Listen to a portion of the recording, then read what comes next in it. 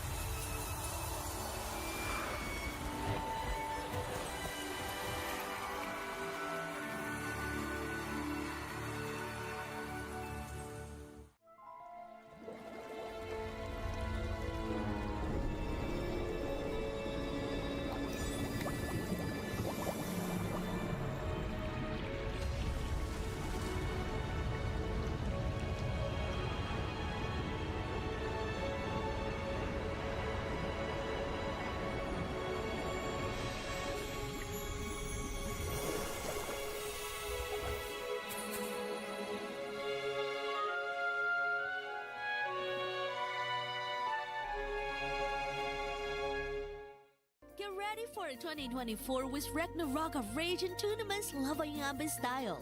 4 exciting events that'll keep your battles raging. Outing Cup, a spectacle of fervor, honor, and grandeur.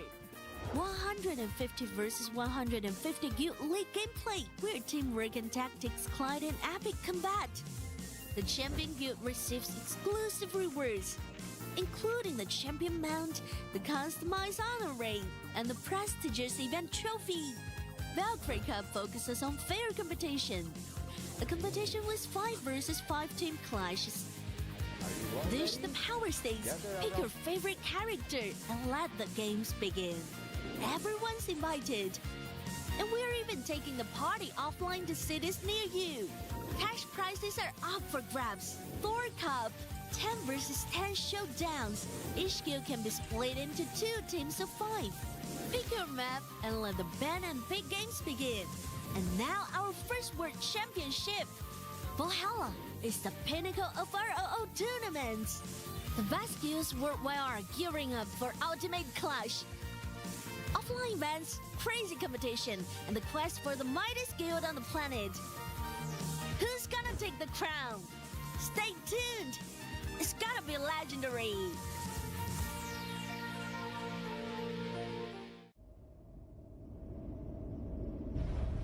There are many challenges waiting to be overcome.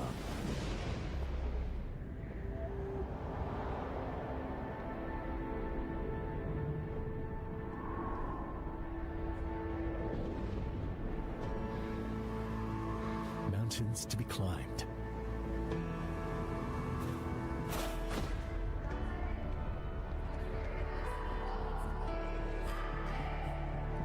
Dreams to be fulfilled.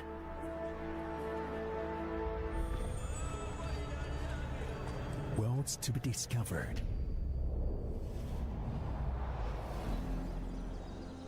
Beauty to be recognized.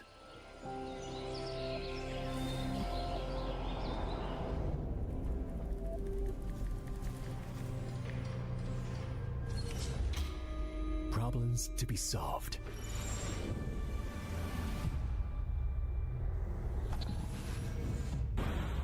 So, we'll keep exploring.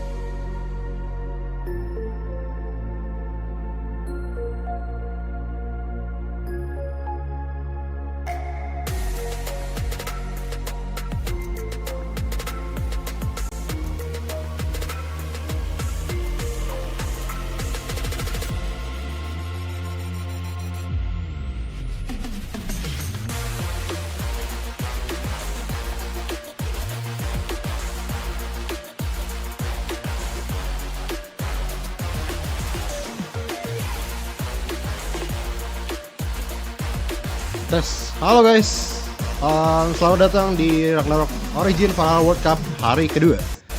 Bentar lagi kita akan menyaksikan untuk opening ceremony di hari kedua ini. Let's go.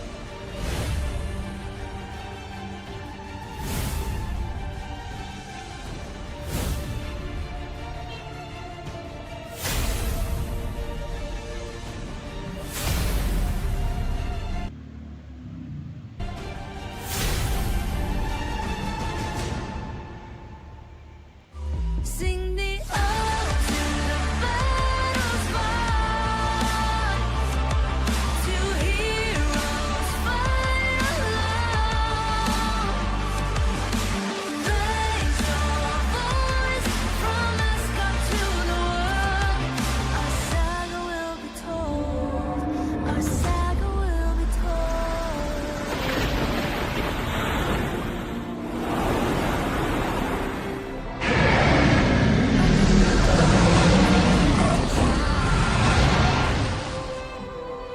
Odin's eye guide us through the night. Never be afraid of fire or thin ice. Warrior.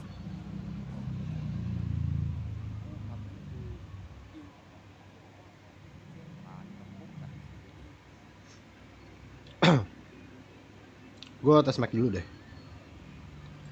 Tes mic. Tes. Nah, ini suaranya udah lumayan masih merdengung sih. Semoga aman dah.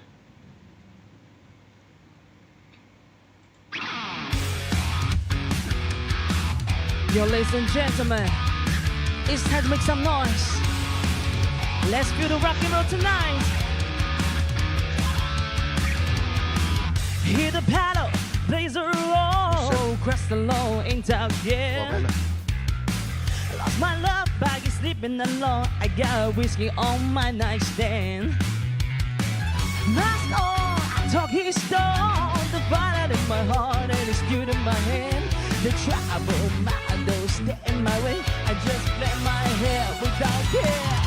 Behind a mask, I play my role when I come in. The whole world knew, maybe like what they say. I got a demon in my soul, breathing all day, and I'ma show them how this feels under my hands.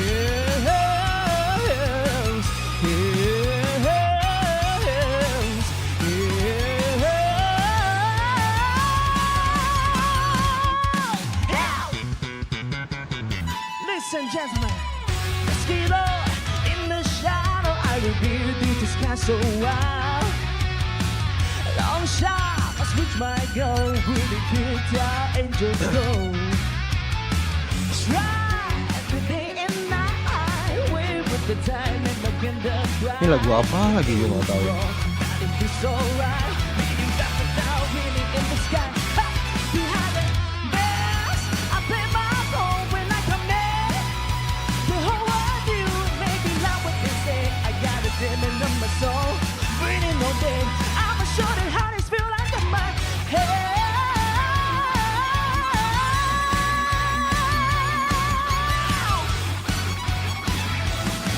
Under my heels.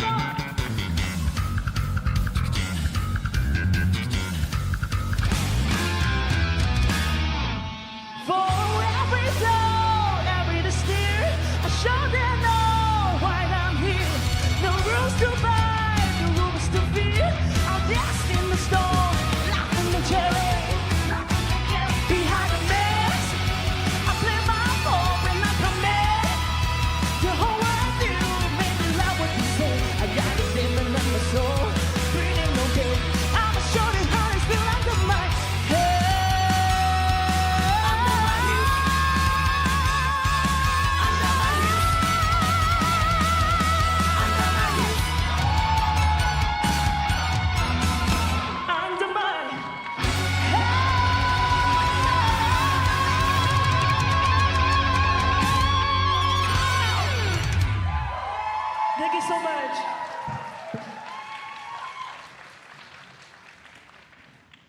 Wow, that's an amazing performance. Please give a big round of applause to Suki. Wow. The stage is on fire. The opening performance was absolutely stunning by Yes. Suki, setting the perfect vibe for this tournament. Thank you very much once again, Suki. เมื่อกี้นี้นะครับโอ้โหเราได้เห็นถึงพลังที่คึกเขิมนะครับที่ทำให้วันนี้เหล่าบรรดานักแข่งทุกกิลด์เนี่ยเชื่อว่าต้องสนุกแน่นอน แต่ก่อนอื่นนะครับสวัสดีครับ สวัสดีค่ะ ขอเสียงปรบมือหน่อยได้ไหมครับผมสำหรับพลังของชาว Ragnarok ในวันนี้นะครับ โอ้สุดยอดมากครับ ต้อนรับเหล่าบรรดานักผจญภัยทุกท่านนะครับ เข้าสู่เกมการแข่งขันที่สุดยิ่งใหญ่ระดับตำนานครับ กับ Ragnarok Origin Valhalla World Cup 2024 วันนี้นะครับวันสุดท้ายแล้วครับอยู่กับเราสองคนครับเช่นเคยผมเตอร์และคุณอิงกี้ครับพร้อมมากๆพร้อมไหมครับ พร้อมแล้วค่ะ ใช่ครับพร้อมแล้วครับที่จะพาทุกท่านนะครับไปร่วมผจญภัย เพื่อค้นหากิลด์ที่แข็งแกร่งที่สุดระดับโลกในทัวร์นาเมนต์ครั้งนี้ครับ ใช่แล้วนะคะ so let me say hello to everyone so first say hello to all adventurers around the world from the beautiful city of Thailand welcome to Ragnarok Origin Valhalla World Cup 2024 this is the second day and the last day that we will find out who will be the first world champion you're here with us again my name is Inky your host and beside me Thai my co-host Thank you very much. And today I can't wait to see who will be crowned the winner of Ragnarok Origin Valhalla World Cup 2024 for the Yes. very first time in Ragnarok history, right? Yes. Okay. But yesterday we have known the result that one guild already advanced to the grand final. That is Monarch! Woo! ตอนนี้นะครับหนึ่งทีมที่ลอยลำไปแล้วนะครับเข้าสู่รอบแกรนด์ไฟนอลก็คือโมนา Monarch ร์ di นะครับ final เลย ทีนี้ก็ต้องรอ Lawan ว่า siapa ya kira-kira? คู่แข่งของโมนาร์จะเป็นใคร วันนี้ ใช่ ลุ้น Halo, แล้วก็ guys. รอไปพร้อมกัน ใช่แล้วจะเป็น Ada yang lagi กิล nonton? ที่ทุกคนชื่นชอบหรือเปล่านะคะ สามารถคอมเมนต์แล้วก็กดไลค์กดแชร์ให้กำลังใจทีมที่ชอบได้เช่นกันนะคะ But before we start our journey today, ladies and gentlemen, all the adventurers, let's just express our Match-nya sincere masih mulai gratitude to jam berapa the ya? lovely sponsor first. ตอนนี้นะครับเดี๋ยวก่อนที่เราจะเริ่มต้นออกเดินทางนะครับมาขอบคุณกับผู้สนับสนุนใจดีของเราก่อนนะครับเริ่มต้นนะครับ thank you very much Joy Maker and thank you Gravity Game Hub Huawei App Gallery more to explore on App Gallery one universe one amazing adventure AOC number one gaming monitor in the world and last but not least Razer Gold whatever you play pay with Razer ขอเสียงปรบมือให้กับ Gold สปอนเซอร์ของเราด้วยครับ thank you so much เอาล่ะครับคุณ พร้อม นิกกี้ แล้วนะคะ And now it's time to meet our top two guilds for the Yes. first match. Are you ready? Yes. Yeah, I think so. Alright, Okay. so 首先一起欢迎傻二祭司队。First up, we have you, 傻二祭司 from HMT. From Hong Kong, Macau, and Taiwan region. ที่นี่นะครับสำหรับทีมแรกของเรานะครับบอกเลยนะครับว่าสนุกแน่นอนนะครับแต่ว่าตอนนี้เราจะเห็นสเตจเนี่ยครับแม้ว่าสเตจของเราเนี่ย ค่ะ จะเป็นสีขาว แต่เล่นไปเล่นมาครับจะเป็นสีแดงร้อนแรงมาก เพราะว่าไฟมันจะโหมขึ้นเรื่อยๆนั่นเองนะคะ Even the weather, the temperature in this room is so cold. Yes. But on the stage, it's getting on fire. It's getting hotter and hotter in here. Yes. เอาละครับสำหรับทีมแรกไปแล้วนะครับสำหรับชาเออร์จีซีนะครับและตอนนี้นะครับ Mana itu gue? Please make some noise to welcome the Guild of Boba Cass Woo! from North and South America โอ้โห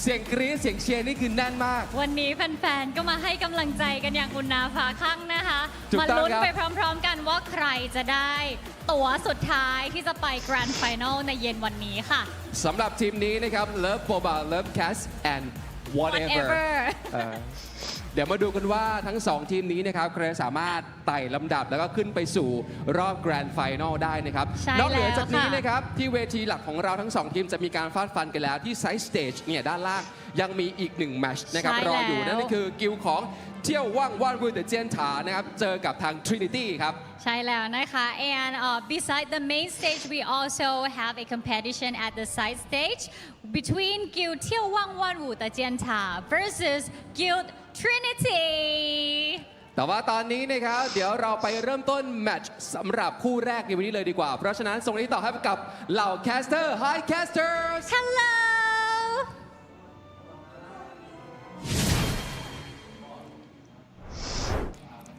Hello to our hosts and welcome back to you guys in Ragnarok Origin Valhalla workout. Back with me with Abigail and also Nikki and Zero. We are going to witnessing who are going to be the champion of this season 1 of Valhalla World Cup. I'm so excited to be here Bentar once lagi, again. This is gua going to be the pas day match yang 2, mulai the aja. grand finals. Monarch's already there waiting.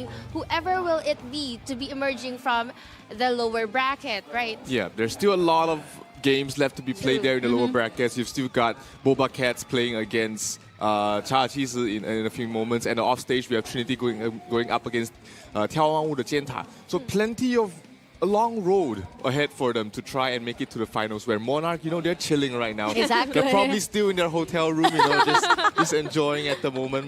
Probably not. They're just looking over the games yesterday to try and learn what they can and make adjustments as they prepare for the grand finals. Yeah, exactly. But in case everyone in here or maybe in our live stream doesn't really know about this Valhalla World Cup, so this Ragnarok Origin Valhalla World Cup itself is the pinnacle of ROO tournaments. The top girls from Southeast Asia, North America, South America, and also not to mention the Chinese mainland and also Taiwan, Hong Kong, and Macau servers are gearing up for the ultimate clash in the spirit of friendly exchange. So it is not only competitive, but we are gearing them up to become a friendly towards each other. And the tournament includes 3 phases. First is regional guild league, and second is regional eliminations, and last but not least, today, the offline grand finals. It's a long journey. It's not what you just see today, but months and months of culmination of hard work, of preparation, and just, making sure that everybody is on the same page to try and make it all the way to the top. Nah, ini That buat is correct. And now we are showing the Tadi adventures, the peraturannya roadmap sama of what ini exactly happened. Like what yang masuk Zero ke has been talking about. We started off flow with the top 32 dari eliminations, Valhalla World down Cup to the 16, season yang to pertama, the guys. 8, top 4, Kalau and kalian now belum we tahu. have the 2 representatives for each of the regions. Exactly, and every single of them have been facing each other yesterday, but today we only have the top 6 of them with 1 grand finalist, which is Monarch. And the bracket itself is, for me, is quite interesting to talk to, and especially if we want to discuss who will be the next grand finalist, because we are going to look to the lower bracket. Yeah, I mean, Monarch looked pretty unstoppable, and Frontier One looked like they were going to be one of the favorites once again, but they did lose towards Monarch in the upper bracket finals. They did drop down to a lower bracket finals, which means that they are waiting for the winners of Cha going up against Boba Cats, Trinity going up against 眺望物的尖塔. And from the performance we saw yesterday, I mean, Boba Cats looked really good. They, Jacko's still been a beast. We've seen Reader and Philly being able to hold their own as well. And on the other side, I mean, 眺望物的尖塔 looks like they are they want to make their way forward as well, but not if Trinity has anything to say about it as well. Exactly, and today's matches will reward every single champion, or I mean the only champion with the very special mount and included with outfits. Yes, exactly. I mean, look at that. Swag. Imagine running around the Midgard. Yeah, everybody will know you won. Exactly. Everybody will know you are the champion. And I think that this is going to be very exciting one, because yes, Monarch played so good yesterday with when they're facing Frontera One. They won sort of like a flawlessly, almost flawlessly.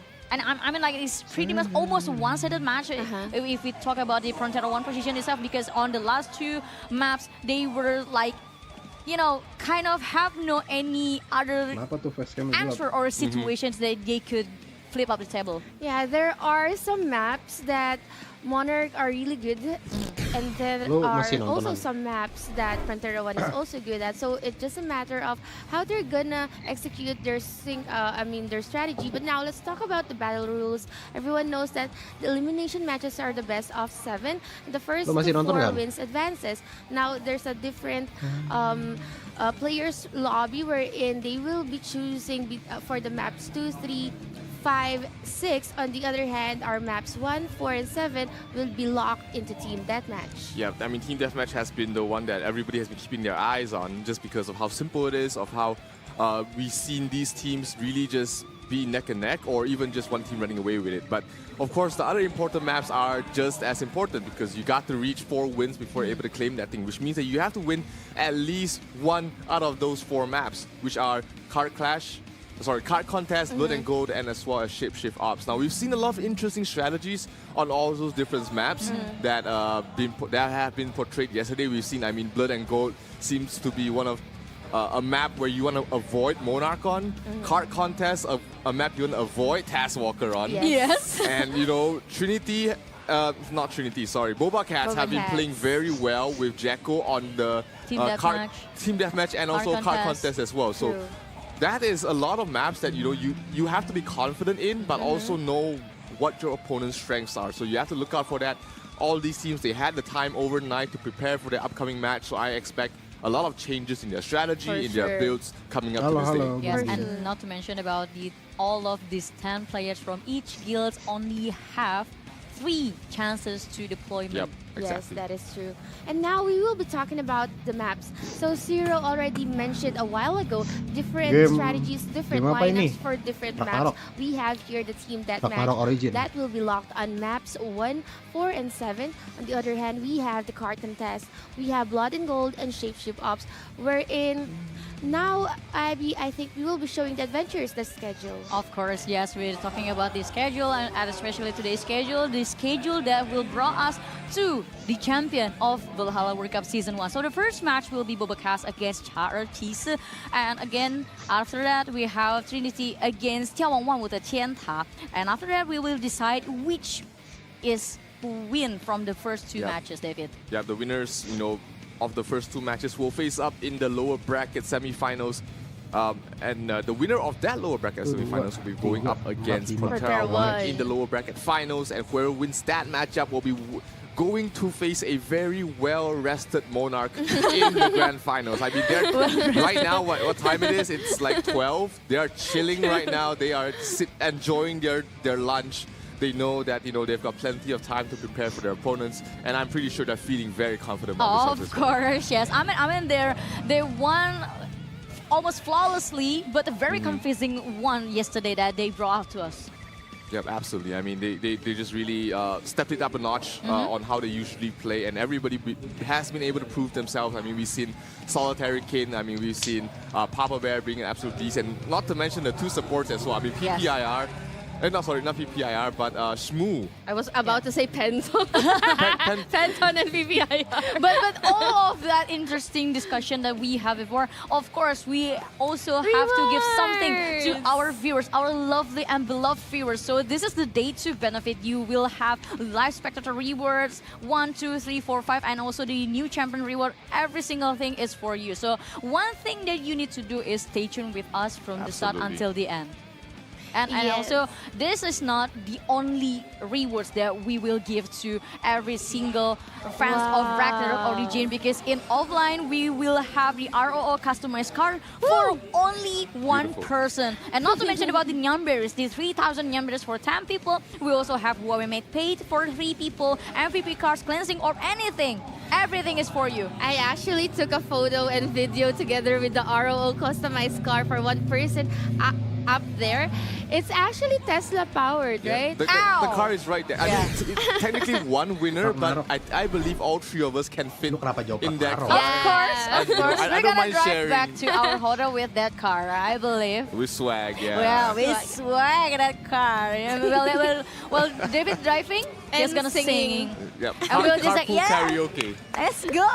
Let's go. And to begin this amazing day. This is the very right time to give you the very first promo code. So just redeem it right away and don't forget to share it to your friends. That is correct. And now, please redeem it. We have here at the zero side, we have VW, C, and runes. Okay.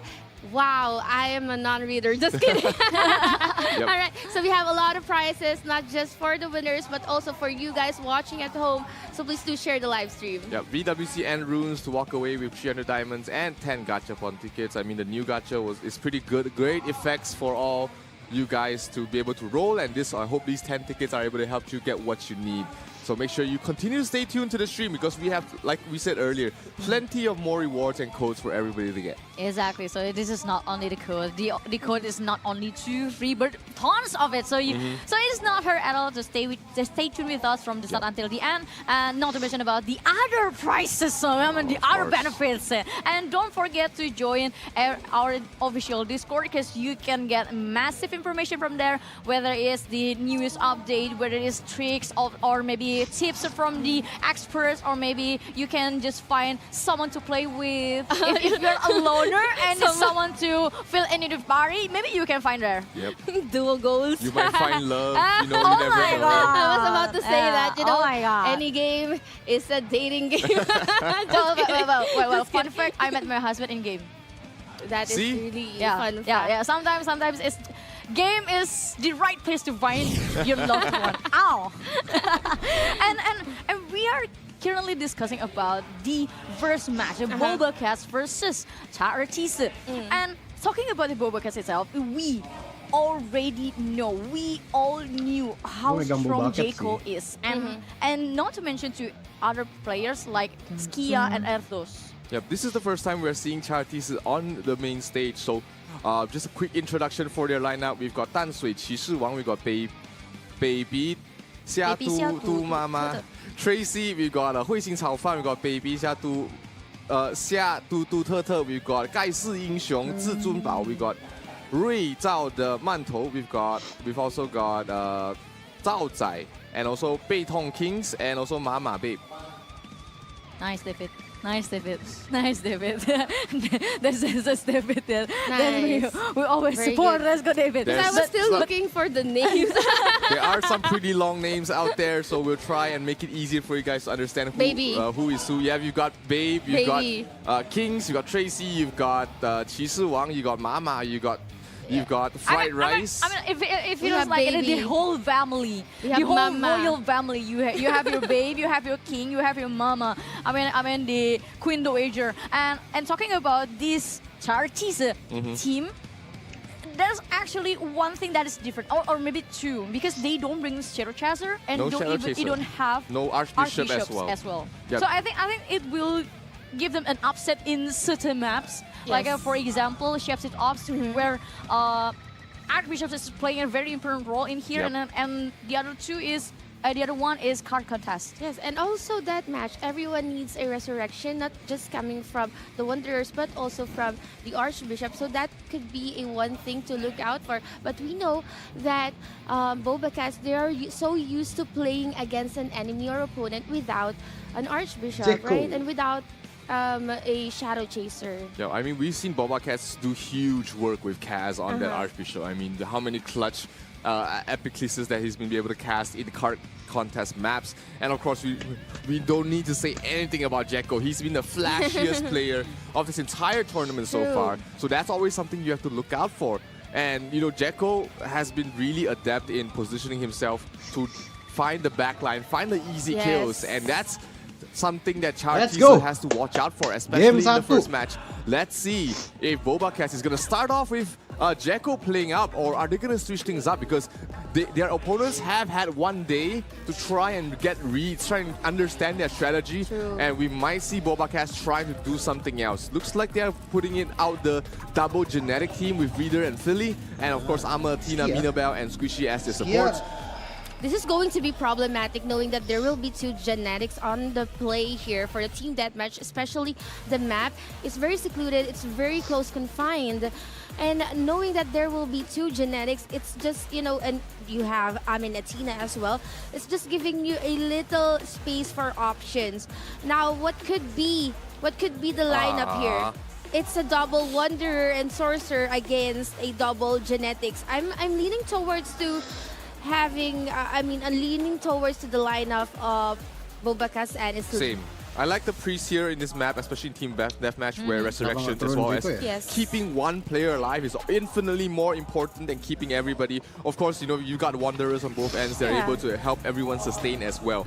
So the main thing I'm wondering is whether any of these Wanderers are playing a DPS mode. Are they a semi-DPS like Ruthless, like Taskwalker, or are they just purely supports? Yeah, because it's going to be very important for these Wanderers whether they want to play DPS or maybe full support, because it will give them a very different impact. But let's see what will happen between the Bobakas and also TRTC on their very first game, and especially talking the last day of Ragnarok Origin Valhalla World Cup. I would like to ask every single viewers in our live stream to share your support, whether it's for Bobakas or maybe TRTC, or maybe you can just drop your predictions. My prediction is I think it is going to be tight, but let's see, because the game is start. Yeah, let's see how it's gonna go as we have the players just really diving in forward. Oh, baby, he's already in the middle of everybody. Nice! So Oblivion hitting 4 players, but not enough follow-up damage. Are they gonna get some of their own? Here comes the Auroras being dropped down. Everyone, lots of damage being dropped already. Healy dropping down very low. They have to keep him alive as long as possible, but Turtle is able to sustain his entire team as well. Squishy dropping very low. Philly has to watch out. The Wanderer is about to go down together with Kings.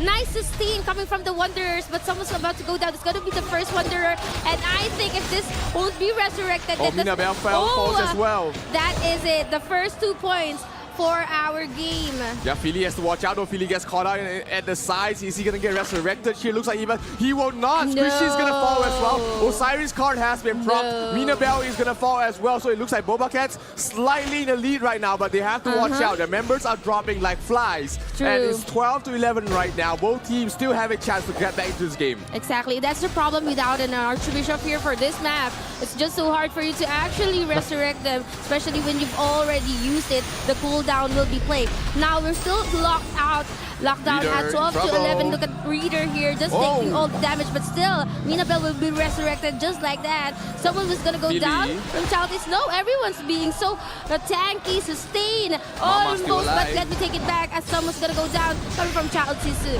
Yeah, not right now. Bobakas leading 12 to 9, 22 seconds left remaining. Can they get a wipe here for the side of Chaltis? They need to get a wipe here in order to climb this back to the game, but Pain Kings is going to fall. Another player falls as well. Topside is not going to survive any longer. Philly's on a dominating streak. He hasn't died a single time yet, and he is continuing his reign on terror. Looks like it's all over. First map will go towards the way of Bobacats. It is over. Look at Philly with 8-1, and it was just like a walk in the park, Abby. Absolutely easy. Exactly. Absolutely easy for Bobacats to escalate the map very quickly too, because I mean the job for the two Genetics is very simple. They just need to create a chaos towards the players from TRTC, and then the Sorcerer, yes, is the main target of the TRTC. Yes, he also took down twice, but he has a very strong support, which is the Wanderer and also the Archbishops. I mean, if we're talking about the Archbishops, the very important skill from Archbishops beside the Resurrection is the Basilica, which can buy a lot of times for Sorcerer to repositioning, to reset up, to recover. I mean, we got to look at the POV of Philly as well as Reader. What they were doing is just running around outside. They're avoiding the damage and nuking from a long range, which is one of the huge benefits of having a genetic DPS. And they've been playing this same style across all the different games we've watched them so far, and it's been working out for them. Yeah, and one thing for sure for the Charities, the only thing that made them really lose the grip on the game is they always lose the Wanderer first. So it leaves a very big hole towards their formation, and it was very well executed from Bobakas, Nikki. As for me, the playmaker would be Reader and Erthos, because if it weren't for Reader and Erthos, then I'm an Athena, and the rest, someone. Yeah, that was Reader, right? Yeah, Reader and Philly. Philly wouldn't be able to actually get a lot of kills. It's because of those two genetics just putting all of their skills at the middle of everything and just forcing everyone to go outside. And when they go outside, then that's a perfect time for the sorcerer to Philly. help them out. Yes, that is correct. No, genetic rather. Yes. Philly to actually do his thing. As for Chaotizu, the problem is that once they've used their resurrection, it would cool down, right? And it's not that fast to cool down as compared to archbishops. And they don't even have do they have cooldown redux? It's not enough. It's still a long. I think it's a 5-second cooldown there for. So that's for the Valley problem. of So Death. every time it happens, they. Boba Cats would capitalize on the fact that they no longer have resurrection, and that's the time they would attack. Yes, and also that's also a part of the genetics job on the very first team deathmatch to take down the Wanderers, because they know if the Wanderers is run out of their lives, everything will be so simple for them. Yeah, we don't have Archbishop. No more backup resurrection. No Archbishop, so no wonder it means every single person will be squishy. Yep, it's very hard for a sorcerer to really focus down and burst down a Wanderer. But having two genetics as your primary DPS, that problematic. has worked wonders here for the side of Boba Cats. They've always been able to just burst down. We've seen Mama dropping, we've seen Zhaotai dropping down very quickly just because of the physical burst damage that most players aren't really prepared for. Everyone is gearing up against sorcerers. But you know, sorcerers in this tournament so far, they haven't been the primary DPS. Exactly. It's been Shadow Chasers, and it's been Wanderers, even it's Archbishops. Well, that's a bit of a Abby. stretch there. Maybe it's just Abby there. Probably Abby.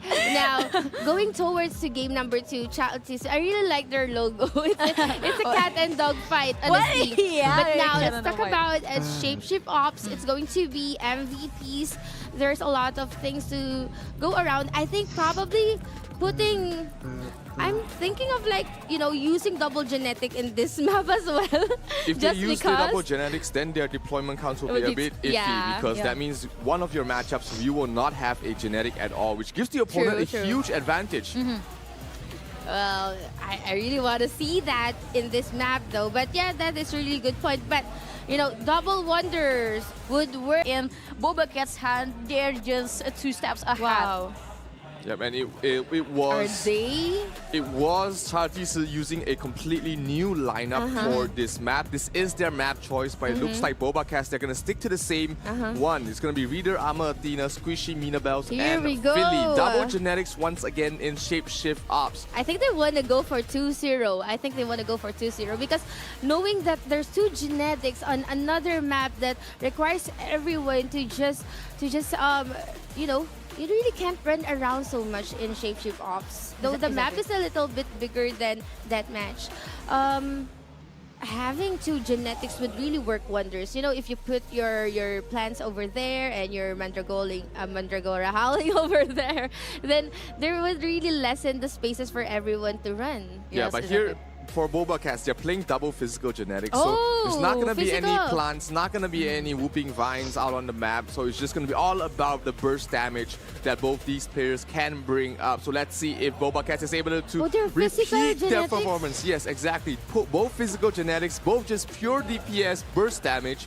And that has been their game plan for Boba Cats ever since the first day. Both these players, they have not been playing support. Mina Bell is the support. He's the bait.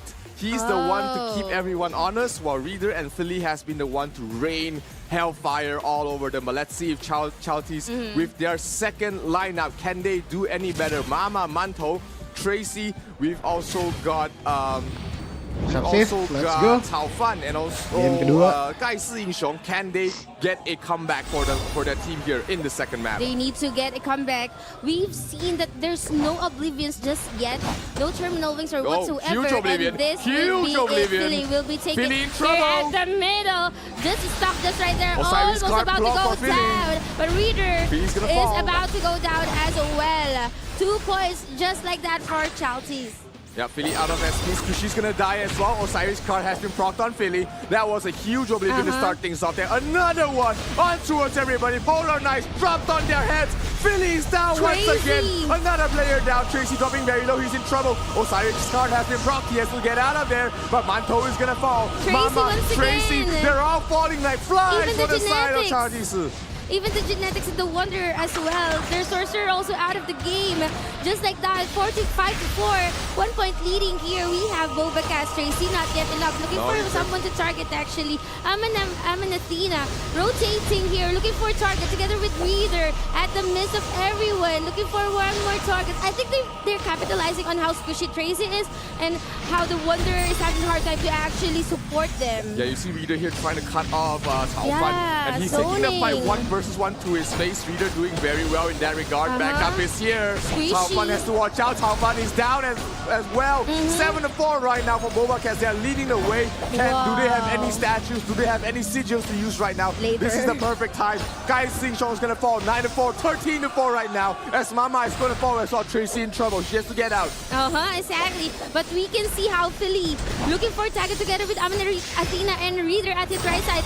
Just cutting everyone here. Zoning the rest. Minabel as well. Committing the skills here. Squishy trying to support. They're very tanky, very well sustained. 30-4. Child Season, they need to look for an opening, and I think it's going to be Squishy. They need to shut down the Archbishop. And I think everything will just go domino effect. Yeah, they are kind of split up right now for the side of Child Season. They need to regroup. They need to reassess their positioning because right now they're falling behind 15-4 right now in terms of points. Good clumping here for the side of Child Season. Can they make advantage of this? Reader dropping down very low. They have to watch out. Philly gets a kill on those Mama. And he has not really been shut down at the moment. 5 kills and 3 deaths so far. Reader hasn't died a single time. 17-4 right now. Bobacats really pulling away in terms of the kills. Exactly, and they're trying their best to actually have the lead, have the momentum, and dictate the pacing of this game. Tracy once again is about to die. They've been zoning and cutting Tracy away from the Wanderers, and it is doing wonders in this game. 20-4. Philly once again going after the Wanderer. They are trying to focus on the Wanderers first, and then Tracy. Yep, 20-4 right now. Bobacats playing a bit more safer. They know that they don't need to get any more kills. They just need to survive as long as they can. And that's why you see them turning into MVPs, trying to run away. There you go. Squishy being caught out there in the Oblivion. They have to watch out. Athena in some trouble as well. Can they burst out Squishy? Squishy out of SP. Squishy is down. A kill going to the way of Bobacats.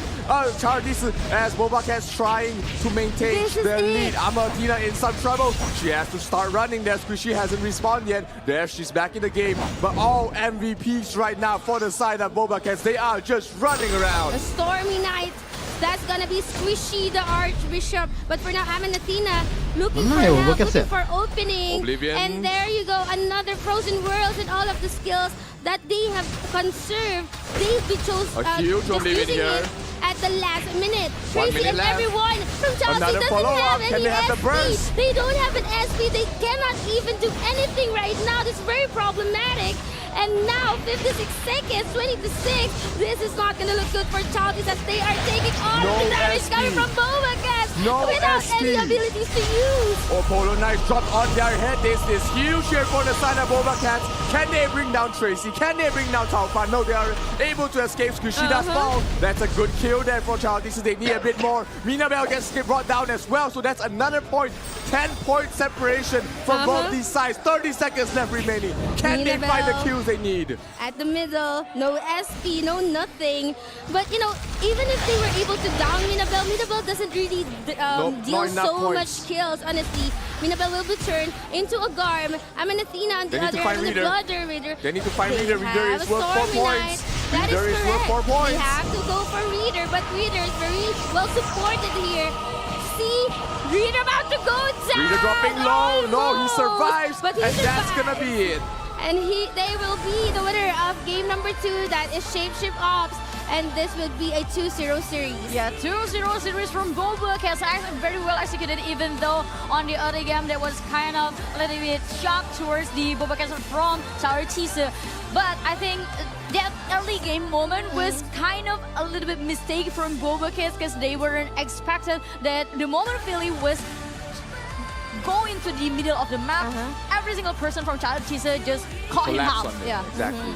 That was a good solid win there from Boba Cast. They were really playing with each other. You see the support, just running around, making sure that everyone's Squishy did a fantastic job. The only time he died was when he was just focused by all 5 players from the side of Child Teaser. So that was just Boba Cats, and they haven't even brought out Jekko yet. They're up 2-0. Their ace hasn't even been used yet. For me, it feels like if Boba Cats want to save the best for the last. True, could be. Absolutely. But looking back, this is the lower bracket, and you need to give your all. But now they're conserving Jekko for the worst case scenario. I mean, like, it is really obvious yesterday that every single person in here, and especially on the live stream, have watched how scary Jekko is, and including the Athos, and not to mention the Insanity. So they need to research something for the finals.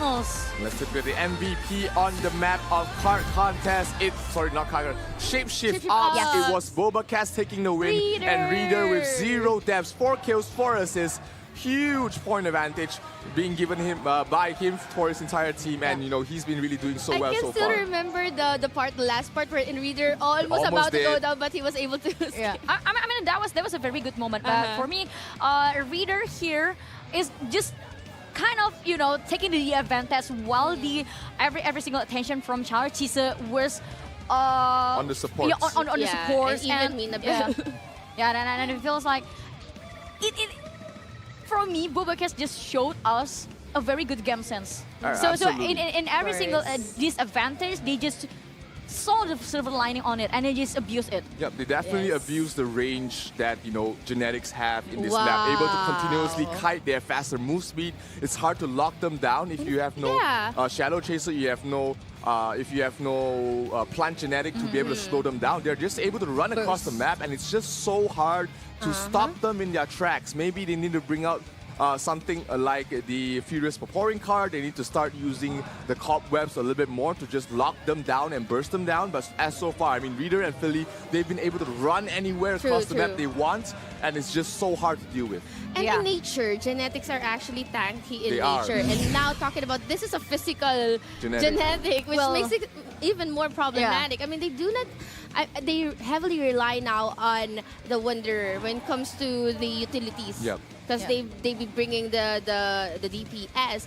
Though we have Minabelle. Minabelle is just continuously dealing damage, but when it comes to burst, it's the genetics dealing damage. Yeah, because the build from these 2 genetics from Boba Cats, it feels like they want to give a vibes of one shot, one kill. And especially talking about the shops, the maps is not really that big, to be honest. So having a good range and also having a good burst shot from the genetics will give you a very big advantage.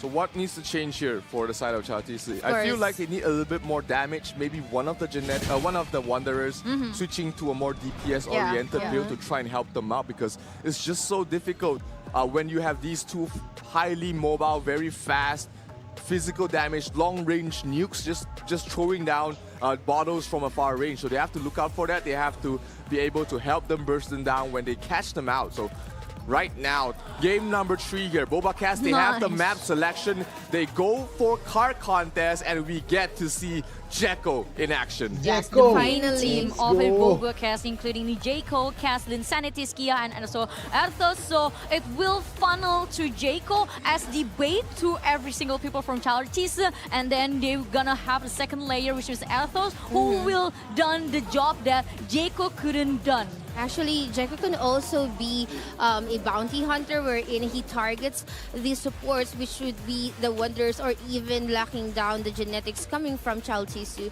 So this is the 3rd match to our viewers who's currently watching or tuned in right now.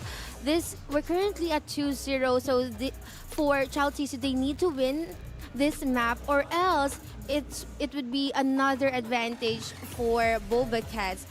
We are very much used to seeing the Team 1 just opening the game for the Team Deathmatch. But now we have here the Card Contest lineup coming from Child Teaser.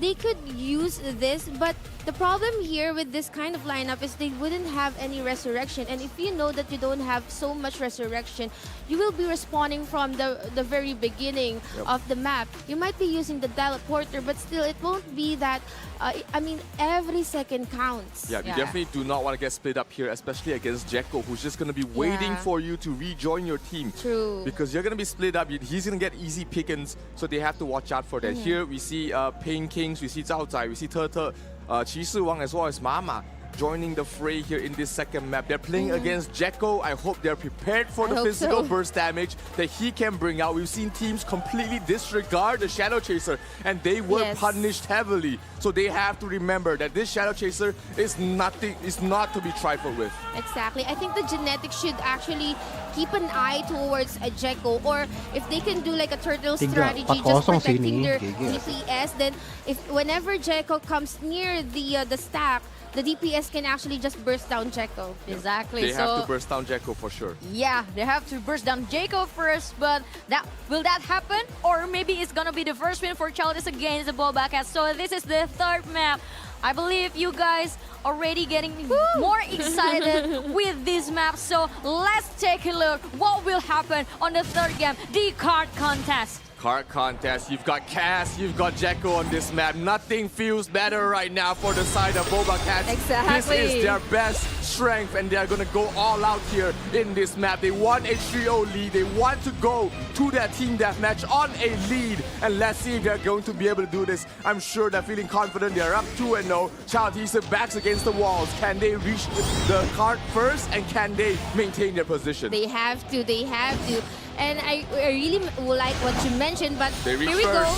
Everyone's already here at the choke point, but every skill has been used as well. The typical Oblivions, the typical Frozen Worlds will be used. And even the Terminal Wings here at the choke point at the left side of the opening. But Jekko looking for a target. Someone's about to go down and going to be 2. No, make it 3. They will be sustained actually, but no, let me take it back as the Sorcerer. Jekko Double falls. Sorcerer is gonna go down. Card pushing No, in. Jekko and Earthos and Linsanity, no SP at all, about to go down. Skia and Cass, they need support. Their teammates, or else Childish would be actually forcing it towards Jekko and Skia. 4 points right now for Childish. They push the card forward. Now all they need to do is continue. One Jekko falls. Another death there for Jekko. They have to watch out. Skia trying his best to keep everybody alive. Keep the card there in their position. Cass and Earthos back to back them out. Skia dropping down very low. Linsanity just fell. Skia is continuously falling. There's so much damage coming from the side of Boba Cats. Linsanity, the last one standing. The card continues pushing forward. And Childish in such a good lead right now. Oh no, that is for Boba Cats, but for now, Childish, they were able to actually push the card further from the starting area, and they have the momentum, they have the advantage. They are pushing even more towards Cass and Skia. Skia and Cass always being at the middle of everything, but still won't be able to contest the cart there. Low SP actually, Linsanity too, critically low. Cass about to go down. No, I mean the SP for Cass. No way for her to support Linsanity. And Jekko too. The problem here is that they don't have SP to support one another. Earthos gets a kill. That's a huge kill there. Can they push them back? Mama's gonna fall. They're gonna get a full 5-man wipe here for the side of Boba Cats, and they're gonna start pushing the card back. We know Mama's still alive. Mama is still alive, keeping the card in position. Qi Shi Wang is there, trying to back in Mama. Mama has been doing an absolutely fantastic job stopping the card in his tracks. His entire team got wiped, but it was just not enough. About to go down there. That is correct. Very tanky to contest the cart there. Skia together with Linsanity. Will they be able to take one? Jekko from the backline. Going towards 2, but Jekko's gonna go down. Linsanity almost gonna go down as well. They need to go back to Cass to actually be supported, but Cass doesn't have an SP. That is the problem together with Skia. It's Skia, Cass, the support doesn't have no SP. They're all Super low. 4 about to go down. They don't have a resurrection. Skia. Cass falls. The last one standing together with Linsanity needs to survive. But Childish super on point when it comes to laying their skills. Mama still in the middle of it all. She hasn't died a single time. Able to keep the cart in its tracks. And they are going to get a white goal. Almost a white here coming from the side of Cats. They have an opportunity. Can they push it out? Mama has died. Mama is dead. Where's the other wonder? Where is Tata? Where is Tata? Tata is fallen. The cart is going to push back. Cats finds an opening and it's going to push them back here. Child is in a little bit of trouble. Really low. They need to protect the map, the cart rather. They need to protect it. Jeko, super advancing, really not pushing the cart, which is kinda not a ideal way to play. But now they have an eye on Chao Tisu and where Chao Tisu is at. They need to use all of their skill terminal wings of Oblivions and the Frozen World at this very crucial point. Yeah, Jeko half HP right now, but right now Cats, they are on the defensive. They need to hold this position, knowing that they have the points enough to win. But if they get wiped here, they are in some trouble. Kings is gonna fall. Earth's unstoppable streak. Insanity dropping the back. Both the Wanderers are dead. No more support. No more support there for the side of Chao Tisu. The cart's gonna reach the middle point, and we have a game, ladies and gentlemen. This is turning back here right now for the side of Cats. They are feeling good. They are feeling aggressive, and they're gonna go for more. Not yet over until it's over, but now they are coming back here once again from the start. Linsanity is about to go down together with Earthus here and Skia. No more Earthus and Linsanity, no damage, meaning to say it's a free hit for Chao Tisu. Jeko was able to actually run for it, but still won't be enough. Cass needs to resurrect Jeko and the rest, or else the cart will be contest towards to their selves. Now we can see here Jeko going for the backline, looking for someone to target. Got it down once again and again and again and again. They need to resurrect here. Kia and Skas needs to get their teammates back alive. There 1 minute left remaining here. Cats trying to push forward. They still have the numbers advantage. Jeko out of SP once again. He's trying to find the opening. Beitong Kings, Pain Kings from the back line. Insanity in some trouble. Oh, Jeko falling once again. Cass is down. Skia has to resurrect. Skia has to resurrect Cass right now. He gets him out, but is it gonna be enough there? Everybody's still alive on both ends. 40 seconds. 40 seconds left remaining. Jeko's gonna fall once again. Linsanity, not much HP left as well. Earthos trying to do his best, but Mama has fallen. One Wanderer down here. One Wanderer down here for the resurrected though. Skia at the middle together with Cass. Well supported, well contested card. Skia and Linsanity, Jeko, everyone's already having their stack there. Earthos taking out of the damage. They need to have it. 30 seconds. They need to push. 15-5. They have to do so. Mama doing a great job. Mama is down. If they can kill Tata right here, they can push it. 3 points, 2 minutes, 1 second. No, Cats cannot do it. Cats could not get it done. And it is going to be Chao Tisu getting themselves 1 point on the board after intense back and forth game. What a game!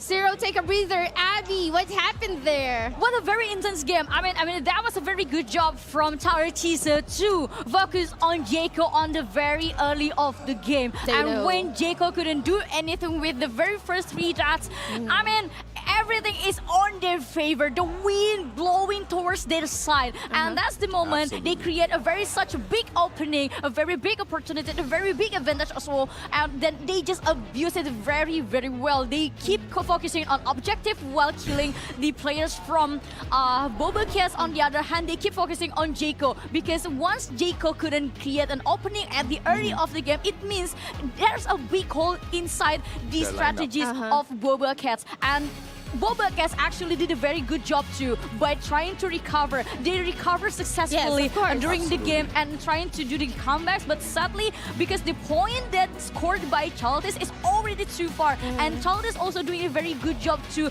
delaying, to hold the cart back from the Cats to go further. Mama. Yeah. Has always been contested. For sure. Yeah, Mama indeed, a real Mama. I mean, the moment Cats get a comeback is when Mama couldn't do anything for their kids. Absolutely, I mean. Yeah, that's Mama. But for now, here is our MVP, our wonder. What's the name? Tata. Baby. Tata. Tata. Baby Xia Tutu. Okay, we have Tata here as our MVP, the Wanderer. Just when we thought that the double Wanderer would be a bit of, comparing it to a Shadow Chaser and an Archbishop lineup on this kind of map, actually, they've proven us wrong. It was really great, and now we're gonna show you guys the statistics. Honestly speaking, Bobacats was able to actually turn the tides during the middle game. Yep. They were even able to push it at the beginning or the original starting point. Now look at how many kills Earthos has, even Jekko. But look at how many kills Kings and the genetic, everyone's really doing their best, especially the proper conservation of skills and when to actually time it and when to put it. There's always like, this is the middle of the originating starting point, right? And there's 2 or 4 openings, right? And they keep on just putting the skills on those openings. It was just like you could see the kills. You seen Jekko getting 10 double-digit kills. You seen Earthos getting double-digit kills. But still, but this map is not about the kills. It's about sustaining on the cart and Mama. How many times did he or she die? I think twice, once or twice only, and that just created so much pressure there for the side of Bobacats. They couldn't kill the Wanderer, which means that the cart will never push forward in their favor. Yeah, and also I like the way how Tower Chisuk can create a situation, can create a big pressure towards Jekko, because I can tell that Jekko was kind of frustrated during that time. I mean, like the early game is playing a very important role for Tower Chisuk. Yeah, Jekko was killed 4 or 5 times before before he even got anything done there, and that was what you want to do there against the Shadow Chaser. Abuse the fact that the Shadow Chaser is soft, kill him multiple times. It's like playing against an assassin in the jungle. Kill him a few times, he's gonna feel sad, he's gonna tilt himself, and then he's gonna throw the game. Emo boy tilted, but not actually for Jekko. What happened there is that they've studied their assignment. They know how Jekko plays already. They've read him like a book. They know that Jekko would always come for the backline, and that's the perfect time for the Sorcerer, which is King, to actually just shut down Jekko and everything just blow up to his face. But now, let's talk about team deathmatch. They could use the team that actually won for that map, but if so, if they're doing it right now. If they're gonna stick with that, then that's going to be the last deployment count for the team. It depends with the situation. I noticed something that during the card contest, actually, Tower Chaser finally found the recipe how to win towards Jekko. So I think they changed the build for one DPS Wanderer and also the one full support Wanderer. So probably in this team deathmatch they might have a chance, but it depends with how good they are on playing the opportunity on the early game, and especially in this second deathmatch, which means the 4th game of today's first match. Just like that, I feel like we're just beginning. I mean, now we're already at the 4th match. Yes, we're already at the 4th match, so let the game begin.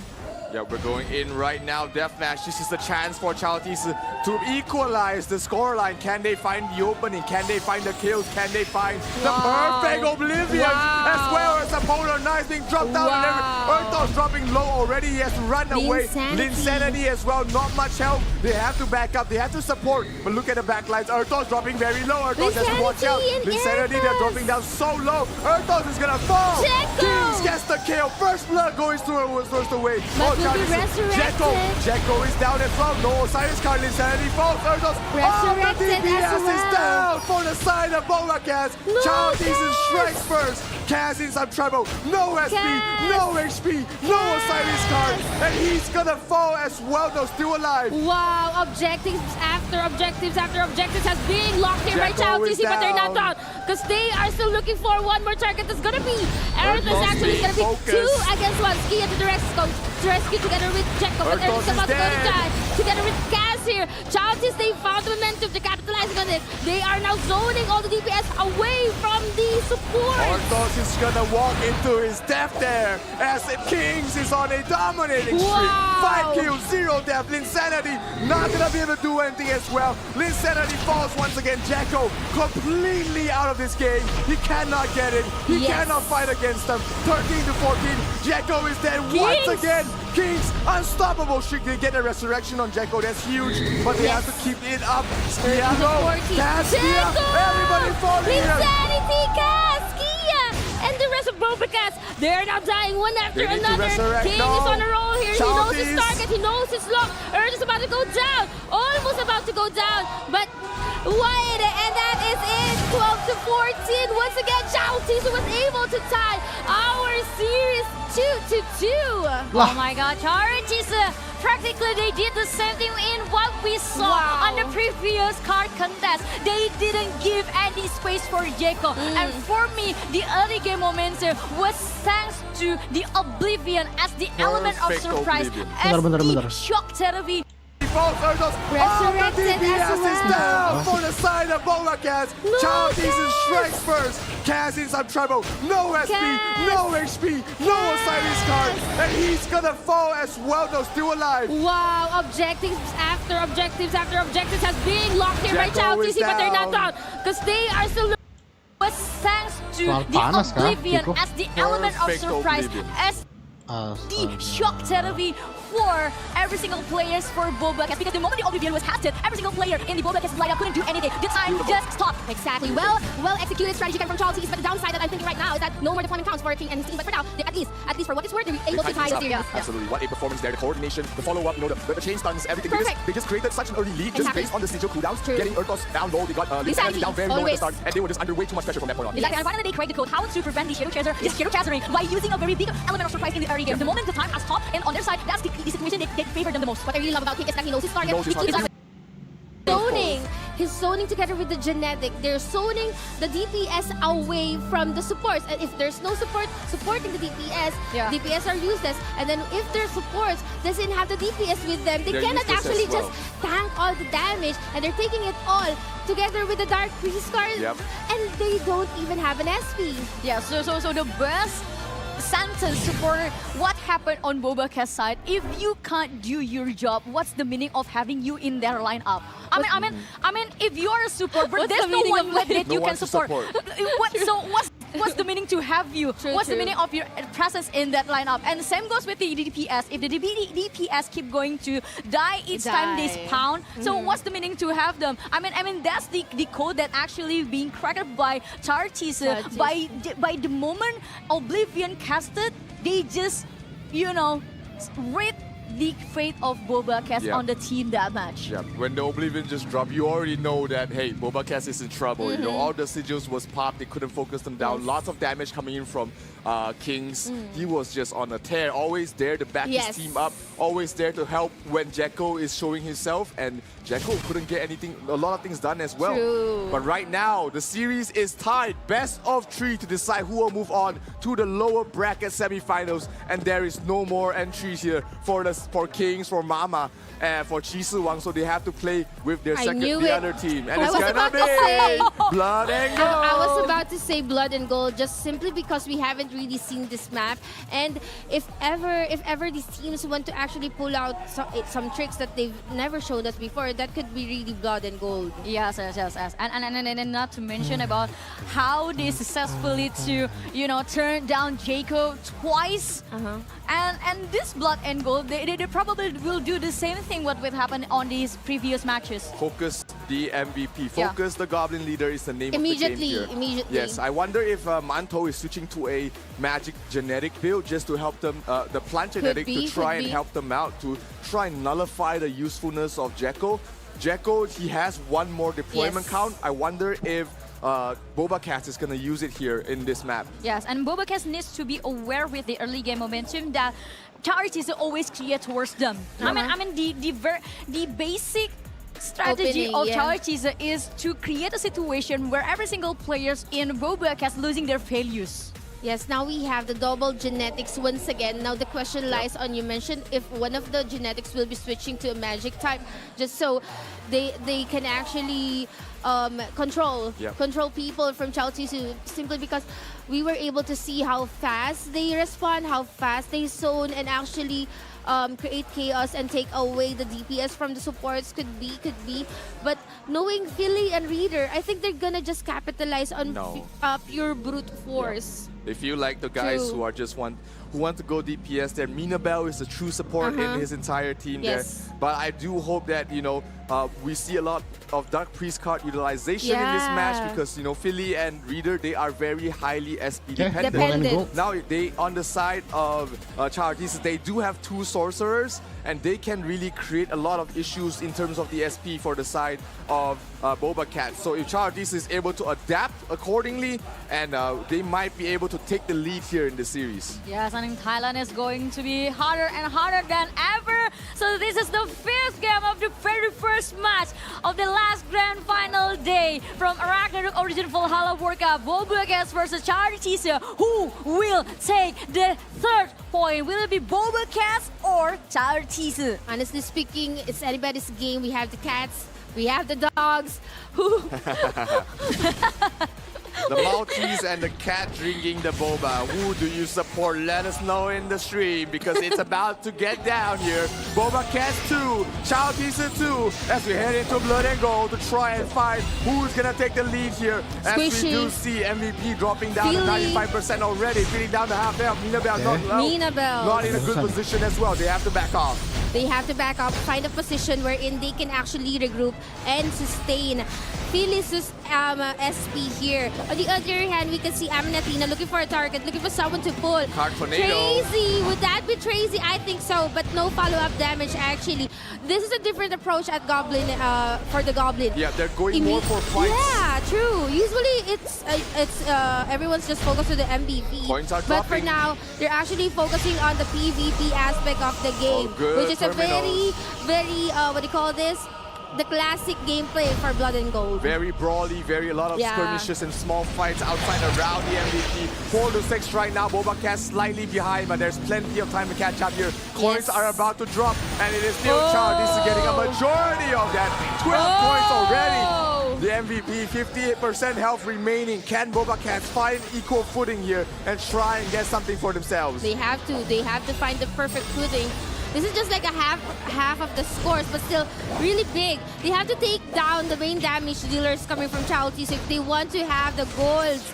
Aminatina here looking for Tracy. It's always for Tracy, and this is the perfect moment to actually get the coins. Boba Cat 30 to 15, not that far. Goblin Kid about to go down. Minabel doesn't have any SP together with the sorcerer coming from Chao Tisu. Aminatina has always been looking for someone to actually be pulled, but everyone's just running around, moving around. No more Goblin. 15 to 17, 18 to 18. No, make it 18 to 22. All right, not much HP left, not much coins left on the map. Boba Cats have to find an opening.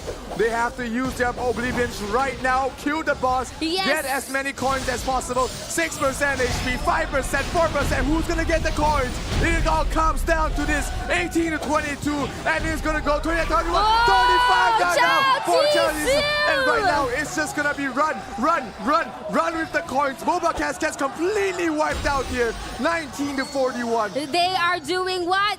Dave is actually talking and saying, instructing. They're now running for their lives. On the other hand, this is going to be a cat and dog chase. They need to chase Chao Tisu. But look at where Philly Reader and the rest are at.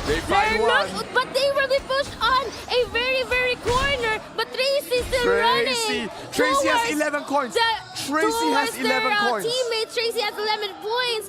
They will be able to actually... They need to get Tracy. No, it's way too hard, way too fast there. I don't think so. 14 seconds, no more. Run, Tracy, Tracy! Just running with 11 coins and 7 seconds before anything else. Here are the skills, but still everyone's being sustained. And there you go, Chao Tisu will be leading our series with 3-2.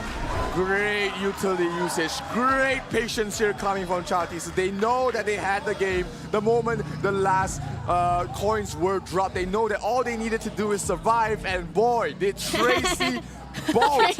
Tracy was running at 100 meters, Usain Bolt level, and nobody could stop her. Please welcome the Usain Bolt of Ragnarok Origin, Tracy. I mean, to be honest, if we talk about what happened on the Blood and Gold itself, at the early of the game, I mean, Boba Cat did a very good job, to be honest, in my very humble opinion, because they used a very different approach. So they were rallying and circling the Blood and Gold maps in terms to make the situation, they wouldn't be stopped by the early game momentum that Charizard always made towards them. Yeah. But that thing makes a big hole inside their strategy because why they keep focusing on PKing, they keep focusing on skirmishing, and they forgot the main objective of playing Blood and Gold. It's a coin. It's the goblin. It's not how many kills that you can get. It's only that match. But in Blood and Gold, it's how rich you are at the end of the game. That is true. And how are you gonna strategize on how you conserve the skills? When are you gonna throw your oblivions? Where are you gonna throw all those skills?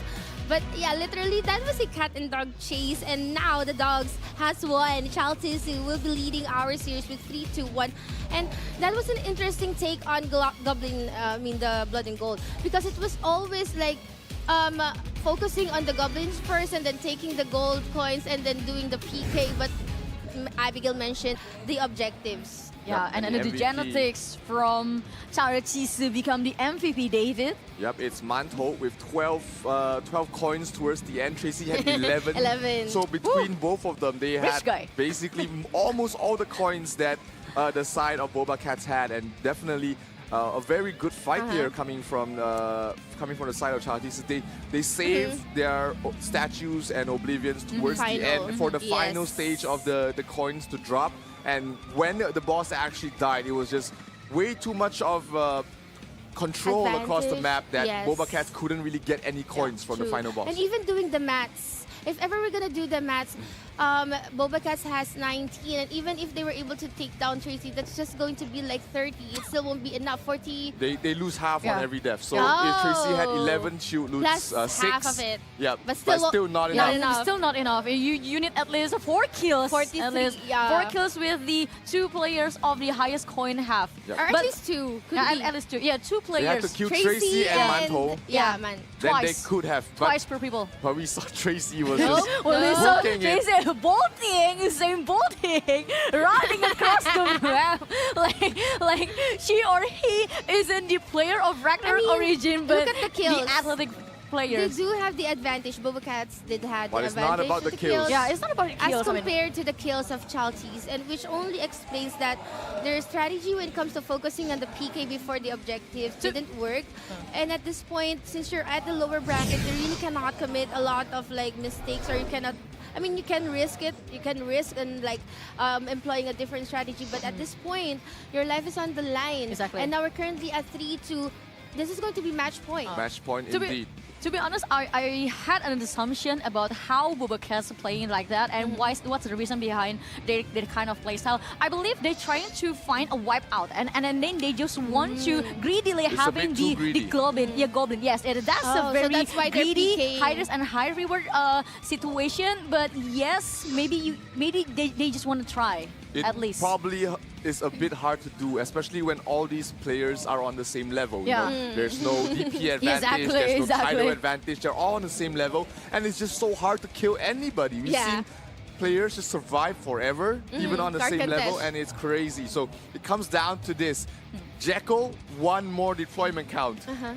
Boba Cats, this is their last life in this tournament. Can they find the win here with Jekyll in the last map and force it to a game number 7? Or is their journey ending here? Do they finish up their 9 lives in this lower bracket semifinals?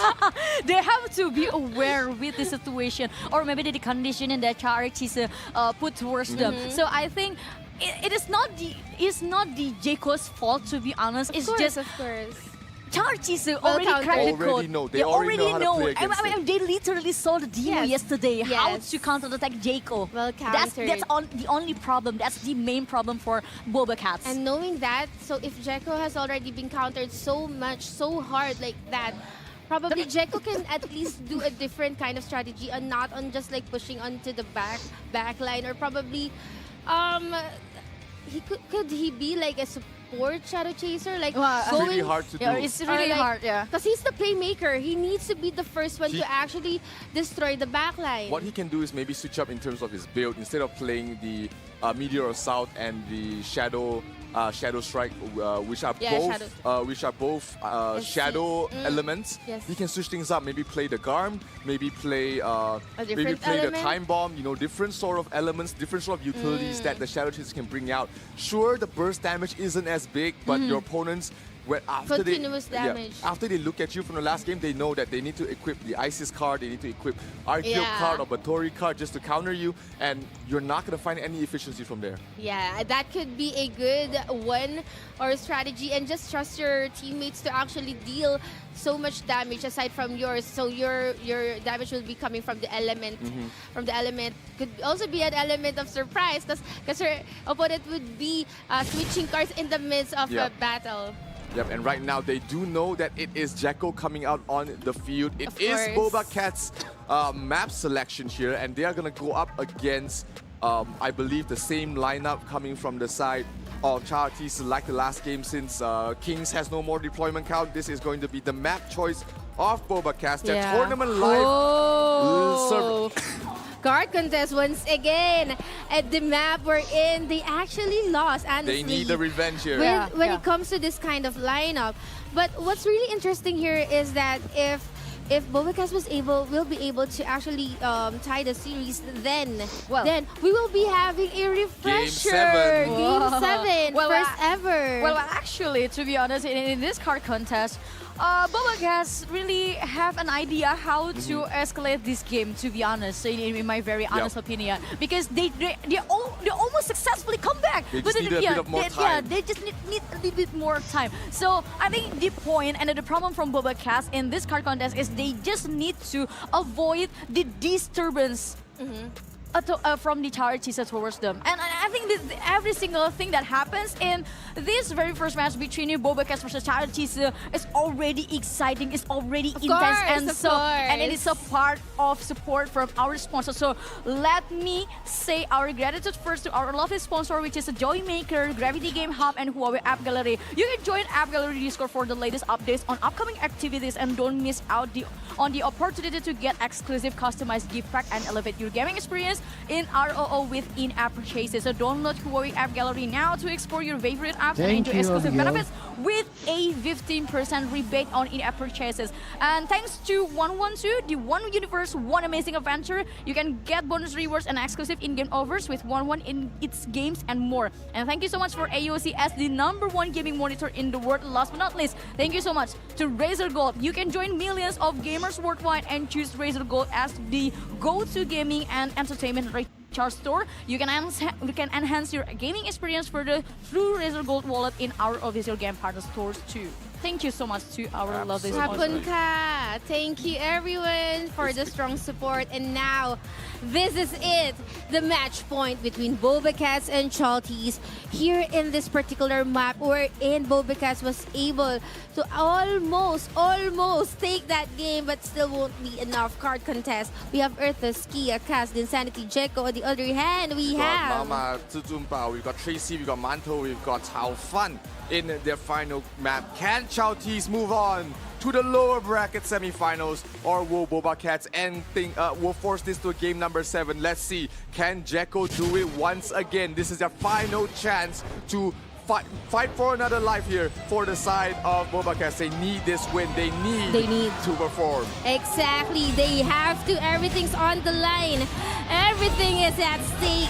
For Boba Cat, would they have their lucky number 9 lives for this team? Or will Chalties be able to bite their way into our lower bracket? I think it's going to be even once again. Even the skills are even. Proper utilization and execution of skills. Everyone's still being sustained, but Tracy's will be the first one to be dying right now, together with the one of the wonder. Oh, let me take it back. That's going to be the genetic. A lot of skills has been casted, and a lot of damage has been casted as well. Tracy will be resurrected, but their support, they doesn't have an SP to resurrect anyone. Earthos dropping down very low. They have to keep him alive for the moment. And on the cart though, we Skia and Mama still there, still chilling. They can't really push forward now. Jekko backing off. Jekko looking for a kill. Skia in some trouble. Skia has to watch out. He's low on health. No SP on Skia. Yes. No SP on Skia. Cass needs to support everyone here. Everyone's just here at the middle once again. Combo. And that is a combo pull. And is kill. And there you go. That's going to be Mama a is down. Full fight. 5-man wipe here for the side of Boba Cats as they push it forward. Chalties, everybody is down. Earthos gets a full 5-man wipe. And they're gonna get into points for their side already. Earthos is still defending the card. Here we have Earthos, demonic fire. All of the genetic skills has been used here right now. Hearts pushing so far Fast ahead and here so for Boba fast, Cats. honestly. It's really fast. Tracy running once again. Really good when it comes to catching Tracy's up. down. Everyone's here from Chaltisa. Will they be able to get back the cards? Oh, Kai Xingshang's not gonna be able to sustain for long as he does fall. Khan continues pushing forward here. Earthos. They're backing up. They're trying to get back into the fight. Good Oblivion stopping them in their Demonic tracks. flame. Can they wipe them out here? Earthos needs to die. Frozen Earthos needs to world. die, but it is gonna be Chaofan Oblivions. falling there. Earthos still surviving towards the backline, doing so much damage, and they are not able to bring down Kaz or Skia. They are True. just so survivable. That is correct. But the Wanderers on the other hand, from Cards pushing Chaltisa, backward. it's about to go down. Tracy once again dying. Their sorcerer doesn't have an SP, kind of problematic. Skia, really tanky. Linsanity about to go down, fallen. but sustained. Well sustained coming from Kaz and Skia. Their Earthos just dealing so Jekko much low. damage. Jekko's down. Jekko's down here, but doesn't really matter. As long as Resurrected. Earthos is here, nothing to fear.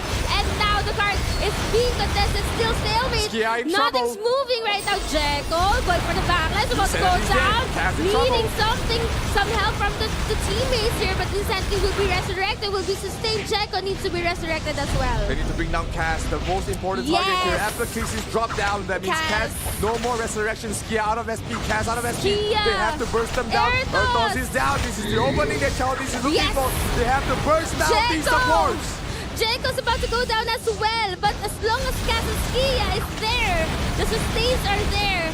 They minutes need left. to take down Linsanity for the SP or the Tracy's mana down. fix. We can see a lot of skills right now, and the card's a bit moving, but still won't be enough.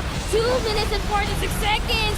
Their Wanderer, their Sorcerer, and another Wanderer. No support coming from Chaltis here. Good Frozen World getting the card on towards the checkpoint. Boba Cats in a fantastic position right now.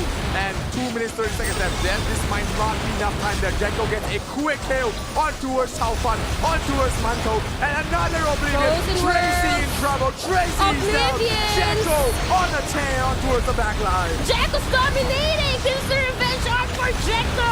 Tracy doesn't even have an SP together with the Wanderer there. This is gonna be a problematic thing for our skillers for Chaltisu. On the other hand, for Boba Cats, they're seeing the finish line. They're about to get there. They see They it. need to kill everyone that's in the Sunny getting middle. killed. They've been caught. Jekko doesn't have an SP.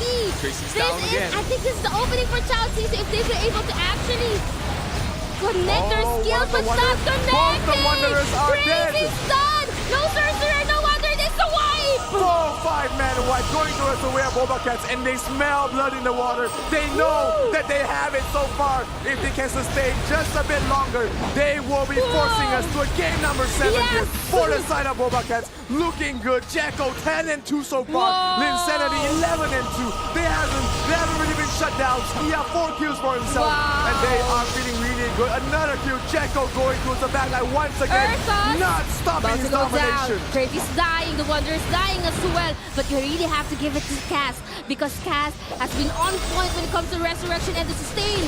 And that is what Kaz is all about. Also contesting the card. Wait, Someone's but really Basilica low coming health. out. We have Linsanity, Jekko's low. Kaz with the Basilica. That is such a clutch play. Absolute clutch. They're keeping the card right there and keeping himself alive. Yes. Oblivions are being dropped. Polar Knight trying to bring down Jekko. Earthos. Earthos in trouble, but Jekko, Earthos. no fear whatsoever. Skia Looking almost for the about to back go line. He's down. looking for the back line. Look at Jekko. Jekko going in. Insanity. Is he gonna burst anybody down? No enough damage. He's trying to survive through it all. Tracy. 40 seconds left remaining. Jekko gets a kill onto it. Chaofan going for more. Tracy in trouble. 2 players seconds. down. Can he go for Skia. more?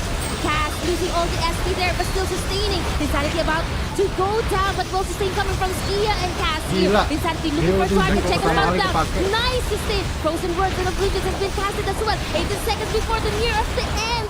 Jekko still not done, looking for more blood to kill, but no Wanderer! Absolute No godlike. Wanderer, no Sorcerer, no nothing for Chao Tisu. 8 seconds on the clock. Will this be the end? Absolute godlike performance here for the entire Bobacast team as they force us to a game number 7. First ever in all of Oh our my matches God. here at the Valhalla Cup. First time we've seen a team to actually force a game number 7. Everyone in Thailand or on the live stream, please welcome the redemption arc from Bobacast. Oh my God, that was a beautifully executed. Beautiful. I mean, the Bobacast actually just give a taste of the medicine towards charities.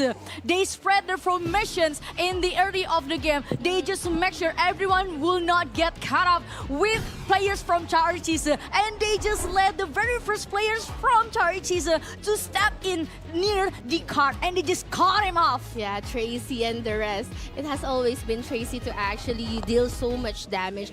But what I really admire is that Bobacast was able to actually adjust. And I was thinking, why did they choose card contest if they lost to that map? Now everything's clear here.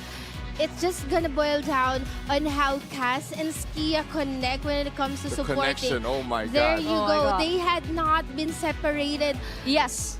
from their DPS and it worked. Yeah, they were just keeping each other alive, keeping everybody Super. alive. It was just so hard to bring down these double supports. And that is the strength of having an Archbishop, something that the side of charities do not have. They have no Archbishop. And, you know, Skia, Cass combination, I bond you, you heal me, nobody's dying. Nobody's dying. I mean, as far as I remember, until the end of the game, I Zero believe deaths. Kaz is 0 death, and I think this is the very Basilica. important Basilica. part of having the Archbishops and also wondering at the same time. Because what? Because Kaz is Kaz is just doing this job. I mean, no But one, that's no so one, hard. no one disturbed Kaz at all. Honestly, when I am supporting my teammates, I have 4 mouths talking both of my ears. So imagine on that a very critical condition like that. I mean, that is really remarkable for Cass to actually support the teammates on point. I mean, you cannot enable Jeko. I mean, we're saying, Jeko, wow, a lot of kills from Jeko, a lot of kills from Linsanity.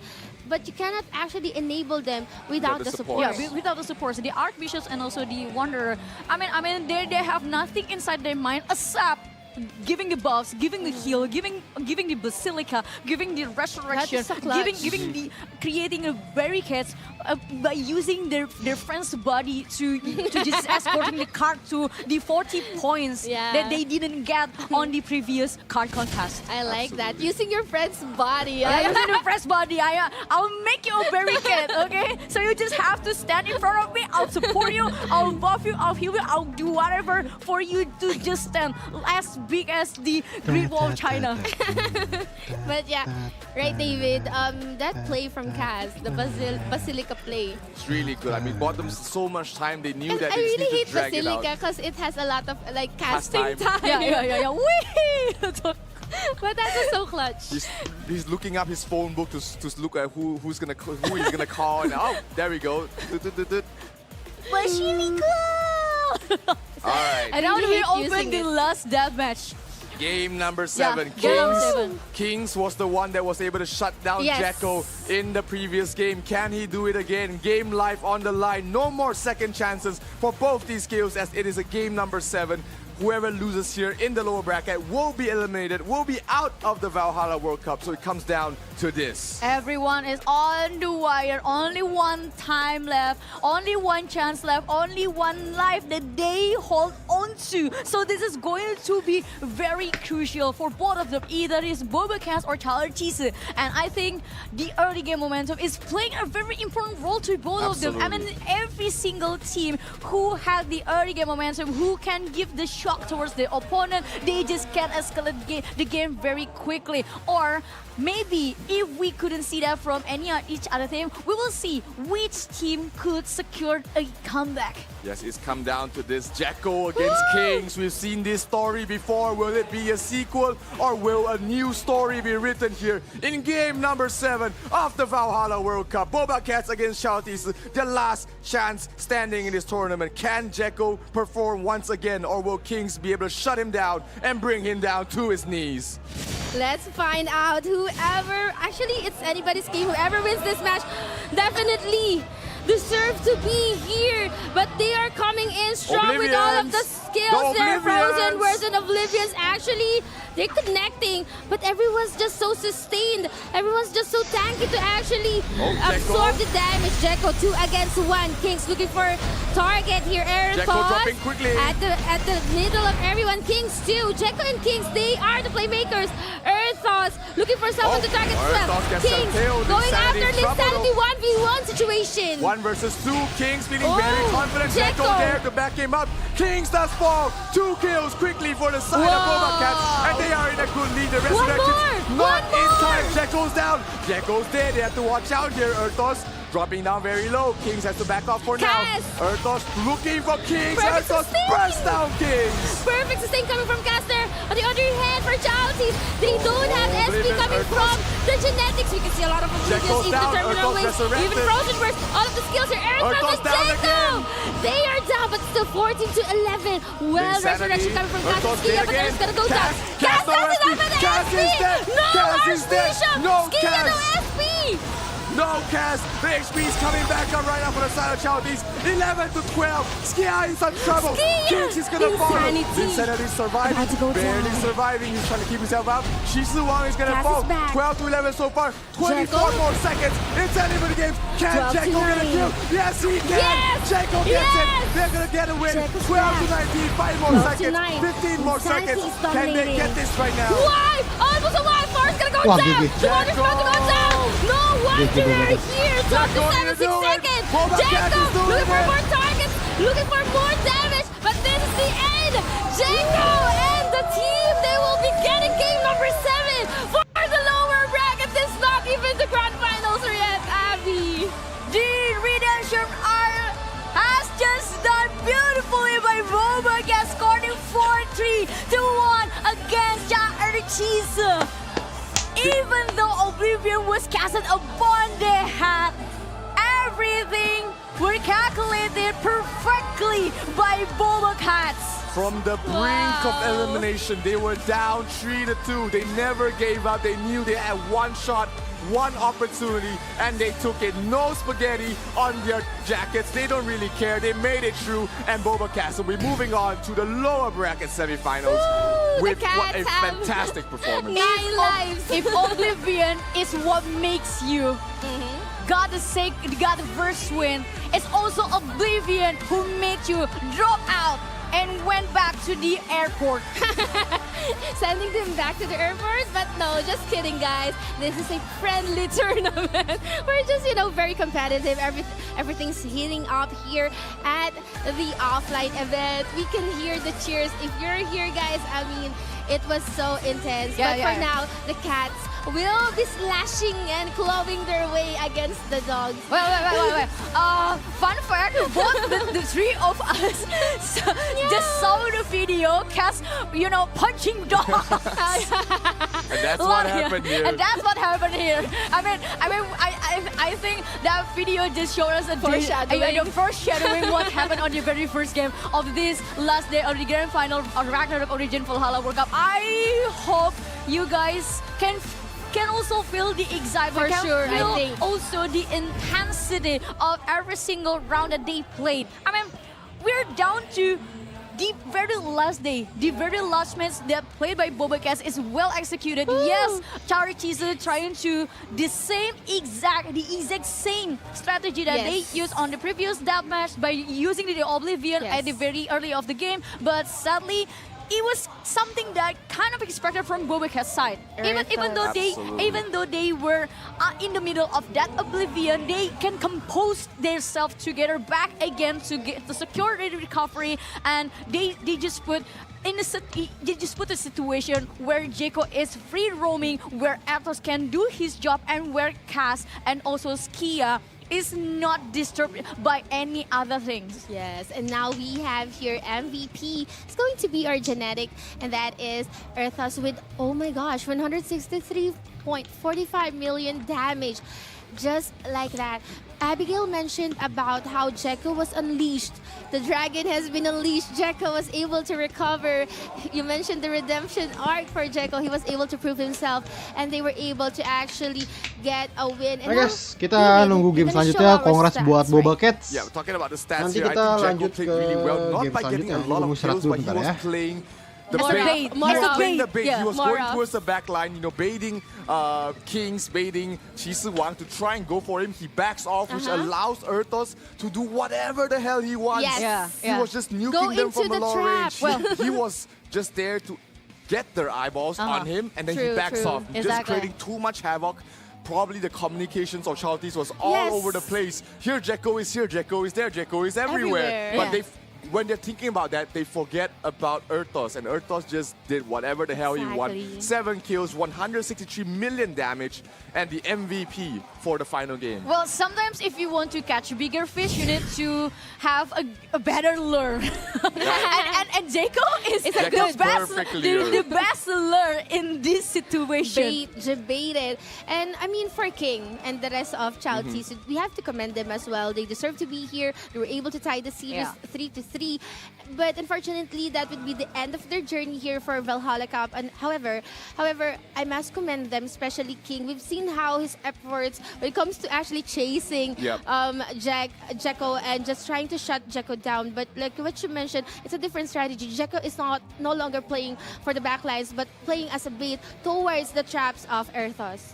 Yeah, that was really great there. Yeah, it was really good. But don't worry, guys, because we still have a lot more exciting matches upcoming. So we're going to take a break first. Don't go away until this break.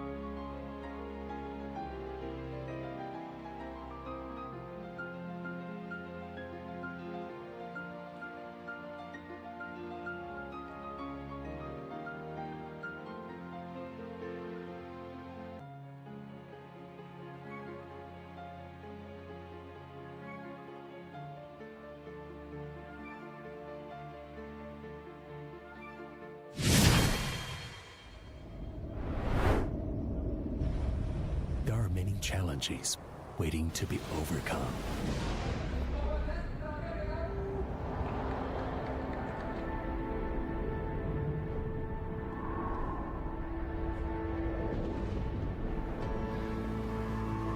Mountains to be climbed.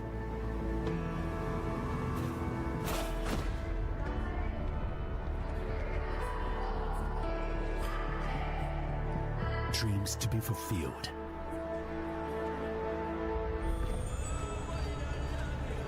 Worlds to be discovered.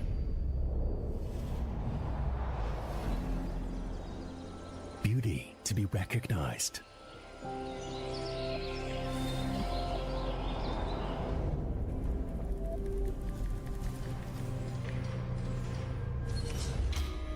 Problems to be solved.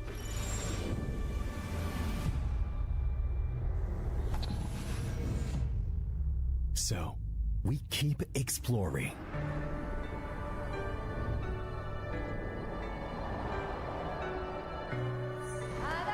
Watch the chassis. Back leg in.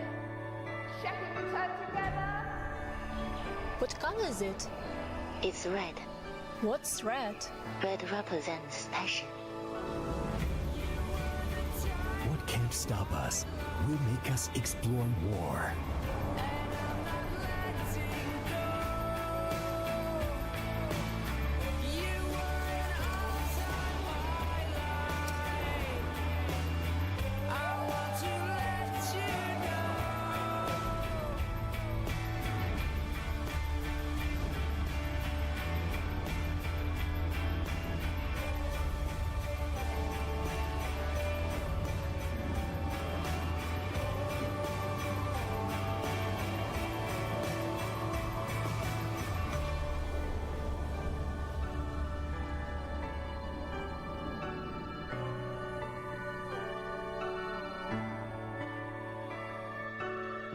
Explore more, a nap gallery.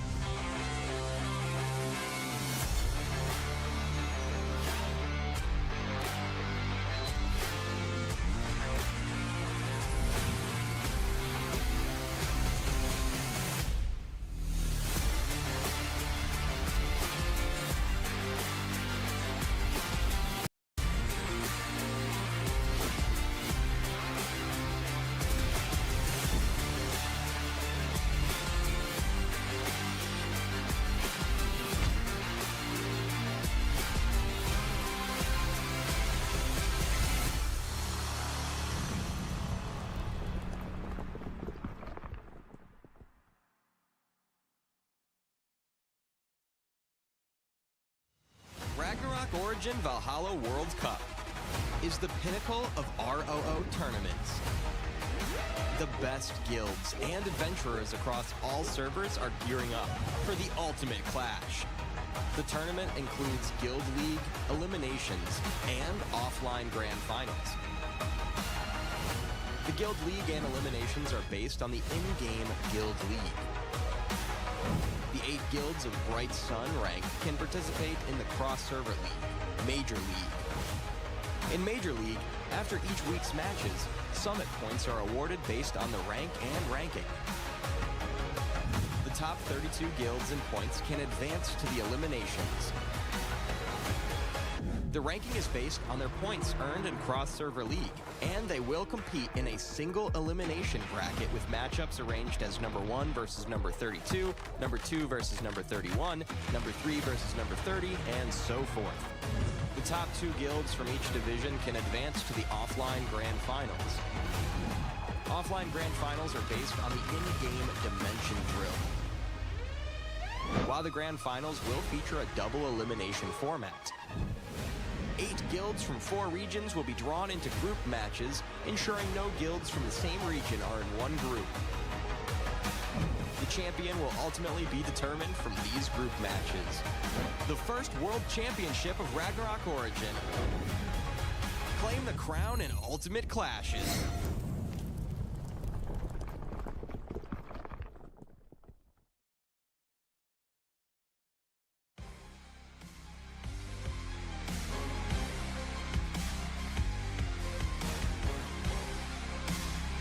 Guilds across all servers gather at the offline Valhalla World Cup Finals. Guilds engage in thrilling matches, the strongest from the servers prevail.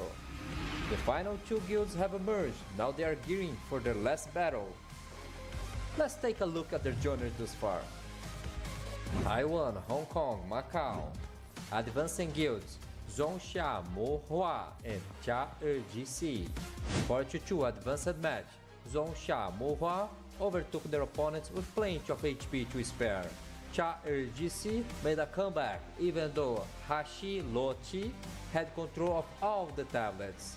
Cha RGC commanders used a pincer attack to close off Hashi Lochi space. The teamwork and extraordinary performance of the top guild members, Cha RGC successfully defeat Hashi Lochi. In the end, the one with the most HP is the winner. Advancing guilds, Frontera 1 and Monarch. Frontera 1 versus Slud. Frontera 1's commander split up the force to successfully defend two tablets. Using strong teamwork and members, Frontera 1 took home the win. Home versus Monarch, a memorable second match. Although Monarch had the early advantage, Home did fall behind and made a close match. With 10 minutes left, Home tried to occupy all the tablets. At the crucial moment, Monarch stayed calm and concentrate. It's forced to break through the defense and occupy the tablets. Monarch won the match with a slight advantage. Advancing guilds, Trinity and Boba Cats. 42 advanced match, Trinity versus Eternity. We force mainly concentrate on the Moon and Star tablet to defend. Occasionally, an assault force would be sent to ambush the Sun tablet, forcing the opponent to return to defend. Eternity seemed a little weak facing Trinity's changed tactics, and in the end, Trinity won the game with a large HP advantage. Legion vs Boba Cats, thrilling match. Boba Cats use a fast attack and capture strategy, consistently avoid big battles. Whenever the opponent chooses to engage directly, Boba Cats would retreat and shift to another point. With excellent command and seamless coordination among guild members, Boba Cats advanced 2-0.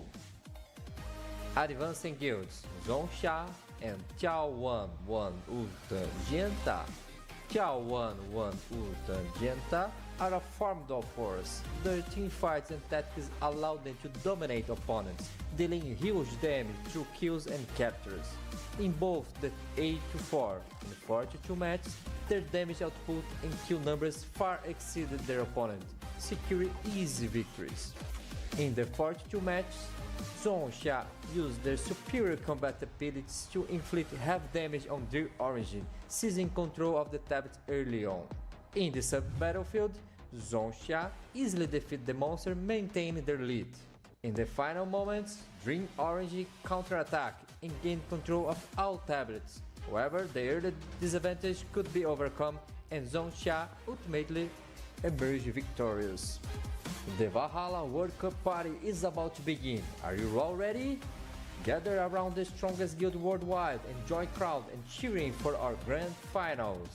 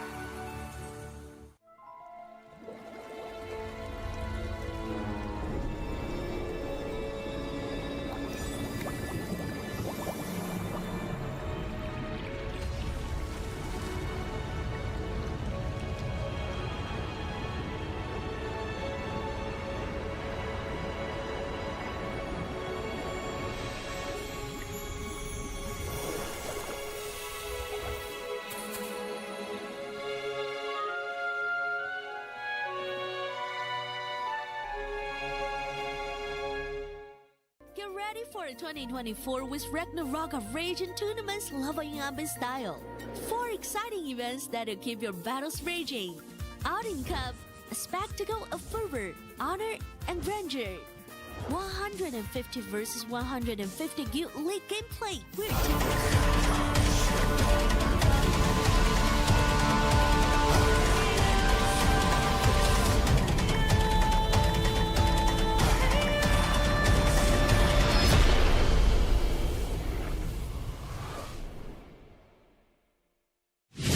everyone to the Ragnarok Origin Valhalla World Cup 2024. And welcome back to the main stage as well. Recently, we just have 2 matches happen at the same time, one at the main stage and another at the side stage. And the winner of each match will compete in Oke, this round. ternyata ada match yang dipercepat ya guys, bentar. Which guild will be advanced to the next round of the lower bracket finals เดี๋ยวเราจะมาหานะครับว่าทีมไหนนะครับจะเข้าสู่การเข้ารอบของ lower bracket finals ในการแข่งขันครั้งนี้ครับค่ะใช่แล้วเมื่อสักครู่นี้นะคะมี 2 เกมที่แข่งกันบน main stage 1 เกมนะคะเมื่อสักครู่ได้ผู้ชนะไปแล้วคือ Boba Cats นะคะแล้วก็ด้านล่างเนี่ยก็มีการแข่ง side stage นะคะได้ผู้ชนะมาแล้วเช่นกันซึ่งจะมาแข่งกันต่อนะคะเลยในใช่ในรอบนี้สดๆร้อนๆเลยนะคะแต่ก่อนที่เราจะเข้าสู่การแข่งขันนะคะขออนุญาตใช้พื้นที่ตรงนี้นะคะขอบคุณสปอนเซอร์ของเราสักนิดนึงค่ะขอขอบพระคุณนะครับสำหรับสปอนเซอร์ของเราครับ Joy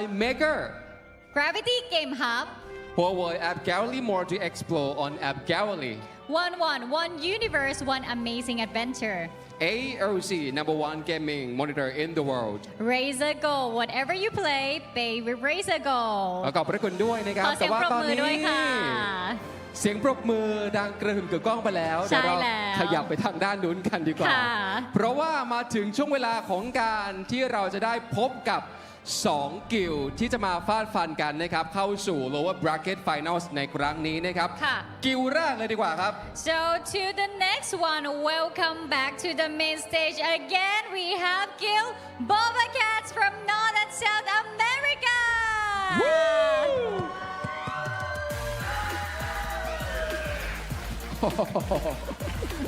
We have a big fan club here. Yes, we have a big shout here, giving all the encourage to our players.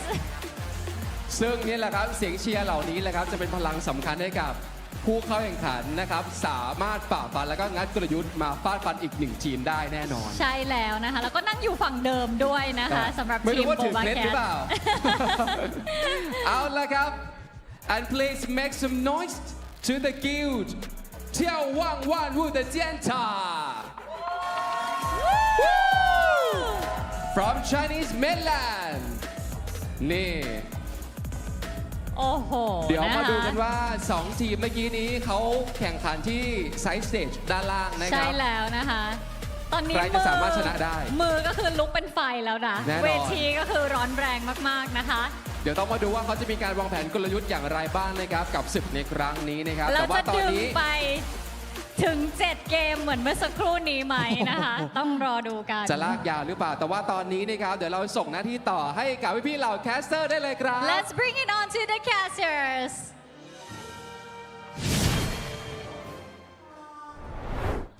Thank you so much to our wonderful hosts and welcome back again to the next match of Ragnarok Origin Valhalla Workout with me, Abigail, as your host, and Nikki, and also David Zero as your caster. And we are going to see again the Boba Cats playing their one only left life.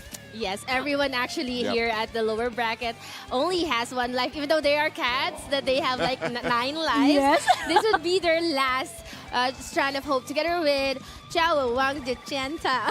Yes, both of them are their last remaining representatives from their region. You've got Boba Cats representing Latin North America servers, and then you have 眺望物的尖塔 representing the Chinese mainland servers. So the last hope, all the weight of the entire servers rests on both of these teams' shoulders. And only one of them will move on to the next, to the lower bracket finals. Exactly. So I think this is going to be even more exciting than the very first match that we saw earlier from Boba Cats. And I think 眺望万物的尖塔 already saw a lot of demos about Boba Cats. And before we begin this more exciting match, I'll give you a redeem code VWC Ascent. Yeah, VWC Ascent. Make sure you claim this. It's 300 diamonds and 10 optional refine packs, and you are going to be able to hopefully upgrade your refines with this. Refine! Do the refine, do it now. We have VWC Ascent. Yeah, we're gonna bless these 10 packs so that you can succeed on your refine. Yeah, it's Freya blessing. Success, Freya no blessing fail. you. Freya blessing you. So redeem it and refine it. And now, guys, we will be showing you guys. What are we going to show? So we're going to talk about the next upcoming match, right? The upcoming match between the Boba Cats and also 眺望万物的尖塔. So I think the way Chinese men are playing towards this Boba Cats, I believe this is going to be pretty much the same because the early game momentum plays a very important role for Boba Cats. The moment Boba Cats was shut down at the early of the moment, everything was turned in favor towards the Chinese Milan Guild. And if we're considering how 眺望万物的尖塔 playing yesterday, they're pretty much doing the same thing with what Tarachisa doing last time. Yeah, they have a very similar lineup, right? Yeah. You got the 4 sorcerers, you got the 2 genetics, and then the 4 wonders. That seems to be the staple of the Chinese mainland squads, as well as the Hong Kong, Macau, and Taiwan's servers squads. While meanwhile, Here we go. Boba Cats has been one of the few to bring in the Shadow Chasers. So has actually traded opponents of 眺望万物的尖塔 in the previous round. So they are very familiar with playing against a Shadow Chaser, but Jekko is not just a normal Shadow Chaser. Yes, of course. Is he ever become a normal Shadow Chaser? I believe not. No, absolutely not. I mean, he's just been really performing really well, playing as the primary carry, and then going back as a bait, playing in multiple different styles. He just wants his team to win, and he will do whatever he does for his team to win. But here in the first round, Boba Cats will be sending out the double genetic lineup that they had. So Philly and Reader will be the primary DPS on their end, going along with the other few supports. While meanwhile, for the side of 眺望万物的尖塔, they're bringing out the 多多影仪, Yao PP, 凤凰如, Love Yao P, and Tuchi. This was the primary lineup in for Team Deathmatch for the Chinese mainland squad that we saw yesterday as well. And what they do is that they divide these 2 performers to their 2 sorcerers. So that's their assignment. And now, since Boba Cats, they know how to play against this kind of lineup. They managed to win our previous match against Chao Tisu. On the other hand, here for this match against 眺望的尖塔, they were able to win against this particular lineup as well with Trinity. So right now, I couldn't really make anything. I couldn't really say who's gonna win this, but for Team Deathmatch, this is the very specific lineup that we were able to witness during the previous match. And let's check it out. The very first game of the second match. Here we go, game 1 versus 眺望万物的尖塔. Here we go, good split up here coming from the Jenta side. Not really sticking together for the Oblivions. That allows them to maintain their sigils as long as possible. But Philly and Reader gets caught out there. They're caught with the curses. That's a good support build there with the fear. The Requiem cards coming huge into play. Reader being caught out here. Reader has to watch out. Reader is being separated from the rest of his squad. He might fall here. Minabel gets a kill. Reader's gonna fall. Osiris card has been procced here. And my Reader's dead. Amadina dropping very low. Squishy as well. Both the supports are dead. No resurrection coming from the side of Boba Cats. Reader is a gunner. Together with Squishy, Minabel fighting for his life. Yao, PP, and Tres are very much healthy.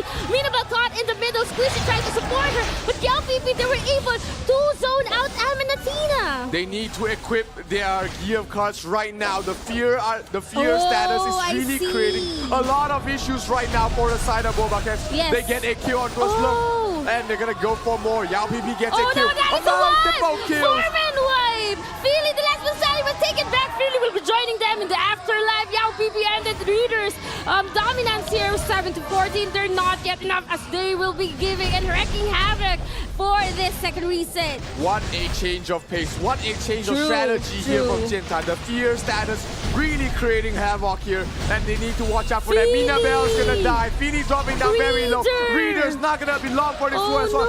Trying his best to run away. Trying his best to survive. But survive no more. He is down. Minabel dies once again. 6 more HP. This looks like it's all over here. 9 seconds. 9 seconds left here. 6 to 14. And I think Bobacast will be able to actually have a comeback or recover. This is going to be the game for Chciałowang the Dzięta. You mentioned the fear status. What cards could be countered? Or how can you counter the fear? You have to put on the Requiem card. I mean, everybody's going to be definitely using... Because I see them, they're like... They're just running around.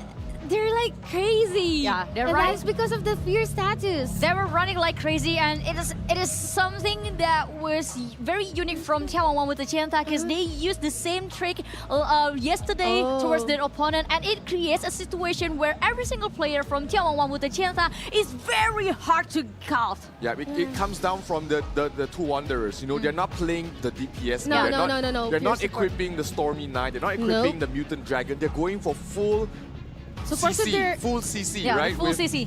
With a familiar card as well as Requiem card. So when you're in this level, at this high level, everybody is using at least Orc Hero card on the headgear, which is making them immune to stuns. Yes. That means that you can only equip one more counter status card, which is usually either Gear card, Requiem card, or the Marduk card. But you cannot equip all three. So that means when you use both these card combinations together, you're either gonna get feared or you're either gonna get blinded.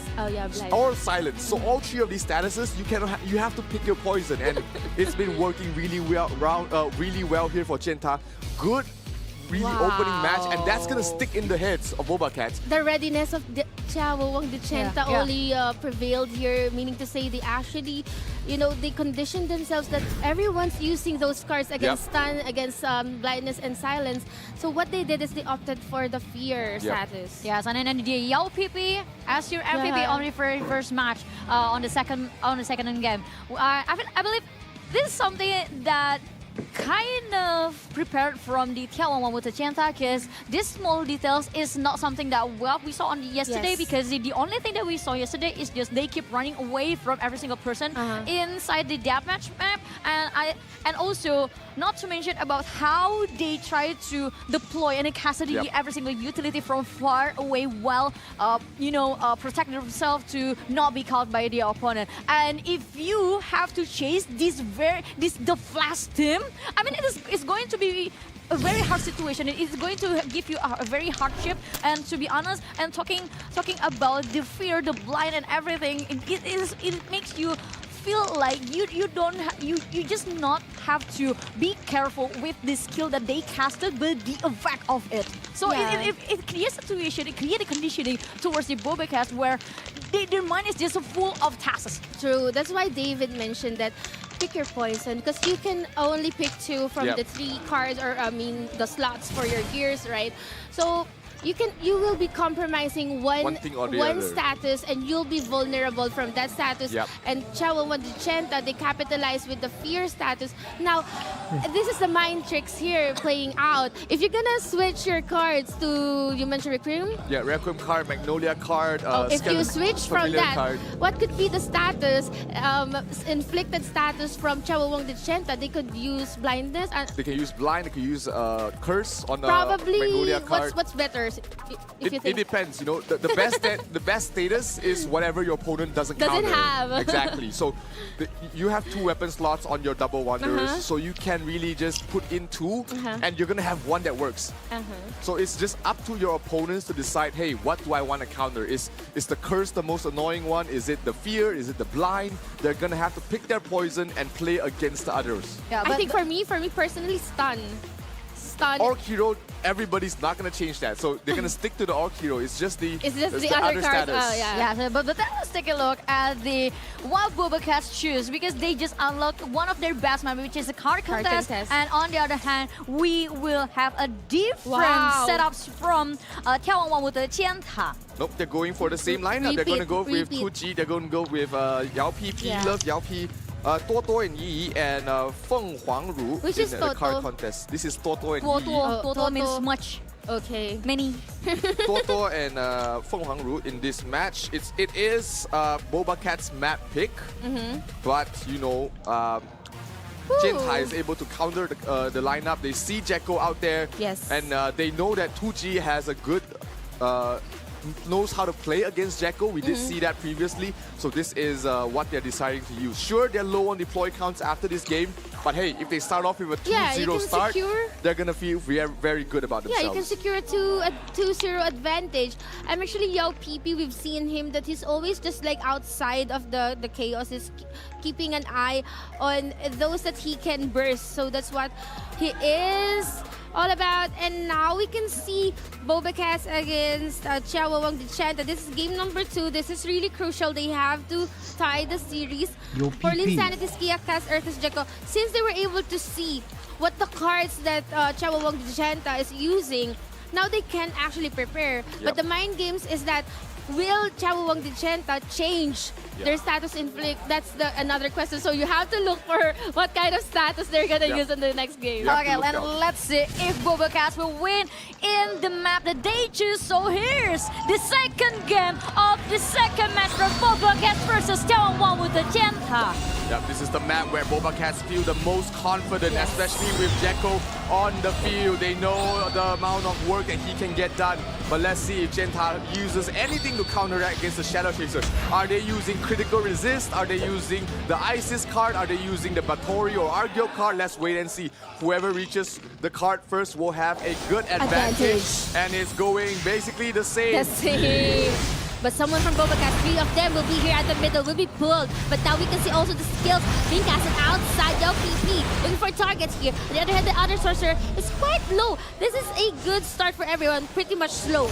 Yeah, nobody's really gonna kick off yet. Jekko spots it up target. Okay, you see that minus 50%? That's a Bathory card user, and they know right now. That's a huge damage reduction. And here we go. Anti-Jekko is through. Urthos gets a kill though. Urthos also low on health there, but someone's gonna die. It's gonna be the Sorcerer. The other hand, the Wanderers. The Wanderers are being targeted. Love's about to go down, but Love was able to actually recover. Yeah, Urthos able to back out there. Yao PP is gonna fall. Jekko gets a kill on towards it. Linsanity dropping down very low. He has to watch out here. Jekko there to back him up. He's gonna use emergency escape to get the hell out of dodge. Not done yet. That is correct. And now Jekko looking for more targets. I think Jekko's eyes is on Love Yao or Yao PP. This Sorcerer no damage to him. Actually look at that, Jekko. So much on the Sorcerers. The reflect, he gets a kill on those Love Yao P. That is huge. Urthos falls though. They have to watch out about that. Kaz and Skia dropping down very low. Urthos is dead. Yao PP gets killed on once again. It's still even in the middle. Both supports are still alive on both sides. Both the Wanderers are still chilling in the card. And Linsanity quite low on health here. They need to sustain everyone in the middle of everyone. They are near the card. They need to actually contest the card, but well sustained come from Kaz. Jekko dropping down very low. Kaz trying to keep everybody alive the best he can. Linsanity has to get the hell out of there. Insanity. Love Yao P being chased once again by Jekko. Jekko can't take this fight, or can he? He's trying to finish him off here. Jekko finishes off Love Yao P. Skia is dead. Skia is dead. Kaz has to watch out. Kaz. Oh, Linsanity. Kaz. If he falls here, he's in trouble. Kaz in trouble. Kaz. Epic classes. The epic classes. He messes up everybody. Nice epic classes. That was really clutch coming from Kaz, and still was able to sustain. That was really critical of what happened. Yao P was actually focusing Kaz. Absolutely, Kaz able to get the clutch rest and rise from the dead as Boba Cat will hold on in this fight. Yao PP as long as 2G is gonna fall. And Love Yao is in trouble. Jekko, he manages to bring him down before anything, but he gets rest up there by the support. And right now it is still a stalemate. 3 minutes in, nobody has still. The card is moving. The card is moving. Boba Cat gets the card.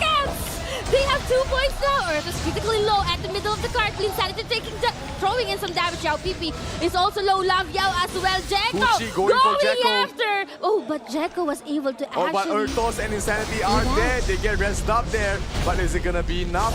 They have been able to hold in here. The Tree of Life gets dropped down on the card, keeping everybody alive. Jekko in trouble. Jekko dropping down low. Urthos there to back him up. Linsanity as well says, hey buddy, let's get you back healthy. Linsanity gets a cure towards 2G. Love Yao. Love Yao in some trouble, dropping down very low. Linsanity. Yao as well. Insanity's gonna fall. Erdos as well. too. Jekko And as well. no DPS now for Bobacat. Will this be a good opening for Dichenta? I don't think so. The card is not moving, and everyone's still so much sustain and tanky to contest the card. Yep. Now the card is they moved it a bit, but still 2 the points. DPS, Linsanity in some trouble. They have to watch out. This is the choke point where you don't want to fight. Yes. Yao PP going all the way down, being chased out there by Jekko. Jekko gets finished off there by 2G, but the Wanderers are still sticking there. Oh, and Yi. Skia in no, trouble. Wonder. Wanderers is dead. Both the Wanderers are dead. Both the Wanderers are Go. dead. No more reses. Bobacat, they're gonna push it out. Are they gonna push it out? The Insanity is still They alive. have to. Yao BB stunner. Yao, love Yao. Almost the low card's out here. moving. 3 That is a points. perfect opening coming from Bobacat. If they can do that again, if they can take down the Wanderers, they can move the card even further. Supports are back up here though. They only got 1 point out of the double Wanderer kill. Cass trying towards Jekko. escape towards the back line. Skia still on the card. 1 minute 42 seconds left remaining. The Love card- Yao, love Yao. Love is in trouble. They have to watch out. Love Yao P2G is down. Yao Earth PP. Ethos gets another kill. He's still safely on the high ground. Jekko is not giving them room to breathe whatsoever. 5 kills on him. Linsanity and Earthos doing a lot of work. Insanity's gonna go is dead. down. Skia in trouble. Cass has to watch out. Jekko. Cass is down. Skia is down. Skia. Cass, can he get the Cass. applications? Can he Cass. clutch it up? Epic Cass. Genesis. Epic Cass. Genesis. No. No! It's a wipe! It's a wipe! Oh, no! Yao PP was able to do that. This is perfect timing now for It's a Dichenta to wipe. actually move the card. They're now moving the card. They're capitalizing on it, but super fast to actually. They have Linsanity and the rest already at the Linsanity is middle. down.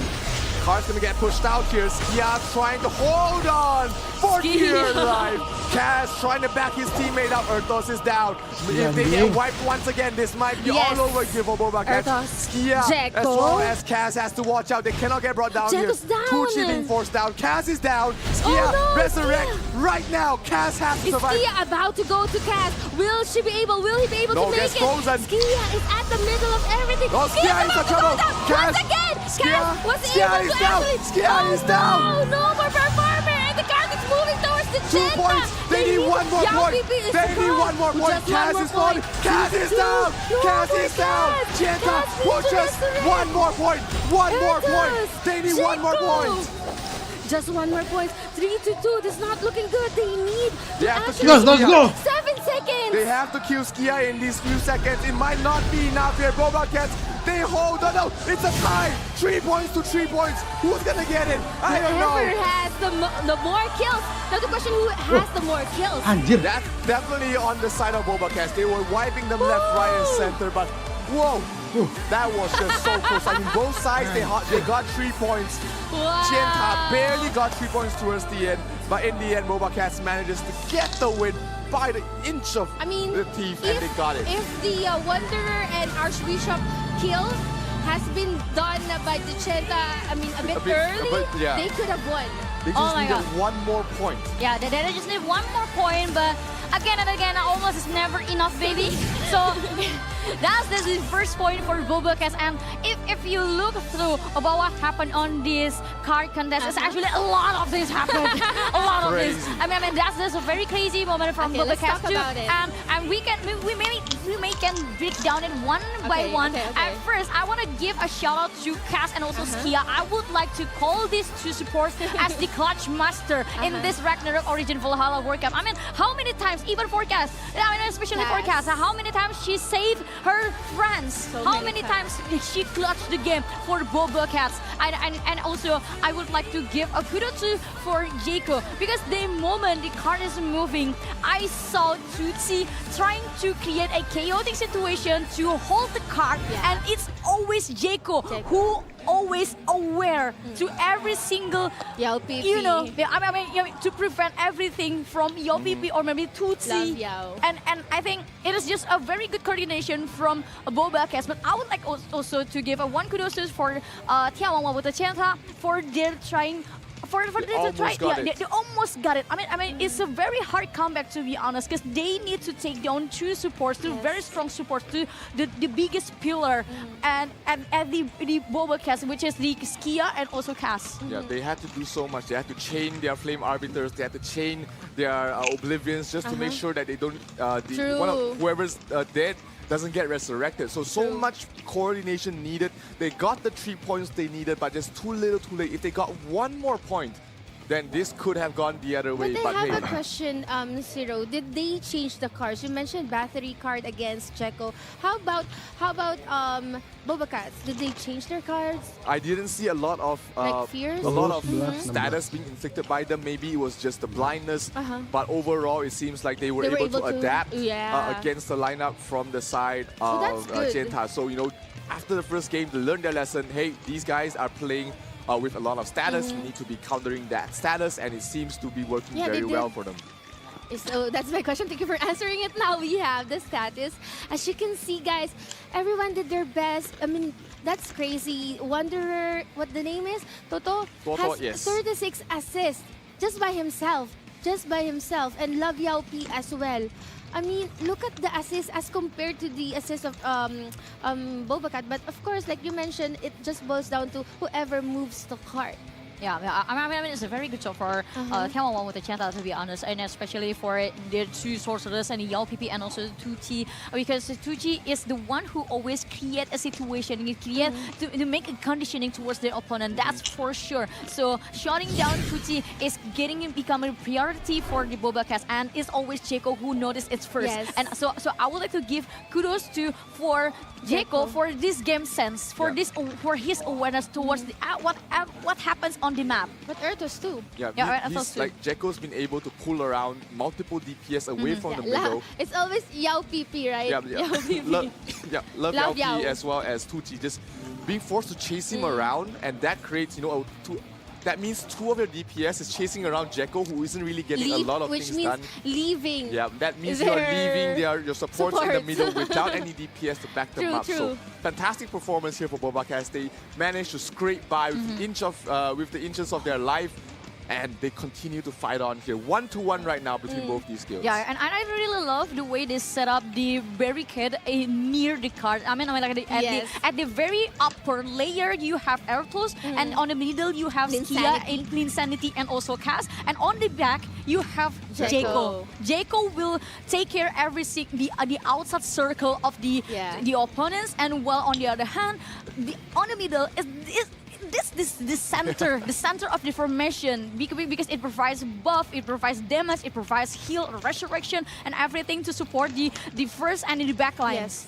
Yeah, I mean, everyone's doing their job, their role. If you know your role and you're performing it well, definitely it would lead to victory. As for now, Chciawang Wandu did Chanta. They also did their best. We can see that they were able almost to have a comeback. Like what I mentioned, if they were able to actually just wipe the Wanderer and the Caskia combo a bit earlier, they could have won that. On the other hand, for Bobacats, they've also done the same. They were able to wipe the double Wanderers. Yeah. And then at least there's no any conditioning like making Bobacats players meaningless. Oh, of course not. Because everyone just doing their job really well. Yes, of course. They did it really well. I mean the combination, the composition, not only the composition, I mean the way they execute the formation, I mean the way they have been very aware about what happened.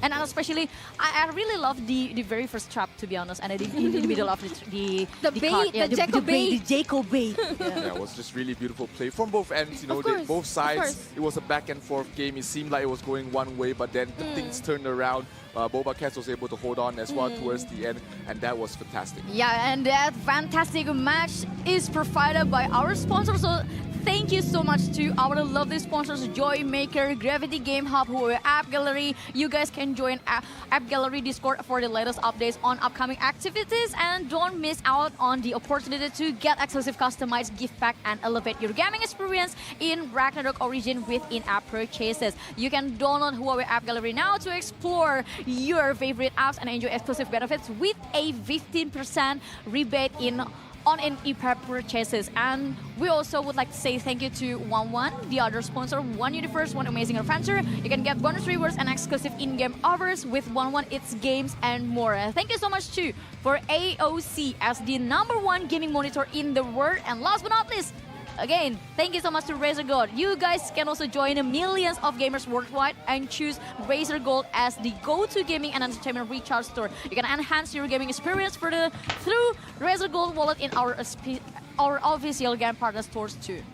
Absolutely. Thank you for all the support and, of course, the players here as well. They've been fighting out their lives, really enjoying their time here as far as I can tell, especially when I'm talking to the players. They seem like they are really enjoying themselves, enjoying the competition, enjoying the friends they make along the way as well. I enjoyed a lot. And this is all brought to you I'm together looking by at the everybody. screen and they are at the back, just literally at our back. Yeah. So we're here at the offline grand finals. Once again, to those who are watching out there, the adventurers, don't forget to share the live stream, share the fun. David has been mentioning the camaraderie, the friends that you've made, and experiences you've made along the way. We've come a long way, honestly. Like, how many months in the making? yeah. Right? How many months in the making? It is. I mean, we have passed lots of months, many months to be able to become in here, and I think this is going to be not only a competition but also a celebration for Ragnarok Origin absolutely. itself, because the Valhalla World Cup not only over the competitiveness for each regions but also over friendship towards the community, with the players, towards the community with the developer and also the publishers, and not to mention our sponsors. Yeah, it's the World Cup for a reason, right? You've got players from the Chinese mainland server, you got the North American server, you also got the Southeast Asian server, and the Hong Kong, Macau, and Taiwanese region server playing together in a competition. Something that it's so hard to see in any sport, right? In one place, right? In one place, and especially the RPG game. I mean, it is my very first experience to have an offline RPG game with various, with very diverse regions, international regions. I mean, yes, we've been at the Audience Cup Season 1, but it's only in Southeast Asia. But right now it's very different. Even the panel is international. Indonesia, Philippines, and Malaysia. Actually, in Thailand. And in Thailand. It's very diverse. It's a very diverse culture here in Ragnarok Origin of Valhalla World Cup, and I believe we will also wish this message can also receive to you. Yes. I mean, talking about MMORPG, I've been playing since I was in grade 6. So like 30 years ago. Can you just a little bit silence you 40 years old guy? But to be here, I don't even know what to say to the old me, the 6th grader who's been playing Ragnarok, grinding on the spots, and I'm still here, and I know the viewers too can relate. I know the viewers are also been playing the game for so long, and now we're here in an offline tournament, the pinnacle of all the tournaments here in ROO we're in. It's just not competition, but also camaraderie, sportsmanship, friendship. David mentioned that, and now we're moving towards game number 3. This is going to be interesting. The scores are tied. The question here is that what map will the teams use, or what cards will they use? Probably Shepherd's Ops. You Probably, think? I think. I think Shepherd's Ops might be the cheesiest map in this current meta. But if you look through and I think you just can rewind what happened in the past, and especially to the recent matches, Shepherd's Ops is not the cheesiest game in this level. It requires it requires a lot of strategies, and it requires a lot of mind games inside it, and not to mention to the correct deployment of every single lineup that you want to put through. Strategy, because Papa Bear was asking me, is that even really luck? Is it, Nikki, is it really luck? I actually look back to the replay. Is it luck? Is it luck? The ball has spawned there for some time already. Shot gold. He was trying to make his way slowly over there, and he managed to survive there. Let me take back my statement that it's not just pure luck, because someone shot cold that there is an orb here, and then he went straight. That's strategy. That was something that I also noticed, because if that happened once, you probably can call it luck. Yes. But if happened more than once, or even also thrice, did that. you couldn't consider it as a coincidence. Yeah, sorry about that. So Abigail's right, this is a strategy. So could be Shapeshift Ops could be a good map, but I think card contest, simply because they just won card contest. But I think we're going to have a little break first to prepare something even bigger for you guys. So I would like to ask you to stay with us until the break is done.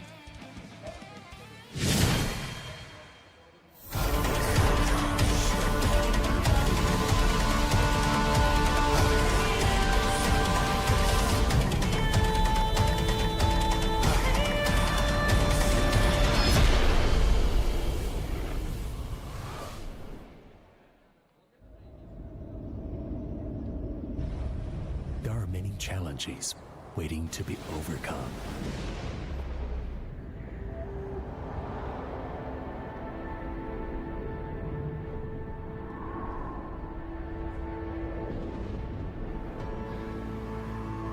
Mountains to be climbed.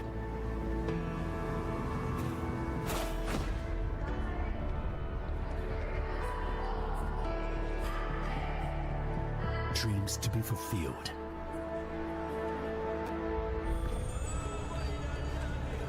Worlds to be discovered.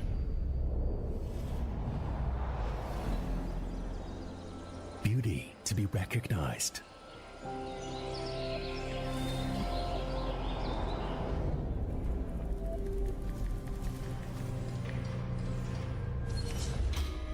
Problems to be solved.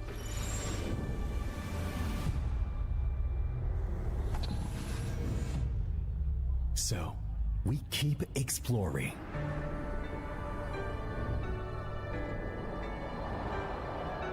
And up. Watch your chassis. Back leg in. Check it, return together.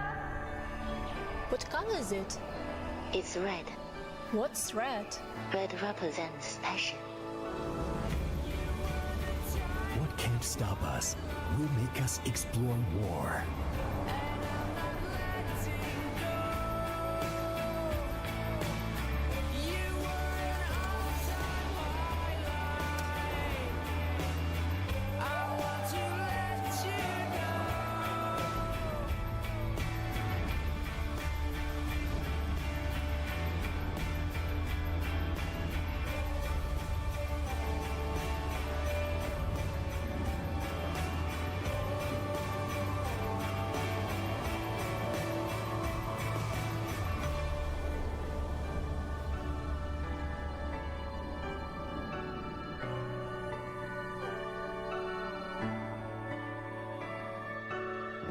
Explore more, a nap gallery.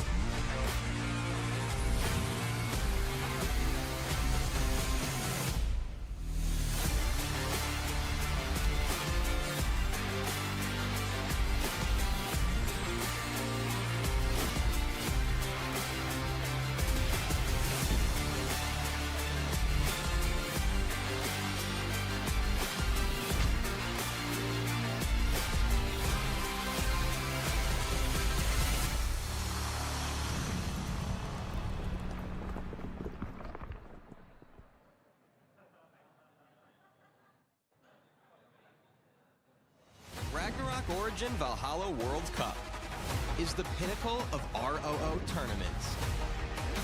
The best guilds and adventurers across all servers are gearing up for the ultimate clash. The tournament includes Guild League, eliminations, and offline grand finals. Guild League and eliminations are based on the in-game Guild League. The 8 guilds of Bright Sun rank can participate in the Cross-Server League, Major League. In Major League, after each week's matches, summit points are awarded based on the rank and ranking. The top 32 guilds and points can advance to the eliminations. The ranking is based on their points earned in Cross-Server League, and they will compete in a single elimination bracket with matchups arranged as number 1 versus number 32, number 2 versus number 31, number 3 versus number 30, and so forth. The top 2 guilds from each division can advance to the offline Grand Finals. Offline Grand Finals are based on the in-game Dimension Drill, while the Grand Finals will feature a double elimination format. 8 guilds from 4 regions will be drawn into group matches, ensuring no guilds from the same region are in one group. The champion will ultimately be determined from these group matches. The first World Championship of Ragnarok Origin. Claim the crown in Ultimate Clashes.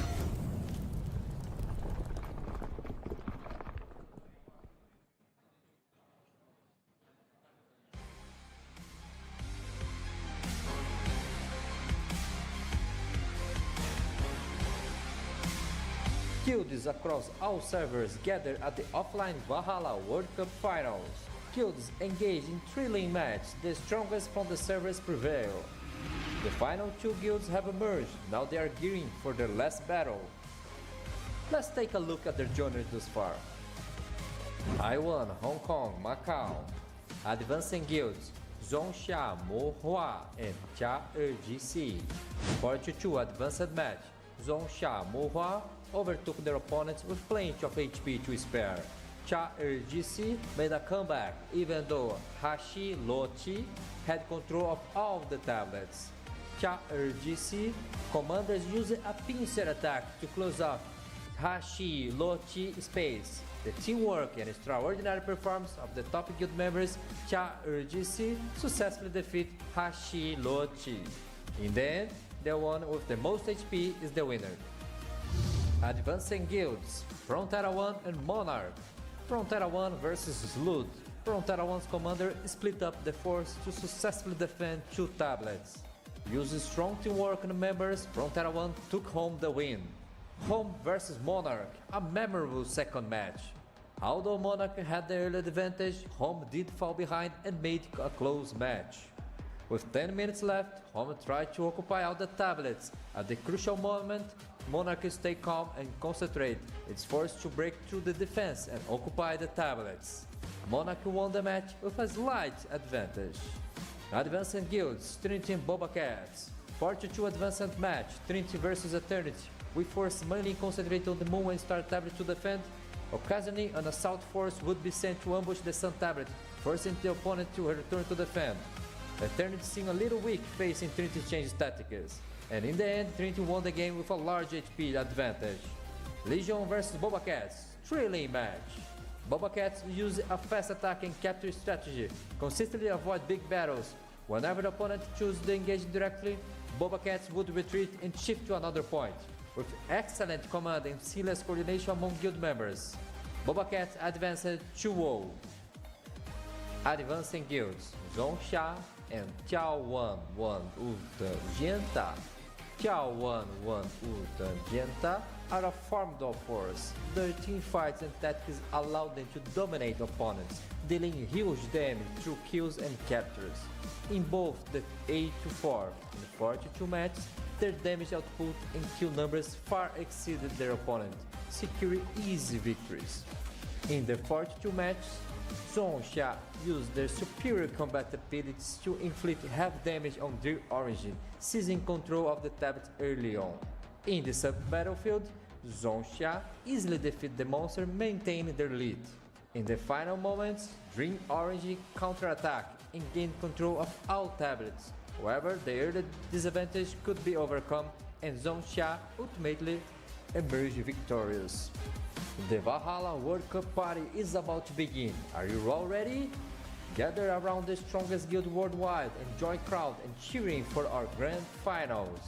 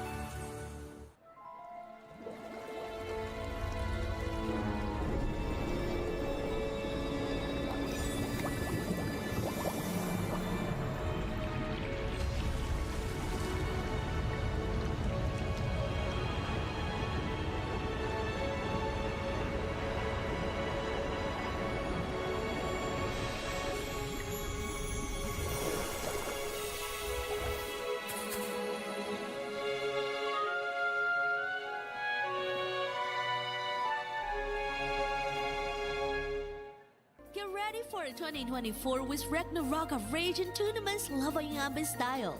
4 exciting events that'll keep your battles raging. Outing Cup, a spectacle of fervor, honor, and grandeur. 150 versus 150 Guild League gameplay, where teamwork and tactics collide in epic combat. The Champion Guild receives exclusive rewards, including the Champion Mount, the customized honor ring, and the prestigious event trophy. Valkyrie Cup focuses on fair competition, a competition with 5 versus 5 team clashes. Dish the power stakes, pick your favorite character, and let the games begin. Everyone's invited. And we're even taking the party offline to cities near you. Cash prizes are up for grabs. Thor Cup, 10 versus 10 showdowns. Each guild can be split into 2 teams of 5. Pick your map and let the ban and pick games begin. And now our first World Championship. Valhalla is the pinnacle of ROO tournaments. The best guilds worldwide are gearing up for ultimate clash. Offline events, crazy competition, and the quest for the mightiest guild on the planet. Who's gonna take the crown?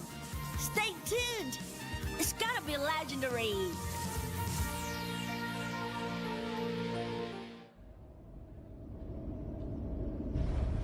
There are many challenges waiting to be overcome.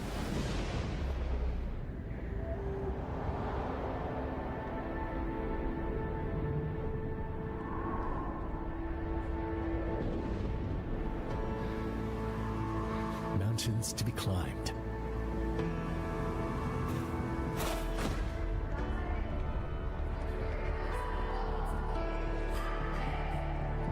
Dreams to be fulfilled.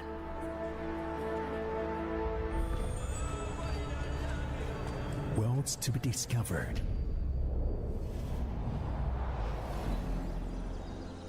Beauty to be recognized.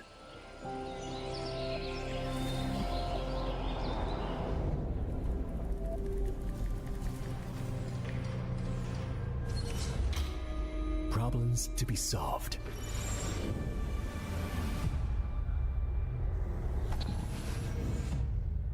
So, we keep exploring.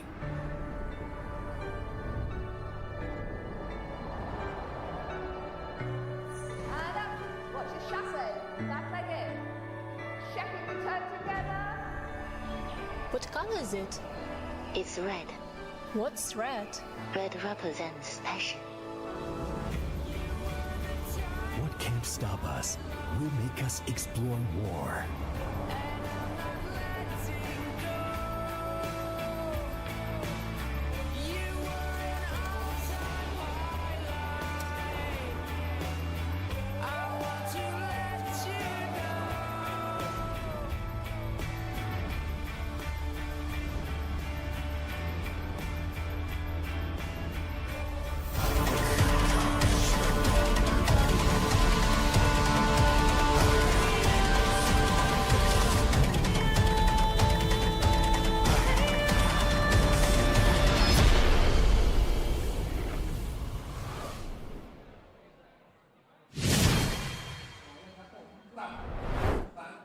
Welcome back to the last day of Ragnarok Origin Valhalla World Cup. Last day with us, Abigail, Digi, and Zero, and we're going to continue what is happening in the second match between Bobocats versus 眺望万物的尖塔. If you guys forgotten what has happened already, they are right now tied 1-1.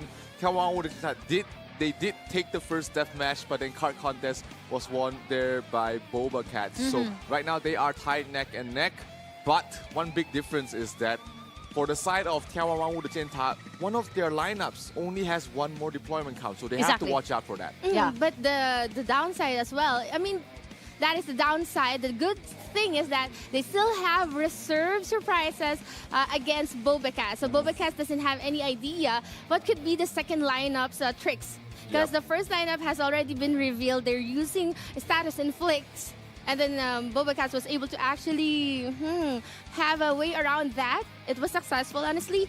Could have been better should they actually countered it better. Let's find out later on. But for now, Abby, moving towards game number 3, maps. We're talking about Shapeshift Ops. Yeah, we're talking about Shapeshift Ops. That was something that we assume will be the map. Will be the map that either one of them choose, because I mentioned before that Shapeshift Ops is not the cheesiest map anymore, because it requires a lot of things actually. Maybe if we talk about who has the highest DPS, or maybe who has a better teams alongside the qualifiers, it will be different. We will say that it was the cheesiest map, but here the cheesiest map title already moved to Blood and Gold, because only certain team with only certain lineups in their team who can play Blood and Gold perfectly.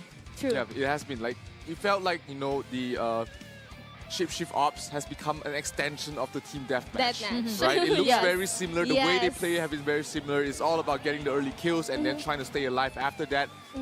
That's what we've seen all the teams really doing. Honestly. And it's those teams who are more confident in their skirmishing skills, in their taking those 1 versus 1 fights, 1 versus 2 fights, then they will choose out for the Shapeshift Clash, which seems like Boba Cats feels like they are very comfortable in doing that. Yes. Yeah. Somehow. I mean, most of them kind of turned Shapeshift Ops and Blood and Gold into the extension of that match. However, for card contest, it has always been the team play. It has always been teamwork that is, which is gonna lead you to victory. So right now we're thinking about Shapeshift Ops or either Blood and Gold, but whatever map it would be for game number 3, one thing's for sure, we're currently here at the bottom, the lower bracket, and they only have just one more life left, and everything's on the line. Yeah, everything is on the line. It's always on the line for every single person who dropped to the lower bracket, including Frontera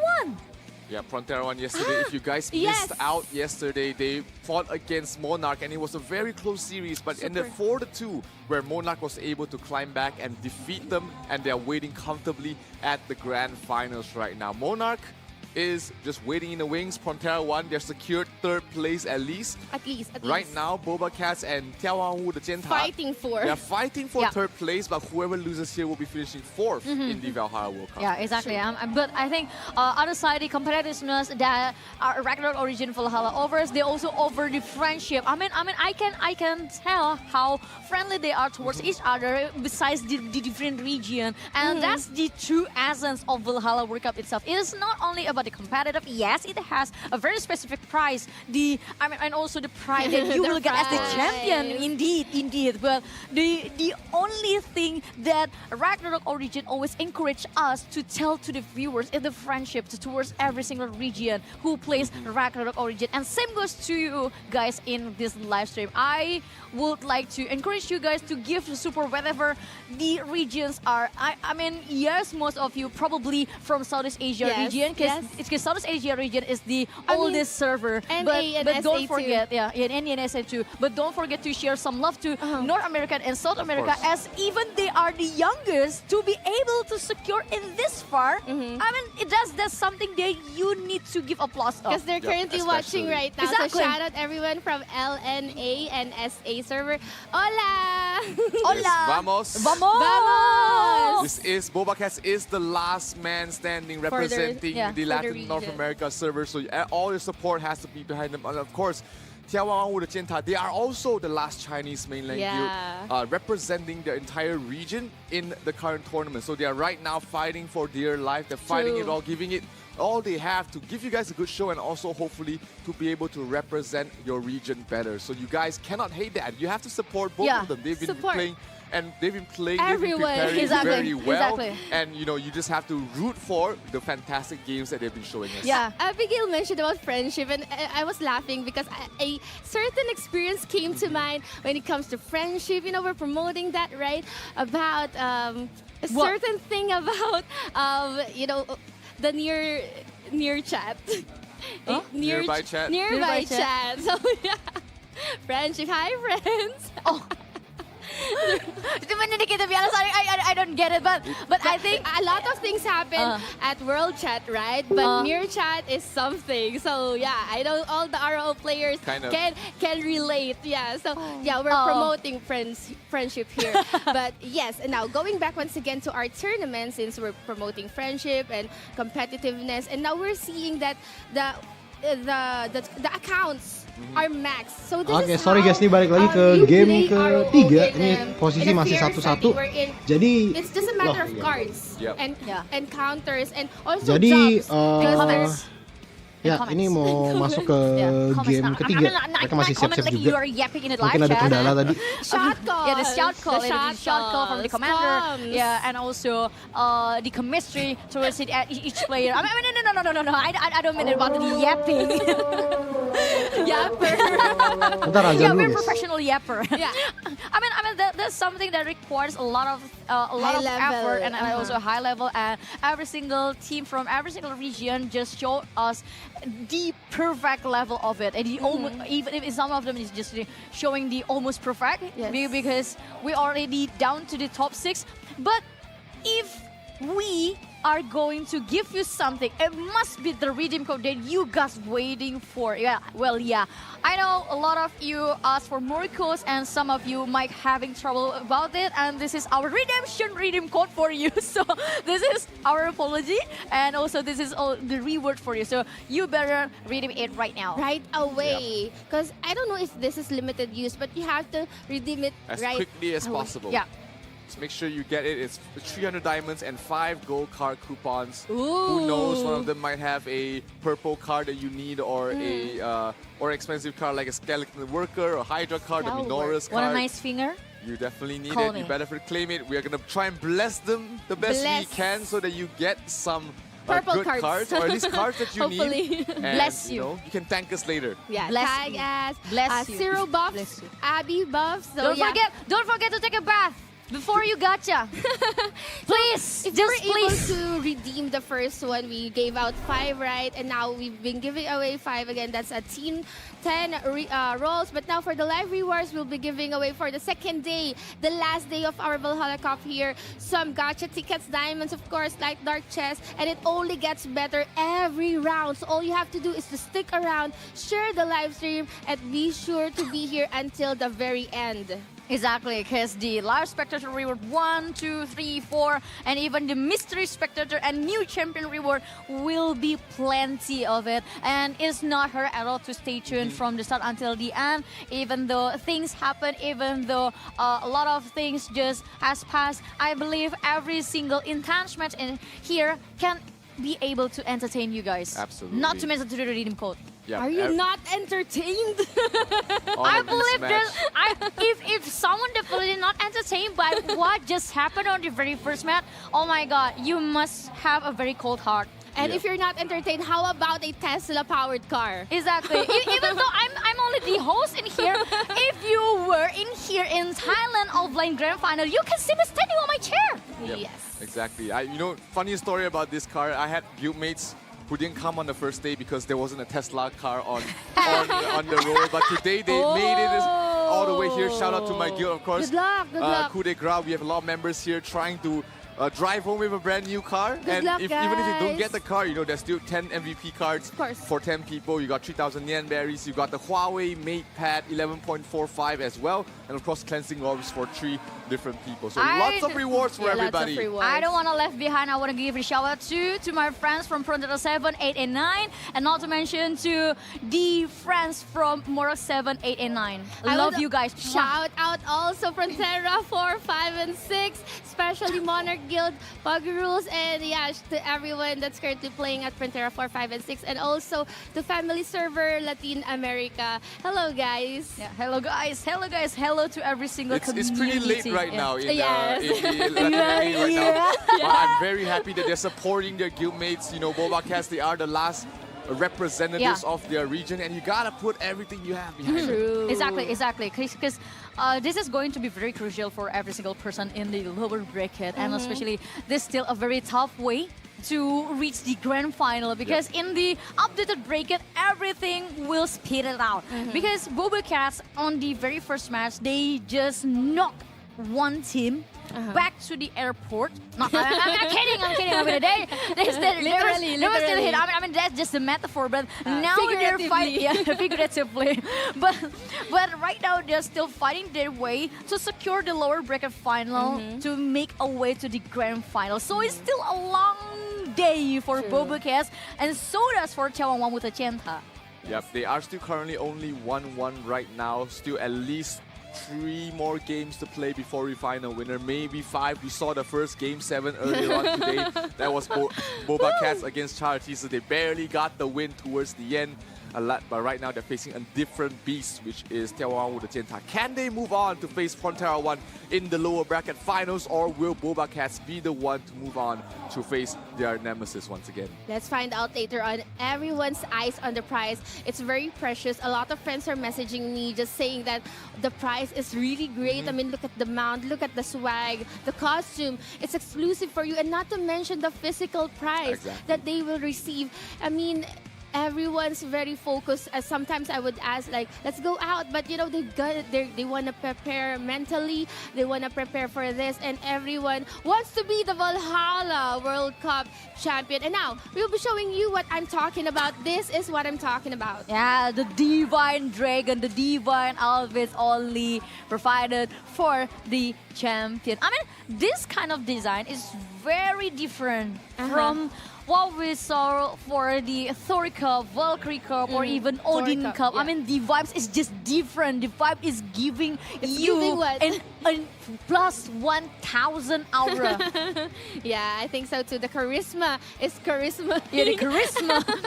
The charisma, the wealth, and also the pride, the honor of your server. And also, not to mention to your guild as well. And I think this is not only something that worth to fight for, but it's also the pride. Absolutely. I mean to represent the glory, the honor, and also the pride itself, because you are going to represent your region for the very first time in Valhalla Season 1. Yeah, and as for us, we have almost 2 representative of our region. I mean, almost, because Frontera 1 is already waiting. Yeah. Is it like a quarterfinals, and then semi, and then grand final? Yeah, quarter. Yeah. Yeah, the Monarch already waiting at the grand final. So the only thing that Monarch enjoying with is just tiptoeing. They're probably at the pool right now. Yeah, who will be the my opponent at the grand final? I mean, it's good because they can see the data. They'll be able to see the information. What kind of cards these guys are playing? What kind of strategy do they? Movement do they like? Do they like going into the middle? Chilling going outside of the clash? Chilling with their mineral water while they're doing that all around by the pool right now near the hotel, just sipping their margaritas and just watching the games there. No. I'm more like stay hydrated people. Stay hydrated people. So I'm enjoying my mineral water and choosing. I'm gonna choose this card. That's the advantage. Yeah, that's why, you know, these players, you know, once you reach the grand finals, you have that advantage where you have a little bit more rest, you have a little bit more preparation, but you know, it all comes down to how you perform later on. Yeah, but probably we will need more time to prepare everything for you guys. We always would like to prepare the best thing, the best experience for you. So I think we're going to take a break once again. So be patient, keep being happy in the live chat, because I'll check you later. And don't go anywhere after the break.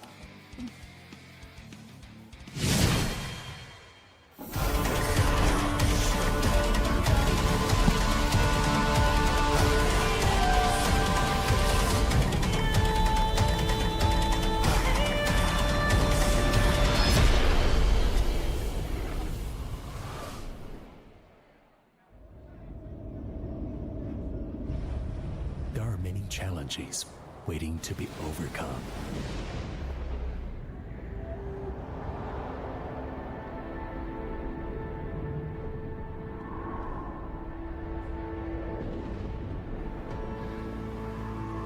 Mountains to be climbed.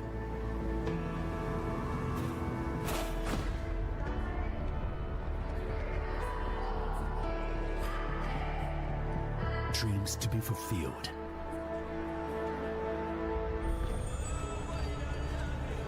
Worlds to be discovered.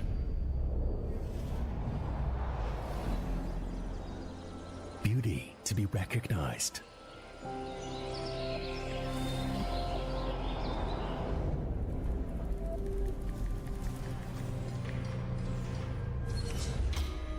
Problems to be solved.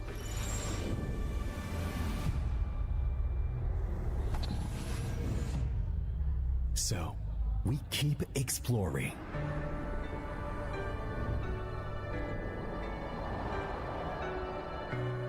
And up. Watch the chassis. Back leg in. Check and return together. What color is it? It's red. What's red? Red represents passion.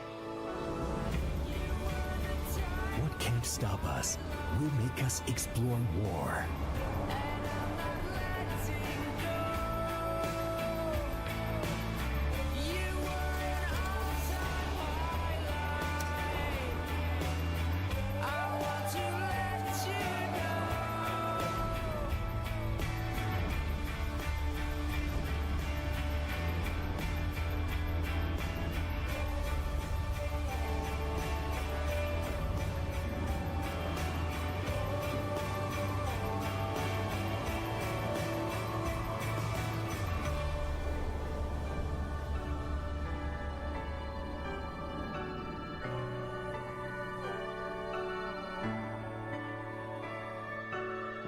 Explore more, a nap gallery.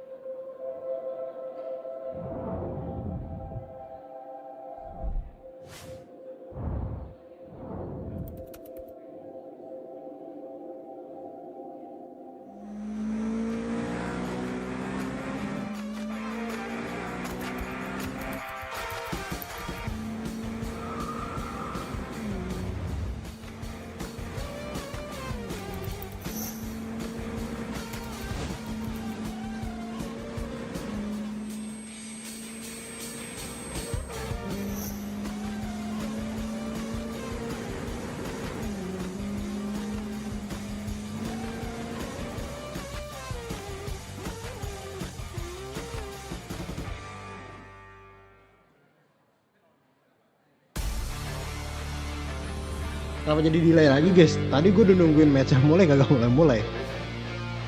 Oke, nanti kita balik lagi ya.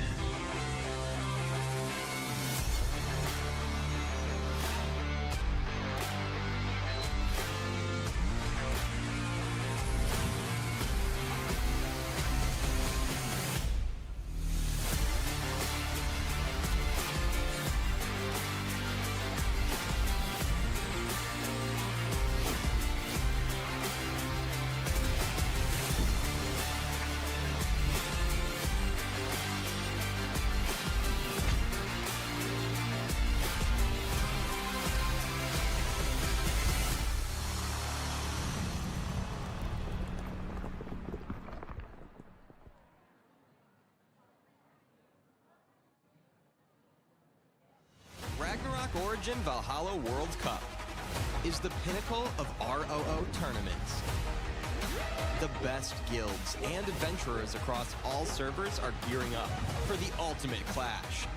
The tournament includes Guild League, eliminations, and offline grand finals. The Guild League and eliminations are based on the in-game Guild League. The 8 guilds of Bright Sun rank can participate in the cross-server league, Major League.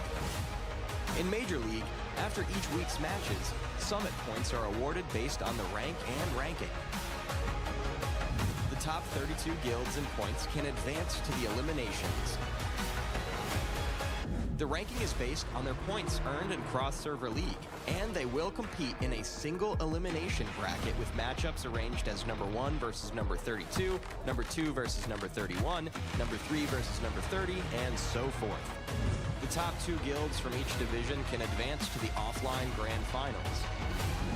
Offline grand finals are based on the in-game dimension drill, while the grand finals will feature a double elimination format. 8 guilds from 4 regions will be drawn into group matches, ensuring no guilds from the same region are in one group. The champion will ultimately be determined from these group matches. The first World Championship of Ragnarok Origin.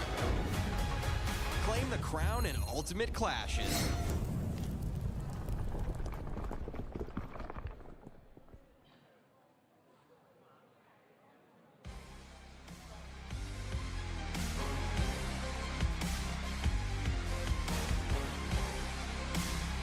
Guilds across all servers gather at the offline Valhalla World Cup Finals. Guilds engage in thrilling matches, the strongest from the servers prevail. The final 2 guilds have emerged, now they are gearing for their last battle. Let's take a look at their journeys thus far. Taiwan, Hong Kong, Macau. Advancing guilds, Zhongsha, Mohua, and Cha RGC.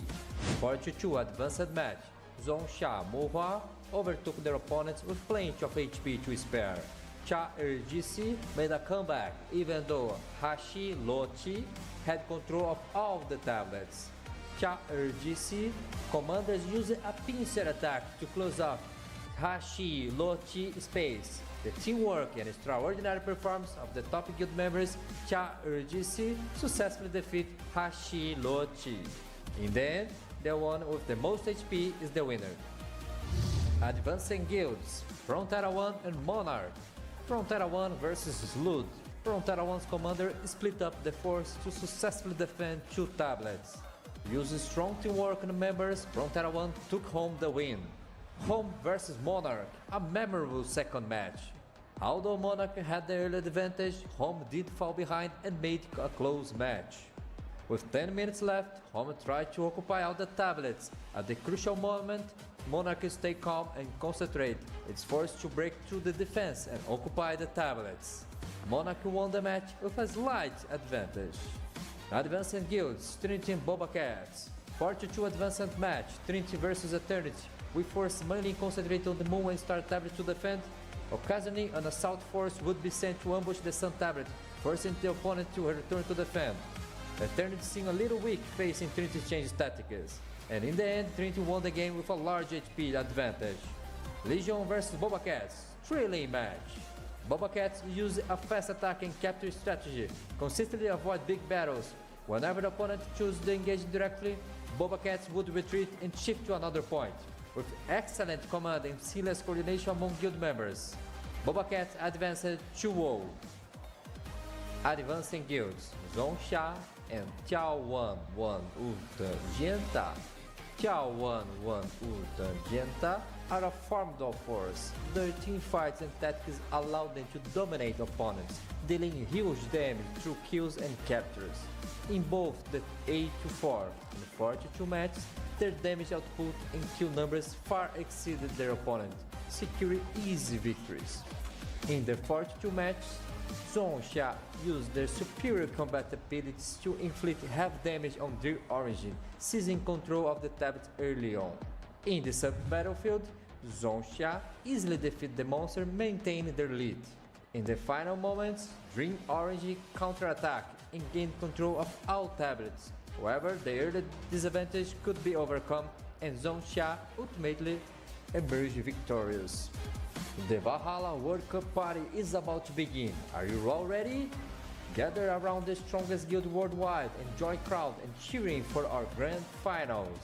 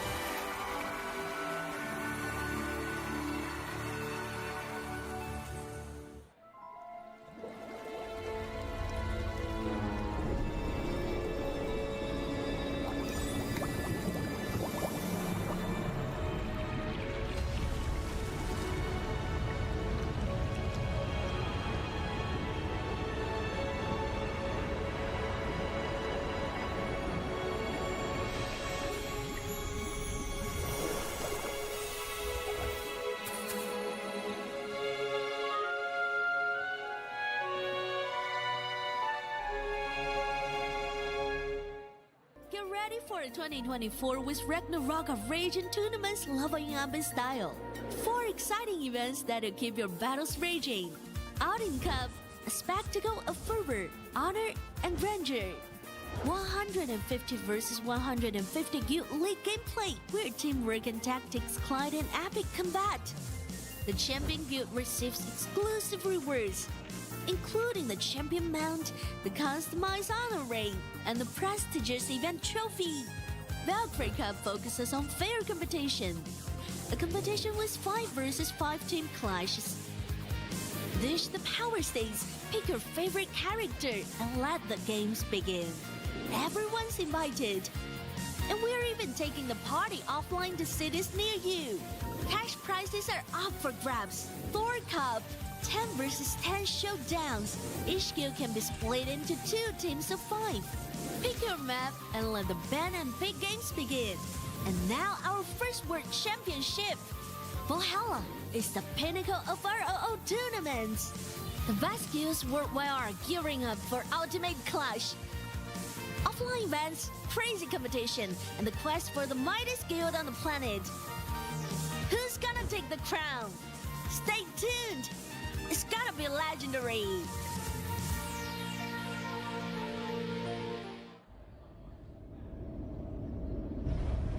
There are many challenges waiting to be overcome.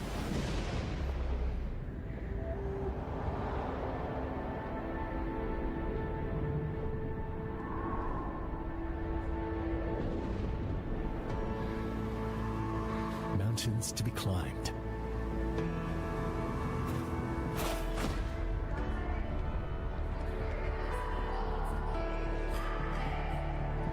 Dreams to be fulfilled.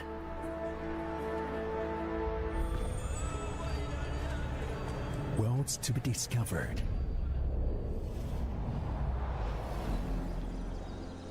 Beauty to be recognized.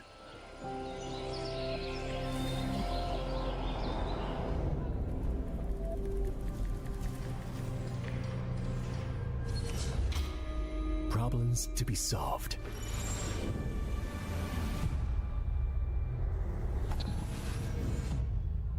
So, we keep exploring.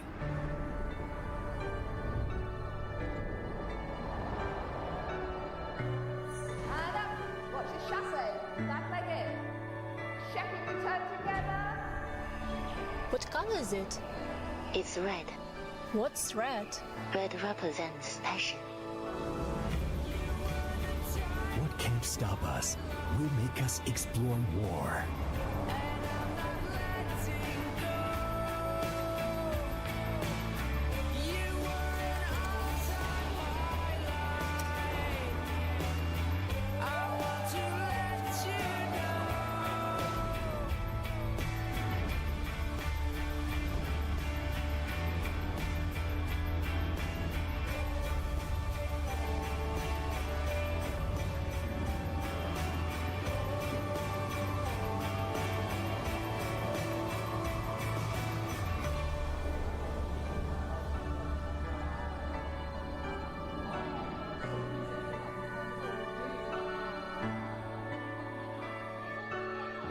Explore more, a lab gallery.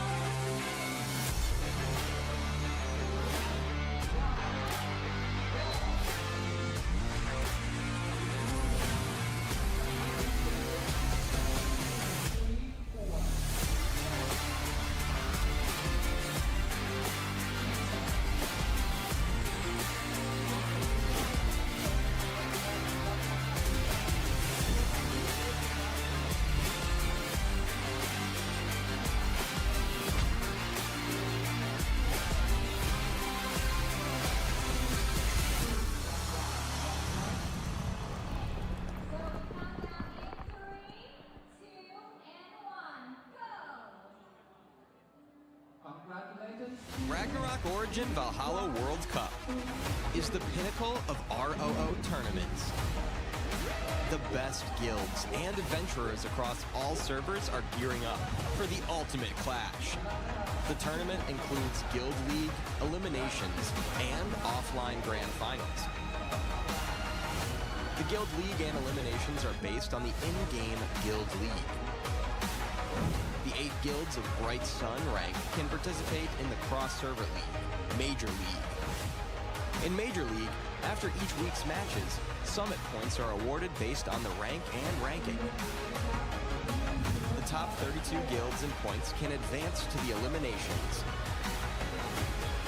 The ranking is based on their points earned in cross-server league, and they will compete in a single elimination bracket with matchups arranged as number 1 versus number 32, number 2 versus number 31, number 3 versus number 30, and so forth. The top 2 guilds from each division can advance to the offline grand finals. Offline grand finals are based on the in-game dimension drill, while the grand finals will feature a double elimination format. 8 guilds from 4 regions will be drawn into group matches, ensuring no guilds from the same region are in one group. The champion will ultimately be determined from these group matches.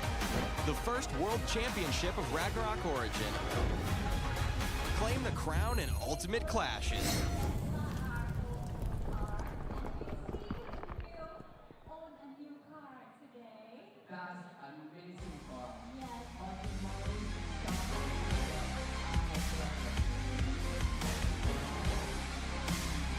Guilds across all servers gather at the offline Valhalla World Cup Finals. Guilds engage in thrilling matches, the strongest from the servers prevail. The final 2 guilds have emerged, now they are gearing for their last battle. Let's take a look at their journey thus far. Taiwan, Hong Kong, Macau. Advancing guilds, Zhongsha, Mohua, and Cha GC. 42 advanced match, Zhongsha, Mohua overtook their opponents with plenty of HP to spare. Cha GC made a comeback even though Hashi Lochi had control of all the tablets. Cha GC commanders used a pincer attack to close off Hashi Lochi space. The teamwork and extraordinary performance of the top guild members, Cha GC successfully defeat Hashi Lochi. In the end, the one with the most HP is the winner.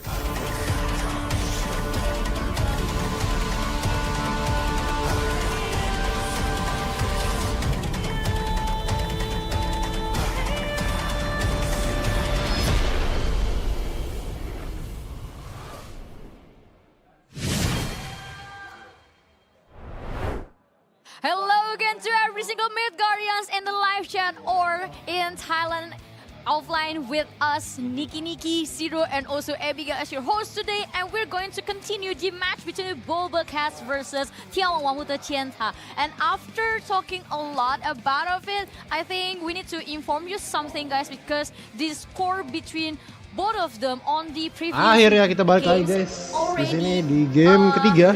Ya nggak tahu belum mulai dari tadi. So we're going to do the rematch for the second games. I mean, if you guys ask why, I mean the officials will give you the further information. So I think it's better them to explain to you guys rather than us. Yeah, what's important here is that we're moving towards game number 2 of our series, and what also is important is that what could be the game 2 map. Yeah, I'm not sure if they're gonna just remake it with the same map, or are they gonna have it a new draw, or could be. Depends. We're gonna see in a few bits, right? Yeah. The standard way is to just remake same map, with the same lineup, and also the same map, and Yes. also the same players. Yeah, but you know, it depends on what both the teams agreed to as well. Exactly. So we'll have to wait and see. We'll be as surprised as you guys on how that goes. But currently, if you guys don't know, it's a 1-0 score. Yes. Where 眺望万物的尖塔 is currently in the lead. Yeah. But as far as Bobacat has shown, they've been able to put up a good fight as well. Of course. So I think it will give us sort of like a reconsidering again about what will happen on the next game, and especially we still don't know yet if they are going to use the standard one. I mean, I'm like just rematch everything with the same lineup, the same game, and also the same players, and because they just re-roll it back, or maybe they would re-choose it. Yeah, we'll find out later on. Now let's talk about aside from the rematch and aside from the map as well, there's a plenty of maps to choose from actually, and plenty of strategies that they can actually choose from as well. We've known the teams, both of them have a different kind of lineup, different kind of strategy to use. And now as we draw near to our next game, now all of our questions will be answered. Tiba-tiba udah mulai aja nih. On the card contest once again, Skia, Cass, Ertos, Insanity, and Jekko will be playing on the side of Bobacats, while Jianta will have Yao PP, Tuji, Love Yao P, Toto Yi, and Feng Huangru on their side. And let's see who's gonna read the card first. It's gonna be very equal. Diulang kah? Gara-gara 3 sama. Comes the Polar Knights as Nggak terima kah mereka? Trying to pull them out as long as possible. One round full. Oh, Yao PP going mano a mano against Ertos. Ooh, my friend here is Spanish. Mano 1v1. We're currently watching Jekko, what he's usually doing, but Love PP is on the way, just blocking him. Now this is kind of a different strategy. He is still here contesting the card, holding on to Yao PP together with Love, while Insanity throwing in some damage there. And that's gonna be the first Wanderer. Yao PP almost gonna go down together with another Wanderer. Love is alive though. He's able to stay alive, stay on the card, but can he survive for longer? Cass is still very healthy, so is Kia. They are chilling in the card. Love is in trouble. There's no resurrection there for Toto and Yi. So Love has to stay alive. Skia in trouble. Skia dropping low. Skia is down. Skia is down. Linsant is critically low, but Skia will be revived. So Yao PP here critically low as well, but Laviel's gonna go down. Earth's looking for more targets. Gonna go towards the Sorcerer. Earth's against the Sorcerer. The other hand, Skia here just dancing. And staggering. Love is down though. Toto and he's down. Both Wanderers are dead here for the side of Jianta. And the card is gonna push forward. No, Ertos is there. They're trying to stall it as long as possible. Love Yao P. Last man standing. Not gonna survive long enough. 1 point going towards the way of Bobacats. Yes, and Jekko here critically low was able to actually fend off Love Yao. Love Yao is gonna go back to his stack, but it's gonna go down. Earth's here taking in some damage, but look at Skia and this person coming from the... Skia dropping. Skia is he has to watch out there. Cass is not dead yet. Satu poin buat. Not feeling too bad. If he falls in, he will be resurrected. Love is still there, trying to hold on for dear life, making sure he doesn't fall. Where's the backup? Jekko's gonna go down. Oh, the Flame Arbiter. No DPS here. It's gonna be hard for Skia and Cass to actually fend themselves. But Epic Classes for the clutch play will be reviving his teammates. Yeah, huge because Skia is in trouble. Skia is going to fall here. Cass must make sure he doesn't die, because if he dies, that's both the Resurrectors are down. Insanity in some trouble. Cass is going to survive for long. Insanity is the one to fall. Cass and Skia still holding on for their life here. Love trying to pull them out, but they are not too successful so far. He's still contesting the card here, very, very tanky. But look at their combination, Skia Cass combination. They're just supporting one another. Usually, the Wanderers would support the BTS, but now they're currently supporting one another, and it's working towards their advantage as they were able to actually move the card just 1 point here in our game. Yeah, 3 minutes left, plenty of time left to play for both sides, and we can see that they are still fighting it out here in the middle of the map. 1 point difference is not a lot. Tucci force one against Ertos, keeps getting kill after kill after kill.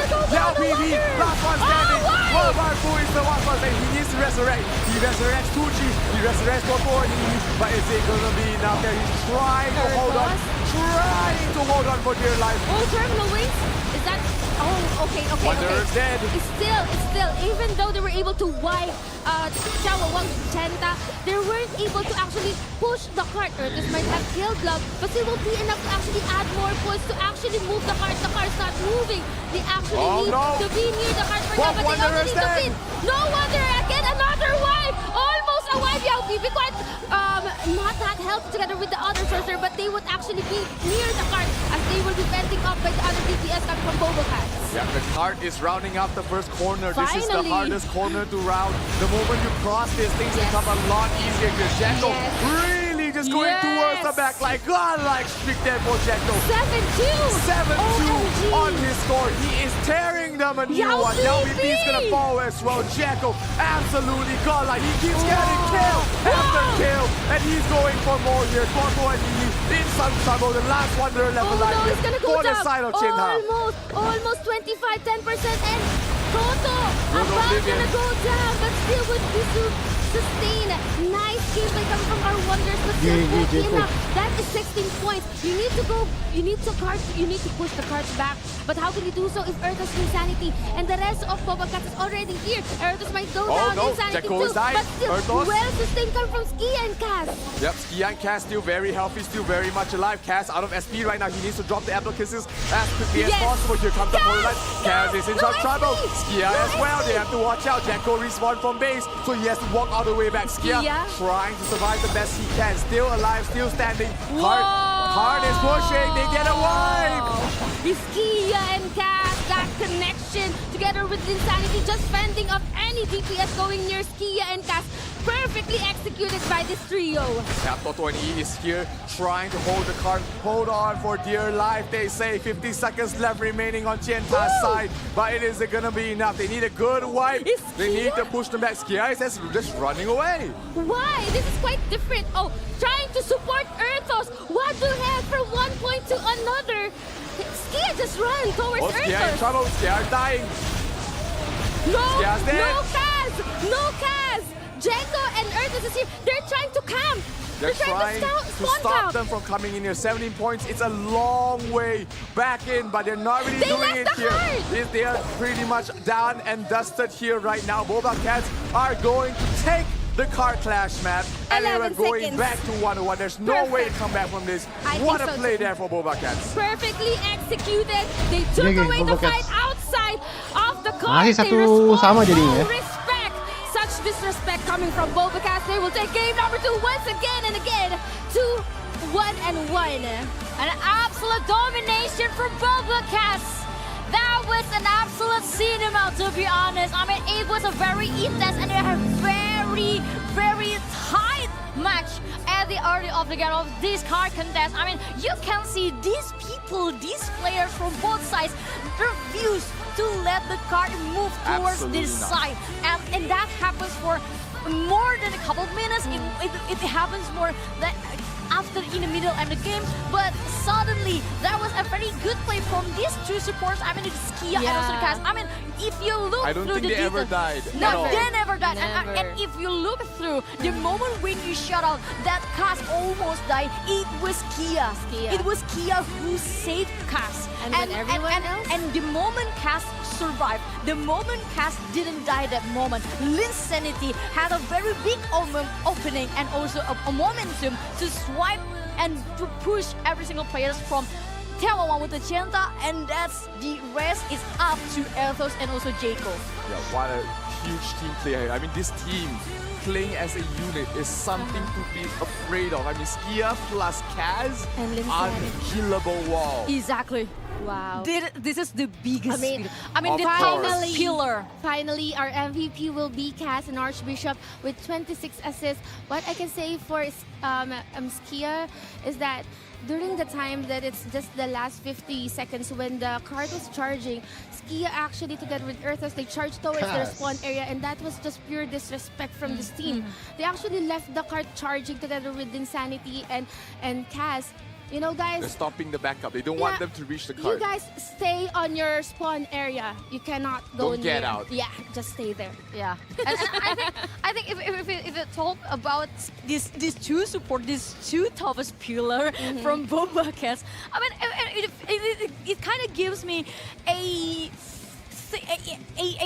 a thought that Skia and Cass actually like 1% sharing, 2% sharing one mind. Yeah, 2% sharing one mind. I mean, the coordination between these two is way too good to watch. Nice. Yeah, both always backing each other up, backing everybody else up as well. Cass got a few clutch Ablacusses in this tournament so far. Even in this game, he's been able to just mass res all his nearly his entire team. So fantastic game here coming from Boba Cats. They repeat the performance that they did, and they are looking like they want to continue fighting on. Yeah, much better. I think they repeated the performance, and this one is much even better because they were able to actually charge the cart and even push it towards the respawn area of眺望万物的尖塔.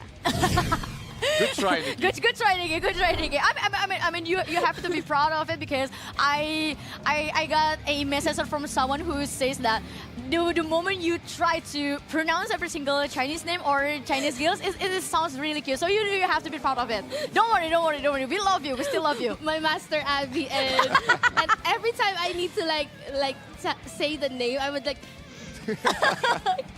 Think it over. Zero, do it. Go do something. Zero, do and something. sometimes if he's ignoring me, I would like tap him like that. But it's okay. I mean, we can move on to the next movement that this眺望万物的尖塔 should do to make the lead back to them again. Yep, next map I believe would be their choice. Exactly. I think Boba Cats had the map picked in the previous game, so here they get to decide what they want to play. Do they want to burn all of Jekko's deployment counts, or do they want to play something that they're familiar with? Another card clash? Are we going to see shape-shift offs? We're going to wait and see as we head into game number 3 here. Exactly. The game number 3 between this Boba Cats and also 眺望万物的尖塔. We're still considering it. We're still assuming which kind of map that they will choose, especially on the side of 眺望万物的尖塔. But probably Black and Gold could be the least favorite map in this kind of match. So either card contest again or maybe shape-shift ops. Well, they have 2 sorcerers. They have if they're gonna. No. They're changing. So if they have like 2 wonders, they should capitalize on having 2 wonders and probably, shape-shift ops. You mentioned that. We assumed it, and Abigail was actually to predict. It's very predictable actually, but now we have shape-shift ops with this kind of lineup, same lineup from the first team, simply because they have 2 batch of these lineup. Mirror lineups here. Very, very mirror lineup. Mirror lineups with, but the difference is just the one who be the pilot. Ooh. Whoever's playing the character here, we have Du, we've got Ha Tiejiang, we've got Ke Da-le, we've got Ru Huangfeng, and as well as Love Mary Jane here for the side of 眺望万物的尖塔 in the shape-shift up. So right now, Boba Cats is able to respond. Are they going to choose Jekko again to play in this map? Are they going to play with Reader and Philly, the double genetic combination? They've seen the lineup. They know the lineup. They can know how to play against it. I mean, we've seen Philly and Reader both play really well. It looks like it will be that specific lineup. Squishy, Amma, Tina, Minabelle, Philly, and Reader. Remember, Minabelle is the bait here. Minabelle has always been the bait for this team. It's always just Philly and Reader being the primary damage dealer. Minabelle is just there to burn their SP, dispel them, use the webs, and really be tough to kill. And Amatina, we haven't really talked much about her, her, but this performer has been so difficult to kill. Probably one of the toughest performers we've been seeing. Next to Taskwalker, next to Ruthless, and you got Amatina as well. So hard to kill, along with Smashy, of course. These 5 performers are someone you have to look out for because they are just so tanky, and you really have to watch out on how you combo your sigils as well as your soul force to bring him down. And so let's see what will happen. And in this shape-shift ops, as the 3rd game of the 2nd match between Boba Cats versus 眺望万物的尖塔, will 眺望万物的尖塔 be able to score the 2nd point, or it will be the Boba Cats lead? So let's check it out. Who you are support with, just drop it on the live chat.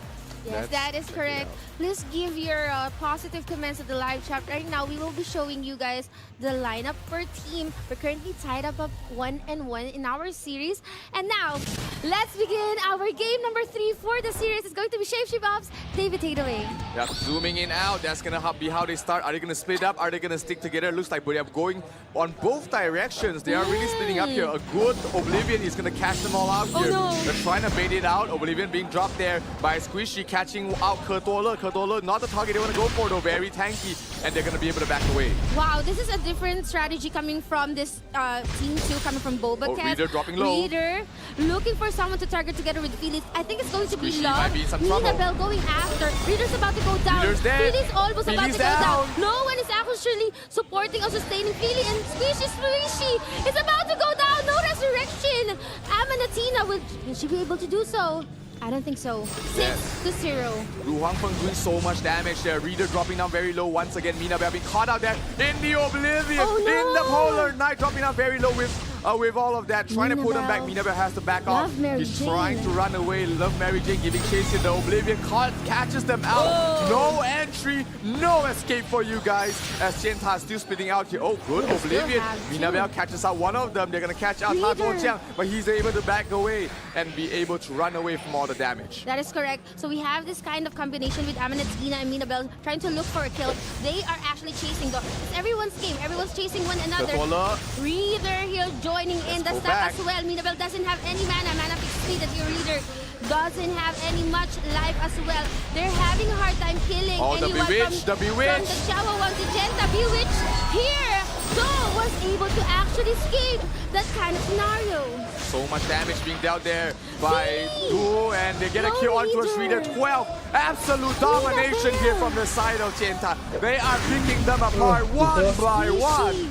Very squishy here, 50% life. Will he be able to actually support Amanatina? That Mary Jane critically super tanky rather, though. On the other hand, looking for target at the outskirts of the area. Someone has transformed into a worm. That's Love Mary Jane. Would that be enough? Dark Illusion as well on towards Love, Lu Huangfeng, and they are going to try and survive the best they can. Really giving chase on towards Du, but they're not going to be able to lock him down and finish him in time. Katola trying to be locked down there. Dark Illusion, not the best MVP here. He gets a kill on towards the Sorcerer, and they're going here for more. Ha Tuojiang being chased down by two Sorcerers as well. He must be careful. He's caught out between two.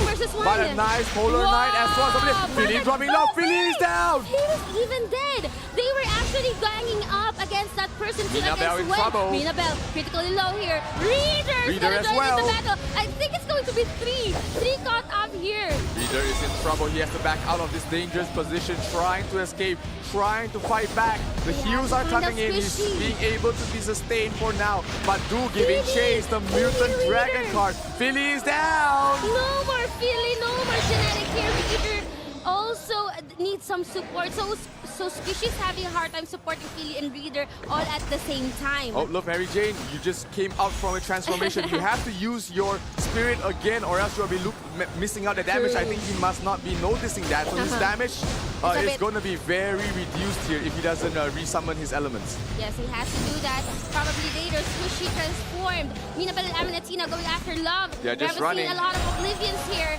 but no one's being caught. No one's being stopped. Reader might be. Cannot even help any. 8 kills though, 8 points here for Bobacast.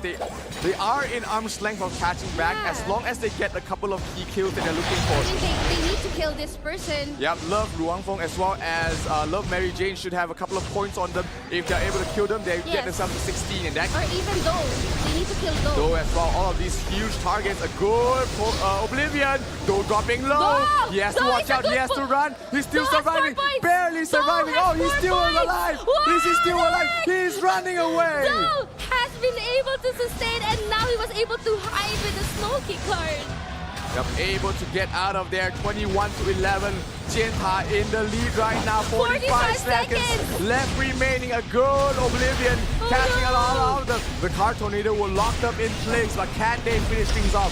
Can they get the kills that they're looking for here for the side of Bobacats, or this will be all for naught here? Amanatina trying his best to lock them down. Squishy being staggered there at the very south area. Felix gonna go down. Love here, look for more target. Amanatina's not looking good. 20 seconds. Just trying to run away with his points. Squishy trying to support Reader though. They're trying to have a turtle stacking, but it's not gonna look good because they are just absorbing all the damage. They are not killing anyone. They need to target Love. They need to target though. It's just 4 seconds and 30 to 21. This would be the end of it. Not enough. And that is it.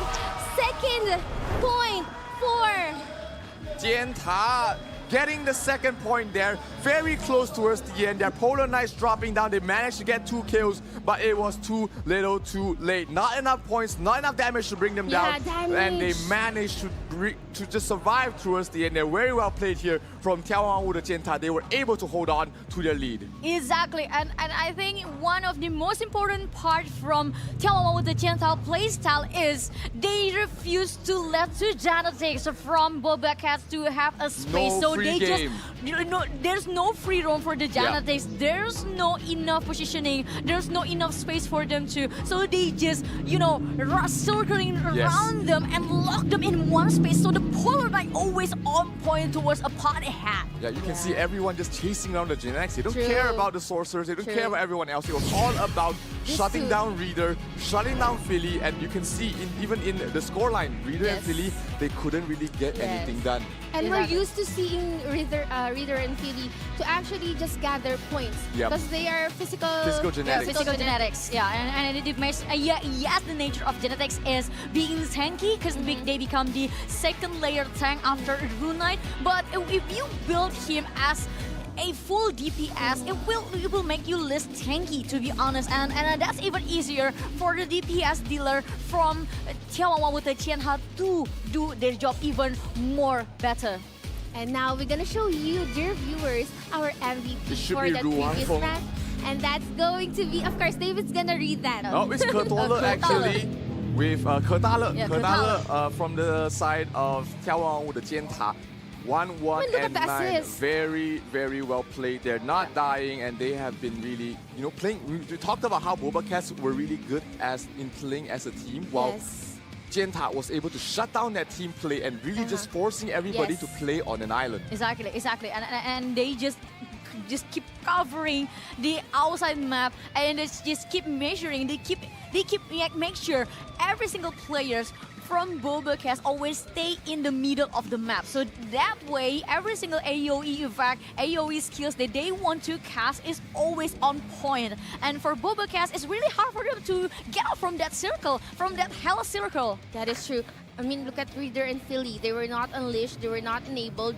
They were really shut down here by 眺望万物的尖塔. And what I can say is that the objective should actually shut down though and Love, because they have the most scores, most kills in this particular map. However, I keep on seeing Boba Cats just stacking. Stacking every time and just catching all of the skills, all of the oblivions and the skills, right? I wonder why they are stacking like that. They are just forced to stay together because we were talking about how they were chasing Reader and Philly. So when you're being chased down, you want to run to your teammates, right, to protect yourself. That's why they fell into the plan of 眺望万物的尖塔. They were forcing them to stick together, and once they did, it was just mayhem. They closed the outside circle's entrance, and also they just want to prevent every single genetics will have a step at the outside the map. So they just want to make sure this two genetics is always on the spot. They could guard target. They were like shepherds, right? You see a sheep running on the end, you gotta chase that sheep to join the flock. And that's exactly what they did. Then they closed the pen on them, dropped down Rainfire with the Polar Knights, with the Oblivions, way too much AoE damage, and they just couldn't withstand all of that. And that chapter's ops, it felt like it was dictated by 眺望万物的尖塔 towards the Boba Cats, and the Boba Cats have no any idea how to get out from that situation, to be honest, because they just keep circling together. They just keep moving together as one unit, and on the other hand, it's very easy for Jenta. Again and again, the Polar Knight is the one thing that shut them down, make this time stop from them, and there's nothing that Boba Cats can do after that. And that's really a scary thought.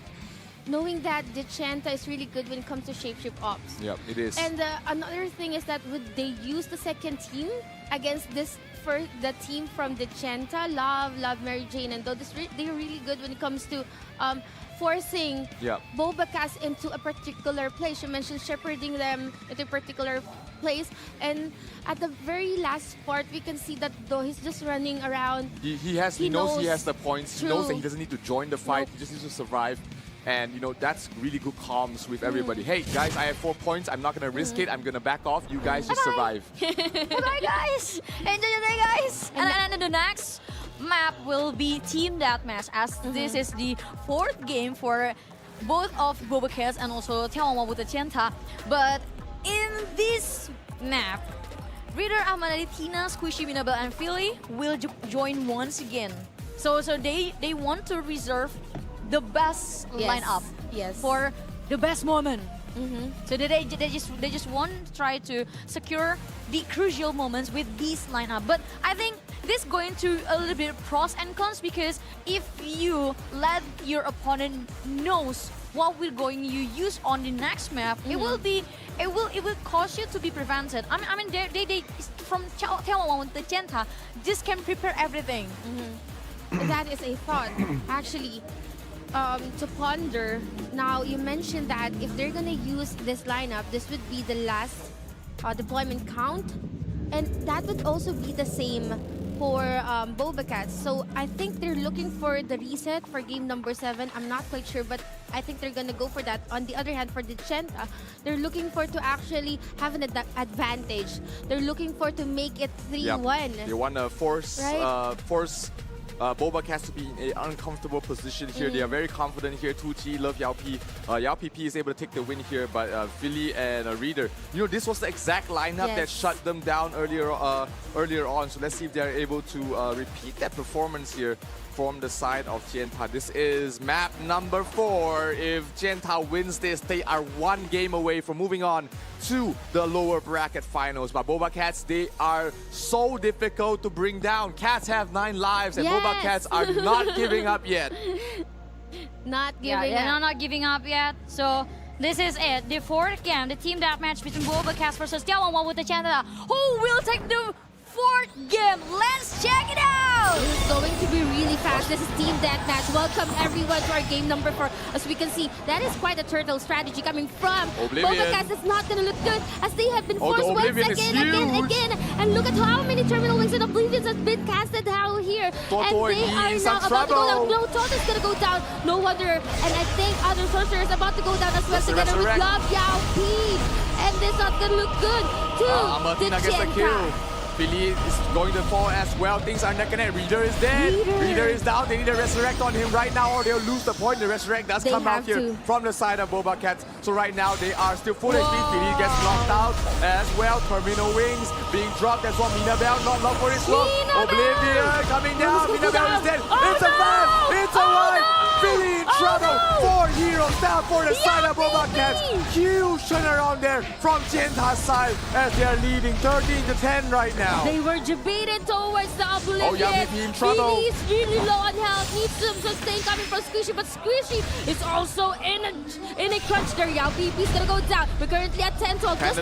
Just 12 points, just 2 points. That's fine. 11. Minabel and Reader here, looking for one target. Someone's gonna die. It's gonna be the Sorcerer. They need to rest. No, they need to rest. No rest. Oh no, 10-10. They were able to tie. 10-10 right now. 30 seconds left remaining. Every single kill will count. Love Yao P falls. Can they get a resurrect on him? Yes, they can. They keep him alive. Philly in some trouble. Philly has to get away out of that. He falls. Any resurrections coming out? Yes, they do get him up.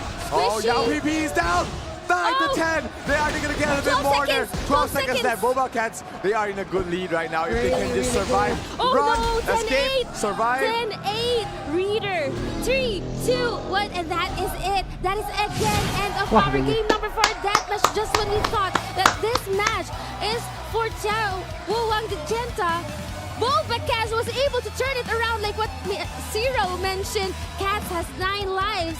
And they just never gave up. We thought it was all over when they got wiped out there, but they had got a good regroup. They got a few crucial kills, and they were able to hold on. Tie things up here for the side of Bobakats, and right now, 2G has no more deployment counts. Their entire team has no more deployment counts. That was an insane recovery. That was an insane comeback in Bobakats' side. I mean, you have to give a shout out to the support. I mean, you have to give a shout out to the Archbishops and that, because the moment Phil was almost taken down, it was the support city. I mean, who are run towards the wheel to save him, and that was a lot of moments for Bobakats to recover, and they just didn't watch any time to recover, and they just strike back to 眺望万物的尖塔. Well, I mean, this is a very nice play from眺望万物的尖塔 first, actually, because they use the old play, yes, but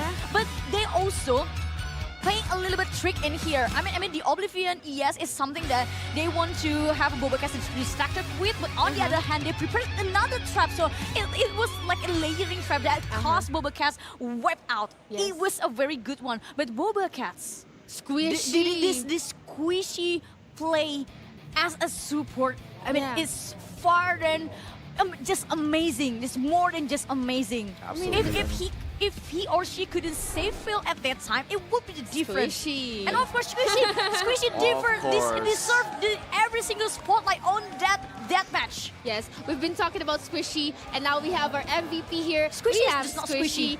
Oh yeah, very tanky. Yeah. But yeah, no, but let's not change the IG. And Squishy here, I mean, there's a lot of remarkable moments. You Yeah. mentioned the opening wherein眺望Chenta actually forced them to not go out of the respawn area, but they got debated instead because they were the ones who was wiped out, but they got recovered during that time, and now they wiped out Bobakas, and then Bobakas wiped them out, and then they wiped out Bobakas once again, but Squishy was able to clutch resurrect everyone. At least 2 resurrections that were Two. absolutely Yeah. clutch there. That would have tied things up, and things would have gotten interesting. But Squishy had no fear. You know, he knows that he has one job: get the resurrection up, and they got them fighting once again. So now we're going to a tight situation, 2-2 right now. Things are evened out now. But on one side, there is no more attempts for Reader, Philly, Minabelle, Squishy, and Ama Athena, which means it's all down to Jekko's team. Yes, it's all down to Jekko's team. But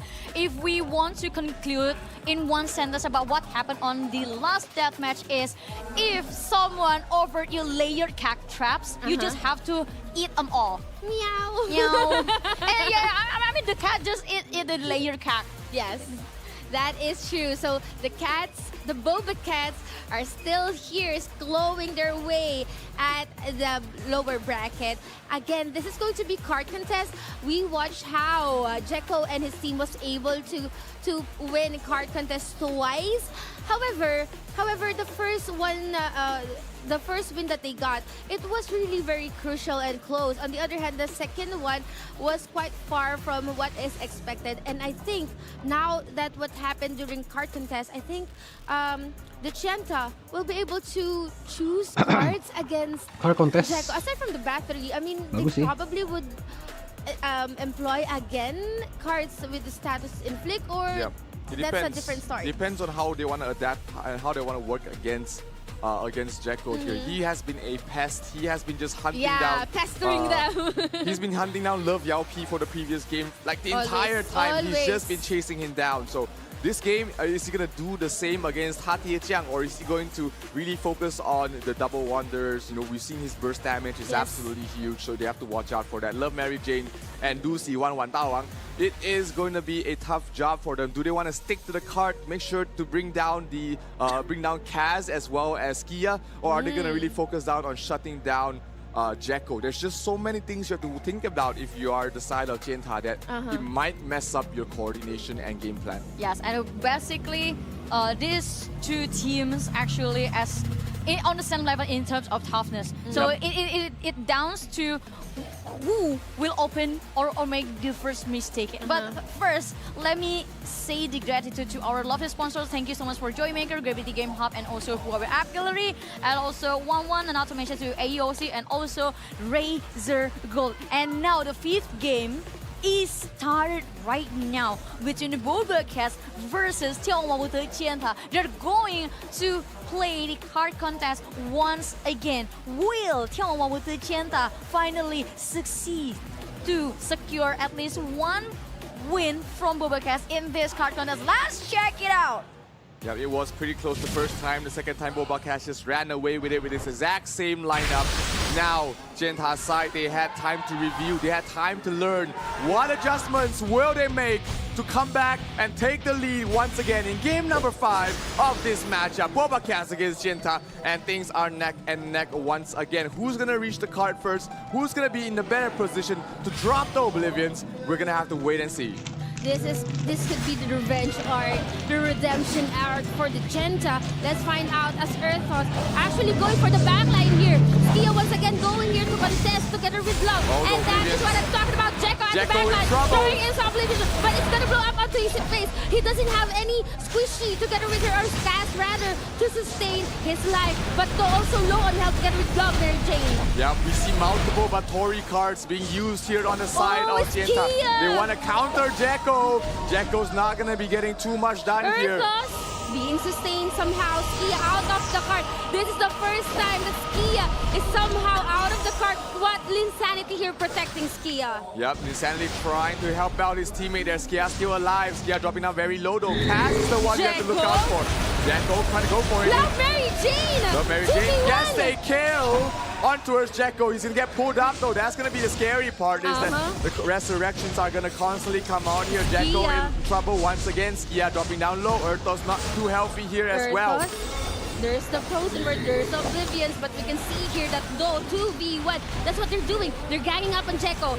It's always 2 DPS against 1. Oh no, they're getting split up. The supports have no support. Almost about to go down here. Love Mary Jane going down, but will be resurrected together with Joe. No DPS for now. Yeah, they have to watch out here. The DPS is very smart apart here. From the supports, Love Luangfeng is gonna fall. Kertola, the last one standing. Kertola, can he stay alive? Can he resurrect his teammate? No, yes, he gets him out. So both Wanderers are up and running once again. Wow, it's Kia also protecting Linsanity there. Cass as well. Everyone's already here at the middle. They want to push the cart. They're looking for a wipe. 2 has been gone here. No more Wanderer. Will be resurrected. Love's gonna go down as well.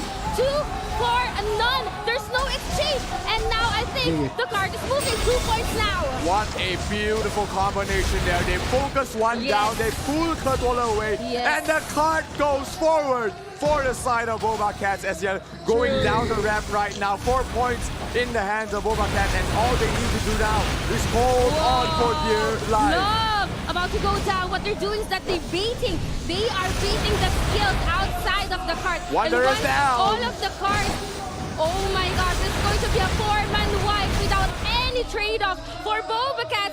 The chance is not looking good as Boba Cat is now pushing the cart even further towards this corner. It is going further and further away from the middle. Jekko's gonna fall. Earthos are gonna get a resurrection. Yes, there is. Cass always on point with his resurrections. And they're continuing the push. And it's gonna round around towards the first checkpoint already. 3 minutes left remaining. Jekko looking for more targets here. Earthos as well. What they're doing is they're baiting the skills. And once they know that there's no more skills, they will now come together. The cart gets teleported back. What? Jekko here against Zoe. Love Mary Jane is down. Will be resurrected. Zoe almost low on health as well. Jekko doesn't have any SP. Gonna go back towards Insanity. Yep, they need to push the cart forward here. Good. Polar Knights and Oblivions being used. The Insanity in some trouble. Jekko in the middle of everything. Earthos still alive, so is Jekko. They're able to resurrect. Kertola is gonna down. One Wanderer is already dead. They have to kill the other one. Where's Kertola? Kertola not still here. Resurrected already. They get a kill on towards Earthos. Whoa, nice sustain there. Insanity low on health. Jekko needs to be resurrected though. 2-4-1 exchange. Skia was able to kill someone. Jekko has been stopped there. 2 more minutes here. We have a lot of time and a little more push for the cart to recharge. The focus damage is way too much. Love Ruangfeng, last man standing here on the cart. Kertola's already dead. They're gonna bring down Ruangfeng. Yes, they are. Wanderers down. No more resurrections. Last man standing. The genetic will be able to actually do so. And now the cart will move towards Boba Cat's And look at what Skia is doing. Skia is just stopping them, holding them from reaching the cart. And this might be too little too late here for the side of Genta as they are pushing, rounding around the second corner once again. It is very far to make a comeback. 90 seconds left remaining. Someone's contesting though. Will that be enough? No SP for the Wanderer of the Genta. They are actually trying to contest it, but they need to push it back. That is the question. Will they be able to do so? There's so much damage being Cass is low. Cass is dying. Cass is about to go down. Insanity too. But Earth is about to go down. Skia perfectly helping Cass. It's all right. It's all good in the hood. And look at Jekko just stopping the backup, No, He's sir. doing absolutely everything he can to bring his team across the corner and doing it very well. He This is. is what they're doing. Now they're going again. The terminal Folks dead. wings. It's all over here. It's over. Jekko unstoppable. Their toss gets brought down there by the Polar Knight, by the resurrection from Kaz coming out once again. Kaz, 0 deaths, 26 assists. Wow. Look at Jekko. Look at what Jekko is doing. He's stopping the backup. No one's way. coming No near. one's coming over. You just stay on where your spawn area is, and once again they'll be repeating what they did a while ago. Though there are a lot of frozen worlds here, still won't be enough to actually take down any from Boba Cats. Yeah, the No, card. let me take it back. Jekko's done. Jekko's down. Insanity dropping down very low. Polar Knight trying to finish them off. Kaz! Kaz is down. Skia. But we have Skia. Where is Skia? The cart's being pushed back. It might be too little too late But though. 9 seconds. It's way too far. They're not going to be Yes. able to stop it in time there. Cart reaching the middle point there. 22 points. Boba Cats, they are going to be able to take the game and take the lead. Match points for Boba Cats. I must say that map is definitely Boba Cats. Yeah, definitely Boba Cats secure 2 card contests on their hands, and they're now leading 1 point against眺望万物的尖塔. I mean, that was a very good play from Skia and also Kaz, and not to mention to Linsanity. If Always. Linsanity became the MVP of this match, I wouldn't be surprised. Or maybe with Kaz. I mean, Kaz scored 26 assists. And on the other hand, Linsanity, I saw the moment when Kaz and also Linsanity almost died during escorting the car. But I saw the less ego from Linsanity to save Kaz before they lives her first, and that was the moment who actually can hold the car until the very right moment. Yes, you want to protect your support, of course. You want to protect your support, and that's what Linsand is actually doing. What I observe is that they keep on baiting the Chenta to actually commit the skills. And now they have an information that they've already committed the skills. They would go into one place near the card, and they will throw all of their skills, and there will be a wipe. And that's the perfect timing for them to actually move the card. They've been doing that twice, and the Chenta, they're being baited all over and over. Yeah, it's so hard for them, especially when they are both their ways of healing, which is both the Wanderers rely on you to go close to them to get the heals. Now, on the side of Boba Cats, they have a priest. They can directly heal you with the priest, and Kaz as well as Kia has been doing an absolutely amazing job here. But the MVP for this game, Linsanity, 18 assists on the Sorcerer. He's, like you said earlier, he's been the one keeping them alive. Exactly. And another mention, I mean the trio of Linsanity, Kaz, and also Kia always gather together near the card. And I think this beautiful coordination between these three is something that creates a situation where you can put a lot of pressure and also frustration towards the players from眺望万物的尖塔.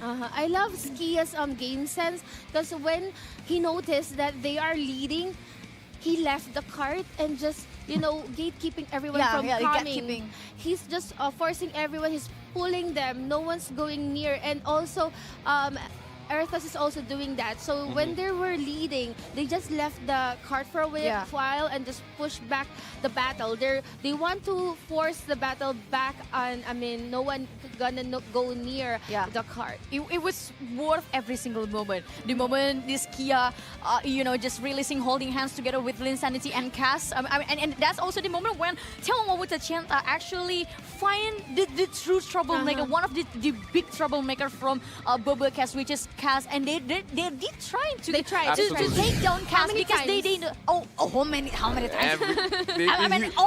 Almost every single time that they had a chance. Yeah, they literally almost had the chance, but come on, baby, in this kind of level, almost will never be enough for everything. The combination, like Kaz and Skia, always left, right, the 1-2 punch, keeping each other alive, and Linsanity always coming in at the right time. Hey, you're out of SP, you can't heal here. Whee! Mana fix, give you the SP, and we're back in action. That was just beautiful gameplay there for Boba Cats.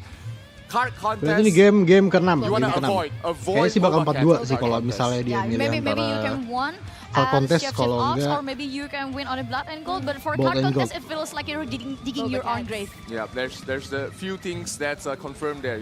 death, taxes, and avoiding Boba Cats and also Task Walker in card contests. You don't want to play against them. No. Yeah. I will declare it once again. You choose the map if you don't have anything under your sleeve, especially a special tactic to counterattack them. It will be like you're digging on your grave. True. And now, we are now down to the line. This is match point. We're currently at 3-2. Our score is 3-2 and Boba Cats is on the advantage. Now, for the Genta, if they want to prolong their stay here in the tournament, they have to win this game. And this is going to be Shapeshift Ops. Of course, David mentioned, if you want to win a game against Boba Cats, you don't pick the card contest. And this is the perfect map for the Genta since they've won this map, right? Yeah, they did win this map. I'm against the other lineup for Boba Cats though. So it's going to be difficult. This is their last deployment for both sides. If we go into a game 7, everybody gets an attempt once again. If they lose out here, then the attempts don't really matter here. So one final stand for both teams. The last remnants of the Latin North America server representatives. Boba Cats, one game away from moving on to the lower bracket finals, but Genta not giving up yet. This is their final chance representing the Chinese mainland server. They are wanting to go towards the top 3 as well. Yes, and the Shapeshift Ops is the only way for眺望万物的尖塔 to prolong their way in this Ragnarok Origin Valhalla World Cup. If they lose, they need to back to the airport. Not yet. We have an after party. Just kidding. anyway, we have, you mentioned, a different lineup who went up against the same lineup of Isang the bahat Genta Nicky bilangnya. for the Shapeshift Ops. Di-spoilerin.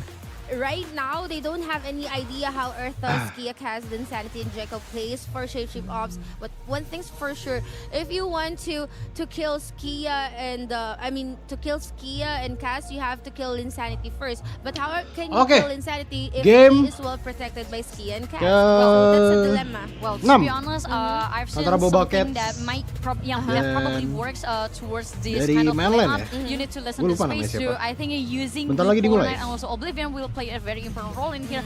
But first, one thing for sure that they need also to need to consider before deploying this Fortnite and also Oblivion is what's the right time. It is also something that Boba Cats already thinking of. Yes, and whenever mungkin ada chance kalau misalnya goldnya langsung jatuh semua ya, ada bos di tengah-tengah. Kalau misalnya yang tipenya yang nggak ada bosnya,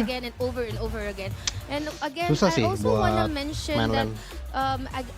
What happened a while ago, soalnya itu comparing the resurrection, Kaz's resurrection cooldown is quite fast than compared to the Wanderers. And of course, having the upper classes, having a mass resurrection where you can drop on wheel, that's always going to be important here. One final game potentially for Boba Cats to move on to the lower bracket finals. Here we can hear the shouts of support for the side of Genta. They are not giving up yet. Yes.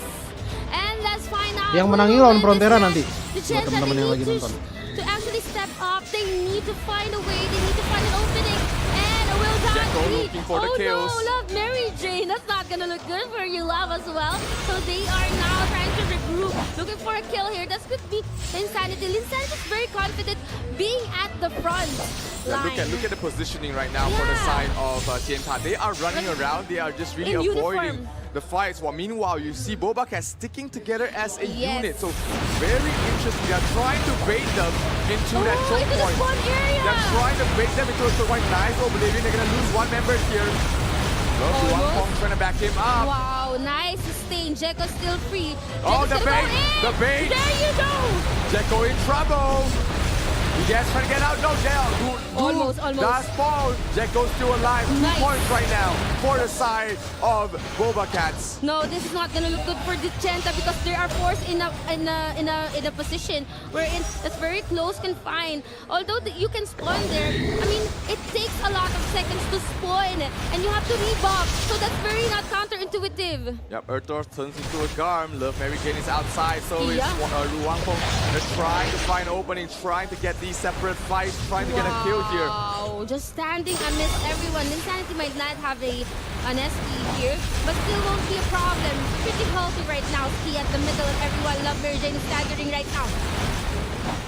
And yup, but I think for Boba Cats and also眺望万物的尖塔 still trying to find a way to secure the very last weapon, especially for Boba Cats. And I think everything is just also very chaotic. Skaya is trying to save her line and also her friends, while on the other hand, Cass was also targeted by players from眺望万物的尖塔.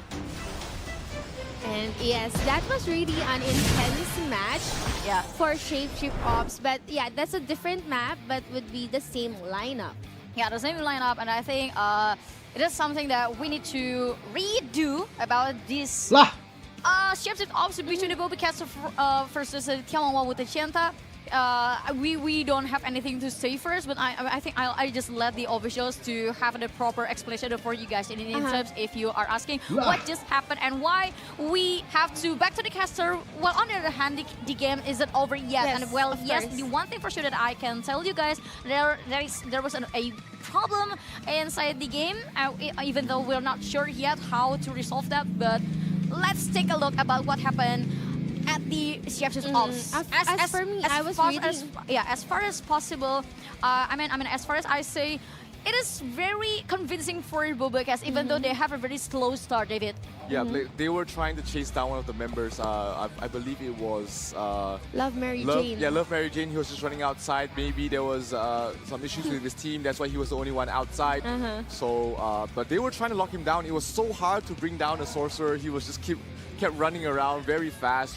Tried to run back to his team. They dropped the Polar Knights. They dropped the Oblivions, trying to catch them out in the choke point, but it wasn't enough. They got 2 quick kills and then they backed off from the choke point because they know that if they continue fighting in that area, that was gonna cause them a lot of issues. It's like you're entering the lines then. Yes. I feel like I was really amazed on how they tried to bait Boba Cats going into their spawn area. However, it just turned back to their faces as 2 of them died. Jekko just went in and just used his oblivions and skills and then just went back well sustained and healthy. So that is really something. I mean, that's the confidence of Jekko, just proving to us that he can withstand all the damage. But what happened there is that aside from forcing everyone to go in to their spawn area,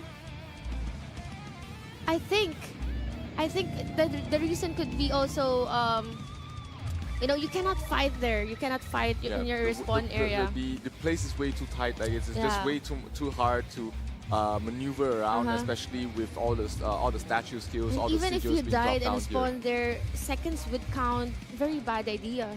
Yeah, that would be a very bad idea. But I mean, every single thing that we discussed probably will become only an assumption because we haven't seen the end of the game itself. Probably we will remake it once again, like what we did on the first card contest. But for sure, even in the Shapeshift Ops, I can see the full dominance from the Boba Cats towards the眺望万物的尖塔. Yeah, seems like they're trying very hard to find the answer to Linsanity as well as Jekko. I mean, Jekko, they've been trying to counter him with the Tori card, trying to counter him with the Isis cards. But if you're doing that, you're allowing the other 2. You're allowing Ertos as well as Linsanity to deal full damage to you. So that is the balance that they have to look out for. Hey, do we want to focus on reducing the damage from the genetic and the sorcerer, or do we want to really make sure that Jekko is completely useless? So that's a very tough balance that they have to find and reach. It doesn't seem like either or the other way has been working well so far, so it might not be the path that they're looking for. That is correct. And also, I would like also to mention that locking the territory doesn't enough. Doesn't enough to prevent the clash or the slash from the Boba Cats players itself. Yeah, the claws of the Boba Cats is still clawing here at the lower bracket. Guys, if you just tuned in, this is the current situation. We are currently at a match point. This is very crucial for the Chenta because they need to win the map. Exactly. To force us to a game number 7. And everyone wants that because everything refreshes, especially the deployment count. It is a very crucial pinnacle for both teams right now. That's why we want to make sure that the matches are as fair as possible because you know that, hey, any small issues might cause the history to be changed forever. So they want to make sure that there's nothing left to chance. Everybody's playing at their full strength. and we get a good match underway. Exactly, because this is something that competition is supposed to be a fair one, a fair match for every single person and every single participant. But let's not raising any negative statements or negative vibes even in the live chat, because the only thing that we also encourage to every single person in this Ragnarok Original Valhalla World Cup is the friendship. Because in here we are not only fighting each other to find out who will be the champion on this very first season of Valhalla World Cup itself, but we offer friendship towards every single region, every single community region from across the country, and I mean across the world. I mean, yeah, united as one. And I mean, it's proven, because when you see the players outside, they're actually interacting. So yeah, they are very friendly here. The competition is very friendly, and you can see there's a lot of spectators here, by the way, at the offline arena. If you're here, please do come by. The action is really amazing. Matches are amazing as well. So we're currently gonna go back to game number 6. This is really crucial. This is the decider if Boba Cats would be advancing or if the Genta would be having their own comeback. Yeah, we're gonna have to wait and see what's gonna be the situation here. Looks like it's gonna be a remake of that map. 3-2 is currently still the score here, as Boba Cat still in the lead right now. Everybody looks that they are A-okay. Ertos being separated from the rest of his squad, but Linsanity there to back him up. Kurtola in some trouble.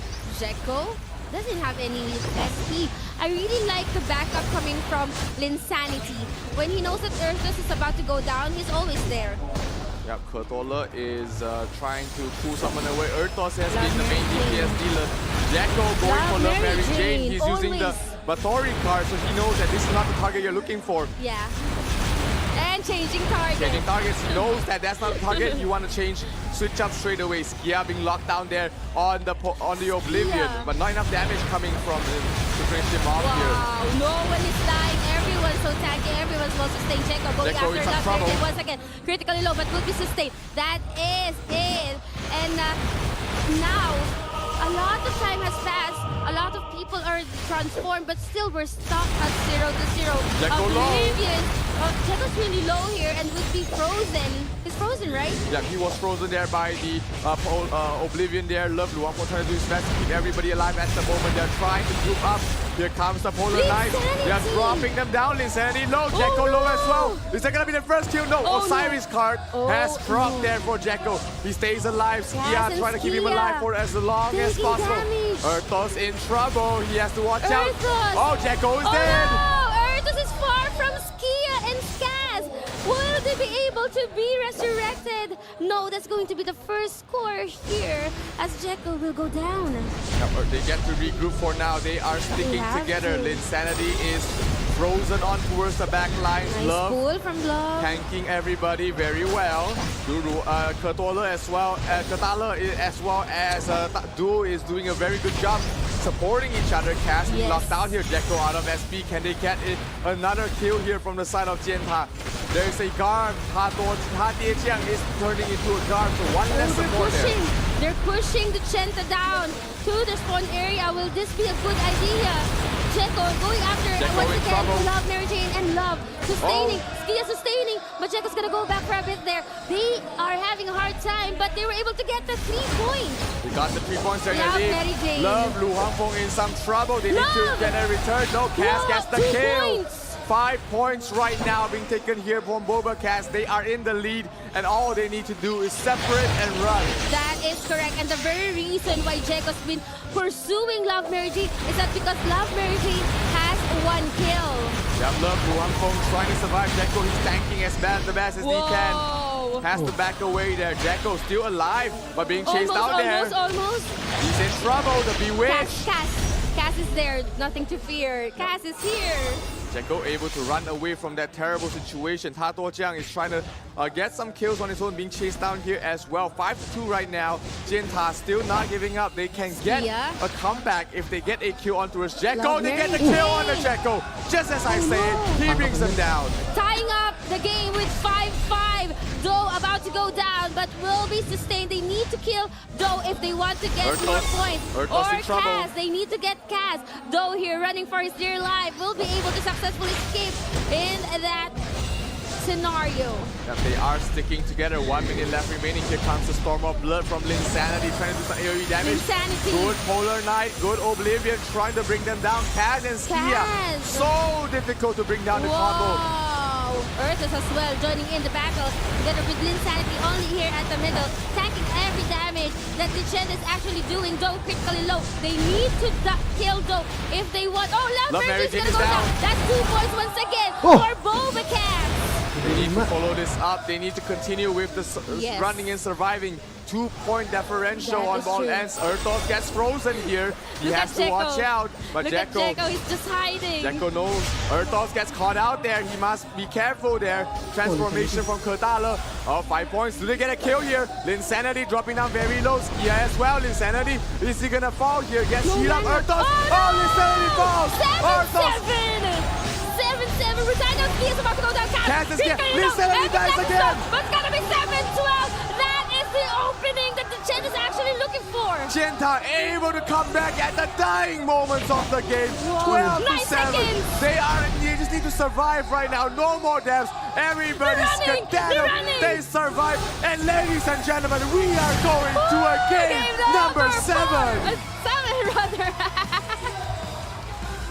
Game number 7, Genta do not give up. They were behind by 2 points. They stuck around, they stuck together, comboed their combination, and they got what they needed. Ladies and gentlemen, we are going to the final deciding game between Bobacats and Genta. Yes, and this is the second 7th game for every single viewers in offline and both online. I mean, that was crazy. I mean, that was a crazy clutch from眺望万物的尖塔 to secure the very crucial kills in the very right moment, in the very crucial time too. I mean, the lead on the game was on Bobacat's side for almost the whole game. But for眺望万物的尖塔, they just keep doing the same thing. They just try to spread away every single people from Bobacat because that was the only moment they can secure a kill, and it's actually worth the price. I mean, it's actually worth their time for them to triumph from the early of the game until the late game. That is correct. You mentioned that Bobacat has been leading from early to mid, and that is true. But what happened there is that when Jekko decided to just hide and then run rather, that's when things turn sour or south because there's no Jekko, there's no one dealing or destroying the back lines, and they capitalize on the fact that there's no Jekko. Jekko's just hiding. Yeah, it's absolutely crazy here. Love Ru Hangfeng is the MVP for that Shapeshift Ops. 0, 1, and 5. He was just so tanky. He was always in a good place. He's always been locking down players, being able to help them out as well. Locking down Skia, locking down Kaz. Really just separating the two supports from the rest of the team. And that's the very basic play when you see your opponent is clumping up. I mean, that was a very good strategy from Bobacat's side because they were trying to moving together as a team and then just lock one player, and when you hit them hard, and then they scored points. But on the other hand, how to counter that is just to straight them away, to break down the formation, and that was what眺望万物的尖塔did. Yes, and Doe got 4 kills during that moment. I mean, during the early game, until the middle, Doe only has like 1 kill together with Love Mary Jane. And Jekko was focusing on Love Mary Jane simply because he wants some score, right? But he totally forgot that Doe is also a strong sorcerer. Yep.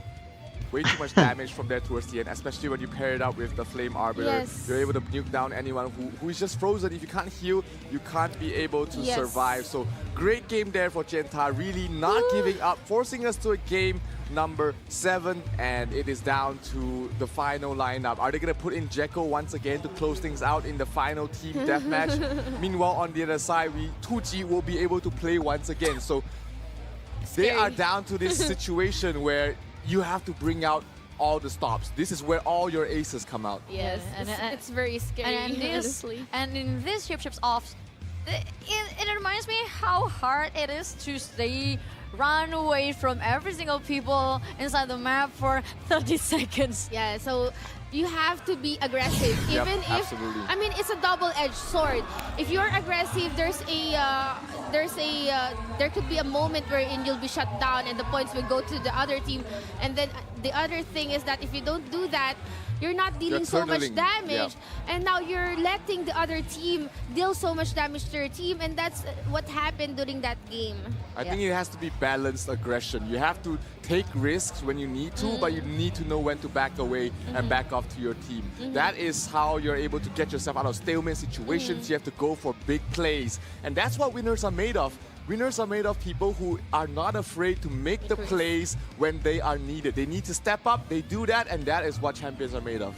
Yes, exactly. And everything down to the last deathmatch. Last map. And we will consider a lot of expectations maybe, or maybe assumptions who will deploy it on the very last deathmatch. Well, probably Jaco could play, but on the other hand, Jaco is someone who always become a vigor that the other team will look for. So I think if Bobacast really want to deploy Jaco in this last deathmatch, they need to work on something like the more than just element of surprise, but a bomb.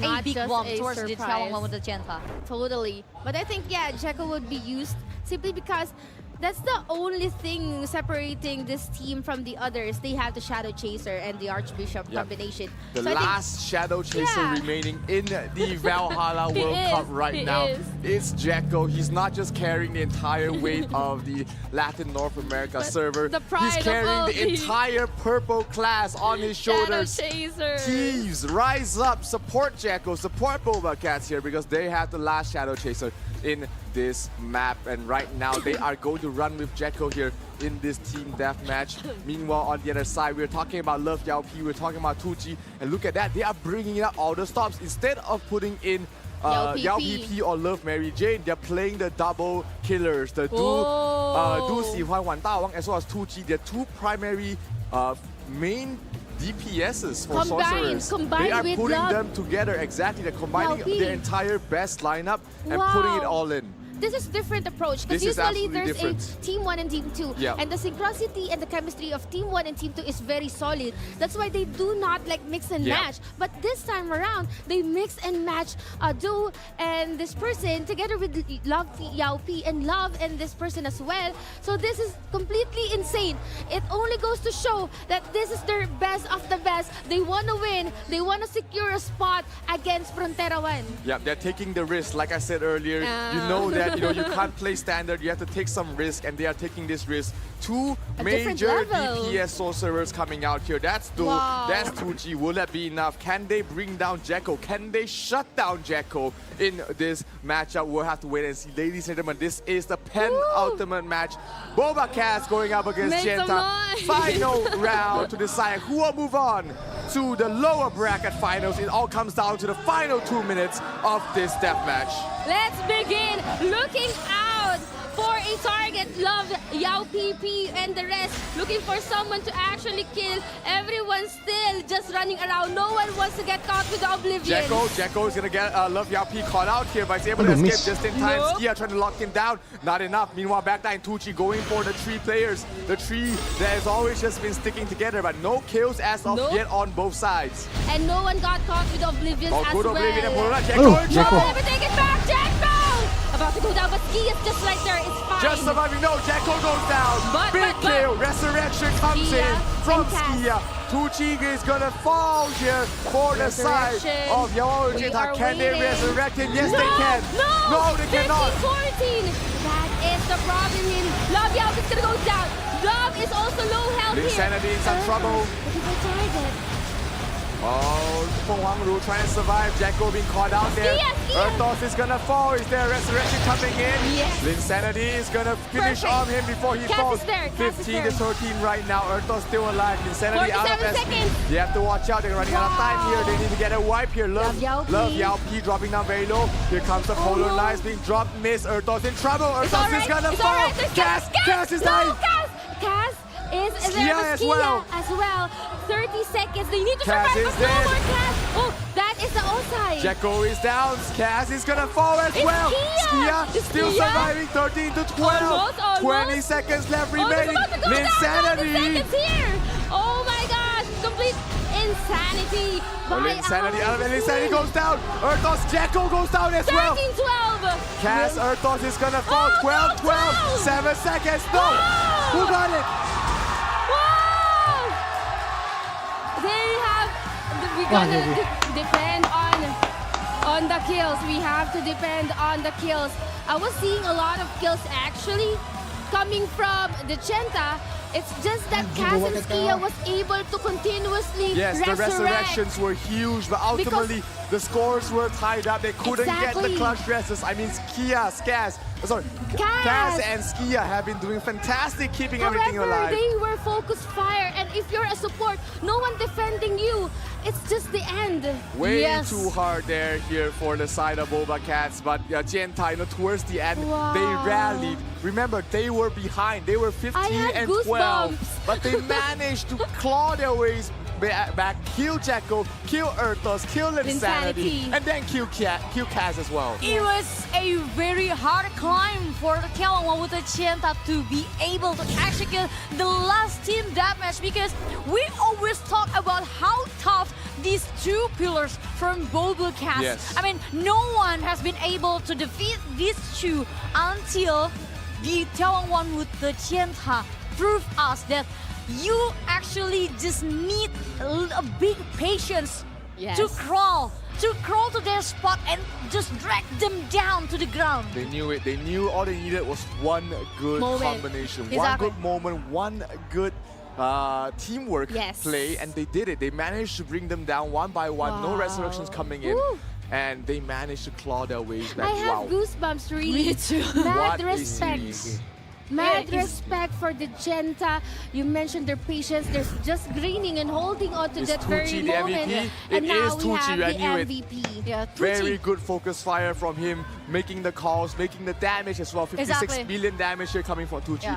And what a close match. This went down all the way to the wire, 4-3 in terms of the score. And it has just been way too hard. This road is way too hard, and they have yet another important opponent to face up against in the next match as well. Opponent to face behind us. Behind us. We have Frontera behind us here.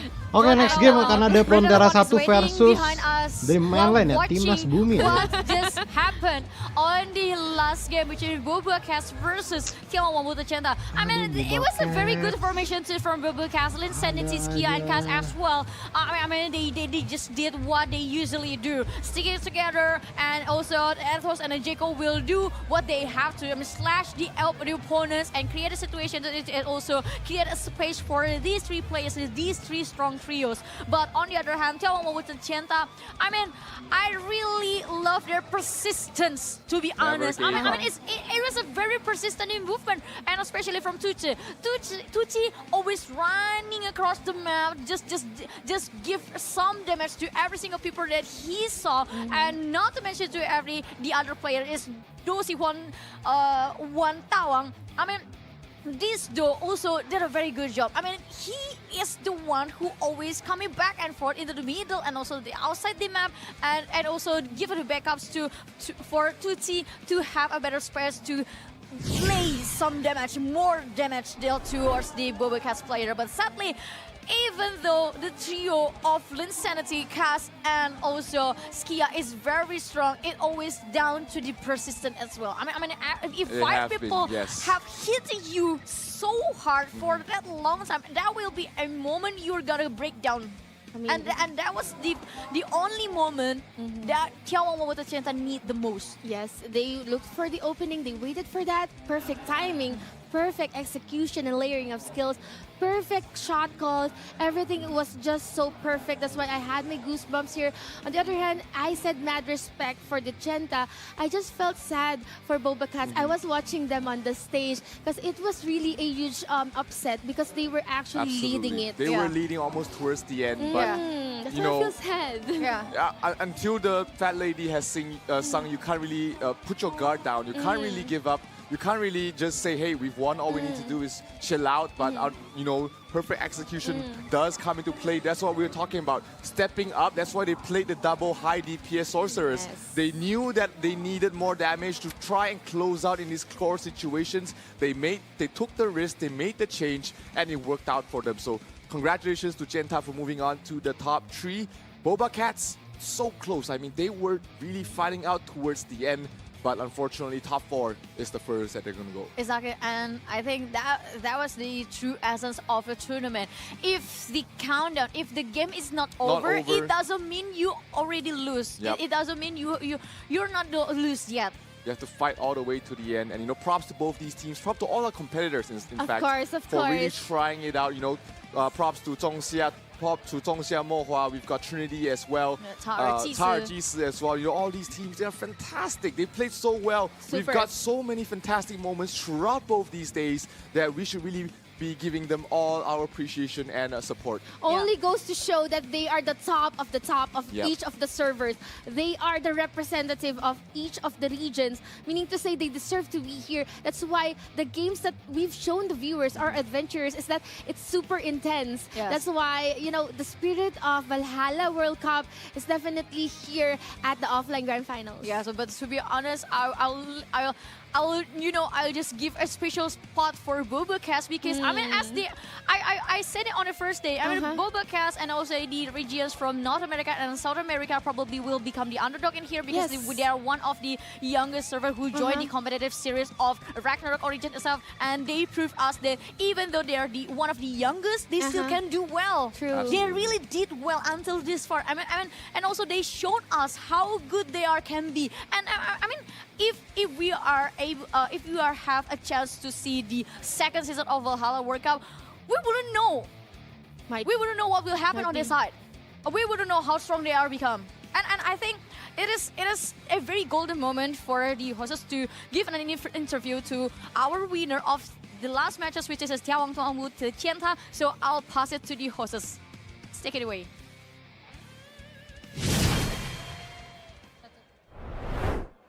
ยินดีด้วยนะครับกับทีมของเที่ยวว่างวาวุธเจนถาขอเสียงปรบมือให้ด้วยครับสุดยอดมาก It was very hot and spicy until the last second. Yeah, it was a roller coaster game that kept everyone here cheering. Yes, it kept everyone in. It was so fun. โอ้โหสนุกมากนะครับผัดกันแพ้ผัดกันชนะตอนนี้ก็ได้ผู้ที่ผ่านเข้ารอบต่อไปแล้วนะครับแต่ว่าตอนนี้คุณอิงกี้ครับมาถึงช่วงเวลาสำคัญนะครับที่เราจะได้ร่วมกันขอบคุณสำหรับผู้ที่ร่วมสนับสนุนทางครอบครัวของ Ragnarok Origin มาโดยตลอดนะครับรวมไปถึงนะครับทางทีมของเหล่าอินฟลูเอนเซอร์ครับที่เปรียบเหมือนสะพานสำคัญนะครับในการเชื่อมต่อระหว่างนักแข่งและก็แฟนๆจากทั่วทุกมุมโลกเลยครับ So it's the time that we would like to recognize and celebrate the individuals that have upheld Ragnarok Origin as much as we do. These influencers have helped Ragnarok Origin to connect with the players and with all the fans all around the world. That's why we would like to express our heartfelt gratitude by presenting the Impact Leaders Award to all of them. แล้วต่อจากนี้ไปนะครับเพื่อเป็นการขอบคุณครับเราจะมีการมอบรางวัล The Impact Leaders Award ให้กับเหล่าอินฟลูเอนเซอร์เหล่านั้นครับ So we would like to take this time to thank you to everyone. Thank you for always being part of the community, leading our valued players around the world. ขอบคุณมากๆนะคะที่เป็นส่วนหนึ่งของ community ของเรานะคะทำให้ community ของเราเนี่ยเติบโตไปเรื่อยๆแล้วก็นำพาผู้เล่นเข้ามาสู่ community และที่สำคัญคือนำพาผู้เล่นของเราไปสู่เวทีระดับโลกด้วยค่ะและนอกจากนั้นนะคะ I would like to recognize each and every one of you for your contribution to this community ขอบคุณทุกๆการเข้ามามีส่วนร่วมทุกๆการเสียสละนะคะการให้เวลานะคะแล้วก็การมอบนะคะทั้งความรู้สึกมอบใจให้กับ community ของเราค่ะ ใช่แล้วครับ we also have 4 special awards to present to some of our impact leaders for their great collaboration with our community และต่อจากนี้นะครับเราจะเป็นการมอบรางวัลนะครับให้กับ Impact Leader สำหรับความสำเร็จของพวกเขานั้นอีก 4 รางวัลพิเศษด้วยกันครับ Alright, so we start with the first one รางวัลแรกของเราในวันนี้นะคะคือรางวัล The Smile Magnet นั่นเองค่ะ ใช่ยิ้มสวยเนี่ยเหรอยิ้มสวยจริงๆ ต้องบอกว่าเป็นคนที่นำพารอยยิ้มแล้วก็เสียงหัวเราะเข้ามาสู่ community ของเรานะคะ This award is given to the person who bringing us the happiness, the joy, the big smile to our community และสำหรับผู้ที่ได้รับรางวัลนะครับ Congratulations to พิมพิมินทราเจ้าจะชีชือเสี่ยวชือand หมีเริงเจียงขอเสียงปรบมือให้ด้วยนะครับ Please give a big hand ทำให้เราทุกคนนะครับที่เข้ารับการชมแต่ละแมตช์เนี่ยได้มีรอยยิ้มเกิดขึ้นครับใช่แล้วไม่ว่าจะในรูปแบบใดก็ตามนะคะทำให้เรามีความสุขแล้วก็เหมือนเป็นการกระจายเขาเรียกเป็น Happy Virus เนาะให้กับทุกๆคนในคอมมูนิตี้ของเรานะคะดูหน้าสิครับไม่ยิ้มยังไงไหวแบบนี้เนาะใช่ไหม ไปกันต่อเลยครับกับอีก1 รางวัลครับSo next we have the Shining Creator รางวัล The Shining Creator นะคะเป็นรางวัลของคนที่เป็นเหมือนกับแสงสว่างเนาะมีออร่าในตัวเองแล้วก็นำทาง community ของเราต่อไปนะคะ This award is given to the person who being the light and beacon of our community Alright the impact leaders who shine the brightest light are และผู้ที่ได้รับรางวัลนะครับยินดีด้วยกับMajor Programmer Sky Guinness และจิ๋วต้านขอเสียงปรบมือให้ด้วยครับ Please give a big hand ใหญ่บิ๊กโจเปรียบเหมือนแสงสว่างประภาคารนะครับให้กับคอมมูนิตี้ของเราในครั้งนี้นะครับ For example maybe we are in the dark time or maybe in the dark mood they bring on the light like you just turning on and everything is going bright and happy as always Okay thank you very muchไปกันต่อนะครับรางวัลต่อไปนะคะ Next we have the Meme Master โอ้โหมีมีมแน่นอนไม่ต้องบอกแล้วว่าเป็นรางวัลเกี่ยวกับอะไรนะคะเป็นรางวัลสำหรับเจ้าแห่งมีมนะคะในระหว่างการเล่น ROO นะคะ This award is given to the person who's giving us a wonderful creative and funny memes to share and to relate when we play ROO and maybe we can share with any of our friends when we on the game and now congratulations to กางิตลืมไหมเสี่ยฉายฉาย and เลล่าหยวนเตี้ยนหลานขอเสียงปรบมือให้ด้วยครับ Please give a big hand for giving us mesmerizing memes throughout the competition ดูแค่รูปแล้วก็ถือว่าเป็นมีมจริงๆนะเป็นมีมนะคะต่อไปครับทำอะไรก็เป็นมีมไปหมดนะคะ So next and the last award we have Fan Magnet Award รางวัลนี้นะคะแน่นอนเป็นแมกเนตดึงดูดแฟนๆเข้ามามอบให้กับคนที่มีแฟนเยอะนะคะOkay, this award is given to the person who have gathered many fans to this community และยินดีด้วยนะครับกับผู้ที่ได้รับรางวัลในครั้งนี้ครับเมียวอลแอสโซปราฟิตัส and SJA ขอเสียงปรบมือให้ด้วยครับ Please give a big handsนี่คือ4 รางวัลพิเศษที่เรามอบให้นะครับเดี๋ยวเราไปกันต่อเลยนะครับยังมี Impact Leader นะครับสำหรับมอบให้กับ Influencer อีก5 รางวัลด้วยกันนะครับผมเมื่อสักครู่นี้ก็ไปแล้วหลายคนเช่นกันนะคะถัดมาเนี่ยเราจะมี5 Influencers นะคะที่สร้างความประทับใจอย่างตราตรึงมากๆให้กับ Community ROO ของเรานะคะมาลุ้นกันว่าใครจะได้รางวัลนี้ไปนะคะ Aside from the Impact Leaders a special awardee that we treasure we also have 5 outstanding influencers that made a huge mark in our community Let's get started with the first one. Congratulations to ยินดีด้วยกับไวเซี่ยวนะครับ KOL ครับจากทางฮ่องกงมาเก๊า and Taiwan region Please give a big hand to ไวเซี่ยวแล้วก็เดี๋ยวมาฟังกันนะครับว่าเขามีข้อความอะไรจะมอบให้นะครับ Let's hear it from them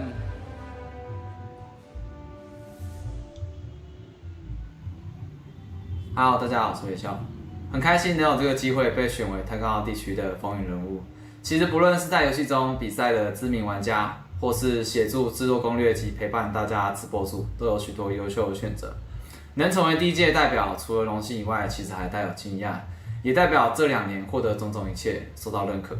在玩手机游戏的这10几年期间，艾尔书剑就占了其中的2年，是我所有游戏里面玩的最长久的。职业的丰富度、配置的复杂理解，都是从开服以来最让我着迷的地方。回想当年《仙剑传说》最让我期待的3大职业，目前已经玩过了2个，一个是妖术，一个是法师。如今最后一个跆拳也是我非常期待的。最终，谢谢现场所有代表各地区的决赛选手带给我们这么精彩的比赛，也谢谢全体艾尔初见的所有玩家，也谢谢艾尔初见。And thank you, your inspiring message from Wei Xiao. So moving on to the next one to receive the honorable award. ต่อไปนะครับสำหรับรางวัลนี้นะครับซึ่งจะเป็น KOL ครับยินดีต้อนรับนะครับสำหรับผู้ที่ได้รับรางวัลนี้ครับ Please give a warm welcome to Barcelos from North and South America ขอเสียงปรบมือให้ด้วยนะครับเดี๋ยวมาฟังกันว่าเขามีเมสเซจอะไรจะมอบให้นะครับ Let's hear it from him.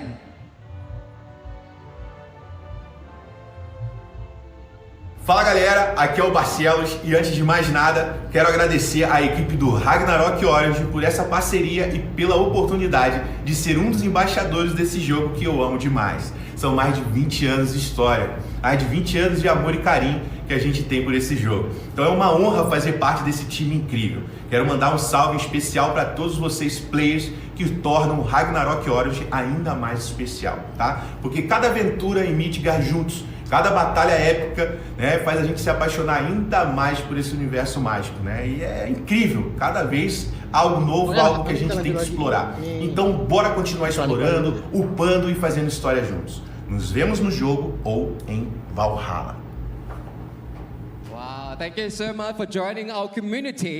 And thank you for your message as well. That's Barcelos, our second. And then next, we also have here with us today. Yeah. So congratulations to SJA from China. ขอเสียงปรบมือต้อนรับด้วยนะครับ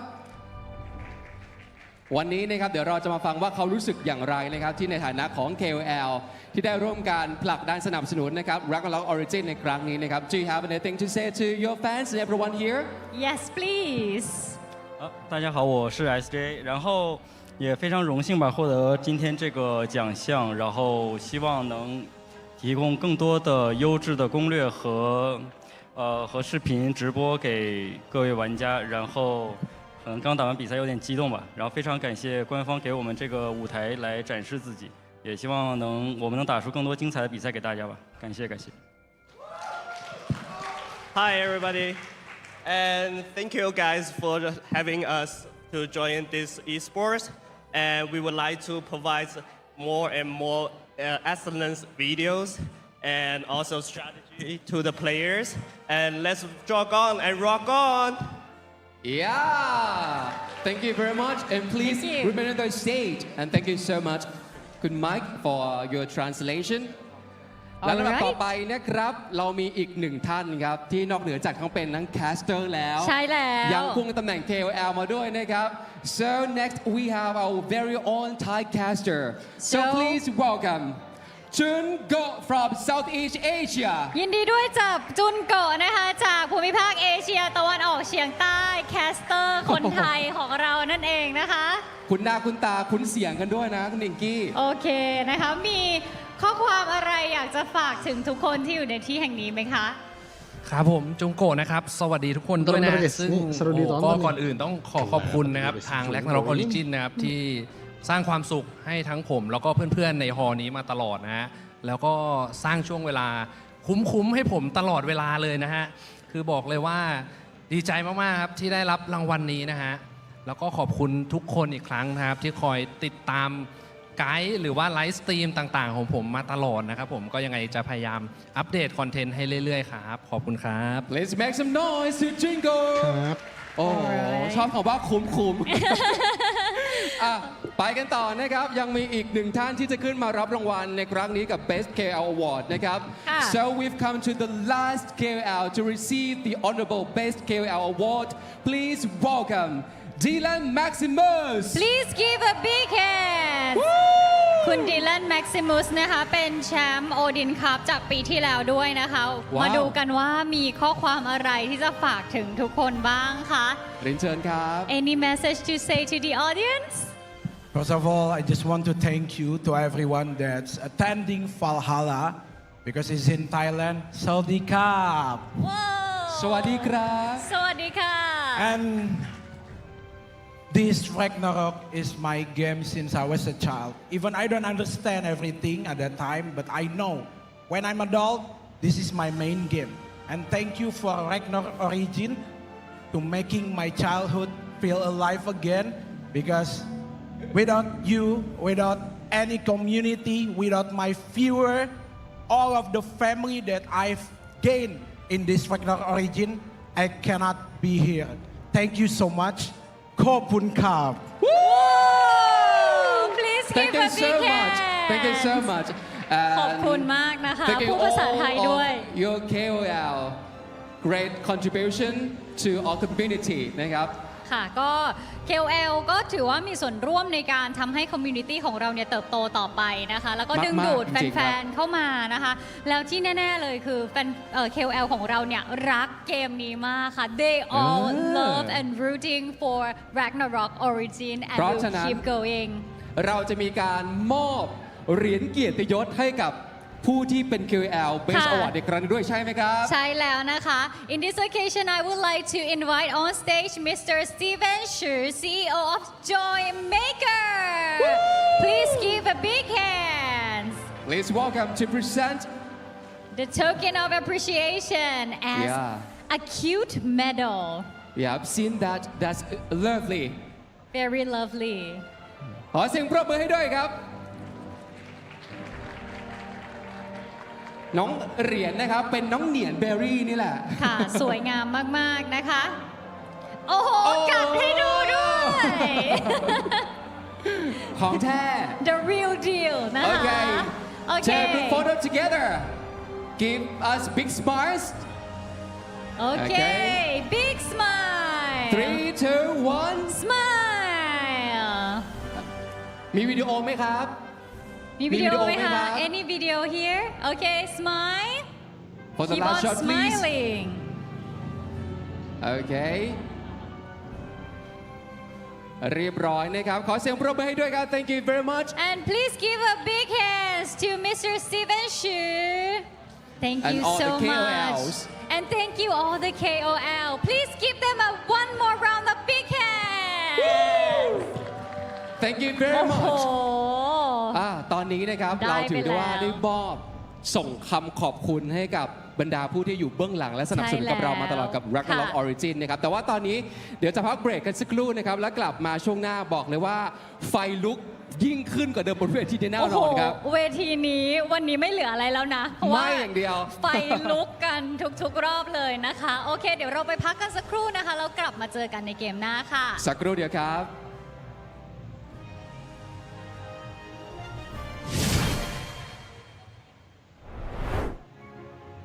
Oke, ini Alex dulu. Nanti kita langsung lanjut ke babak final hour bracket. Habis itu ke babak final. Thank you yang udah nonton.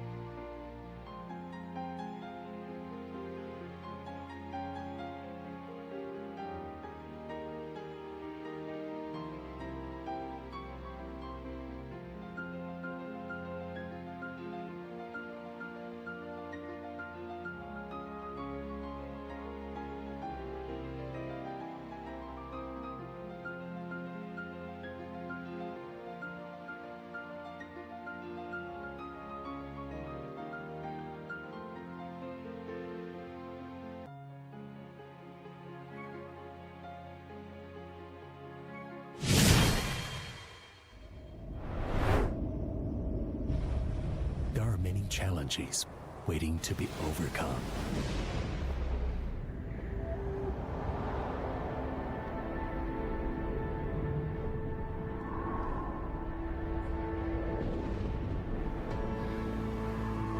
Mountains to be climbed.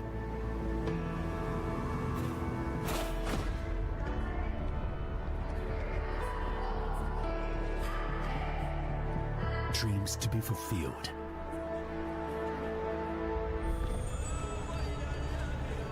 Worlds to be discovered.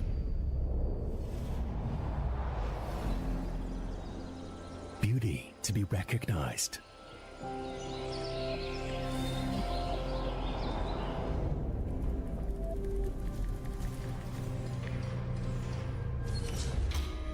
Problems to be solved.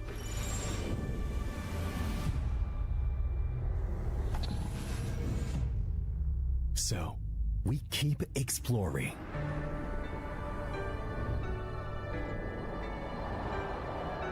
And up.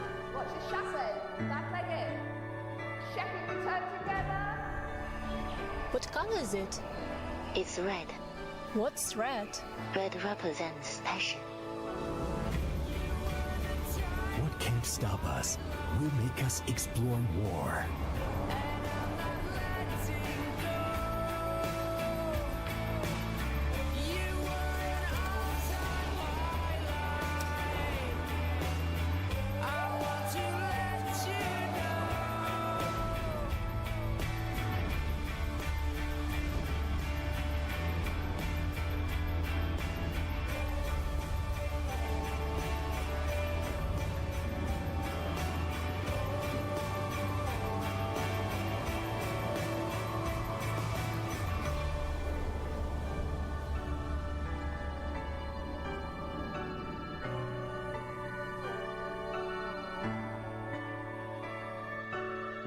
Explore more, a nap gallery.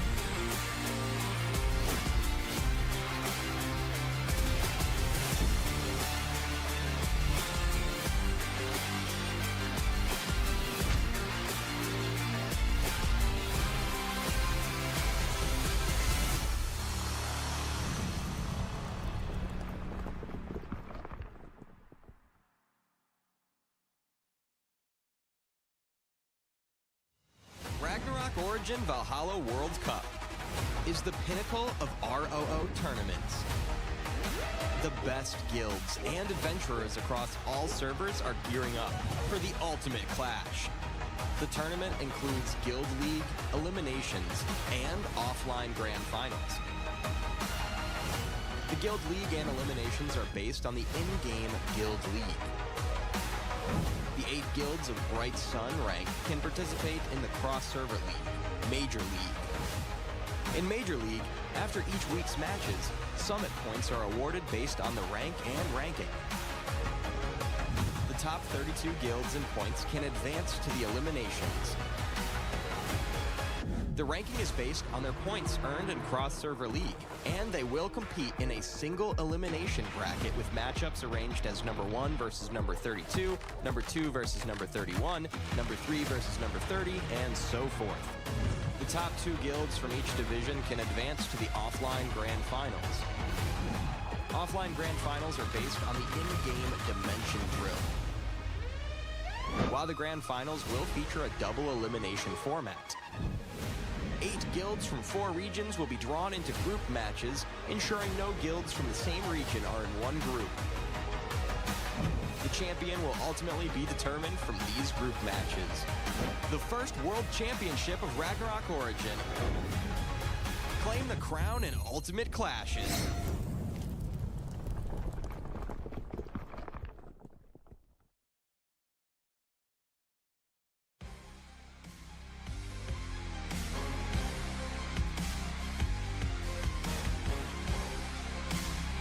Guilds across all servers gather at the offline Valhalla World Cup Finals.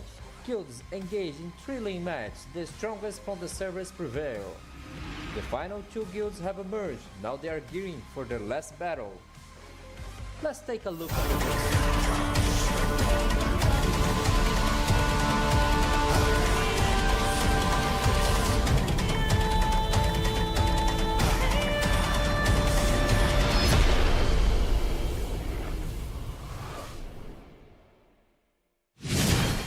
All right, all the adventurers, this is the last match before we moving on to the grand final. Yes, and it is a very, I think we can set the stage on fire because yes, we are eager to know who will get the last spot in the grand final to compete with Monarch today. Right, All right, but before we get into this match, I would like to take this opportunity to express our heartfelt gratitude to all of our sponsors. Thank you very much, Joy Maker, Gravity Game Hub, Huawei App Gallery, more to explore on App Gallery. One universe, one amazing adventure. AOC, #1 gaming monitor in the world. And Razer Go, whatever you play with Razer Go. Please Thank give you a very big much. hand to all of our sponsors. ขอบพระคุณด้วยนะครับ Thank you เอาละครับ so ตอน much นี้นะครับมาถึงแมตช์สุดท้ายก่อนที่จะเข้าสู่แกรนด์ไฟนอลแล้วนะครับ เดี๋ยวเรามาต้อนรับดีกว่าสำหรับว่า 2 กิลด์ที่จะมาฟาดฟันกันเนี่ยเป็นใครกันบ้างนะครับ โอ้โห คือลุ้นมากจริงๆนะคะสำหรับ 2 กิลนี้เพราะว่าถ้าใครชนะก็จะได้ไปแกรนด์ไฟนอล เป็นตัวไปสุดท้ายแล้ว ก็จะมีสิทธิ์ที่จะลุ้นเป็นแชมเปี้ยนนะคะระดับโลก คนแรกของ ROO นั่นเอง เพราะฉะนั้นมาส่งเสียงต้อนรับกับทีมแรกเลยดีกว่าครับ So first up please join me welcoming Gil 眺望万物的尖塔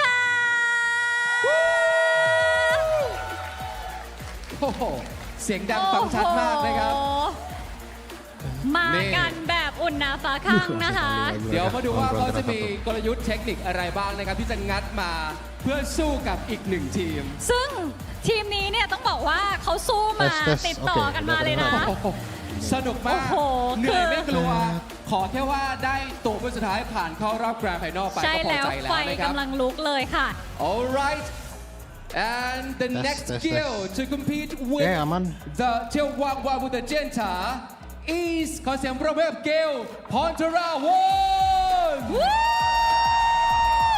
โอ้โหไม่แพ้กันไม่แพ้กันต้องดูว่าจะได้มีโอกาสกลับไปรีแมตช์ไหมในรอบแกรนด์ไฟนอลนะคะ เอาใจช่วยใช่แล้วนะคะ มาลุ้นกันครับยังมีโอกาสอยู่นะ เดี๋ยวเรามาเตรียมตัวนะครับสำหรับการที่จะได้ชมแมตช์อันดุเดือดในครั้งนี้ ขอส่งหน้าที่ต่อให้กับเหล่าแคสเตอร์ได้เลยครับ I bring it on casters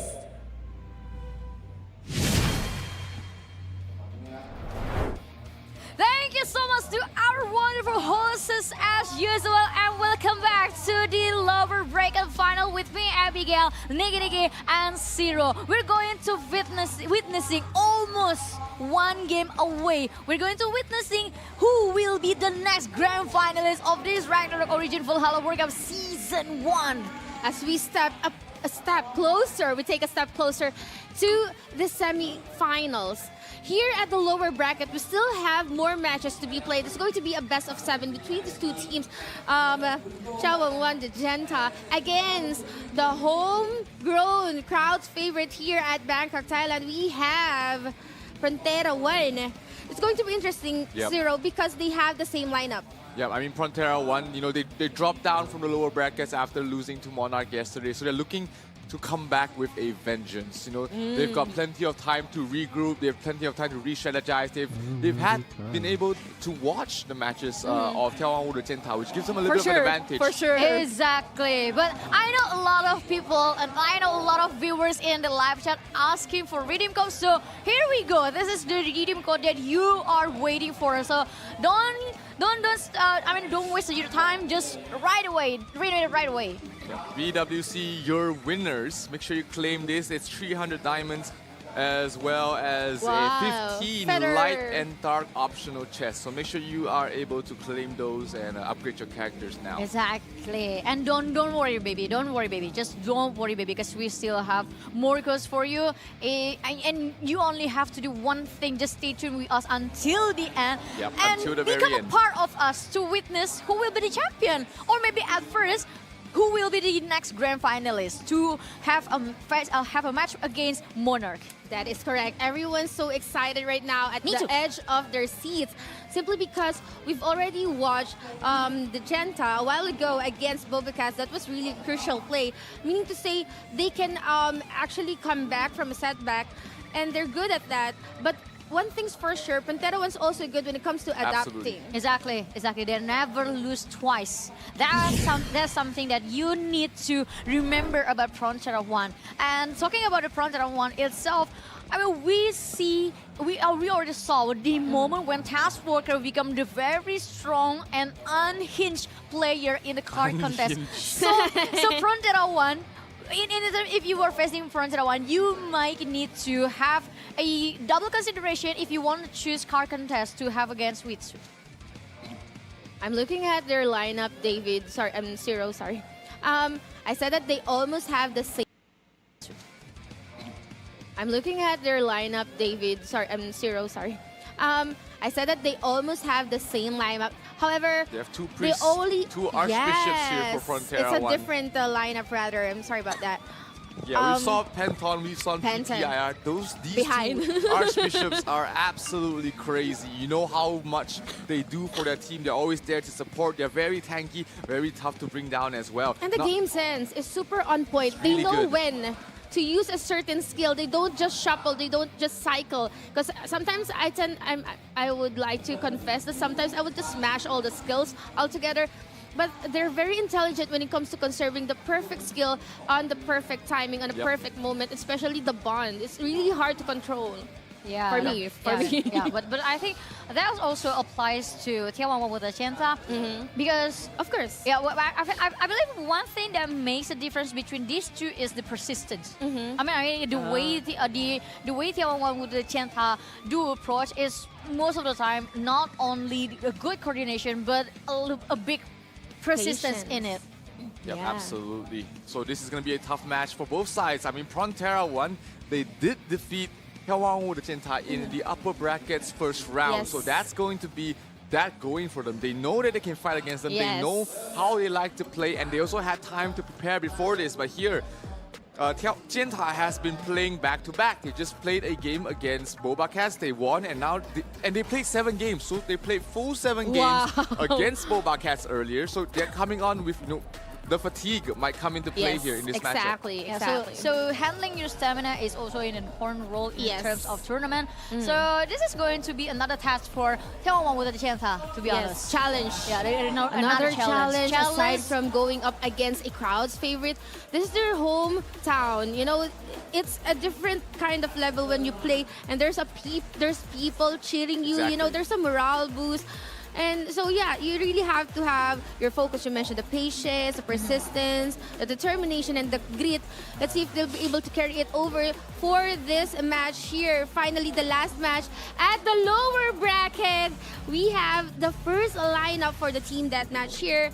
As this is the typical lineup for Frontera 1. Yeah, this is their usual combination. You've got Taskwalker and Teek's Ideas, Penton, as well as Bon, who we had the pleasure to meet earlier on. And, you know, they are looking fresh. They are ready. They are not unfamiliar with this team deathmatch format. And they do have that secret player with Taskwalker on the Wanderer. He can play a more DPS-centric build, or he can be on the full support. But I think in this matchup, he wants to go a bit more on the DPS route. He needs to help his teammates get those kills. There are double Wanderers on the side of Jianta, which means that they'll be sticking together a lot. And that is where Taskwalker with his AoE damage is going to come into play. Exactly. So this is it. The lower bracket final between 眺望万物的尖塔 against Frontera 1 on this team deathmatch. Who will win the very first point? Here we go. Let's check it out. Everyone make some noise for our first game of the series here. Taskwalker leading everybody in, and I think, David, it's going to be a clash. It is. They're trying to catch people up in with the Oblivions. They haven't used any of it. That's gonna be a good carpet. Yao PP gets caught out. He's separated from the rest of the team. Bon focusing on 2G. 2G trying to get the hell out of dodge. Dropping down pretty low rotation here. Love Yao P dropping down very low as well. Gets healed up this time. Bon in some trouble. He needs to back off. Oh, he gets locked down there by Feng Hongru. Yao PP is going to be the first one to fall. As far as Love Yao P as well. 2 kills. Bon goes down as well. Okay, that is a nice trade-off. Love will be pulled towards the center. Very low. Penton is dead. Antics as well. Penton almost hanging on a thread there. Needs some survivability, but you know, Taskwalker is a DPS build. Yeah, he is. Bon is gonna fall once again, 14 to 15 so far. Kill-wise is neck and neck, 1 kill difference. Really low on health here, trying to look for a target. Ideas has to back off, he's frozen. We see Bon chasing him down. Love Yao P. Love Yao P out of SP. He's also cursed. But Bon being chased down. He's gonna go down. And that is not gonna look good. They need to resurrect Bon, and I think they were able to do so. Oh no, they weren't able to do so. They did not get him up in time. So he's gonna have 1 life left. 14 to 14 right now. Both sides very close. 2G dropping down very low. He has to watch out. He has to run away. And Teeks giving chase. And Teeks not able to finish him off. But they do lose for Haru as well as Tortuari. No more resurrections. 2G is down as well. Can they push forward? Frontera 1 not giving up yet. Sorcerer. And that is it. That's the opening that Frontera is actually looking for. Antics going into the middle of everything here. Bon looking for a target as well. And this is going to be 11 for the Taskwalker. Taskwalker going for the kill. Absolutely crazy. Oh, they get the kill. They get it. Frontera 1 strikes first blood in this best of 7 in front of their home crowds. And that was very, very convincing from them. That was also fast. The crowd goes roar and very, very wild here behind the caster stage. But Abigail, what had happened there? Oh my god, that was very beautifully executed by Frontera 1. I mean, the very first focus of Frontera 1 is always to take down one of their damage dealer. If they couldn't catch 2T, it doesn't matter, because they still have another damage dealer, which was a Yao PP. And the moment they strike Yao PP down, it was the very big moment for Frontera 1 to spread information and just trying to catch every single player who couldn't get into the formation back in terms of the side of 眺望万物的尖塔. And then from that moment, they're just trying to play the slow, while on the other hand, Taskwalker is trying to set up a position, set up his way to strike every single player that just got cut off. Yes, that is correct. Perfect zoning coming from Taskwalker. I want to talk about Bon, David, Zero. Because he overcommitted, right? Yeah, he died the first time. He was looking for someone to target and also zoning the Yao P and PP, but he overcommitted. That was the first kill. Yep, and let's look at the MVP of that match. I believe it should be Antiques or Taskwalker there, and it will be Penton. Almost. Oh my God! Almost. You have to remember. You couldn't forget the impact of Penton. I mean, the damage is only 2.47, but I believe the terminal wings that Penton deploy is creating a big momentum also for especially Taskwalker. Yeah, they got a wipe. Yeah, they got a wipe. Yeah, they got a wipe. And I also want to mention about how Bonbon moves like away to every single spot. I mean, it's very scary to see the movement of Bonbon as well. Yeah, and somehow it's also scary that he overcommits. That he's quite far from Penton. From the supports. Yeah. And the one who, I mean, Taskwalker, he's focused on damage. You cannot really ask for any, No, resurrection. Taskwalker was actually playing a full support here. Was he able to do that? His damage isn't very high. Oh, the reason behind. Yes, but he did very well keeping everybody alive there. Yao you can see 76 million damage. A lot of damage being dealt on the side of Jenta, but they weren't able to finish off any kills. That was the main thing. Against an Archbishop who's providing so much support, it's hard to bring down a player and keep him down because of the resurrections that's going to come in. Let's talk about Taskwalker. You mentioned that it shifted from a DPS to full support type, meaning to say that's why they have low kills for the Jenta. Because Taskwalker he was just keeping everyone alive. He was playing full support. He's just making sure that nobody dies here and making sure that his teammates are able to get those kills, especially the core kills on the two Wanderers. The moment those two fall, there's no resurrection for them. They're going to immediately lose points, and it's going to be very tough for them to fight. So meaning to say they're just relying on Bonbon and yes, only two DPS dealers on their side. Yeah. And I believe that will be so good opening for Frontier on one side. And card contest is something that we always mention. This card contest is something that you need to afraid of in terms if you're always facing Frontier 1, because they will have a Taskwalker, the unhinged Wanderer. And now they choose card contest. So I think in the眺望万物的尖塔 side, they need to think how to take down this Taskwalker. If they couldn't take down Taskwalker, what should they do? But that was something that they need to prepare of. They're locking a Ruthless team here. They will be reserving Taskwalker's team for probably another deathmatch. What do you think? Probably. Yeah, they're probably just switching things up here, making sure that they're not as balancing out the deployment counts because they don't know what map they're gonna play in next. Ruthless is pretty much running the same thing as what Taskwalker was running earlier on. Yeah. So he is a good replacement there in this sense. Meanwhile, right now, 眺望万物的尖塔, they have the option to counter. They see the lineup, they see PPIR, they see Ruthless there, they also see Gyutan Santot as well as the Tri God. So they are going to try and formulate some sort of strategy or composition that's going to help them out there.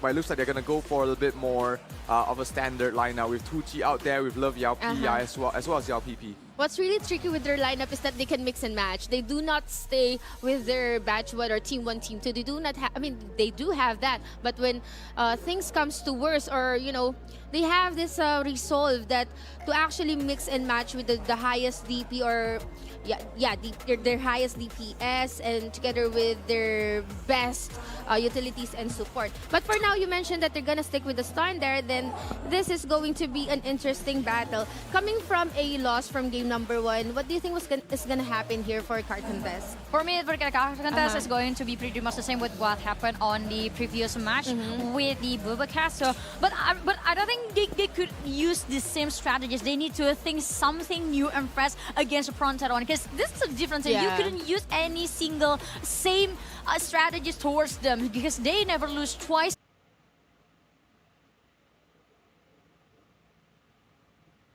Whoop, arrow. What will happen on the second game, which is the card contest between 眺望万物的尖塔 against Frontier 1. Will 眺望万物的尖塔 score the very first point? Let's check it out. Yeah, going in towards card clash, card contest once again. That's where the Wanderers really come into play. That's where having a Wanderer as well as a good priest is going to be very important. We've seen Kaz and Skia doing a very well 1-2 punch here, but will Ruthless and PPIR do the same thing? They arrive at the same time, so they're going to keep the card in the middle of the map. Yes, that is correct. Both of the Wanderers already at the middle contesting the card. It's not moving, honestly, while the other members of each team, they're guarding all of the entrances. Yep, Love Yao-P being kept outside there by the 3-Eye God. Ongtae Samta really just focusing him down. Yao-P towards the side as well. Meanwhile, Sasa as well as Yutan Sumdon is trying to stand towards the back lines, making sure that they are able to support Ruthless from the back line. Look at that, Ruthless just tanking through all the damage. Two is actually attacking 2 versus 1, but Ruthless standing really strong. Yao-P looking for a target here. Probably it's gonna be 3-Eyed God, but won't be too enough to actually kill when almost no mana, no SP. Yutan Subdot is actually done for, but despite not having the DPS, Ruthless is so tanky to still contest the card. Ruthless is just standing there. Sasa is gonna fall. 3-Eye God is gonna die once again. PPIR just chilling at the side, knowing that it doesn't matter about the DPS. As long as Ruthless is alive, as long as I'm not dead, the card is not going anywhere. And here we go. This is the moment that we're waiting for, wherein they will be using and committing their skills. Sasa taking a lot of damage. Ruthless is still standing strong. Sasa needs to go back to their stack, needs to have some sustainer and rebuffs, but Ruthless, look at that. The card is not even moving even an inch. Yep, the cart is still standing in the middle here. Yutan Sumdon is gonna fall. Yao-P still alive. None of the players from the side of Genta has actually fallen yet. Another kill onto Sasa. But all of this, again, this doesn't matter if the card stays. Ruthless in trouble though. Ruthless dropping down very low. He has to watch out. PPIR needs to back him up and heal him up right away. He's back at it again. Online, Ruthless is still standing strong. As long as PPIR is there, I mean, it's fine. Yep, Ruthless needs to make sure that he doesn't fall here. PPR has the job. Love Yao-P gets another kill on towards Yutan Sumdon. Nobody has been getting any kills from the side of Frontera 1, but the main targets, Ruthless as well as PPIR has not died a single time. That is correct. 2 against 1 against Yao-P, but we know how strong Yao-P is. However, he is critically low. He needs to get out. Love Yao-P. And now it's Love Yao-P, and Yao-P will be out here in this game. Yao-P trying to run away. From the Wanderers. Then this is not going to look good. This is going to be the opening for Frontera 1 to actually push the card. So hard to bring him down. This is way too long. Yao-P could not rejoin his teammates, but he was able to sustain through all the damage all by himself. Able to wait for the Sigils to cool down, but here comes the Polar Knights, here comes the Auroras being dropped onto the cards. Yao-P dropping down. Ruthless is down. They have to resurrect him. Oh, but PPIR on the Clutch Resurrection. That is the perfect timing. Still, Epic Leslie saves the day. PPIR, absolutely Clutch Resurrection, and this might turn things around here for the side of Frontera 1. They managed to keep the card in the middle of the map. It has not moved an inch. 3 minutes already passed. So far, Frontera 1, they got 1 single kill, but they have not been wiped out yet. Ruthless and PPIR has been able to do that 1-2 combo. Yutan Sumdon is gonna fall. Ruthless still staying on the card. Toto and he's trying his darndest to pull away Ruthless. Ruthless is down. The card is moving. The card is moving. PPIR, you need to Epic Glasses, you need to resurrect. But he is on a crunch. PPIR is being focused fire right now. Just trying to sustain, just trying to contest. Basilica. But Sasa's gonna go down once again and again and again and again. You see PPIR dropping the Basilica to just stall them now. Make sure that Ruthless can rejoin the fight here. It is still only a 1-point differential, which means that if Frontera 1 gets a couple of core kills, they're able to push out the card. But right now, as things stands,眺望万物的尖塔 is in the lead at the moment. Wow. However, what I'm thinking, David, is that if the card did not move, Ruthless in trouble. If ever, we're gonna go for the kills. And look at 2E. He has a lot of kills here. PPIR needs to resurrect Ruthless right now. PPIR is in some trouble himself. The card is gonna not fall yet. PPIR still standing strong there. Ruthless has to be forced to respawn in base. So he has to walk his way out here. Good Polar Knight being dropped down onto the card itself, but Ruthless is already back. And Ruthless, kind of tanky here, but still Sasa has been dropping and dying every single day, every single moment. PPIR, I think they need to have a good strategy. But Ruthless also down. No more someone to contest the card together with their main damage. And PPIR is down as well. 5-man wipe. It's gonna be a full wipe going towards the way of Genta side, and the card is gonna go chugging along. 1 minute left remaining. Can Frontera 1 mount a comeback here. 6 points, not the longest in the world. Yes. If they get a single wipe, that's all they need. But they need to find that opportunity. They need to find that opening right now, but it's so difficult. Few times to Dawn, not able to do anything else. Another Polar Knight being dropped down on everybody. Ruthless, they get a kill on those Yao PP. There might be a good opening. Love Yao PP dropping low, very low as well. 30 seconds. That's kind of difficult right now. Two players out there, they have to wipe out the two Wanderers, Toto and Yi, as well as Love. Feng Huang, who has to fall. They fall! They fall! No more They push Wanderers! back. No more Wanderers! And this is the perfect timing for them to actually move. But Yao PP to the rescue, trying to contest the card. The card is not moving, David. A good Oblivion trying to stall them for as long as they can, but Pantera 1 might be a bit too little too late here. 8 points is all they needed here for the side of 6 Genta, seconds. as they are able to equal things out and force us to a further game, as they will be able to tie up the score 1-1.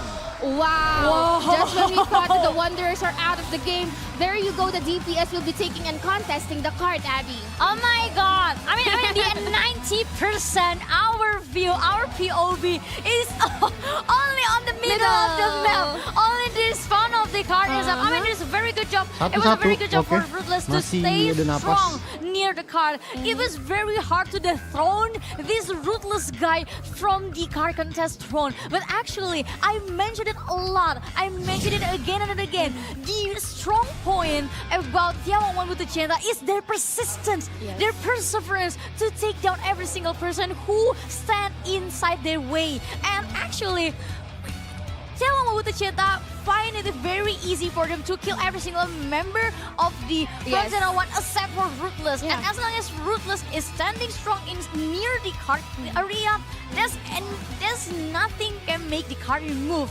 And then they finally figure it out. And then the moment they figure it out, they try to focus. They just get away. They just strike to the card itself and just make Ruthless in a very hard position. And the moment Ruthless was taken down, everything went so smooth. Well, one thing to think about is that Zero, it's not Taz Walker's team. That is it is. Ruthless. It is Ruthless thing out there, trying to balance out the deploy counts a little bit here. 2G, absolutely fantastic play from him, able to get so many kills. So many kills. And do so much damage for his team here. 15 assists, and really core here. We've been talking about how much damage they were doing. They were the only team that was getting kills amongst both of them. They were... The side of Frontera 1 had zero kills for, 4 minutes? They had 0 kills. Well, the kills just kept coming here from the side of Genta's side. They were just able to do so much damage, and towards the end, it was just too much for Ruthless to handle alone. Exactly. I mean, even if we were tied with the scores, we were gonna look at the kills, and definitely the Genta will be taking the game anyway. But now we're gonna show you guys what transcended in that game.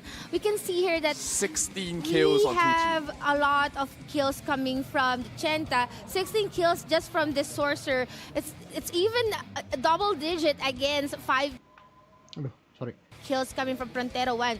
They're very tanky. You mentioned that, Abby. But, you know, you can only sustain so much. You can only take so much damage. And that's the thing here.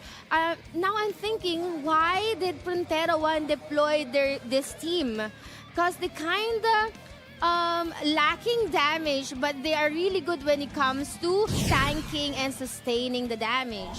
Probably they wanna learn from the mistake of yesterday, because they I'm not really sure if we can say this or we can call this as the miscalculation of the Frontera 1 side while they're facing the Monarch, because there was a moment during their moment with a Monarch, like they only have one team left with 2 deployments. Oh, yeah, I remember that. They just want to avoid that kind of moment happening again. That's why they're balancing it. Yeah, they're just making want sure to that they have more options leading on in this entire series. It is a best of 7. You don't want to miscalculate, make a mistake in terms of deployment, and then when you really need that team the most, they're out of deployment. So they are playing the long game. It's okay to lose this game right now, because they know that their resources, their strategy is to win the entire series, not the game that's coming up next. Exactly. You don't have to rush in the best of 7 series. And then talking about the next map, this is the favor of 眺望万物的尖塔 to choose the map. And they already decided the lineup. I don't know, they haven't decided yet, but Shifted Ops is something that brought them won a lot. So this probably could be a 50-50 because we also saw how Frontera won very good in executing this map. Yes, definitely very good when it comes to. But you know, it's also another thing to think about is that once the Chenta has deployed this particular lineup, then Frontera would be having a sneak peek and then they can counter it. For this lineup, they once again have 2 Wanderers, 2 Sorcerers, and 1 Genetic. On the other hand, the difference is that there is an Archbishop and it's going to be either PPIR or Penton. Now, I'm kind of seeing that Frontera 1 is kind of lacking in some damage. How could they, step up from that kind of lineup? They're very tanky. They have all the sustains, but they kind of lacking the DPS. Yeah, I mean, Ruthless was playing a pure support build, pure tank build earlier on, so he wasn't really doing damage. So maybe they spot that out and they'll switch things up here. Taskwalker can opt for his more DPS-oriented build with the AoE, and that has worked out previously pretty well, but I'm not sure if Genta has already figured out a way around it. You know, the Land Protector is really good to counter against the DPS build of the Wanderers, so that might be something that they might utilize, especially because their lineups utilize 2 Sorcerers. It means that there's going to be 2 Land Protectors nearly at all times, and that's going to take away a lot of damage coming from Taskwalker, coming from Ideas. And, Antiques, as well as Bon, they haven't been the best DPS. But look like, quick switch from their side. They're going to switch things up. PPIR, Sasa, Gil times Subdart, Ruthless, and the 3-Eyed God. This is going to be very tricky in front of one side, to be honest. I think that they were expecting us to not see through what kind of mind strategy that they want to deploy with, because yes, I mentioned it before, it's a best of 7 series. You don't have to rush to win everything. You just need to make your opponent exhausted first before you. Oh, could be a good strategy to exhaust these players coming from the Chenta that's already tired right now, that's already fatigued. But yeah, this is the team 1 for the Chenta. Then Frontera 1 already knew that, and then they deployed their team 2, Ruthless team. What could be the reason behind it? This could be a mind game that you mentioned, but it's going to be really fast right now as everyone's already here at the Shapeshift office. Yep, heading into game number 3 here to see who takes the lead. Here we see Ruthless in the middle of everyone. He's playing the DPS build like I was talking about. They needed a bit more DPS, and he's here to deliver, fighting it out. They're still a bit spread out for now. You see Tatie playing around in the corner. Good Oblivions, good Polar Knights being dropped down in the middle of everybody, but not enough damage to bring anyone down so far. Sasa still in the middle of everybody, still surviving, still tanking. He does have Yutan Sudot to back him up. No, make it 3v3 in this situation. Everyone's just running. A lot of AoEs you mentioned, but there is no land protection. So it's a free AoEs for everyone. Now we can see that some of the Wanderers are taking in some damage coming from the Chenta, but still they were able to sustain. Sasa critically low on here. No support for Sasa. Osiris card did proc, so he's able to back away from that, but the 3-Eyed God is in some trouble himself. Sasa trying to run away, trying to join his team, but they get a kill there from Frontera 1. That's Do. They get a kill. Do. Yeah, Do is not resurrected right now, just waiting for resurrection coming or being respawned. I mean, the spawn area is quite near. And now, 2v1 situation against Love Mary Jane. Love Mary Jane. They're gonna go for a kill on towards Love Mary Jane. He's trying to back away. No SP left on Love Mary Jane, but he's gonna be able to back away. But Do coming from the back lines, he's being comboed by 3 players. He has to watch out. He does not want to take that fight. Kurtola trying to finish off Sasa. Sasa dropping down very low. Sasa. Almost low. PPIR just supporting the 3-Eyed God. Sasa Osiris can't already proc 2-2 right now. Things are tied up. Kurtola being caught out in the middle of an Aurora, but able to survive so far. Ruthless trying to do his best, standing in the middle of everybody, trying to push on the damage. But here, Kurtola might be some trouble. The PV ward is still pretty full there, but he's going to be feeling A-okay here as Gutan Sudot might try and look for an opening along with 3-Eyed God. They're trying to focus someone down. They're trying to chase down Tie, but he's running down very fast. It's hard to chase down these players. True, everyone's just running around, utilizing how big the map is at right now. We can see a lot of terminals and Oblivious as well. They've already given it, but Ruthless, Sasa, they're the ones that actually taking all the damage. And we have a casualty that's once again Sasa. Yep, 3-Eyed got in some trouble as well. The Mutant Dragon cards do enough damage. You see Love Ru Huangfeng trying to lock down Q-Tam Sudot. He's locked down in the Abyss of Prizo as well, and he's being focused down right now, taking a lot of damage there. But he is still not enough damage. I mean, Love, he's playing a Wanderer. They don't do the biggest burst damage, so he's gonna be able to escape from all of that. But here, look at them sticking together. They know all the sigils, all the terminal statues are on cooldown, so they feel okay to just stay together at the moment. Katola popping the sincere sound, trying to keep everyone alive at the moment.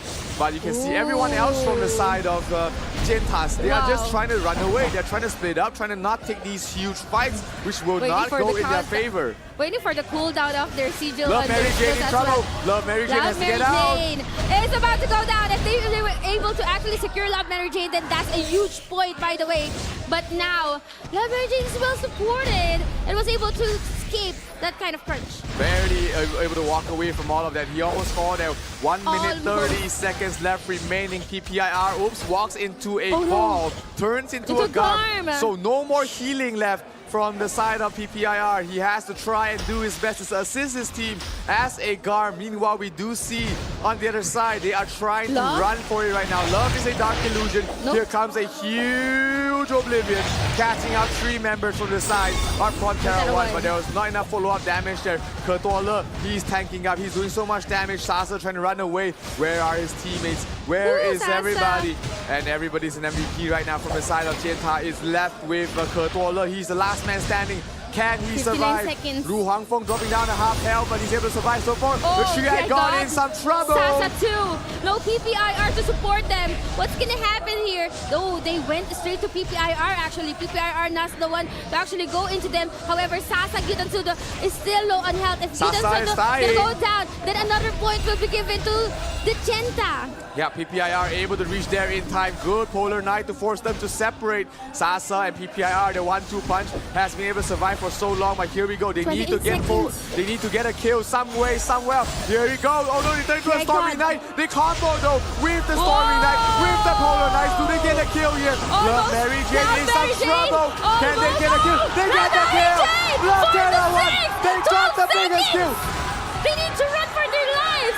They need to run for their lives, or else the Chenta will be able to actually turn the dice down. But that was a close play coming from Terra 1 to actually get that kill to Love Mary Jane. What a clutch.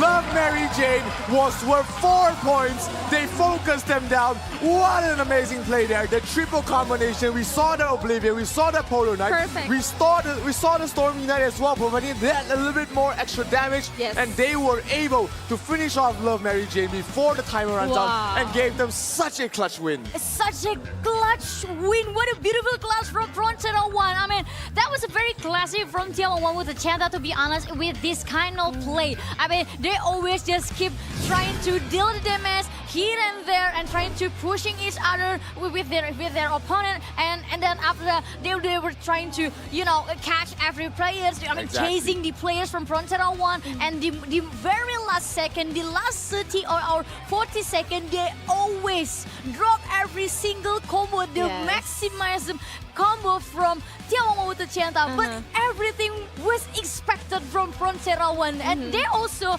trying to pull out something after Tiawan with the Chanta finished doing their job. A taste of their own medicine. Exactly. That is the Chenta's strategy. And Frontera 1 successfully did it against them. It's risky though, David and They might run out of time. That is true. That's what happened before. And somehow I felt like it's kind of the thing that we've been doing before with the Odin Cup, with the MVP. Like at the very last second, you get the last hit. That's what they did to Love Mary Jane. At the very last second, they killed the most person with the most kills. Points. Exactly. That was a huge play. Of course, MVP goes towards the way of PPR. 0 deaths, and we saw how clutch the healing was. Always there at the right place at the right time, able to keep the Triad God from dying multiple times. Sasa, as well. He was just so quick on the backup. And that was just, you know, I was watching him, and I feel like he's switching people to support. He keeps on switching, and he keeps on running. Sometimes Sasa, sometimes Yutan Subdo. Yes. I mean, it was a very good though on the Tiawan with Chanta, but that kind of combo, it requires a deal. It causes big delay too. So they need to prepare a long time to secure that kind of combo once again. And in a very short time, Frontera One, who already expected that kind of thing, will come out to their face. They also prepare something. They just look for who has the highest points. Once they take down, everything is on their favor. Ciro, can you explain what happened to the transformation the transformation from one MVP to another? What happened there? During the SK? Oh yeah, no, when they were trying to go for the kill, one of the DPS from the side of Frontera One actually accidentally turned to an MVP. So we thought that he would be lacking a lot of damage, but they were able to combo the Stormy Knight skill with the Ice Path and the Leap together with the rest of the DPS. That provided them a little bit more damage, just enough to bring down Love Mary Jane. And once Love Mary Jane died, remember he was worth 4 points, they were down 2 points. That just turned things around there for the side of Frontera One, and they were able to clutch off the win towards the end. And that was a luck. That wasn't luck because it was perfectly calculated. It was calculated by Frontera One, and it was kind of give a shocker to眺望万物的尖塔actually, because they are in the position they wouldn't think that this gun will have enough damage to you want to secure SK. him. Yeah, but they timed it perfectly. They waited for the opportunity. They found it. They comboed the Oblivions, Polar Knights, and all the damage. They tried, and the Arbiters as well. They just want to make sure they burst down Love Mary Jane, and they got it towards the end. Exactly. And from my perspective, it was something that Frontera One actually waiting for. That moment, that very moment, that combo moment from眺望万物的尖塔, it was something that they're waiting for. But now jump to the next team deathmatch. Team deathmatch is something that, to be honest, Southeast Asia region not really the best with, because the Southeast Asia region well known in executing card contest and also shapeshift offs. But the team deathmatch is on an equal level. Well, actually, come to think of it, shapeshift ops and the other maps requires more thinking, more strategy than deathmatch, because deathmatch is had on battle arena. Deathmatch is also a lot quicker. You only have 2 minutes here for deathmatch. Like a brawl. For the shapeshift ops, it's a full 6 minutes where you can really slow down the game, plan out your timings, plan out your Oblivions as well as your your Auroras, your terminal wings. So it's going to be very important that Taskwalker here has still 2 more entries. I wonder if they're going to switch things up to play a bit more DPS style for Taskwalker. He did play a full support in the first round. It did get them the win, but that was pretty close towards in the first round. So let's see if they're going to switch things up here and allow Taskwalker to go a little bit more freely to provide the DPS. Meanwhile, on the other side of Jenta, we've got Toto and Yi, Yao PP, Feng Huangru, Love Yao P, and 2G, their primary lineup for their for this deathmatch game. Yes, primary lineup versus primary lineup. So this is眺望万物的尖塔 against Frontera One on the 4th game. Here we go. Who will take the next point? Let's find out as we head in straight to the team deathmatch map number 4. And now we can see that Bon is actually together with Penton. This is the combination that we're looking for. On the other hand, Taskwalker here with a metallic sound. I think looking for someone to hold it together with Antiques. Oh, here comes the few Auroras being dropped down there. Bon being chased out of there. No casualty yet. Antiques in some trouble. He has to watch out. Yao PP dropping down very low. Oh, still alive. The Sigil's healing him up. And he's going to be able to survive so far. Yao PP dropping down very low. Here comes the Oblivions trying to catch them out. Yao PP is down. Osiris card is proc. Nuff Yao P or Osiris card will also be procced here as they combo the terminal wings over and over. They get a kill on those Antiques. Big kill there coming from the side of Yao. Can he get resurrected? No, he does not get resurrected. First kill coming from the Jenta. First score right now. Taskwalker taking some damage as well. They are out of position, but Penton here is at the middle of everyone, also supporting everyone. Yao PP here at the middle. Gonna go back for a bit. Ideas is gonna fall. They're very tanky there. 2G playing super aggressive, walking to fall. He might pay with his life. 2G! Almost Almost. Overextension there from Tucci. He walked into 5 players, and right now we see Frontera One trying to stop the resurrection, but they still managed to bring him up just in time. 34 Ideas seconds. is down. Ideas gets brought up there. Yao PP dropping down very low. He has no more Cyrus gun. Perfect combination. They get 2 kills quickly here for the side of Frontera One. The resurrections are coming up. No resurrections. Frontera One takes the lead. 17 seconds here, and the kills are going towards Frontera. We can see her bonbon, but the Garbage Antics very tightly, well sustained. So it's gonna go down. It's gonna be Yao. Love Yao. Tucci dropping low. 30 to 14, just 1 more point, but just 5 seconds 5 more. seconds, just run, just high, says Frontera One. They're gonna take it, and they are 1 step away from going on to the winner, to the grand finals. A match point from Frontera One, and then a very well execution as well.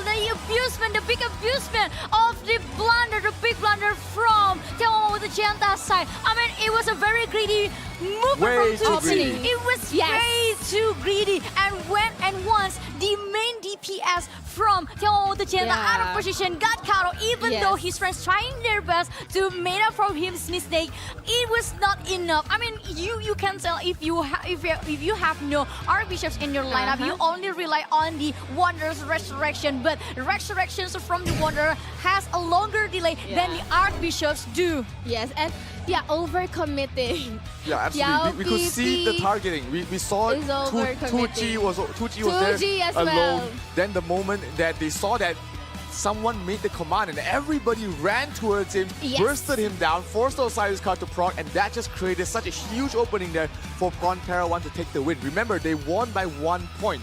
So if he didn't die there, if Tucci didn't die in that extended position, they might have had a chance to win. I mean, but Frontera One was able to rack a lot of kills, by the way, at towards the end. Yes. So I mean, if ever that was a tie, I think it still would be Frontera One. Let's find out later on with the stats. But let's talk about what happened there. It started off quite slow for Frontera One. They were just like receiving all the damage, sustaining, and then responding. I mean, being resurrected. However, I don't want to say greedy, overcommitting from Tucci and Yao PP really costed their team a lot. Yeah, that's indeed greedy. I mean, say greedy. That's indeed greedy. I mean, the overextension, which causes a lot in the side of眺望万物的尖塔. For sure. The MVP is Panton. I mean, for sure. Panton is doing a very good job.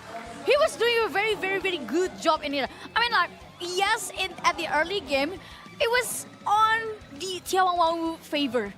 The map was controlled by them. Let's count. and also,眺望万物的尖塔 did a very good job to separate the support from the damage dealer the side of Frontera One. They didn't want let the players from Frontera One get enough support, and especially the DPS dealer. But sadly, Tucci is one of the fastest player in the眺望万物的尖塔. And when you have a very fast player, sometimes you need a very good control over your speed. And that's something that actually the moment when Tucci is actually fall off, lose control over his speed. Yeah, he walked a bit too far. He expected him to be able to rejoin his teammates with his speed, but he was just caught out left, right, center. There was nowhere to run at that point, and that was just a mistake that might come back to haunt the side of he did that twice. That mistake, he did that twice. To be honest, the moment Tucci was out of position and misposition, I feel like the players from Frontera looked like an Avengers trying to get Thanos. Avengers, that was the kind of moment was, sort of like a very expensive moment for眺望万物的尖塔. But now we go back to the card contest, and this is the map that were chosen by Frontera One. This is going to be a match point, Abby. Yeah, the match point for Frontera One. 3-1, David.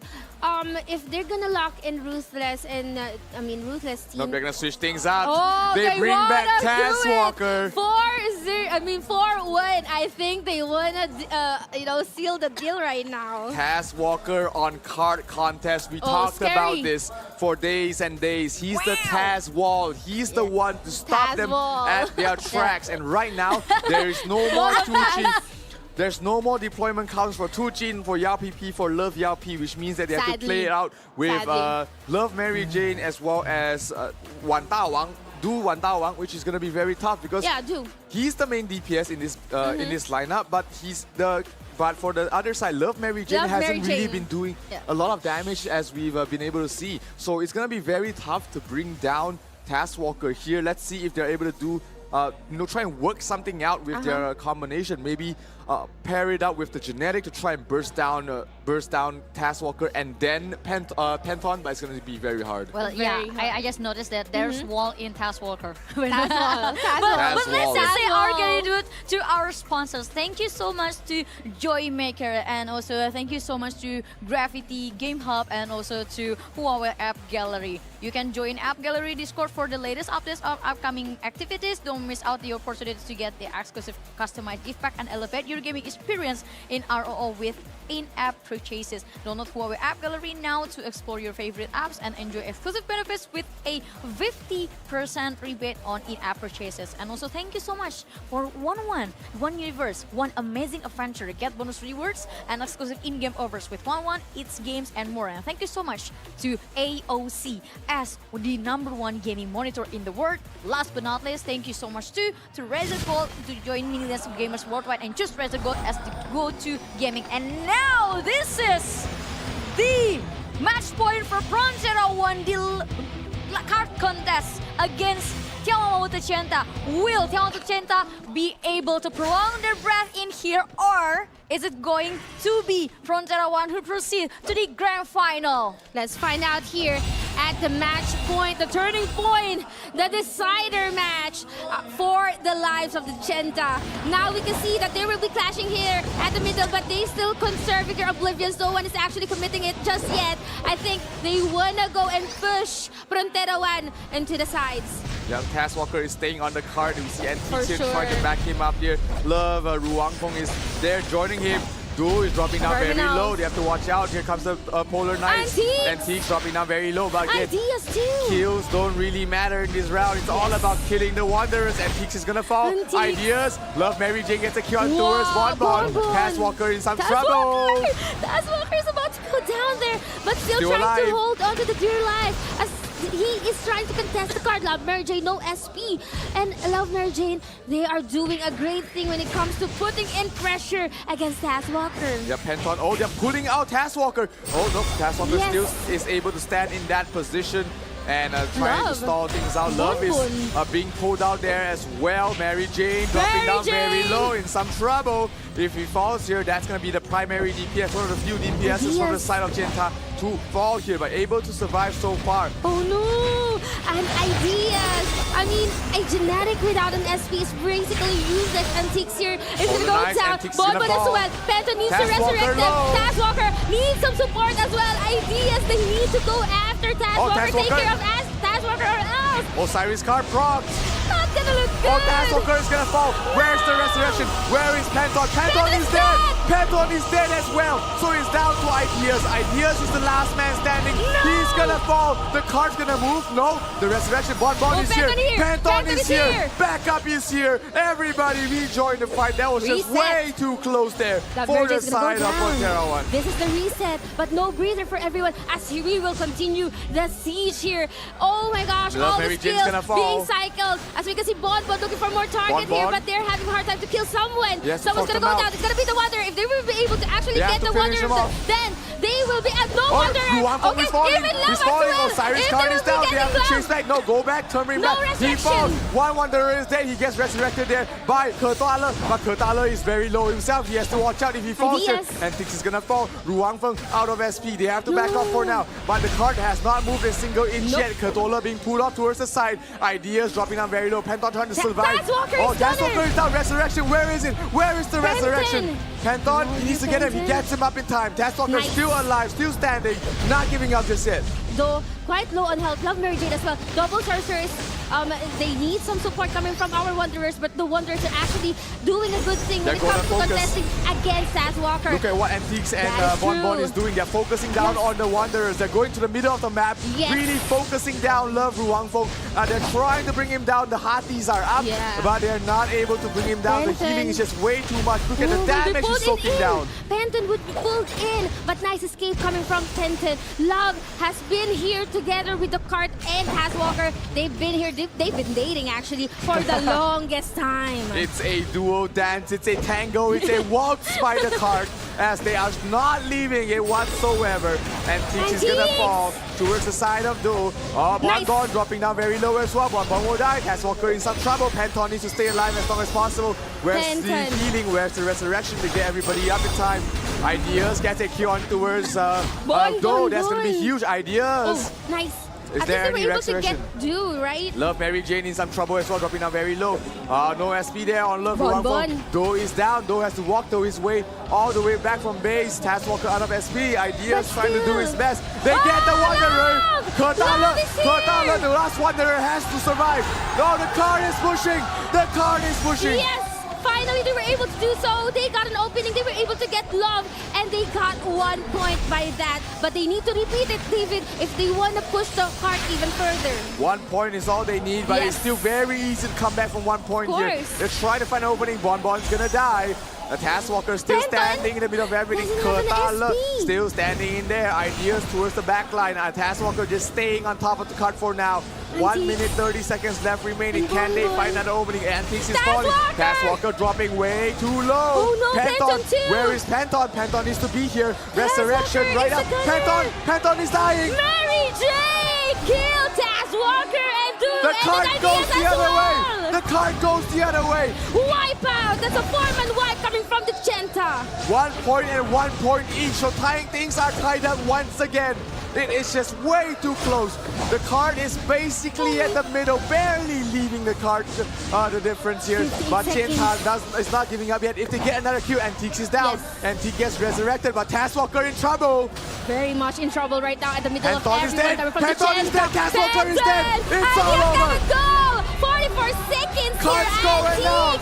The card is moving, very much moving. And I think this is the beginning of the end, as that's gonna be a 4-kill streak. Taz Walker, the wall of Frontera 1 was not able to do anything. Gets crumbled down under the tanks from the side of Genta as they get themselves 3 points with 20 seconds left remaining. All they need to do is survive. Taz Walker dies once again. Love Mary Jane trying to do his best. Wu Huang Feng in some trouble. Ideas gonna fall. Bonbon is gonna end. And Keeks last man standing. And Frontera 1, they're going to a game number 6 here. Genta able to finish things off. The wall of Taz Walker is down. They are down. Frontera 1 needs to fight one more.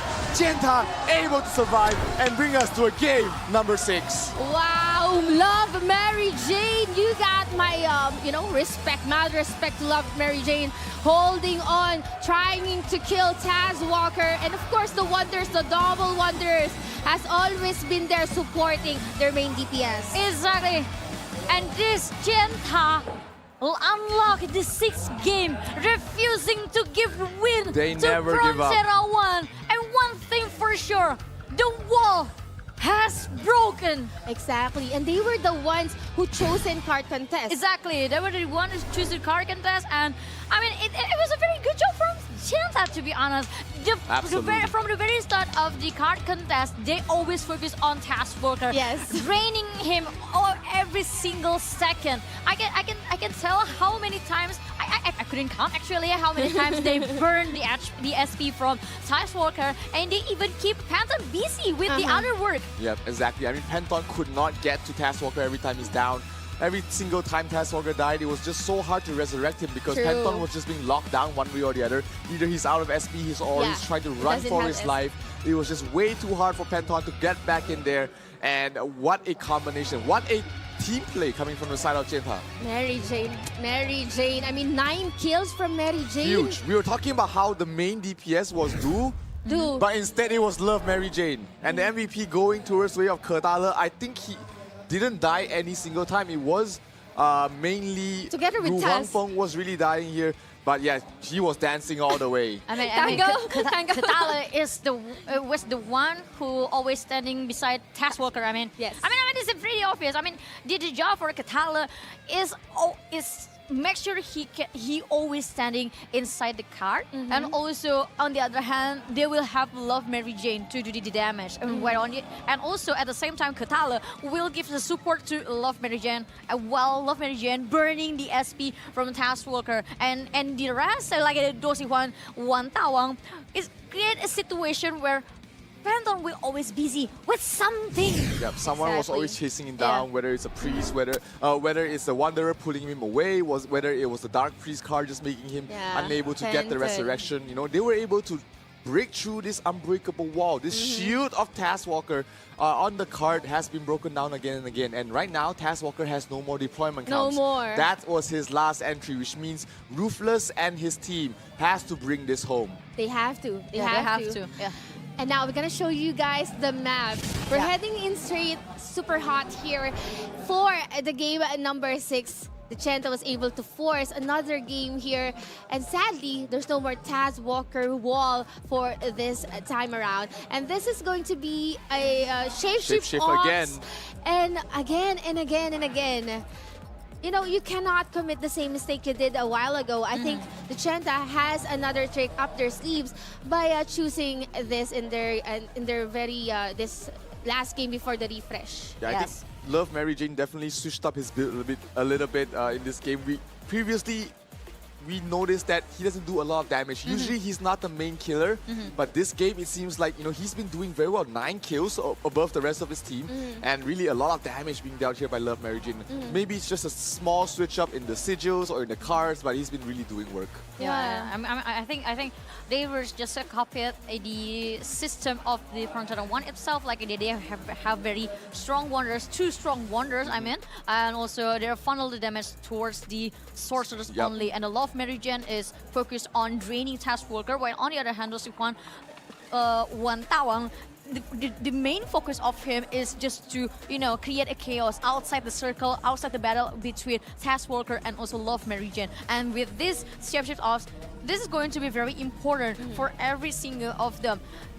Chenta indeed needs to win this game. Definitely. If they have to unlock the 7th game, they have to refresh the attempts of every single player on their lineup. But on the other hand, it is also very important for Frontera 1 as well, because they need to lock it as fast as possible. Because the deathmatch is also something that the Chinese region is good at. Really, really good. Just one more actually for Frontera 1. On the other hand, for the Chenta, one more game to actually force the refresh. We're currently looking at the lineup. This is a public information for the Chenta. They know this lineup already because this is the last deployment. I mean, same for Frontera 1. Shapeshift Ops, this is a game that we witnessed a while ago wherein the strategy is to actually wait for the very last moment to conserve your your skills, important combination, and to just lock down on the player with the most score.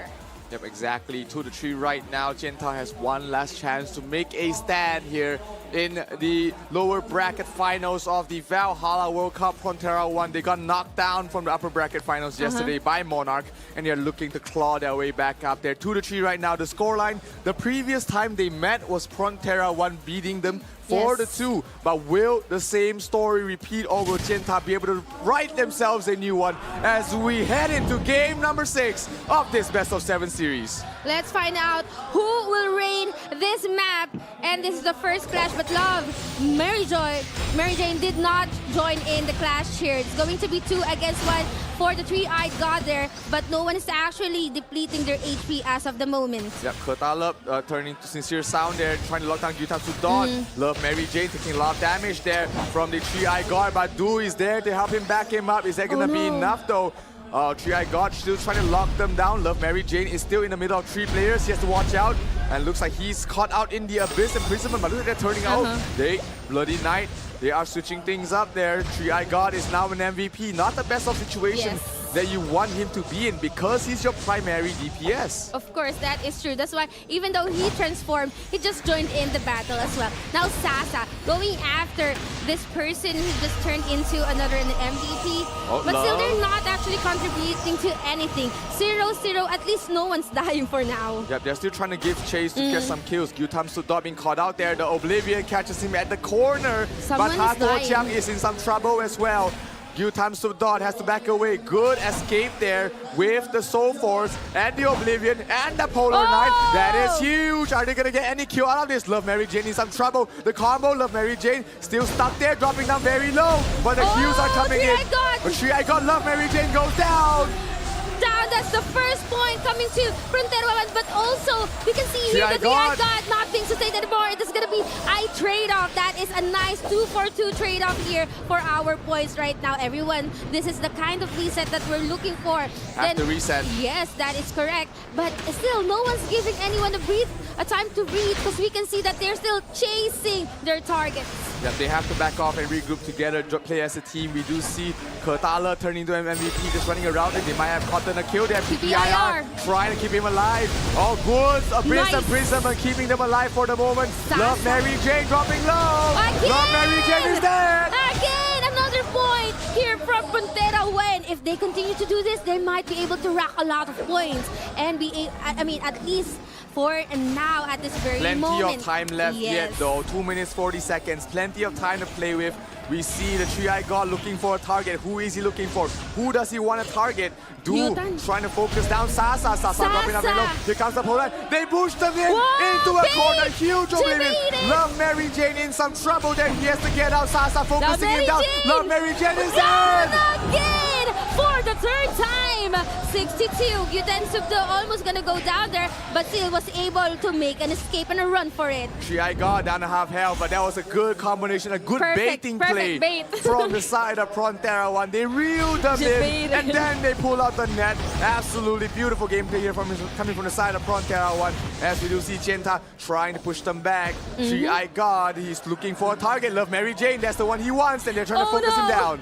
Oh no, they know where Love Mary Jane is at. They found him. 2 against 1. Make it 3. Love Mary Jane is on a crunch here. They need all the support coming from the teammates, and there you go. Love Mary Jane in trouble. Love Mary Jane fighting back. Love Mary Jane is dead. Together with Love almost. This is the 4th time that Love Mary Jane has died. Ru Hangfeng still alive, not able to support his teammate though. They do get a kill on Gyutam Subdot. 1 minute 30 seconds left. This is still anyone's game. If they get a kill on Sasa, they are able to turn things around. So right now, if you are Genta, you need to look for Sasa. Where is Sasa? Where is this guy with 5 points on your head? I want to go find you and a bit of Q. Where is Sasa right now on the map? I also want to know, but Ruthless here, just jumping out of that zone. Everyone's running. looking for Sasa as well. Even our cameraman cannot find Sasa, so that's very good. Oh, Sasa is together with the 3-Eye God. And PPIR The only as well. difference here is that I think Sasa would want to have a kill still, even though he's running. They found Sasa. Oh, Love Mary They found Jane here. Sasa. Here comes the Oblivions. Here comes the Polar Knights. They need to kill down Sasa. Sasa, if he dies, that's the game turning around. Sasa has to die. PPIR trying to keep him alive. Sasa turns into an MVP. Sasa turns into an MVP. A Garm? Is that a Garm? He turns into a Garm at the PPIR final few go seconds. down. PPIR dropping down very low. Love Mary Jane doing the damage. 20 seconds. Basilica comes out. Is that the Basilica? I don't know. It's not gold. It's not gold. I don't know. 6. Oh, 8. They tied things up. They get the kill. PPIR needs to survive. 9 seconds. 8 seconds. Can they get any kill anywhere? Oh, this is a tie. Almost the kills are tied as well.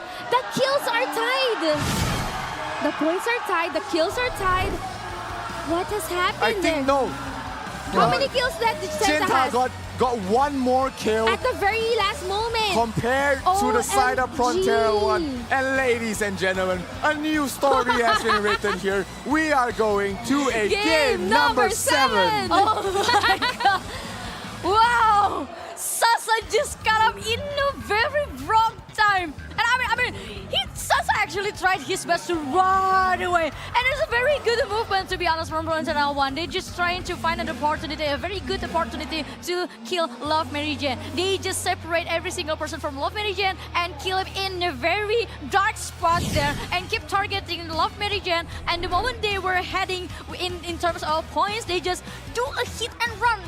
I noticed until the the end difference. of the game. What's the difference? I noticed the difference. What changed here from the side of Jenta? Love Mary Jane, he's not playing the wind elemental. He's playing the fire elemental, which is going to allow him to do a lot more damage compared to playing with the wind. So that small change up. I thought the fire was from the genetics, but it is actually from Love Mary Jane. Yes, Love Mary Jane, he's using the fire elemental, which buffs his damage of the mutant dragon card, which increases his overall DPS. And that has been just a small shift in his build, just a small change up. It doesn't even change any of his cards, but that allows him to do so much more damage. And again, MVP going towards the way of Kertala.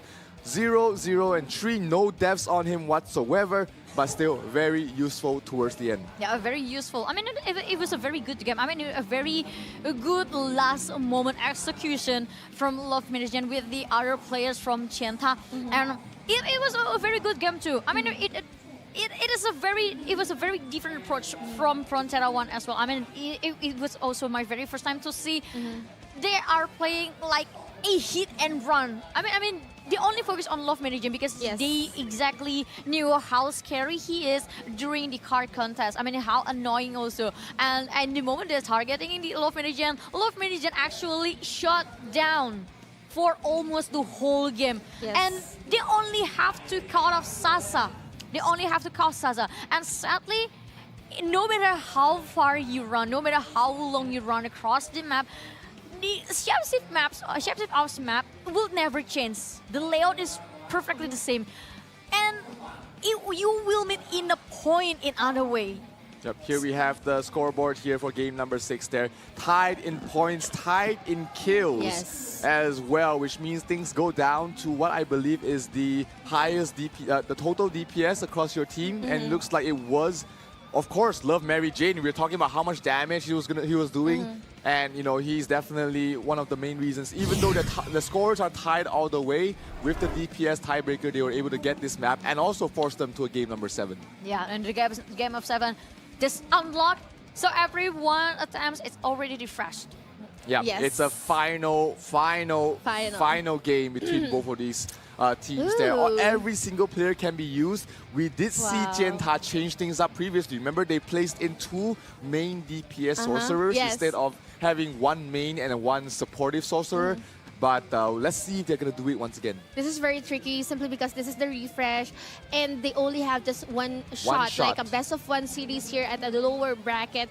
And knowing that they've already pulled the strings, all of the tricks and the surprises has been revealed right now. What my main concern is that somehow Frontera 1 is lacking damage for me. Yes. Because I've been counting their kills and this is not Frontera 1 for me, just for me. I think it's because, you know, Ruthless as well as Taskwalker, they've been playing the more supportive build. They're not really trying to be out there for DPS. But hey, one final time to play. And look at what Jenta is doing. They're bringing out all the big DPSs. All the big guns are out there on the map. 2G as well as Du Xihua, Wan Dawang. Their 2 primary main DPS sorcerers are out on the map. Paired with Kertala, paired with Love Yao Pi as well as Feng Huangru. That will be their lineup here, it seems. Unless they decide to switch things up on the last few seconds here for the side of Jenta. That's fine. Yes, let's find out about what will happen next on this very last deathmatch. The only game who will decide who will become the next grand finalist to face up against Monarch. And for the Frontera 1 side, they will also bring the big guns. They'll bring the Taskwalker, Antics, Repentance, and Bomb and also ideas. But the problem is, but the question is, what kind of build that they will bring into this last deathmatch? That is a question indeed. Simply because they did not switch up like what the Jenta did, like putting all the ones that they have with the big DPS and all. What they did is to stick with their plan, which is their Team 1, Team 2, and this is their primary or Team 1. However, for Team Deathmatch, we've seen that somehow, Frontera 1 is kind of struggling. On the other hand, the Jenta, they're really good when it comes to comeback. And now we're moving towards the very end of the series. 3-3, the series is tied now. This is really scary, especially for Taskwalker's team, Frontera 1. I really cannot tell. I cannot read what kind of strategy, what kind of switching up they need to do. Would Taskwalker be, again, a DPS? Let's find out later on. It's very hard to call. It's coming down to this. Everything has come down to this. Game Number seven. Game number 7, sorry. Final team deathmatch to decide who will move on to the lower bracket, to the upper bracket, to the grand finals. One final match here. Antiques being caught out there. We do see a Magnolia card being used by one of the players, so he's there to provide the CC from the side of on the side of Jenta. That is correct, but everyone still sustained, well tanked, and just running around. No one wants to die. You cannot afford to die at this particular moment. 15 to 15, and it's just a matter of who is the first one to be bewitched and pulled into the middle, bewitched, and then Antiques near critically low, but would be running for his dear life. Yeah, Antiques able to survive barely though. Tucci dropping down very low. Though. Taz Walker is in some trouble. Bon being chased down by 3 players. He has to watch out. He's still alive. Yes. Nobody died yet. Taz Walker. Oh, they catch out. Ooh. Oh, Panton is there to back him up. So Bon is A-OK. Love Yao P in some trouble. He's caught out in the corner. Can he back out? Kertala in some trouble as well. Love Yao P doesn't have an SP. Oh, here comes the damage coming through with the Abyss Imprisonment. Tucci barely surviving. He palms the Zephyr. Bon, where are you going? Where is your support? There you go. There. Oh, there you okay. go. They survive for now. Panton is there. Perfect. Just in time. No kills on either side yet, but all the sigils has been proc. They have to watch out here. Kertala drops the Oblivion. Bon in trouble. Bon is dying. Bon is dead.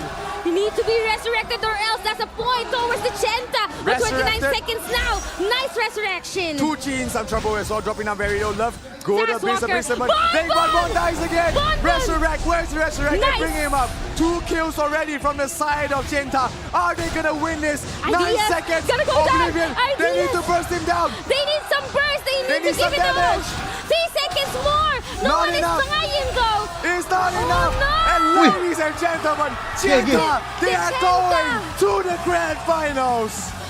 Just because of the kills. Yeah, please welcome the next grand finalist from China Mainland region,眺望万物的尖塔, who already beat Frontero 1 on their home ground with score 4-3. Wow. What a marvelous play. And the last team deathmatch, and a crazy yet an awesome match showed to us.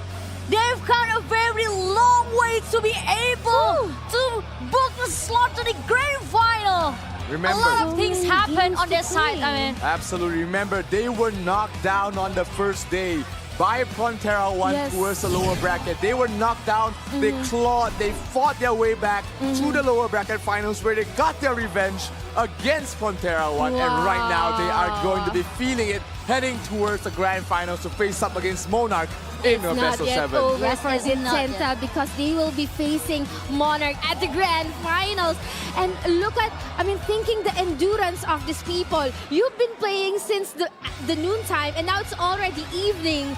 And now grand finals is here. Let's just go back a bit on what happened during that match. I am really worried about the Frontera 1 lacking the damage, and it did prove it that they did lack damage. Because we are currently tied with the score. However, we got the tiebreaker from the kills. Those 2 kills, absolutely huge. Even though they were managed to resurrect, I believe it was Bon and Antiques. Bon died twice. So those kills are absolutely crucial when it comes down to a tiebreaker situation. Unfortunately, towards the last 10 seconds, they just ran out of time. They dropped their combo, they dropped their Oblivions, but they could not finish them off in time. Yes, it is sad to be honest to see that Frontera 1 couldn't be able to face again Monarch once again to have their revenge match. But on the other hand, it was眺望万物的尖塔 who got the revenge match. It was executed beautifully by Jenta as well because they were very persistent from the very first start of this match. Absolutely. In every single moment. And in all maps. Look how persistent they are during the card contest. Look how persistent they are during the chapters ops. It was so good to watch. But somehow it feels really sad to be, to lose by just a little bit, It's not a huge gap actually. And Frontera One somehow during the whole series, they had the advantage. But there's this little things and these little things they add up.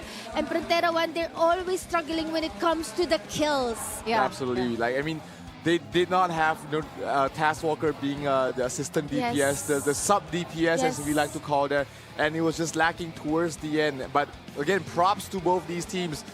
Jenta played from the lower brackets, made it to the grand finals here. Wow, so many games. Twice they were almost eliminated. Remember, they Almost. went to Game 7 on back-to-back series, so they are definitely With feeling... Boba Cats. Yes, against Boba Cats as well as against Frontera One. They are definitely feeling the fatigue right now. Monarch has been chilling by the pool the whole day.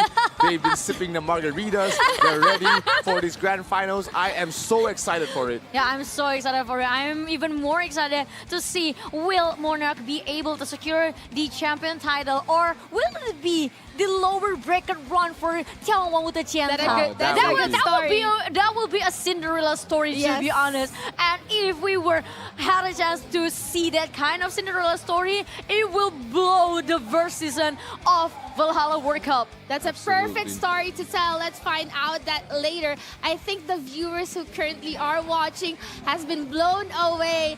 Please do show your support to our grand finalists. We have the Chenta and also the Monarch Guild. You mentioned they're just chilling, but it has some downsides because They're haven't warmed up. They're not fresh. They haven't warmed up yet. True.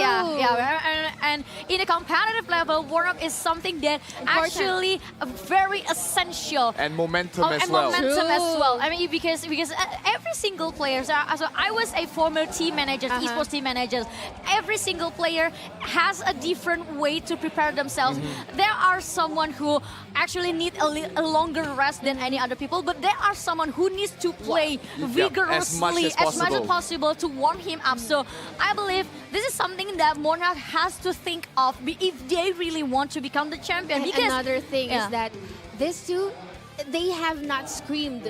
So no, they haven't faced each other at all. This is their first time meeting, and they're gonna come into something fresh. Remember, Papa Bear is a warlock. Yeah. He's not a sorcerer. He's not gonna be something that Jenta is used to be playing against. So they have that surprise element and factor from Monarch that goes towards their way as well. But there's also a downside. Since the Chenta has watched them play, the Chenta can actually counter them and prepare for the grand finals. They're here. Yes, and on the other side, Monarch has a lot of demos about how 眺望万物的尖塔 plays. So I think a lot of information. Monarch has a lot of information, but less preparation. But on the other hand, well, a lot of preparation, but what about the energy? The Will they be able to keep up with the energy that Monarch already deserve? They played at least 18 games today already from the side of Jenta. Very tiring Not included with standby time, preparation time before you go to the venue, makeups, and also drinking and eating your breakfast, your lunch, and preparing your dinner, so blah blah blah blah blah. I mean a lot of things. But one thing is for sure, we already now for 2 grand finalists. It's just a matter of who will be the grand champion and the first placer. So at least these 2 teams, somehow they already secured the slots, and they're just looking for one more best of 7 series to go. Will this become the very first warlock, the off-meta, who will become the champion of Valhalla World Cup? Or maybe it is going to be the time for no archbishops at all. I would like to pass it away to the hosts as they are ready to interview the winner of this match. Let's take it away.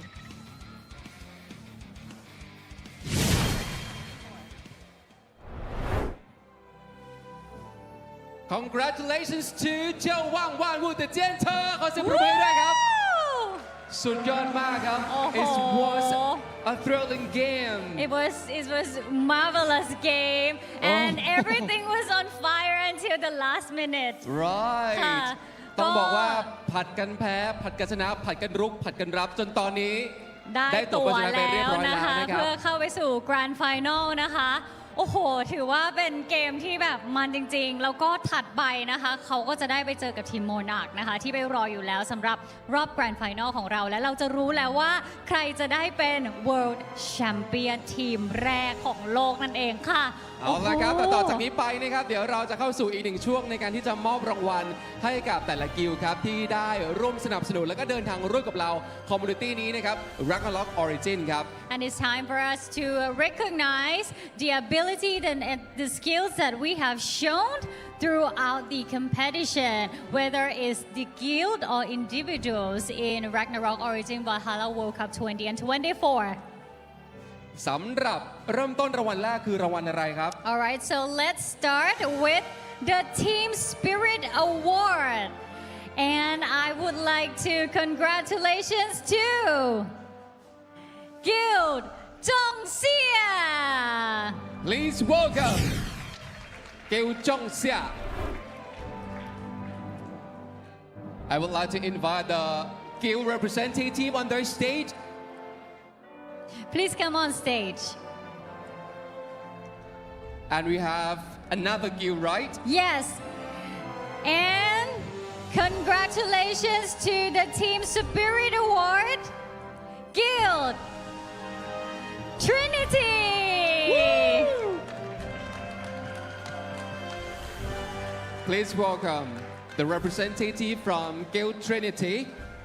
And next up, I would like to invite Mr. Jerry Gao, the Director of App Gallery Business from Huawei APAC region up on stage to present the honorable awards to both of them. Please give a big hand. Yeah. All right, and we have the ticket. The ticket prize here for So- Mr. Jerry to give to both teams. Yes อันนี้ก็จะเป็นการมอบทิเก็ตอันทรงเกียรตินะครับของ Community ROO ในครั้งนี้นะครับ ใช่แล้วนะคะ ให้กับแต่ละกิลด์ครับ ขอเสียงปรบมือให้หน่อยครับ Please give a big hands once again ladies and gentlemen. We will take some time here to take this photo of the Team Spirit Award. And thank you very much Mr. Jerry Gao and the representatives from Guild Jongxia and Guild Trinity. Thank you so much. Please give a big hand. All right, moving on to the next award. Next award, we have the Creative Strategy Award. And congratulations to Guild Monarch. Woo!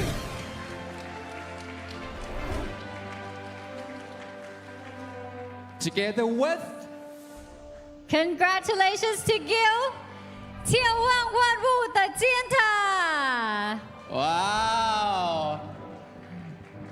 It's like the grand final already. Yes, it's like the grand final already. Okay, please welcome the representative from Guild 眺望万物的尖塔. Please be on the stage. Yeah. Yes. Up next, I would like to invite Mr. Scott Lee up on stage, the Executive Vice President of Soft World International Corporation. Please be on the stage to present the tokens of appreciation and the honorable value of ticket.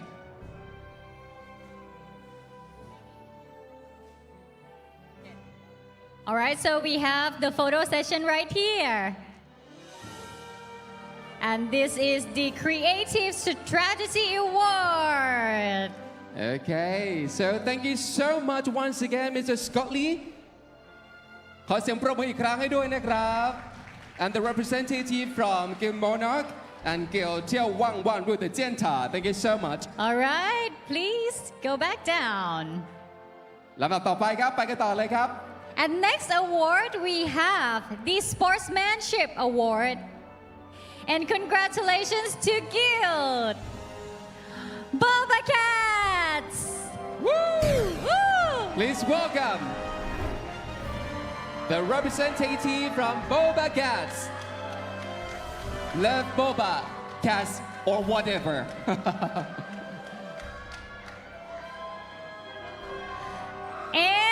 the sportsmanship of these two guilds. Excellence. Could you please step forward a bit?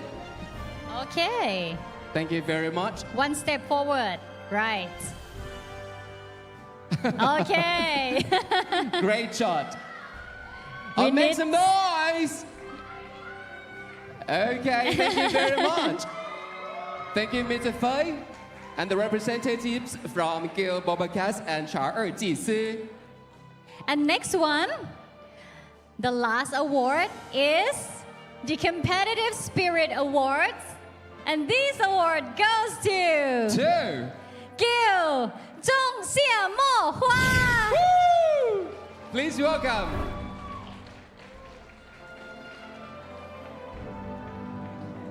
And also congratulations, Guild Frontera 1. Let's make some noise to welcome Prontera 1 representative. And now I would like to invite Kun Panara Sang Si Wong, Senior Business Development Manager of Race to go up on stage. ขอเสียงปรบมือต้อนรับกันด้วยครับถ่ายรูปกันหน่อยนะครับ เราก็ได้มอบไปเรียบร้อยนะคะ ใช่ครับ ทุกรางวัลนะคะสำหรับ Spirit และความยอดเยี่ยมในด้านต่างๆ ครบทุกกิลด์นะครับที่ร่วมแข่งขันในครั้งนี้นะครับเรียบร้อยนะครับขอเสียงปรบมืออีกครั้งหนึ่งด้วยนะครับขอบพระ Please คุณ give นะครั a บ big hand คุณพนา and ราสังสีวงศ์ congratulations นะครับ again ขอบพระคุณครับเรียนเชิญบริเวณด้านล่างได้เลยนะครับ เรียนเชิญ And thank ได้ you เลย so ค่ะ much, Thank you so both of much you. both guilds Thank you เอาละ ลำดั ค่ะ บต่อไปนะครับไปกันต่อที่รางวัล Leader ยอดเยี่ยมนะครับ Now let's start with the Charismatic Leader Award ใช่แล้วนะคะเมื่อสักครู่มอบเป็นทีมไปแล้ว ครั้งนี้เราจะมอบเป็นรายบุคคลกันบ้างนะคะ ซึ่งรางวัลแรกเนี่ยจะมอบให้กับ Leader ยอดเยี่ยมนั่นเองนะคะ Let us start with the Charismatic Leader Award and we have the total of 8 awardees Congratulations เหยาพีพี from 眺望万物的尖塔 เรียนเชิญครับโอ้โห lots of fans เหยา here. พีพี yeah please stand here Okay next please welcome 罗伯没有蓝 from 仲夏 เรียนเชิญครับ Please make some noise to welcome him 罗伯没有蓝 Yeah Oh Yes. Moving on to the next one Jacob from Boba Cats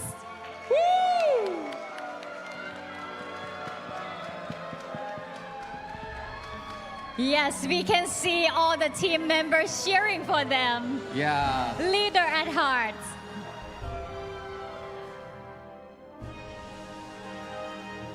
Move on to the next. 2 Socks from Trinity. Lah, nggak jadi ini. Aduh, sorry.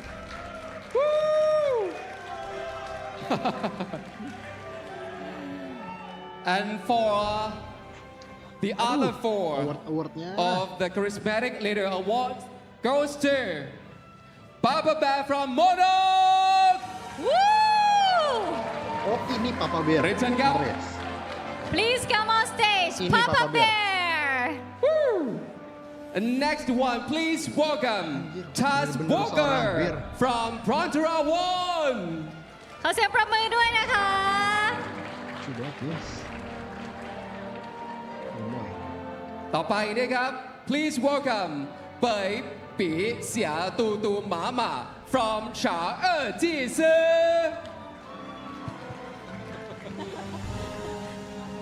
I'm trying so hard to pronounce correctly. And the last one, please welcome Mulin Morning from จงเสียโมฮวาเรียนเชิญนะครับ คุณ Merlin Morning นี่คือผู้ที่ได้รับรางวัลนะครับ Charismatic Leader Award นะครับ All right, and next I would like to invite on stage Mr. Jason Park, Global Business Group Leader, to award our wonderful leaders. ขอเสียงปรบมือต้อนรับท่านด้วยครับ Please make give some a noise to big welcome him. hand. Please welcome Mr. Jason Park.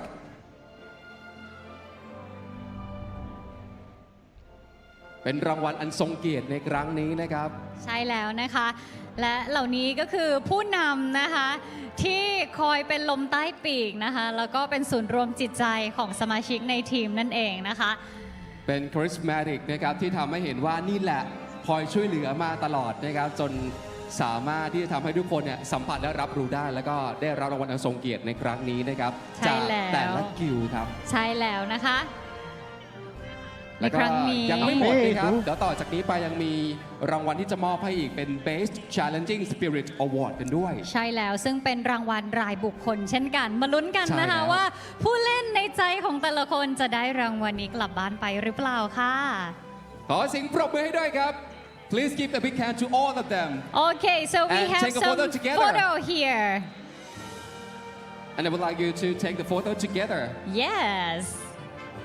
มองกล้องเลยครับ Look at the camera. And strike some pose. Okay, please show your award. ถือว่าเป็นรางวัลอันทรงเกียรติมากนะครับในครั้งนี้โอเค For the last shot please กล้องไหนครับยกมือหน่อยครับ Which one Okay. Oh, okay. And then I would like to invite Mr. Jason Park. Mr. Jason, please step to the other side. Stand other side.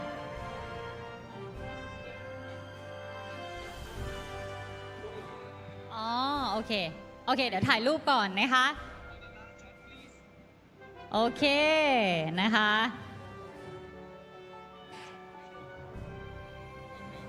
And since we want to keep the highlight video for our fans later, I would like to ask Mulin Morning from Jongsia Mohua to come up on stage again.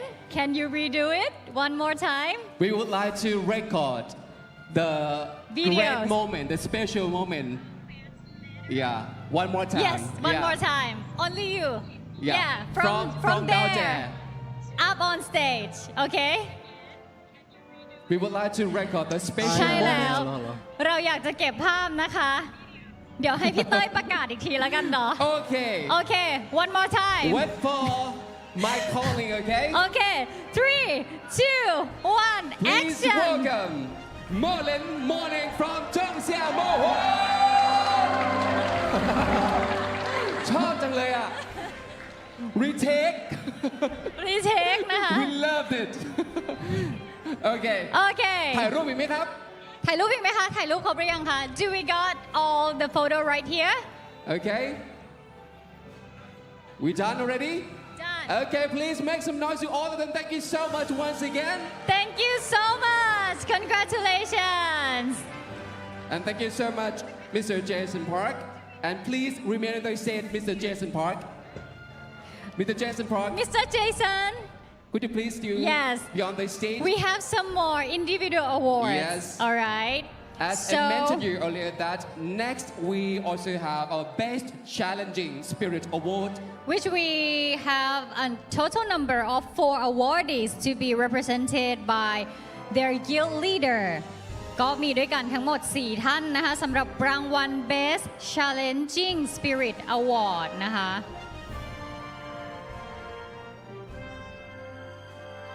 โอเคนะคะสักครู่หนึ่งนะคะสำหรับรางวัลต่างๆที่เรามอบให้นะครับเราได้มีการเห็นจากสปิริตของแต่ละนักเล่นระหว่างการแข่งขันเนี่ยว่าใครมีความโดดเด่นอะไรบ้างสุดท้ายครับก็ทำให้เราต้องมีการจัดสรรหมวดต่างๆเนี่ยตามที่เราได้กล่าวไปเพื่อให้ทุกคนได้รู้สึกว่านี่แหละคือสิ่งที่คุณได้ทุ่มเทให้กับครอบครัวคอมมูนิตี้ของ Ragnarok Origin ในครั้งนี้แล้วก็การมอบรางวัลต่างๆนะคะก็ถือว่าเป็นขวัญและกำลังใจเนาะสำหรับเพลเยอร์แต่ละท่านนะคะเพื่อที่เพลเยอร์แต่ละท่านเนี่ยนะคะจะได้มีกำลังใจนะคะในการเล่นนะคะแล้วก็ในการ challenge ตัวเองมากยิ่งขึ้นนั่นเองนะคะ ซึ่งเดี๋ยวหลังจากการมอบรางวัลในครั้งนี้นะครับก็จะเข้าสู่แมตช์สุดท้ายแล้วนะครับ After presenting the awards we're gonna have the grand final round wow that amazing I can't wait to see อยากดูแล้วนะคะอยากดูแล้วเชื่อว่าแฟนๆเนี่ยก็น่าจะมีทีมในใจแล้วแหละว่าเที่ยวเนี้ยในแกรนด์ไฟนอลระหว่างทีมโมนาร์กับเที่ยวว่างว่ารู้แต่เจียนฐานเนี่ยเขาเชียร์ใครนะคะเชียร์หมดเลยใช่แต่เราอะเชียร์หมดเลยนะคะเราชอบความสนุกสนานนะนี่จะเป็นนาทีประวัติศาสตร์เพราะว่าจะเป็นการได้รับแชมป์คนแรกระดับโลกเราจะบอกว่าถ้วยครั้งนี้ถ้วยอะสวยมากด้วยได้เห็นถ้วยเรียงค่ะนี่คือ just แค่กราฟิกนะของจริงอลังการกว่านี้แอบเห็นมาแล้วนิดนึงสวยจริงๆทุกคนเห็นแล้วแบบโอ้ my god สวยมากๆอยากได้เลยแต่ว่านี่ก็อยากได้เหมือนกันแต่ว่าเราอ่ะไม่ได้แล้วแหละเพราะเราไม่ใช่เพลเยอร์เนาะต้องเป็นเพลเยอร์แล้วก็อาจจะมาจาก2ทีมนี้นั่นก็คือโมนาร์กแล้วก็เที่ยวว่างว่านวูแต่เจียนถานะคะใช่ครับซึ่งแต่ละทีมนะครับก็กว่าจะมาอยู่จุดนี้ได้เนี่ยเขาทุ่มเทกันอย่างหนักนะครับเพราะว่ามีการสัมภาษณ์แล้วเขาบอกว่าตั้งแต่ตอน3 ทุ่มถึงเที่ยงคืนนะครับพี่เนี่ยผมซ้อมหนักทุกวันไม่มีเว้นเลยครับจนมาถึงวันนี้ใช่แล้วนี่แหละคือนะคะวินัยสร้างความสำเร็จครับซึ่งจะต้องบอกว่าคือการเติบโตเราก็เติบโตกันเป็นทีมด้วยนะคะโอเคนะคะขออนุญาตนะคะเรียนเชิญนะคะ Please welcome คิรัว from จงเซียโมฮวา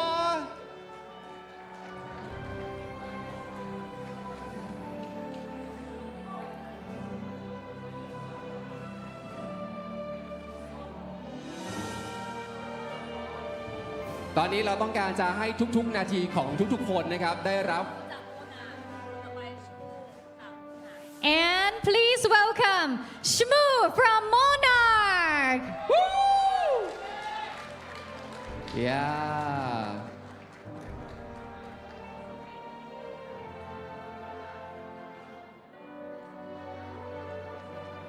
อันนี้ก็ตามอีกจากตามสคริปต์ปะ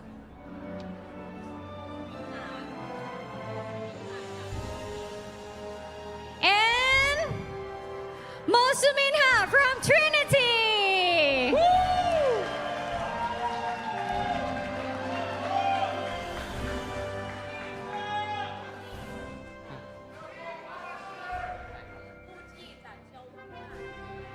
Please welcome 2G from 眺望万物的尖塔 Please make some noise to welcome him.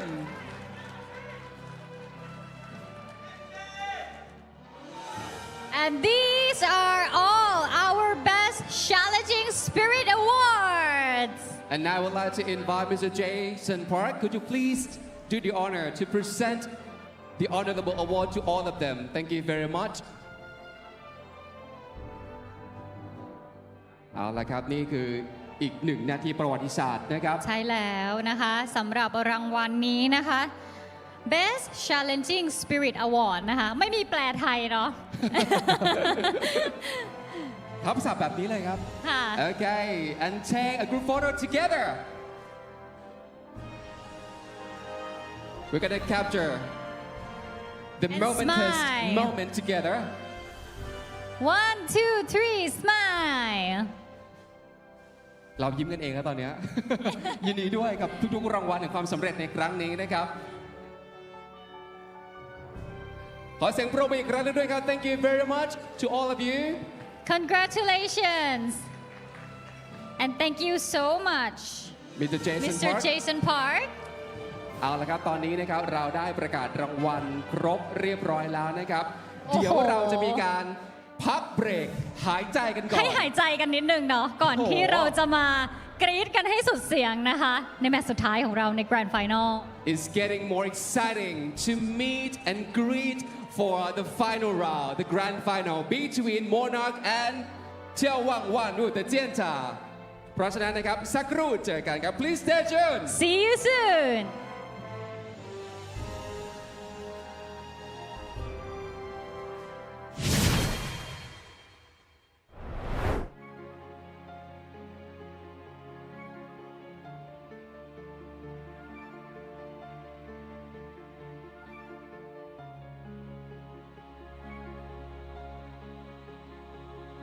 I guess kita nunggu match final ya.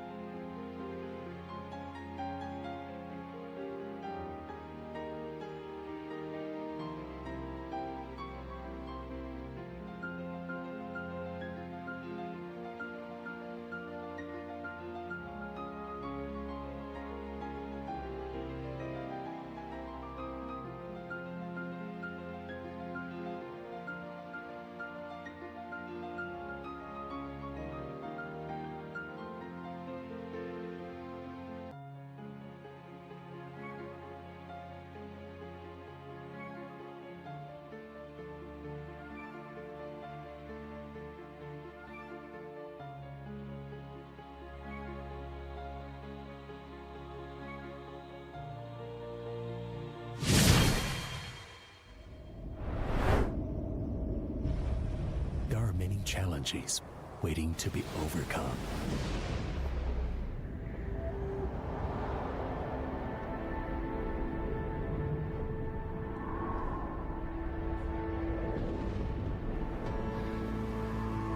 Mountains to be climbed.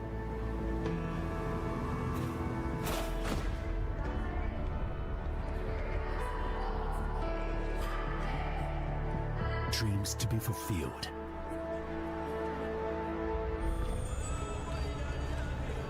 Worlds to be discovered.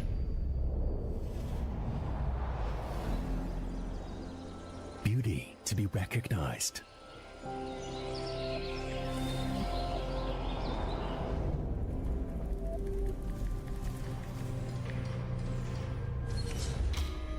Problems to be solved.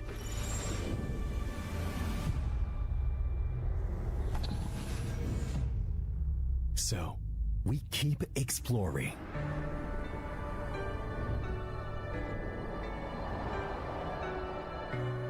And up.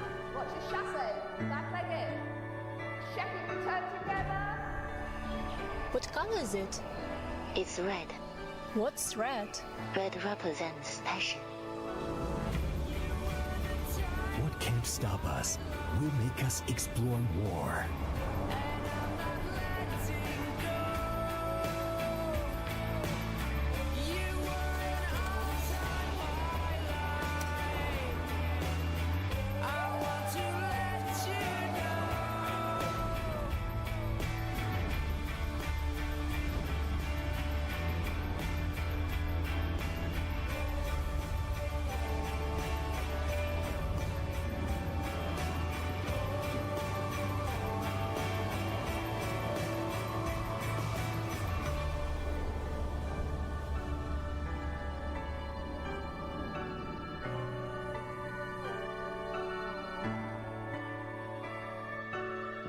Explore more, a nap gallery.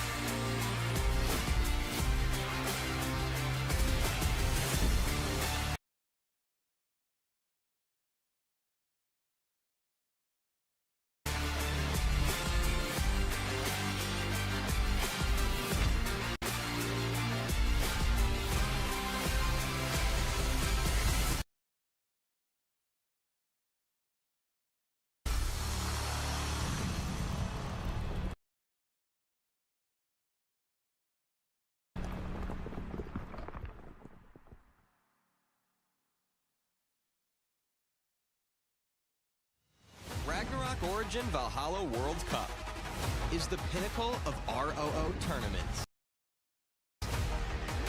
The best guilds and adventurers across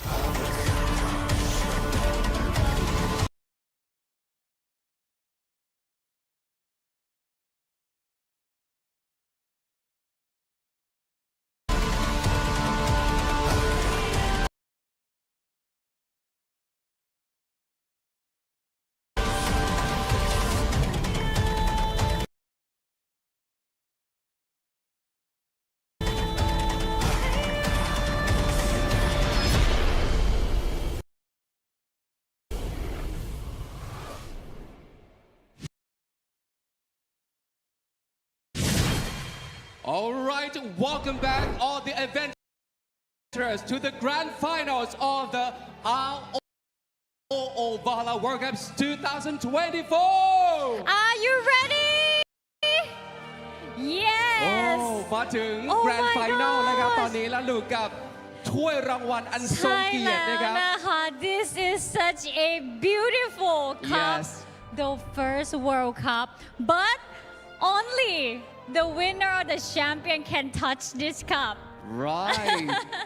The เอาละค่ะ Predators Trophy will be for the winner ใช่ only แล้วนะคะ เอาละครับตอนนี้ก่อนอื่นนะครับอยากจะให้ปรบมือให้กับถ้วยรางวัลอันทรงเกียรติให้หน่อยครับ สุดยอดมากๆนะครับอลังการงานสร้างมาก สวยมาก ตอน จ นี้ ริงๆ แต่คือตอนนี้เราเข้าใกล้ถ้วยได้นิดหน่อยนะคะ แต่ว่าตอนนี้นะครับเดี๋ยวเราจะไปต้อนรับนะครับสำหรับ 2 กิลด์ที่แข็งแกร่งที่สุดในทัวร์นาเมนต์ครั้งนี้เพื่อมาเข้าสู่รอบแกรนด์ไฟนอลกันแล้วครับ ใช่แล้วเดี๋ยวเราขออนุญาตหลบไปนิดหนึ่งนะคะ และทีมแรกนะคะที่จะเดินเข้าสู่เมนสเตจของเรานะคะ Please welcome Guild 眺望万物的尖塔 ขอเสียงปรบมือต้อนรับด้วยครับ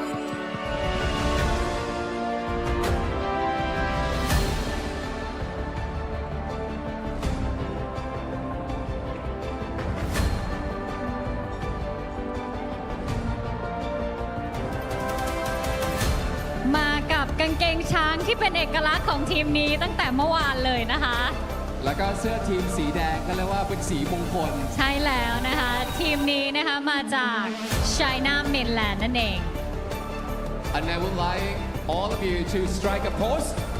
Strike a pose first. Make a pose. Yeah. Okay. 3, 2, 1. Yeah. Okay. Okay. Please stand by your position.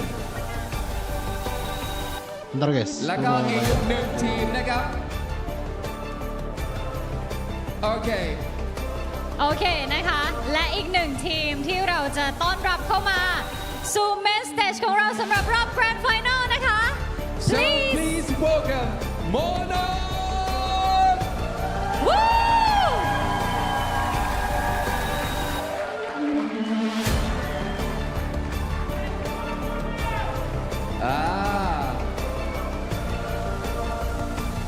นี่คือทีมที่มานั่งรอ ใช่แล้วมานอนรอดีกว่า ตั้งแต่เมื่อวานนะคะ ใช่แล้วนะครับแหมเขาเดินผ่านถ้วยรางวัลแล้วก็มีแอบปลายตามองเล็กน้อย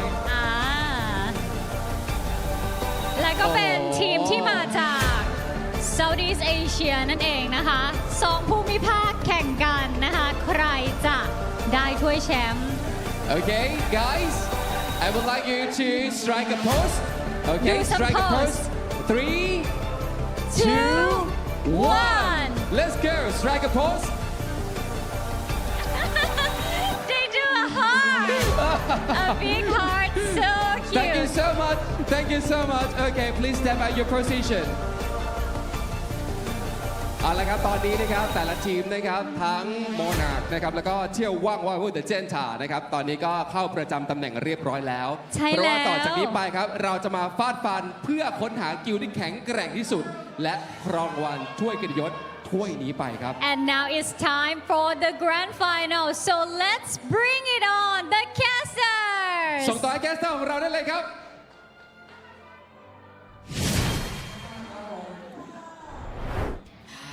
Everyone, this is it. This is the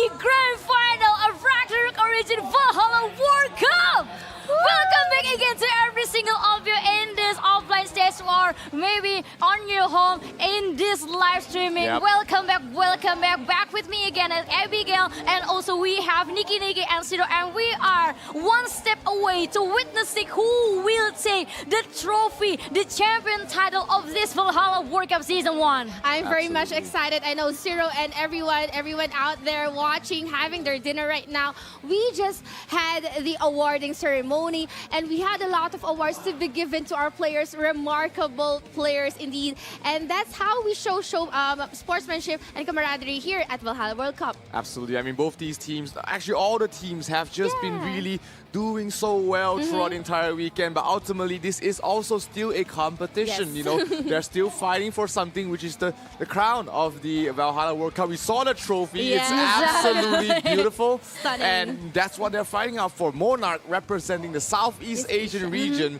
They came from the top 2 of the Southeast Asian region. They defeated Frontera 1 in the upper bracket finals, and they're here waiting for their opponents, which is眺望万物的尖塔. Yes, which come from the Chinese mainland region. I mean, this is going to be very big, but before we begin the very grand final, let's give you all the redeem code. It's Odyssey of Valhalla World Cup for you. And this redeem code contains 300 diamonds and also 300 Mora coins. Yep. Yes. Odyssey of VWC. That is worth it for you guys to redeem as you enjoy the final best of 7 along here with us. Me, of course, Nikki, as well as Abby. And we've watched the journey of Tienta's climb from the lower brackets. They lost to Frontera 1 in the first day. They came back all the way. Lower bracket, they defeated body after body, guild after guild, and they're right here for another match. Yes, and this Cinderella story from眺望万物的尖塔 only have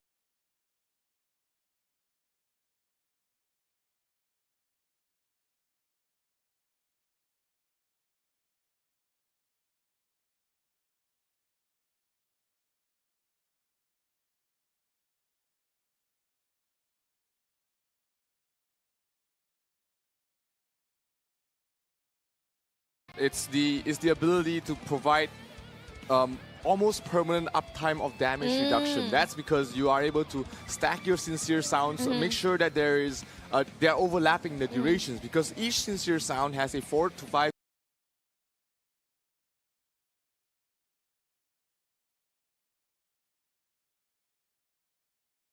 Like what the Frontera 1 is doing to Love Mary Jane. They keep on like downing and downing Love Mary Jane. That could be a scenario against Papa Bear as well, right? Yeah. Yes, also it requires a very perfect condition for a Monarch to play this kind of competition, and it requires a perfect map too. You have to give Papa Bear a big space where he can roam around or at least run away from every single who chase him. Especially when we talk about how fast Tienta moves. And how much is the teleport cooldown? I believe it's an 8-second cooldown. If he's using the start, there's a sigil that he can use to allow him to have double teleport. But when he uses that sigil, his damage is a lot weaker. So we might see the more meta build right now for the Warlock is that using the single teleport, but he has a lot more damage. So that I think is what we're going to be seeing a lot more often, especially from Papa Bear, where he can play the earth and fire combination, which is very painful in a large AoE. Exactly. And I think a lot of discussion for today is always down to the updated bracket, because we almost complete the bracket. Yes. So only one spot left in this bracket, the winner, the champion of this Valhalla World Cup, because we already finished the very first group matches, and also the upper bracket, the lower bracket. We already sent a lot of teams back to the airport, and now it's already down to these 2 guilds, Monarch versus眺望万物的尖塔. Exactly. Look at how far we've come. We are down to our last top 2 guilds from every server. And actually, read what? That's why you mentioned like stop, David, stop. Yeah. I'm not speaking. He speaks his mind too loud. You're too loud. Just kidding. Anyway, guys, to our adventurers, these are our lineup. There's remarkable players, 10 for each of the guilds here. We predicted.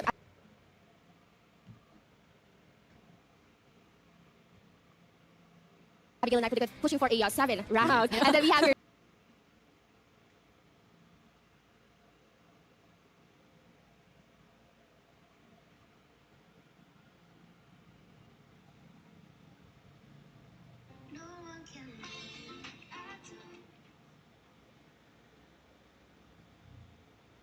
Ciro with the 4-2 standing. Everyone, this is the most intense fight I can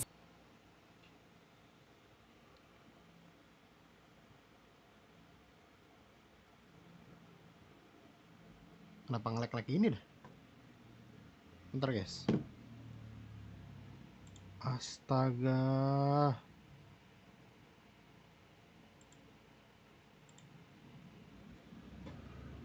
Toh.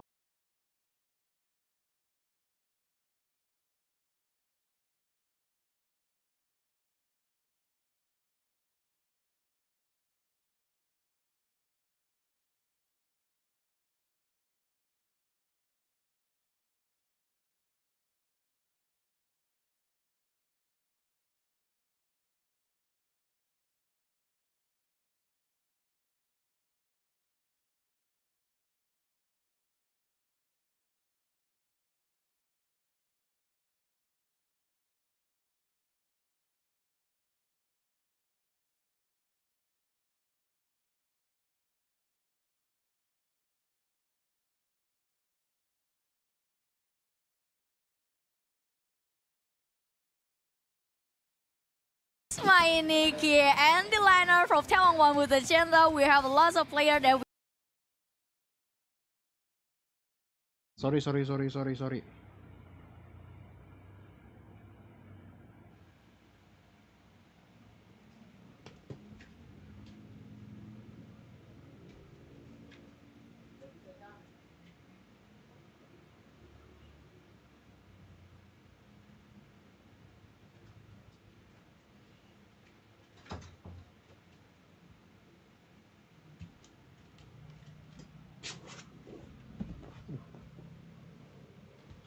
Kenapa nge-lag lagi, cowok?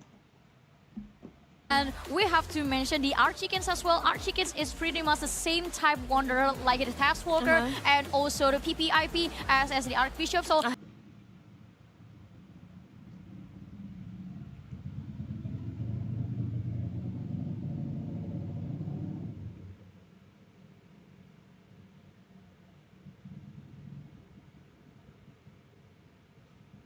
so it not only provides the damage, but it only provides two.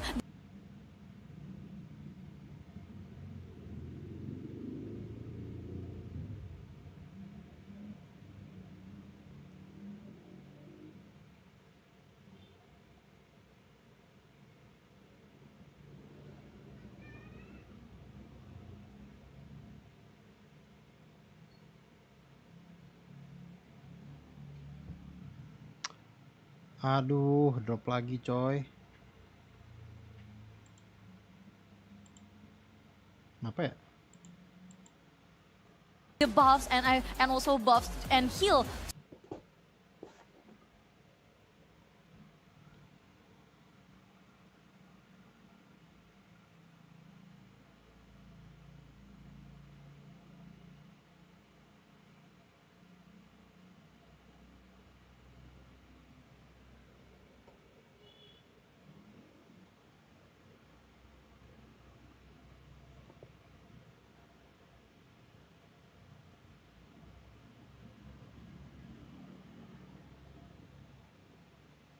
To the other friends. And of course, Bulalu as well with the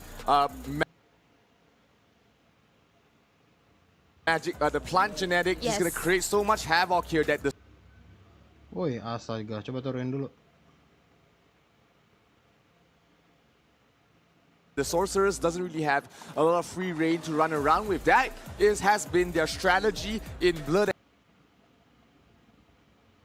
Dropping down very low. The Osiris card almost procs.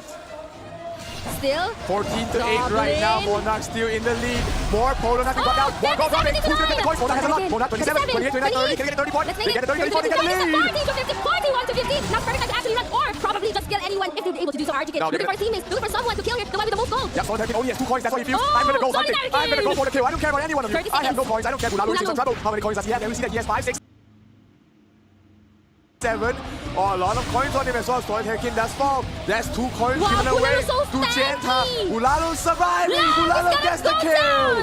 Love's gonna go down there. Wanderer for a wanderer there. And 15 coins. Bulalu has 15 coins. Wow. He just needs to survive. Solitary and King they with 1. are A-okay. Solitary King with 1. It's gonna go down once again. Everyone's going after Bulalu. Bulalu make the 6 run seconds. for it. 5, 1. As long as he doesn't die here, he's A-okay. And Monarch maintains the 100% win rate on Blood and Gold. Wow! Again, another win at Blood and Gold map. Oh my god, that was escalated very quickly from the Monarch side. They actually just playing very objectively. They don't buy. They wasn't buy. They wasn't care in every single scenario that Genta brought us to them. And the only thing that they were focused on, I want to be rich.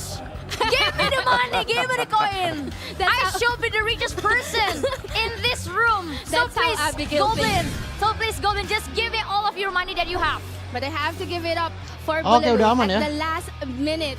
He was so tanky. I don't know what kind of build is that, but against a Wanderer, he was even successful to take down a Love. Yes, that is a very hard thing to do, especially usually Magic Genetics are more supportive. They don't have a lot of damage. Sorry, my genetic. Yeah. Their weapons don't really provide a lot of M damage, which allows them to play the damage build. But Bulalo somehow was able to get the kill, which not only secured it, but it pretty much made sure that, hey, we're not losing Blood and Gold anymore. And the MVP going towards the way of Archikins with 6 pieces of gold on the body. No deaths on him. I think nobody died except Solitary Kin. But remember, Kin is the bait. Just one. He's the one that's going around trying to collect the coins and also slow them down. He's the one that is just there to try and buy time for the rest of his team. Yes. And I think this is a little bit info about how you play Blood and Gold in a certain level, because actually if you want to play Blood and Gold, it requires a very big concentration, to be honest, because you have to be concentrate on these specific seconds, because specific seconds in this Blood and Gold provides different gold, different amount of gold. So I think this is something that already calculated by Monarch, because the moment they secure the 30 coins is already well calculated by them. And it wasn't something that were on the calculation from this Chinese spelling which is a Genta. Could be a lack of games be played at Blood and Gold. And with that in mind, they could still use Blood and Gold for game number 5 and 6. I mean, game number 5 if ever. But Bulalo here, he has 15 golds. I was really thinking how he can actually escape from those who are actually going after him, simply because he has 15 golds. But he was able to withstand. He did not escape it at all. He withstand all of the damages being given to him. Yeah, it's very hard to bring down a genetic, especially a plant genetic. They can put down their whooping vines, you can run around with their bio-cannibalize. There's so many things that you have to look out for if you're trying to chase a genetic, not to mention they also have movement skills and NTCC skills as well. So when you pair that up, put all of that in a character that is meant to be built as tanky. And even maxed. And maxed as well, he's almost impossible to build down. So Bulalo, I mean, we've talked about him a lot of times. I think just in this map alone, he is super efficient. Yes, and then don't forget to concentrate on a very specific second, because there are the different seconds in Blood and Gold that provides more gold rather than the others. So I think it doesn't matter if you secure the very first coin and the other at the start, because if someone hit at the right second, which would provide 20 or 40 coins at that time, your effort in the early game will become nothing. But another challenge is that once you're done collecting the coins, is to prevent people or players go after you. I mean, everyone's gonna go after you. You're the bounty, right? But another challenge is how are you gonna survive with all of the attacks? So this is perfectly practice, nice maneuver, nice execution of where they're gonna go. Who is assigned to the one that they need to protect? They didn't even protect Bulalo, because I was looking at Raid Boss if he's gonna use the Basilica, because they always do that at the very end. But they didn't even do that. They didn't need to. I mean, they were very comfortable. Bulalo was full health. They were like, all right, let everyone just run your own way. We don't have to back each other up. True. That's harder for them to collect the gold. And remember, when you die, you only lose half the coins. So even if Bulalo died there, he gives away 7 coins. And it's still not enough for the side of Genta to be able to come back. Because you need to kill Bulalo twice to make it even, or even or even take the Blood and Gold map. Yes. And then killing Bulalo isn't enough to guarantee your win. So you have at least kill 2 people Two twice. people to at least draw it out. Yeah. We're currently So tied. It was already a very tough game for Tienta. Of course. We're currently tied now with 1-1 if you just tuned in. That is the grand finals between Monarch Guild and Wanwu de Tienta. Wow. That was so good. That was so good. That was the best pronunciation from Nikki. I love it. A lot of practice already A lot of done. practice already done. I mean, Hara pays off.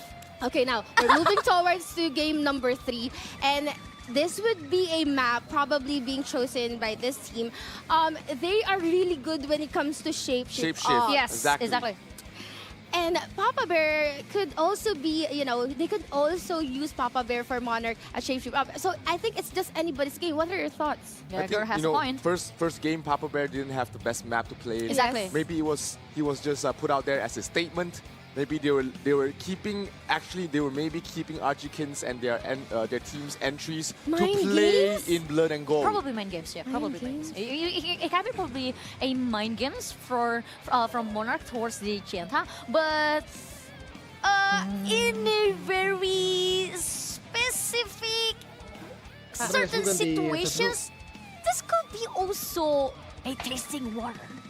Could be. That could be an option. That could be a reason. They wanted right? to see how Papa Bear is able to fare against them in just a very fighting, a very brawly kind of map, and then they would be able to know, hey, what sort of adjustments do we need to make? Does Papa Bear need to go more defensive? Yes. Can he go more fully offensive? And after the first round, it can be that the information that they gathered from the first round, they're gonna make the changes, and then this is where Papa Bear makes the changes to his build, maybe just if they're not using Dark Priest card, he can get rid of the Nether Force. If they are using Dark Priest card, then he needs to keep on the Nether Force and play a bit more squishier. Yes, and then the third map will be on Tienta's favor. Selection. It's gonna be. I mean, it has 2 options. Right? We're not gonna see Blood and Gold, so this is gonna be either card contest or shapeshift offs. I think card contest. What's the you're the mathematician. What's the percentage of their winning rate? They were kind of 50-50. They weren't too great on card contests. It was like kind of a toss-up. So they're gonna go with something that they're more familiar with, something that they've been really playing very well on, which is the shapeshift ops, and they're gonna bring out Tuji, Love Yao Pi, Tuotuo, Yao Pi, as well as Feng Huangru in this map. And in this kind of situation, probably from Monarch side will deploy once again a Papa Bear, because this shapeshift ops offers a bigger map than the team deathmatch, so it also offers a bigger space for Papa Bear to prepare his nuke movement. But now I think they have more information on who to target, on who to focus fire because of the game number 1.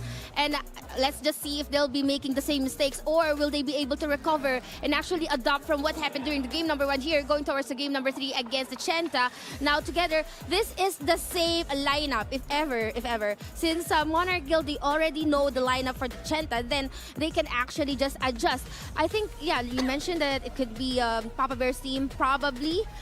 Definitely Papa Bear's team going up against the Tienta. Yeah, this is the map that they want to play Papa Bear on. The white team assemble.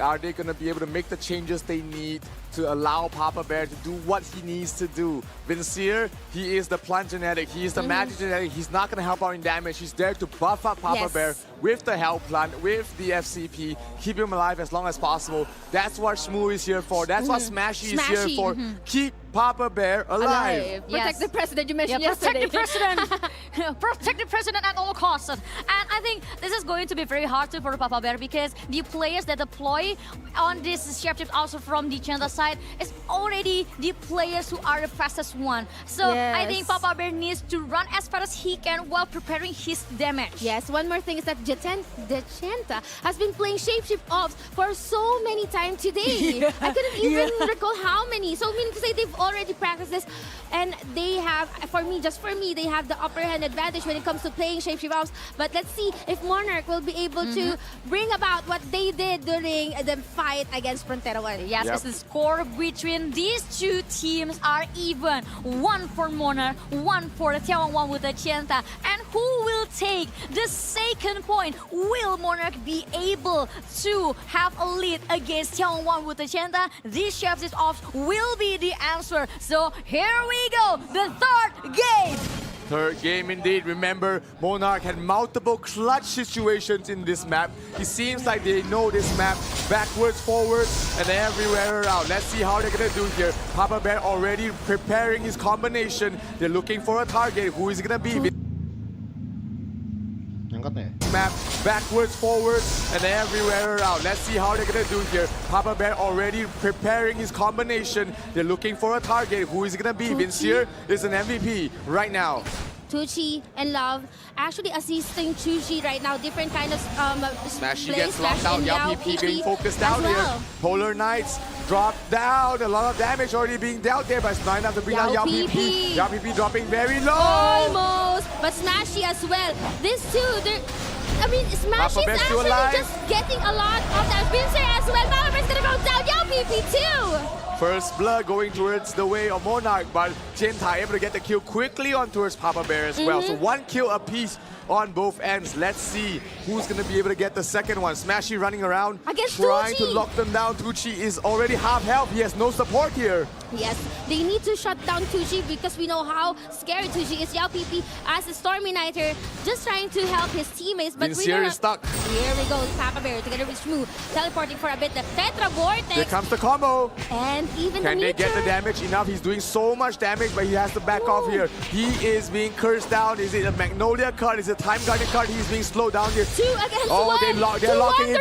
They are locking him down. Papa Bear is in some trouble. He's trying to hide around the plants and wait for the backup to arrive. Yeah, Yao PP has been rooted here at the plants. By the way, what happened there is the 2 Wanderers actually allowing Papa Bear dropping low. More teleport for Papa Bear. Where is Smoosh? Tucci here as a Stormy Knight can't do anything at all. Papa Bear just jogging and circling around the map. Here we see Papa Bear trying to help him out, help Shmoo out, but he's gonna fall, dropping very low. Love Yao P and as well as Tucci doing too much damage to him. He is forced to teleport away, and Yayan is gonna fall. That's gonna be a kill, going towards the way of Jenta. 2-4, giving them a 2 Papa Bear in advantage. trouble. There is no trade of Papa Bear looking for a good position. Papa but Bear. 4 is going after him, Yayan. Where's and the backup? Shmoo is at the left side. Where's Papa your Bear team? being double trouble by Love and Tucci. He's forced to stand his ground, take the fight right here, and now he's standing strong. Can he get a kill before he falls? He needs to. Yayan, no SP to share or even give to Papa Bear. Papa Bear really, there you go, teleportation.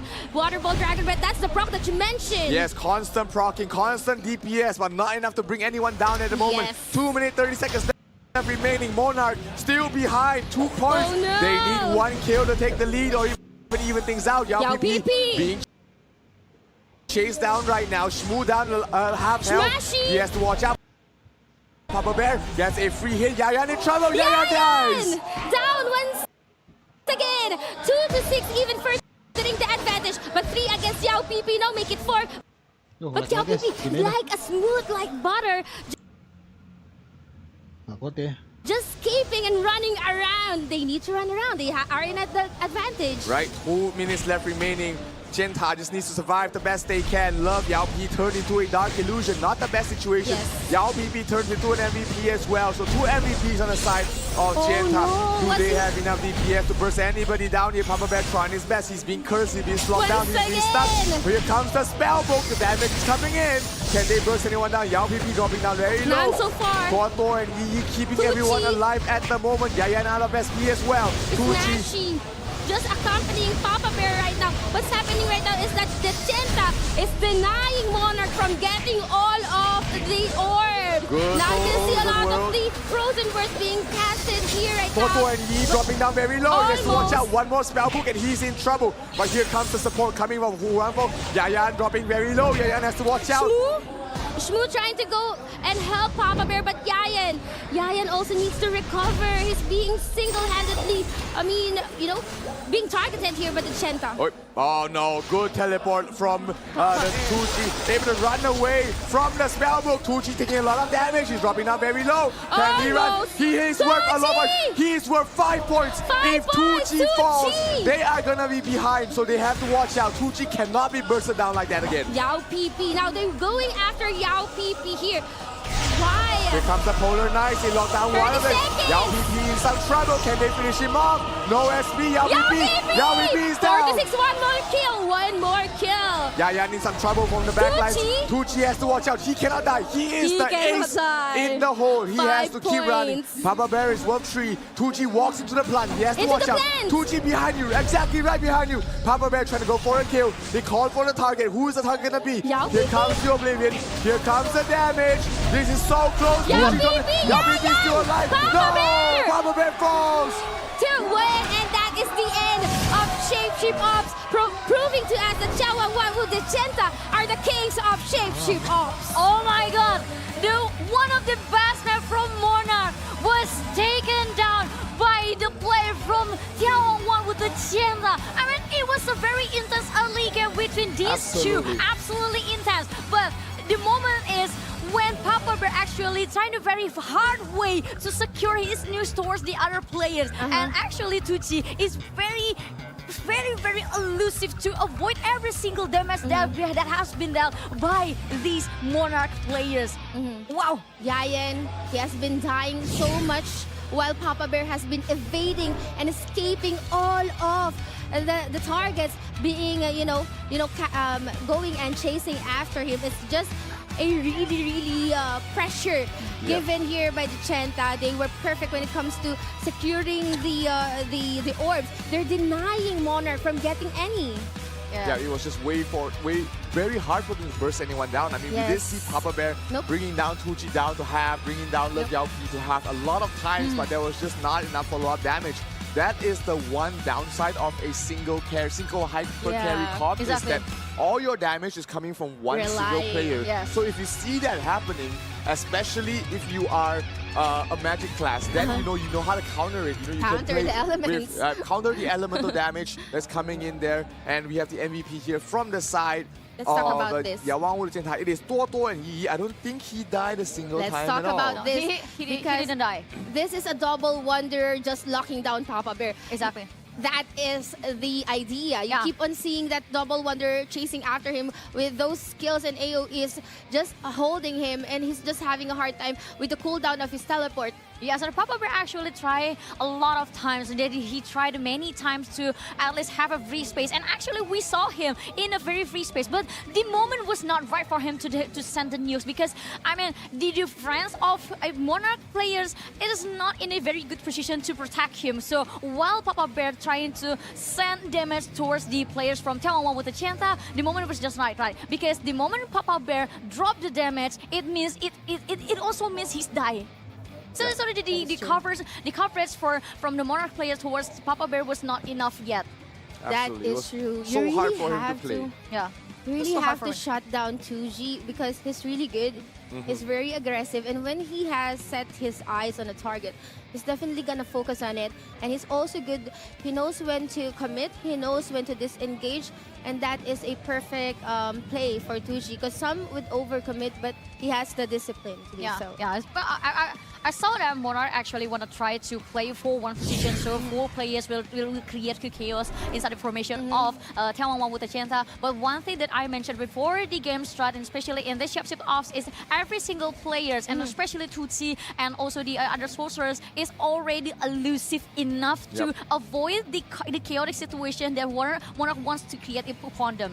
Yeah, and you were talking about the two wonders, really just locking down Papa Bear. They weren't afraid of dying. They know that, hey, all we need to do is bewitch him. So Warlocks do not have any way to break CC. They have no cleanse on them, which means that every time they get locked down. That's why we see the Time Guardian card. That's why we've been seeing the Magnolia card. Because the Warlock, once they get CC, they cannot cleanse themselves.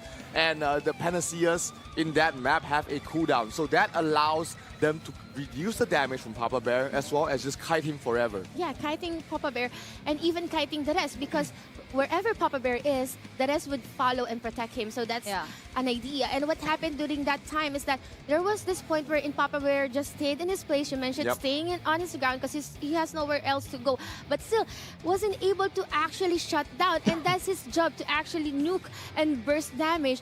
I think they have read Papa Bear like a book.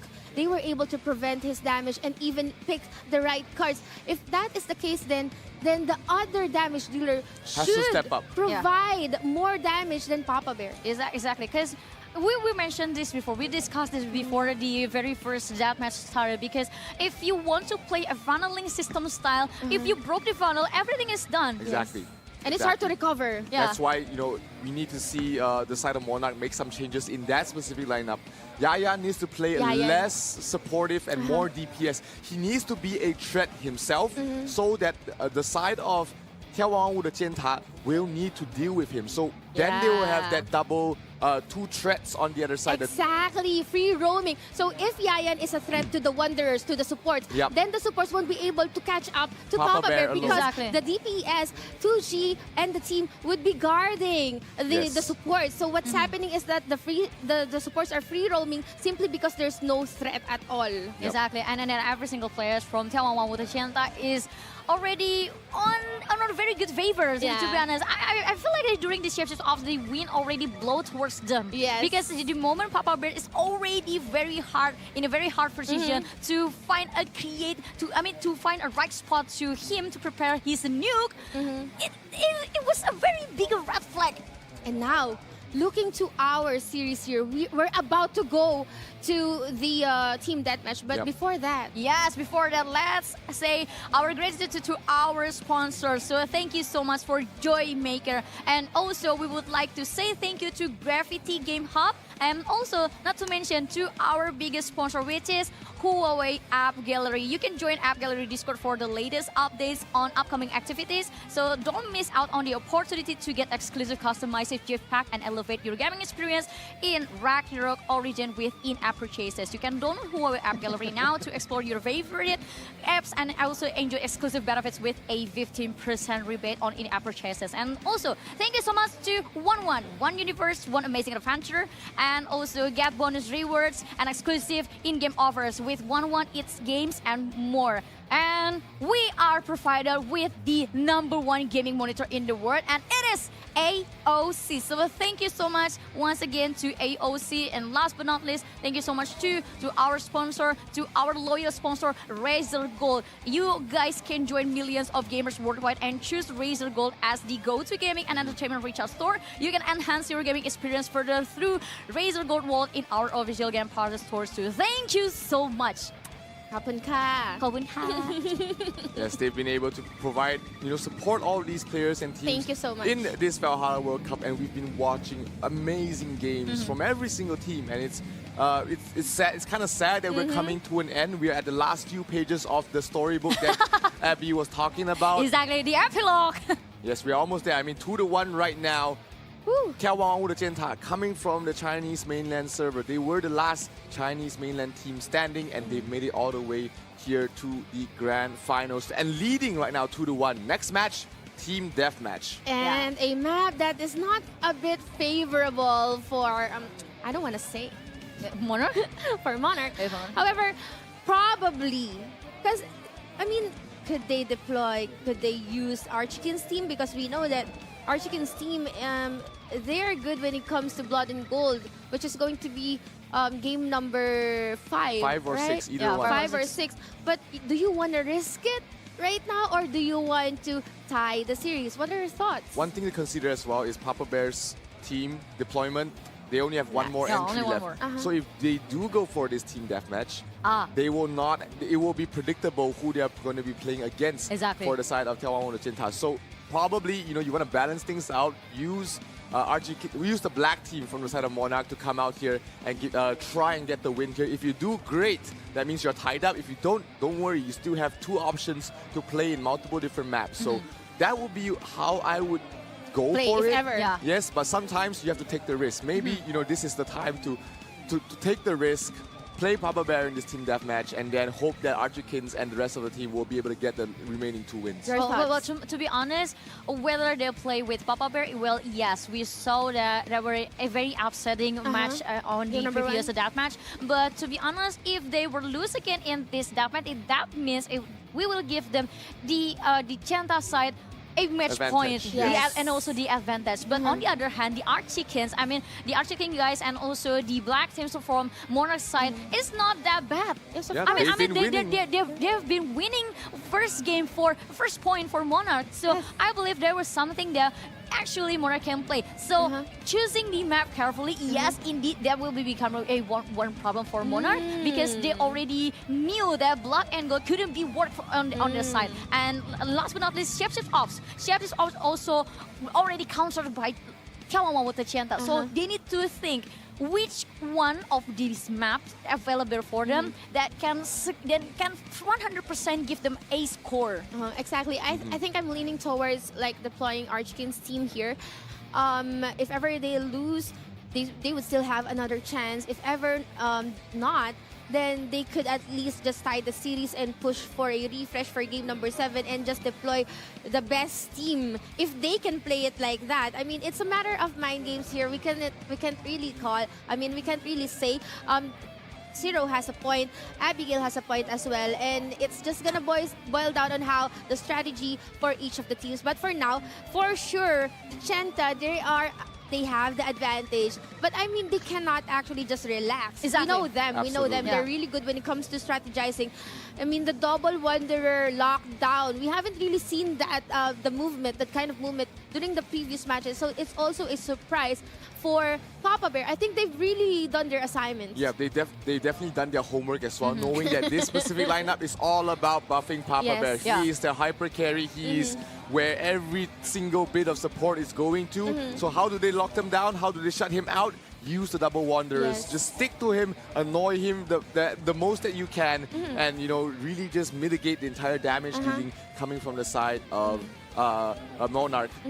Yeah. Okay. I mean, we would like to continue the next match of this very grand final, but I think we need to secure a little bit of break time to prepare everything, and we want to make sure everything is going for you to watch. So let's not going away from your screen after this break.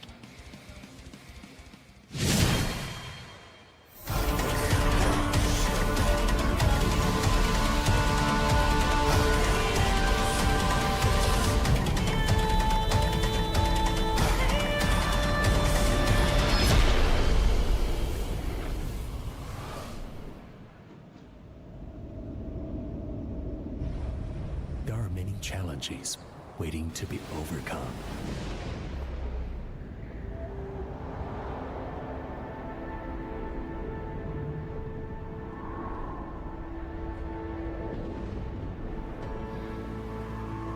Mountains to be climbed.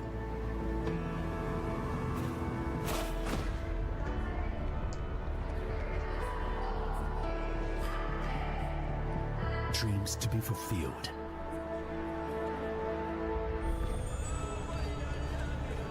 Worlds to be discovered.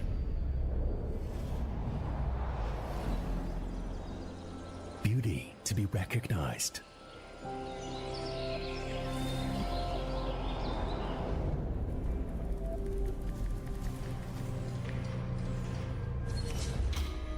Problems to be solved.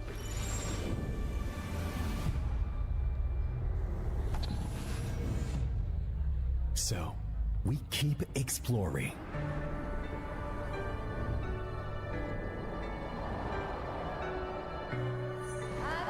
Watch the chassis. Back leg in. Shepherd return together. What color is it? It's red. What's red? Red represents passion.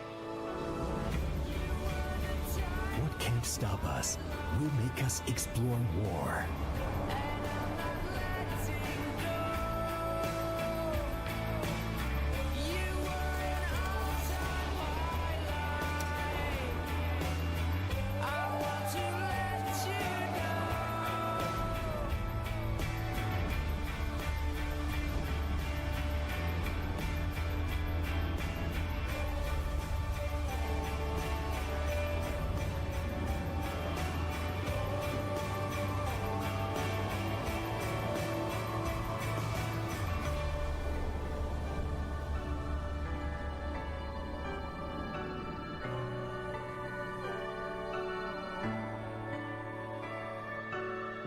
Explore more on App Gallery.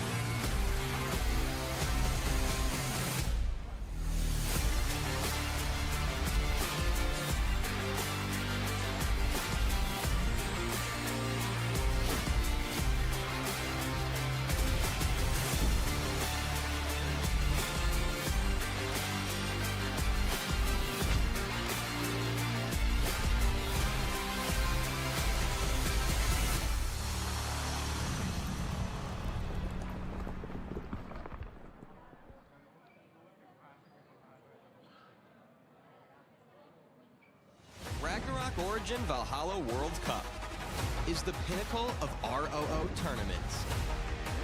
The best guilds and adventurers across all servers are gearing up for the ultimate clash. The tournament includes Guild League, eliminations, and offline grand finals. The Guild League and eliminations are based on the in-game Guild League. The 8 guilds of Bright Sun rank can participate in the cross-server league, Major League. In Major League, after each week's matches, summit points are awarded based on the rank and ranking. The top 32 guilds and points can advance to the eliminations. The ranking is based on their points earned in cross-server league, and they will compete in a single elimination bracket with matchups arranged as number 1 versus number 32, number 2 versus number 31, number 3 versus number 30, and so forth. The top 2 guilds from each division can advance to the offline grand finals. Offline grand finals are based on the in-game dimension drill, while the grand finals will feature a double elimination format. 8 guilds from 4 regions will be drawn into group matches, ensuring no guilds from the same region are in one group. The champion will ultimately be determined from these group matches. The first World Championship of Ragnarok Origin. Claim the crown in Ultimate Clashes.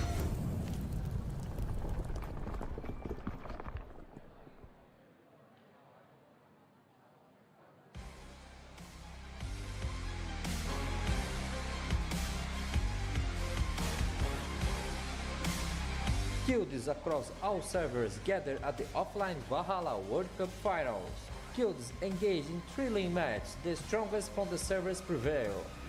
The final 2 guilds have emerged, now they are gearing for their last battle. Let's take a look at their journey thus far. Taiwan, Hong Kong, Macau. Advancing guilds, Zhongsha, Mohua, Black, even though Hashi, Lochi had control of all the tablets. Cha RGC, commanders used a pincer attack to close off Hashi Lochi space. The teamwork and extraordinary performance of the top guild members Cha Urgisi successfully defeat Hashilochi. In the end, the one with the most HP is the winner. Advancing guilds, Frontera 1 and Monarch. Frontera 1 versus Slud. Frontera 1's commander split up the force to successfully defend 2 tablets.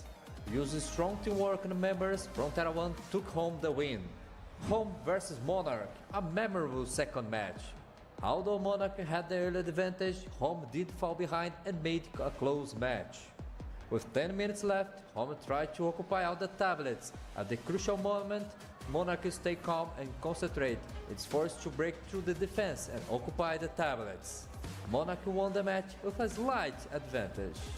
Advanced Guilds, Trinity and Boba Cats. 42 advanced match, Trinity versus Eternity. We force mainly concentrate on the Moon and Star tablet to defend. Occasionally, an assault force would be sent to ambush the Sun tablet, forcing the opponent to return to defend. Eternity seemed a little weak facing Trinity's change tactics, and in the end, Trinity won the game with a large HP advantage. Legion vs Boba Cats, thrilling match. Boba Cats use a fast attack and capture strategy, consistently avoid big battles. Whenever the opponent chooses to engage directly, Boba Cats would retreat and shift to another point. With excellent command and seamless coordination among guild members, Boba Cats advanced 2-0. Advancing guilds, Zhongxia and Tiao Wan Ultra Genta. Tiao Wan Ultra Genta are a formidable force. Their team fights and tactics allow them to dominate opponents, dealing huge damage through kills and captures. In both the 8-4 and 42 matches, their damage output and kill numbers far exceeded their opponent, securing easy victories. In the 42 matches, Zhongxia used their superior combat abilities to inflict half damage on their origin, seizing control of the tablet early on. In the sub-battlefield, Zhongxia easily defeated the monster, maintaining their lead. In the final moments, Dream Origin counterattacked and gained control of all tablets. However, the early disadvantage could be overcome and Zhongxia ultimately emerged victorious. The Valhalla World Cup party is about to begin. Are you all ready? Gather around the strongest guild worldwide and join crowd and cheering for our grand finals.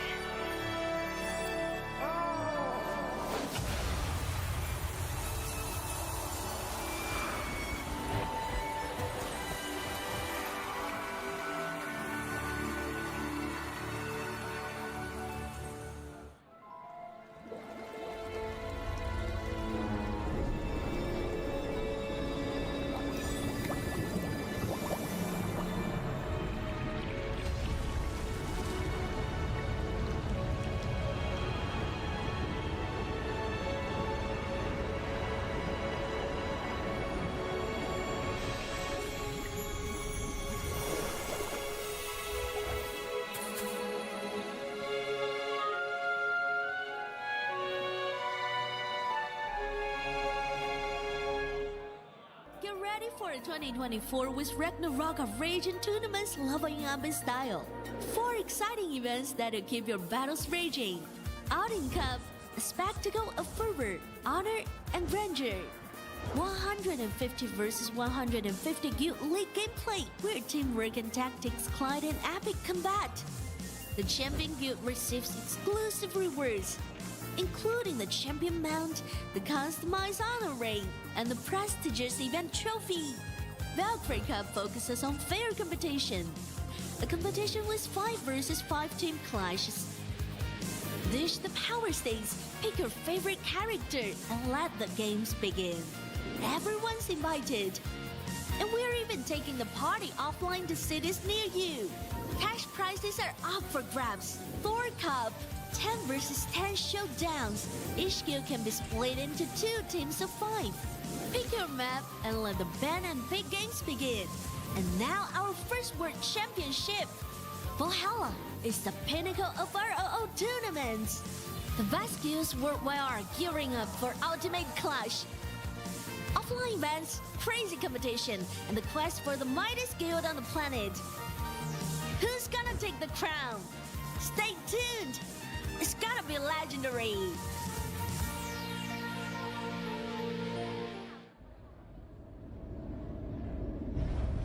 There are many challenges waiting to be overcome.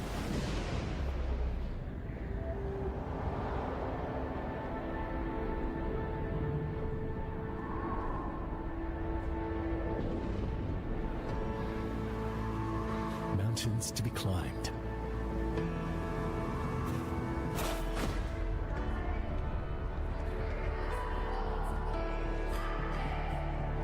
Dreams to be fulfilled.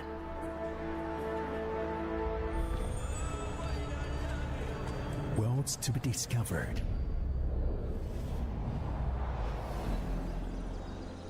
Beauty to be recognized.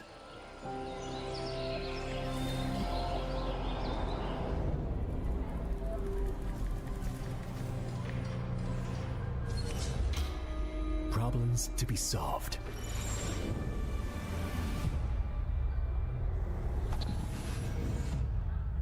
So, we keep exploring.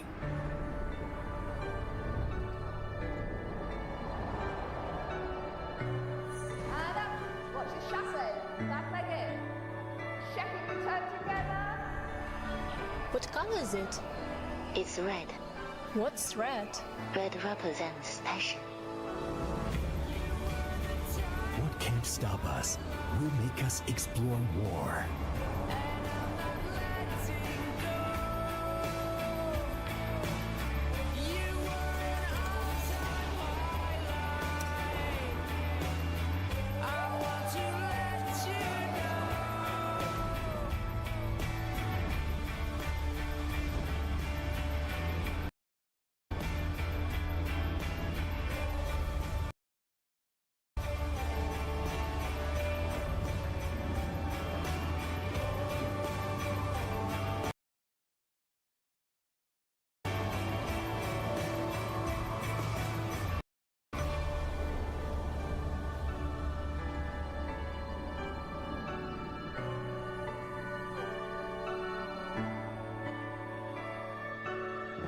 Explore more, a map gallery.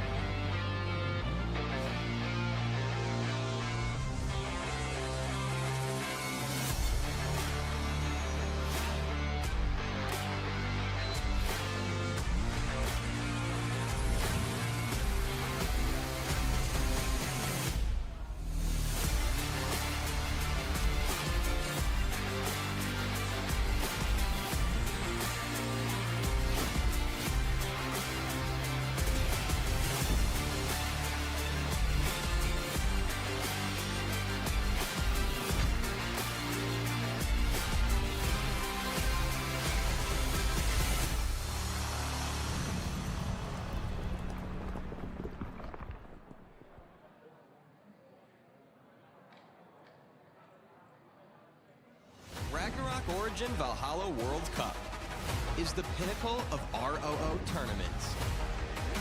The best guilds and adventurers across all servers are gearing up for the ultimate clash. The tournament includes Guild League, eliminations, and offline grand finals. The Guild League and eliminations are based on the in-game Guild League. The 8 guilds of Bright Sun rank can participate in the cross-server league, Major League. In Major League, after each week's matches, summit points are awarded based on the rank and ranking. The top 32 guilds and points can advance to the eliminations. The ranking is based on their points earned in cross-server league, and they will compete in a single elimination bracket with matchups arranged as number 1 versus number 32, number 2 versus number 31, number 3 versus number 30, and so forth. The top 2 guilds from each division can advance to the offline grand finals. Offline grand finals are based on the in-game dimension grill, while the grand finals will feature a double elimination format. 8 guilds from 4 regions will be drawn into group matches, ensuring no guilds from the same region are in one group. The champion will ultimately be determined from these group matches. The first World Championship of Ragnarok Origin. Claim the crown in Ultimate Clashes.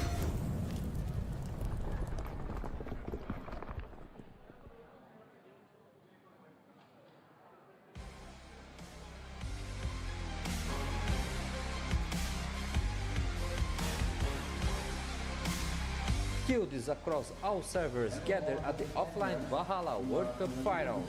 Guilds engage in thrilling matches, the strongest from the servers prevail. The final 2 guilds have emerged, now they are gearing for their last battle. Let's take a look at their journeys thus far. Taiwan, Hong Kong, Macau. Advancing guilds, Zhongsha, Mo Hua, and Cha RGC. 42 advanced match, Zhongsha, Mo Hua overtook their opponents with plenty of HP to spare. Cha RGC made a comeback even though Hashi Lochi had control of all of the tablets. Cha RGC commanders used a pincer attack to close off Hashi Lochi space. The teamwork and extraordinary performance of the top guild members, Cha RGC successfully defeat Hashi Lochi. In the end, the one with the most HP is the winner. Advancing guilds, Frontera 1 and Monarch. Frontera 1 versus Sloot. Frontera 1's commander split up the force to successfully defend 2 tablets. Using strong teamwork and members, Frontera 1 took home the win. Home versus Monarch, a memorable second match. Although Monarch had the early advantage, Home did fall behind and made a close match. With 10 minutes left, Home tried to occupy all the tablets. At the crucial moment, Monarch stayed calm and concentrate. It's forced to break through the defense and occupy the tablets. Monarch won the match with a slight advantage. Advancing guilds, Trinity and Boba Cats. 42 advanced match, Trinity versus Eternity. We force mainly concentrate on the Moon and Star tablet to defend. Occasionally, an assault force would be sent to ambush the Sun tablet, forcing the opponent to return to defend. Eternity seemed a little weak facing Trinity's change tactics, and in the end, Trinity won the game with a large HP advantage. Legion versus Boba Cats, thrilling match. Boba Cats use a fast attack and capture strategy, consistently avoid big battles. Whenever the opponent chooses to engage directly, Boba Cats would retreat and shift to another point. With excellent command and seamless coordination among guild members, Boba Cats advanced 2-0. Sha ultimately emerged victorious. The Valhalla World Cup party is about to begin. Are you all ready? Gather around the strongest guild worldwide and join crowd and cheering for our grand finals.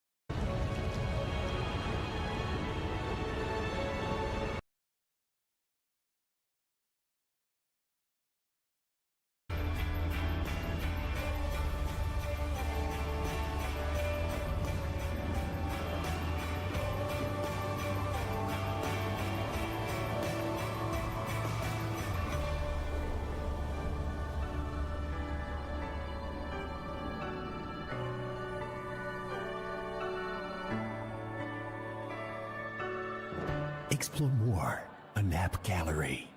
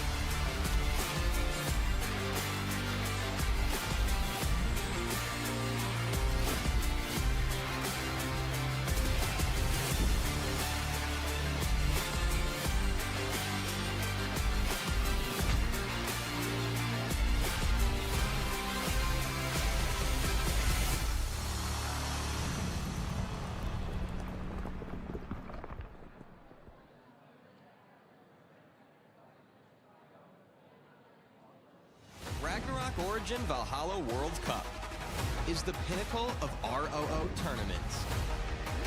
The best guilds and adventurers across all servers are gearing up for the ultimate clash. The tournament includes Guild League, eliminations, and offline grand finals. The Guild League and eliminations are based on the in-game Guild League. The 8 guilds of Bright Sun rank can participate in the cross-server league, Major League. In Major League, after each week's matches, summit points are awarded based on the rank and ranking.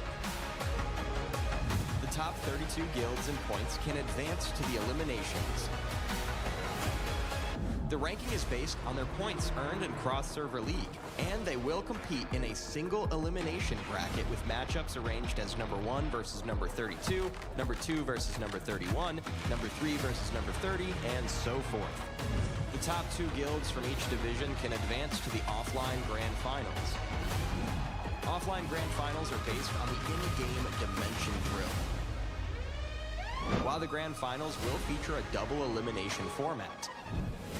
8 guilds from 4 regions will be drawn into group matches, ensuring no guilds from the same region are in one group.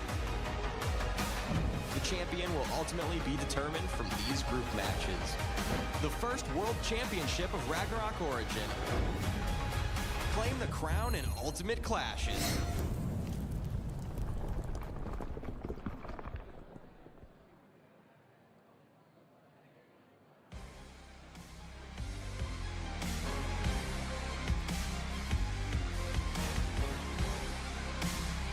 Guilds across all servers gather at the offline Valhalla World Cup Finals.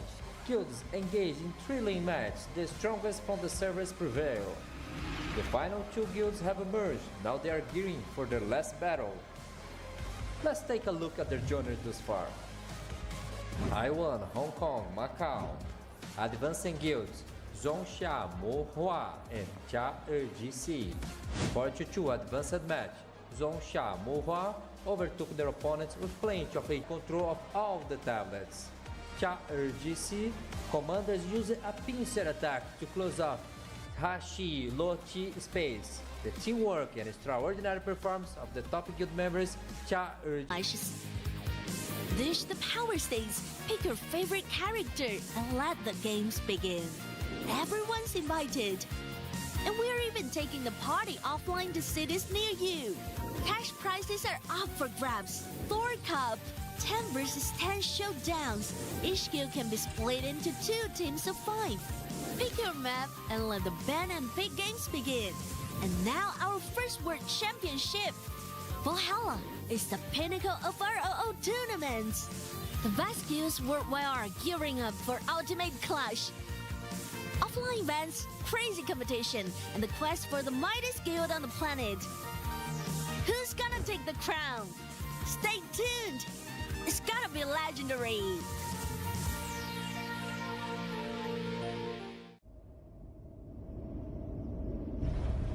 There are many challenges waiting to be overcome.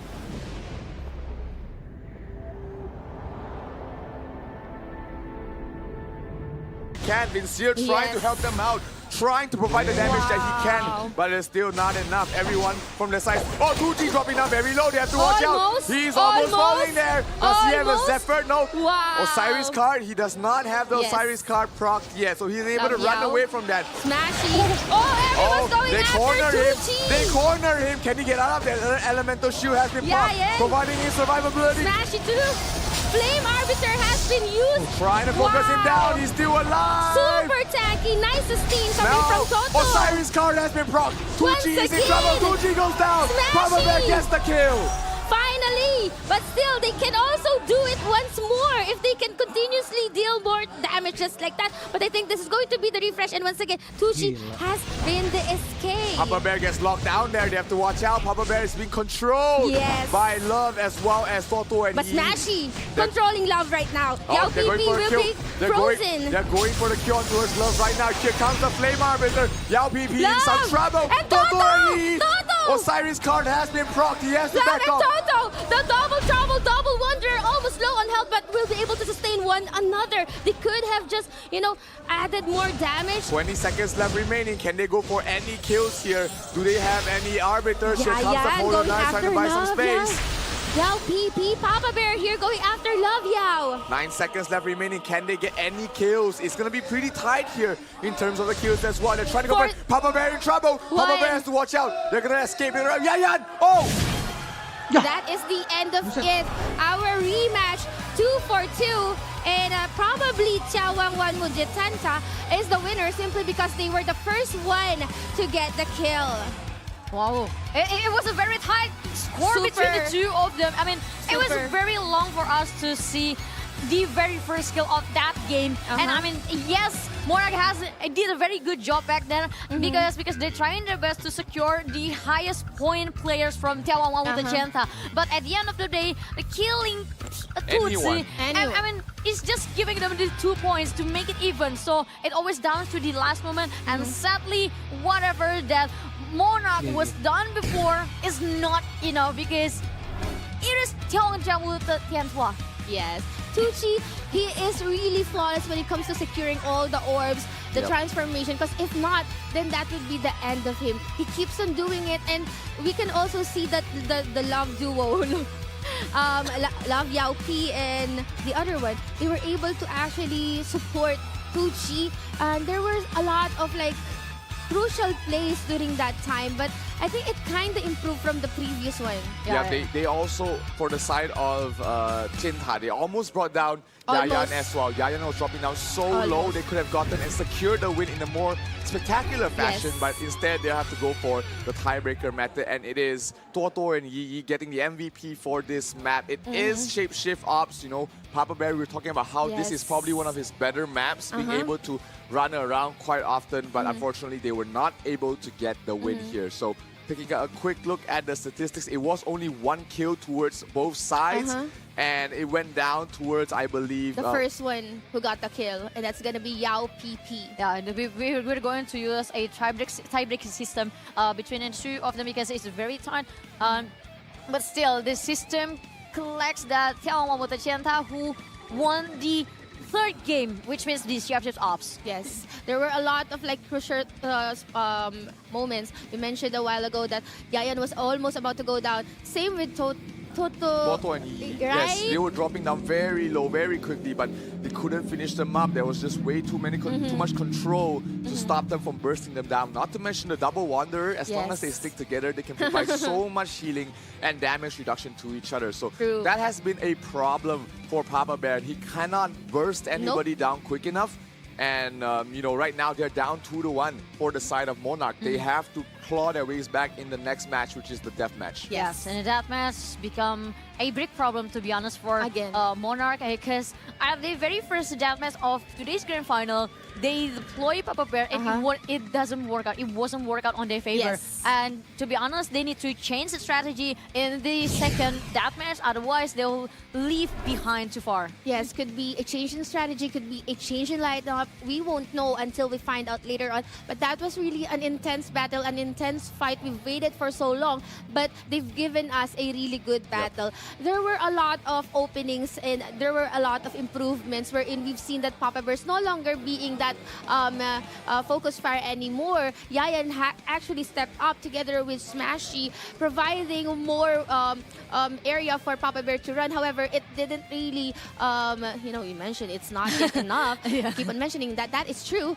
because for the Double Trouble Wanderer combination, they were able to provide really pestering Papa Bear from start to finish. You can see them just chasing him around wherever he goes. He was just trying to lock him in the Bewitch, lock him with Curse, making sure that Papa Bear cannot be on free reign. We're talking about not allowing him to just do whatever he wants. The Shadow Chasers were very efficient in shutting him down previously, but this time, with the double Wanderer, they get the advantage there for the side of Chenta. Now, it's going to go down to Team Deathmatch, and I think this is where you want to bring out Solitary Kin and his gang here. The black team from the side of Monarch has to come out right now. Almighty Emman, Raid Boss, Solitary Kin, Archie Kins, as well as Bulalu. This is their time to shine. They have to tie the series, so probably better use this lineup for the team deathmatch. Yeah, but I don't see that this Monarch will going to change the lineup. So I think let's go down with the white teams. And just well, to be honest, it doesn't matter at all. Well, yes, if you're the Pro Warlock and Team Deathmatch, yes, they also have this very big disadvantage.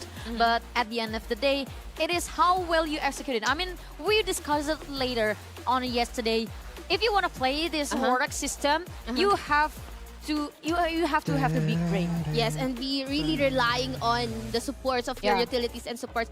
But for the Chenta, they've already adjusted to it. They already know what to do, and they're flawless when it comes to executing that kind of strategy against Papa Bear. It's a complete counter for the lineup, and they're doing it perfectly. But for now, I think this is once again a rematch. No, Solitary Kin Black team. We're gonna go up against Yao PP's team. Black team is out here going against Yao PP 2G as well. So this is them balancing out their deployment counts as well. This is 2G's last entry for their squad. So all three has been used. They need to get this win here for the side of Chenta to force things to a match point situation. But Monarch, you know, they still have plenty of, they still have one entry for Papa Bear waiting for the perfect situation, but Monarch here, they need a win here in this deathmatch to even things out. So let's go down to the deathmatch of the fourth game between Monarch versus眺望万物的尖塔.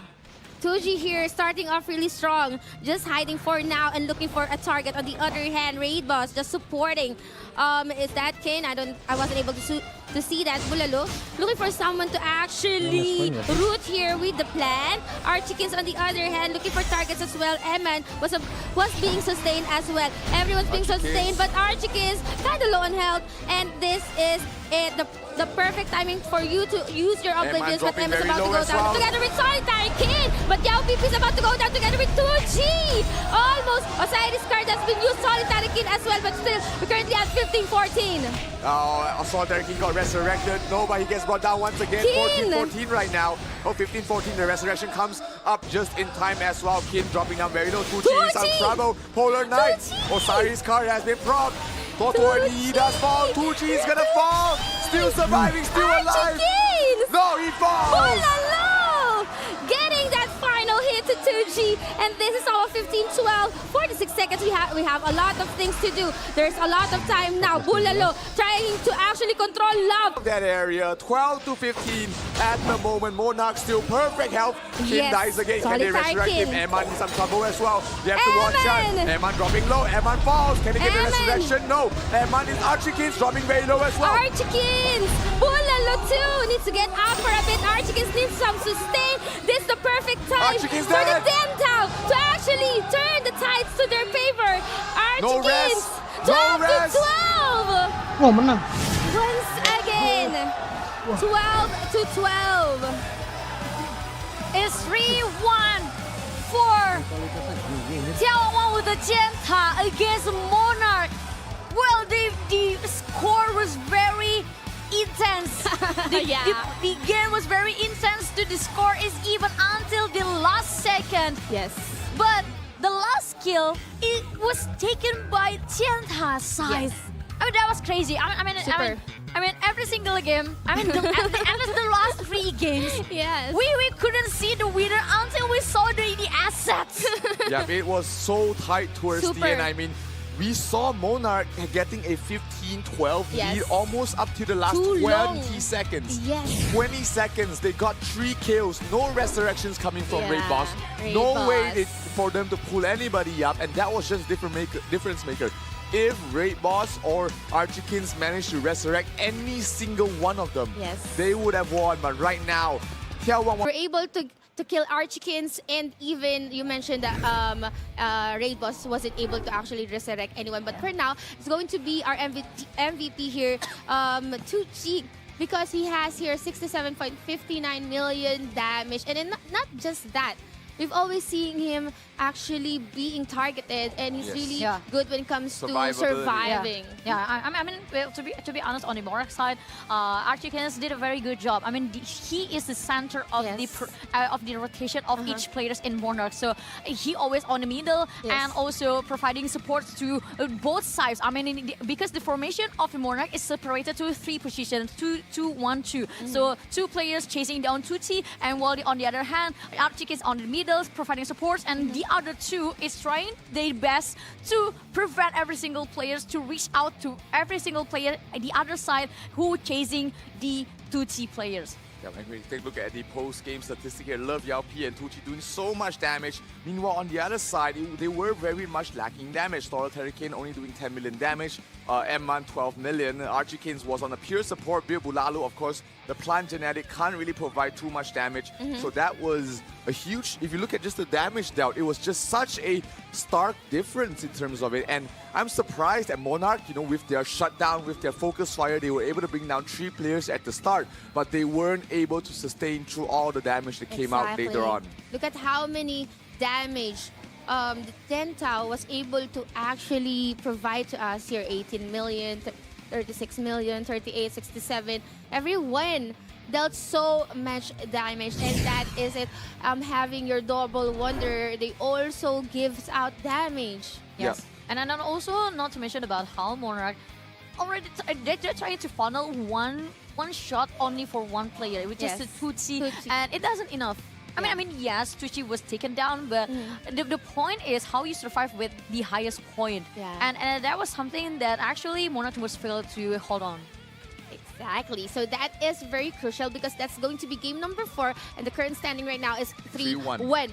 When we go towards game number 5, it's going to be a match point for these 2 teams, with the Chawang One with the Dentao having the advantage against Monarch Guild. Now the question is, how are they going to bounce back, knowing that Archikins' team only has 1 more deployment, and then Papa Bear's team has 1 more deployment? Well, they do know 2G is out. They have no more no more 2G, no more Toto and Yi, which have been winning a lot in this game. So they can breathe a little bit easier, knowing that, hey, you know, one part of the equation is out. They only have to deal with 1 more squad, so no more unknowns for the side of Monarch. So if they want to make a comeback, it has to come from the next map.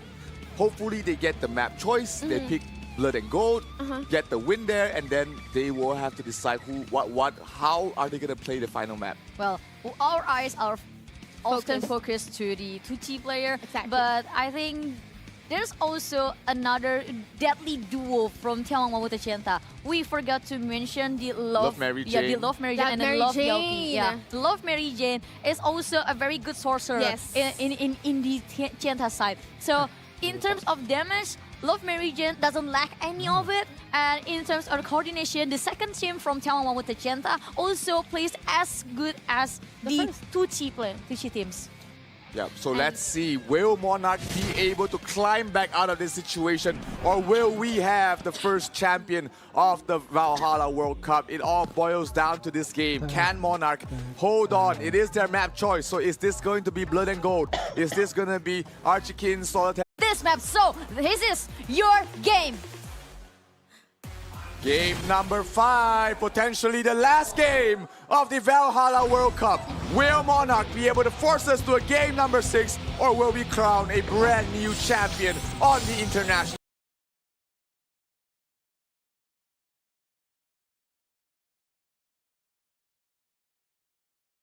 stage? This is their best map, 100% win rate from the side of Monarch, and look at this. Yes, Archiekins already at the the front line together with Bulelo. But still, Love Mary Jane and his team, they're not actually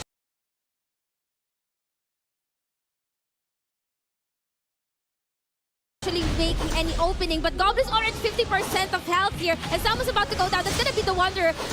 They're taking a lot of damage, even the Sieges, even the Oblivions are being used, and the Frozen Burst as well. All the coins are being picked up right now from the side of Monarch. They have so many coins right now. Eman and Solitaire.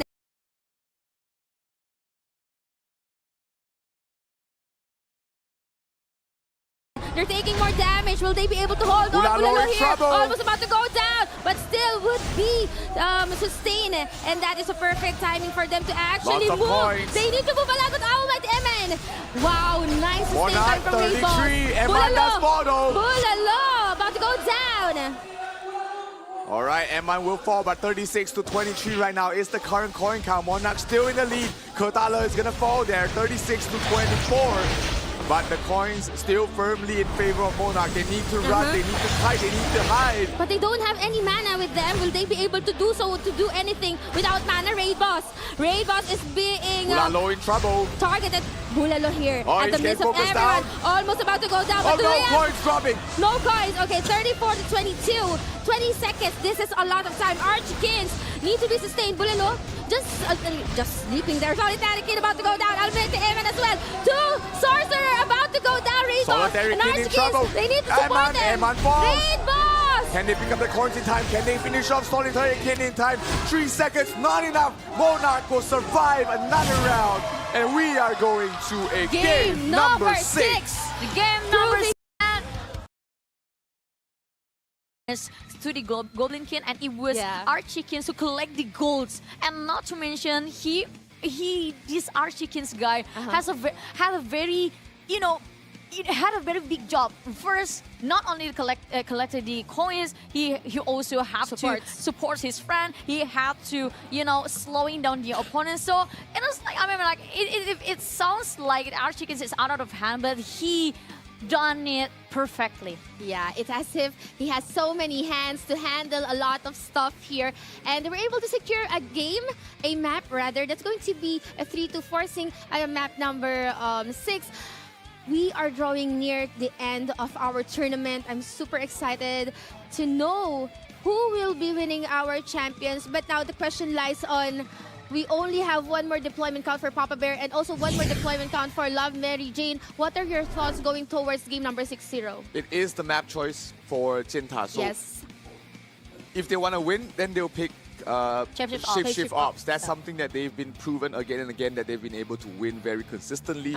Card Clash, the card contest is going to be more of a coin flip. We've seen teams, being able to at the last few moments be burst down the double Wanderers, especially here for the side of 眺望万物的尖塔. While on the other side, you have for the side of Monarch, they're running around with 1 Priest and one Wanderer. So that has worked pretty okay for the side of Boba Cats. With Kaz as well as Kia, the combination. I'm not sure if they're able to do this again in this specific match. It's hard to tell. I think we're gonna go to Shapeshift Ops, but whoever wins is going to be really hard to tell. Same Shapeshift Ops. Yeah, me too. I mean, it's pretty obvious that Tiawan with the Chenta. That's their favorite map. Yeah, that's their favorite map first, and also not only their favorite map, but Shapeshift Ops is the map that this Tiawan with the Chenta has the highest percentage of win. Yes, that is correct. That is correct. And since they've already mastered the corners and everything here, where the orb spawn, when it spawns, the proper coordination and communication by the Tenta probably gonna go and push for Shapeshift Ops. And while doing so, they need to once again shut down, burst Papa Bear, or at least just block him from running around and dealing damage. That's why they have the double Wanderers. And with that kind of lineup, since Papa Bear's team already fought with that kind of lineup, the question is, will they be able to adjust with what they have? The current lineup is. It's hard for the Warlock to really make any sort of adjustments because the builds are pretty fixed. There's only so much things that he can redo. Maybe play the lightning. Instead of playing Earth Fire, he plays Lightning Fire to provide a little bit more single target damage, but it's still very hard to say whether they'll work out or not. Because one thing about the Earth Fire build is that you can just run away from it. You can just keep walking away from it and it will miss.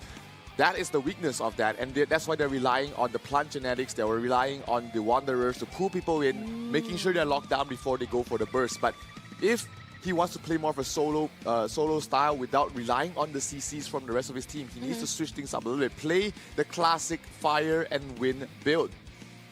Well, I mean, fire win. Yeah, if we talk about the Warlock system, the work strategies, we already mentioned this again and again. It was a funneling system. So the job to break down this kind of system is very simple. You just need to cut the funnel. Yeah. Once you cut the funnel, everything is done. Exactly. Lure him, bait him into a funnel. Wherein there's no support that's gonna get in. Like zone him into you have to an catch area. a prima donna. Because once you get the prima donna, the other will have any other choice. So This is it. offering their lives towards the opponent. This is it. The moment that could actually make or break Chciałam the Tenta. If this would be their last map or... Whoa! Card contest! What a bold choice! Now, card contest is going to be very scary because you are stuck in an area, right? The double Wanderers are never going to leave the card, which allows Papa Bear to do whatever he wants in that area. You have to shut him down with the DPS, especially with the Sorcerers, but then the Sorcerers don't have that much of a burst damage. So these two supports, Love, Ru Huangfeng as well as Ketale, has a lot of jobs to do. They have to sustain themselves when they are constantly being barraged in an AoE damage in the middle of the map. Papa Bear might be very happy with this. Well, yes, that could be a point from Monarch's side, but I still see a very bright future for Tiawan with the Chenta with this kind of setups because the early game momentum will play a very crucial part for Tiawan with the Chenta because if they can execute the Oblivion plus a Polar Knight towards the players of Monarch in the very right moment at the early of the game, so they can create a situation where they can control it over the map and push every single players from Monarch away from the card. That will be the big advantage for Tiawan with the Chenta. That is a great scenario. If Tiawan with the Chenta be able to actually pull off that kind of strategy to actually get the middle of the origin, where the card origins or spawns, and having control of it early in the game, that is a really good scenario. However, we all know that these people, they're using Moonlight. So, they're so fast when it comes to running towards the card. So I think it's just a matter of who will be the first team to sustain the first clash against the card. Zero mentioned that the Double Wanderers won't be leaving the card alone. They will be contesting it, or maybe probably alternating. Someone's gonna contest it while the other is gonna support, and so on and so forth. So now, this is the moment that we're waiting for. Will this be the last game for Monarch, or will they be able to tie up the series, forcing for a game number 7, or will this be the last map for Chciałam with the Chenta? Let's find out here at game number 6. Put your hands together for a potential pen out to the map here of the Valhalla World Cup, where Monarch finds themselves trailing 1 point behind. They've been playing on match point for the second map already, and it all comes down to this. Can Papa Bear and squad be able to push them through the corner, push them to a game number 7, or will a new story be written here? 眺望万物的尖塔, 3 points right now, and it all comes down to this. This is it, the moment that we're all been waiting for, the culmination of every effort of these players. Let's find out whose dreams about to come true. Will it be Monarch or will it be 眺望万物的尖塔? Let's find out here as we begin game number 6. So much lies in this map, and it looks like it will be Monarch, the first one to reach the Smashy, point. 2 for 1. Papa Bear, they were caught outside with a nice Oblivion. Love Mary Jane going straight for the kill. Shmoo out of being locked out outside of the map. Yayan as well, they have to back off, but they are able to sustain and force them back here in the middle of the map. Vincier is there, trying to lock them down. Polar Knights being combo there. Love dropping low. Katala as well. If they lose the 2 Wanderers. Love! Nice sustain coming from the other Wanderers. Love is First Love's gonna go down. And the Wanderer too. But nice sustain coming from the other Wanderer. But our card is no resurrection. No resurrection for now. Katala is low. About to go down. Oh no, no Yayan does fall. Both Wanderers are there. The card's gonna push forward. And Monarch gets the lead. Finally, right, just like that. The card is moving forward together with Vincier. They are pushing the card very, very further away. But here we go. Love the Wanderer going after the card, contesting it together with the other Wanderer.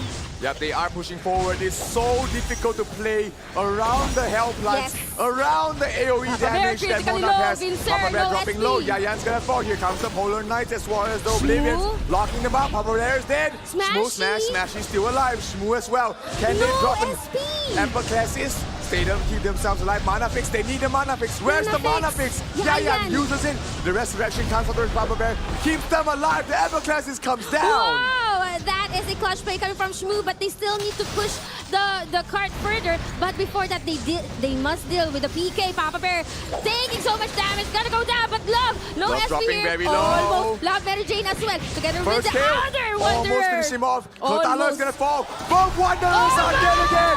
Both Wanderers are dead again. With a 2-kill. Now it's the perfect time for them to push, but they don't have enough damage to actually push the cart. There's a lot of plans here. And Papa Bear once again back in his aura. They are just sticking towards the car. We were talking about how much AoE damage Papa Bear can bring, and they are doing it. Papa Bear kills another player down. Yayan does fall. Smashy and Love still fighting it. Papa Bear not afraid of anything at all. He knows he has to support back him. Dude trying to do his best. Yayan's gonna fall once again. Papa Bear still very safe towards the backline. They're gonna kill one of the Wanderers. Love dropping very low. Almost just like that. But I think they found Papa Bear. Papa Bear. Oh, the chain comments. But Shmoo is there. Papa Bear's gonna die. Epic Chest is dropped there. Papa Bear gets resurrected. Nice. Love Mary Jane looking for Shmoo. Smashy in Smashy. trouble. Smash is gonna go down. Resurrection for Shmoo. They resurrect Shmoo just in time. Shmoo out of SP though. He has to watch out. Yayan is dead. They need the SP to resurrect. Papa Bear is not gonna be there as well. That leaves Shmoo and Yayan as well. Here comes the SP being provided there. They are able to hold their ground for now. 3 minutes left remaining here. Monarch, can they push back? Shmoo doesn't have any SP, and what Love Mary Jane is doing and do as well is that they're focusing on Shmoo and Smashy, and now Yayan and Vincier, they need to actually protect Smashy and Shmoo, and not just Papa Bear. Yeah, Papa Bear on towards the backline. He's going to be able to use the reading spellbook right now on towards Love. Love taking quite a bit of damage, but he's not in any danger as of yet. Papa Bear out of SP right now. Smashy dropping low. He has to watch out. Yayan needs to back up as well. Oblivion's being dropped on their heads at the moment, but the card is not going anywhere. Papa Bear's going to be Yayan dropping very low. Love Mary Jane doing so much damage. But Shmoo here, as long as the supports are alive, you really have to focus on the supports or else the card would move.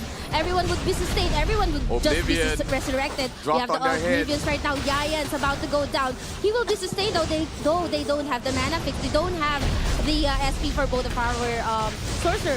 I mean, just the sorcerer, Yayan. Yeah, but this is what they're looking for right now, Monarch. They don't need any kills. They just need to hold the card in this area.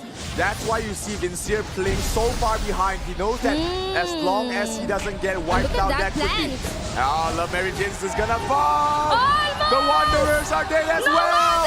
No Wanderers. There are frozen worlds, Dolphins circle. Love Mary Jane is already at kill streak, and the crowd is moving towards the advantage of Monarch Guild. The crowd is absolutely loving this right now. Monarch pushing against all odds, trying to... Warlock in Valhalla World Cup! Absolutely beautiful plays coming from the side of Monarch. The Warlock worked. The Warlock with the AoE damage, just too much for them to deal with. And you could hear the crowd really vying behind. Try it on, but one thing for sure, if we go with this scenario that David just mentioned before, Papa Bear actually can become the bait. Yes, he becomes the bait, and then Solitary Kin becomes the main DPS deal. That's what we're talking about. Here, we see Jenta playing the same way. They're playing their two primary DPS sorcerers out there. They're putting out Tuji. They're putting out Dawang. This is not their usual combination, remember? They like to play it with Love Mary Jane and Do. Yes, so they are switching things up. They know that this is the highest damage composition they can bring out, and Team Deathmatch is all about the kills. Yes. This is going to be fast. The concept of Jenta is Let's totally see. chaos, and yes, they changed it. But there are no Papa Bear. So the strongest lineup from Jenta will face up against one of the best players from Monarch Aces, the Black Team, the Solitary Kin, Raid Boss, Almighty Emon, RJKs, and Bulalu. So we are going to see. This is the very last match. Who will win this last match? Will Monarch finally get the redemption arc towards this death match? So, ladies and gentlemen, the last game between 眺望万物的尖塔 against Monarch! This is for all the marbles, ladies and gentlemen. The last 2 minutes of the Valhalla World Cup will be coming down to this. Everybody's splitting up right now. Solitary Kin, as well as the support Shmook, not Shmook, sorry. One of the supports keeping up with him, but trying to go for a kill. Love Yao being caught out there. They're trying to go for a kill. Frozen, he might be in some trouble here. Back-to-back Frozens, they want to lock him down. Oh, here comes the Auroras as well. They're trying to focus them down. So much AoE damage being brought down in their faces right now. But Love is about to go down. Will they be able to sustain Love Yaupi and Love? And Yaupi is gonna go down. But they still have a resurrection. That's okay, that's fine. We have the Wanderers here. They need to shut down the Wanderers or else they will be in trouble.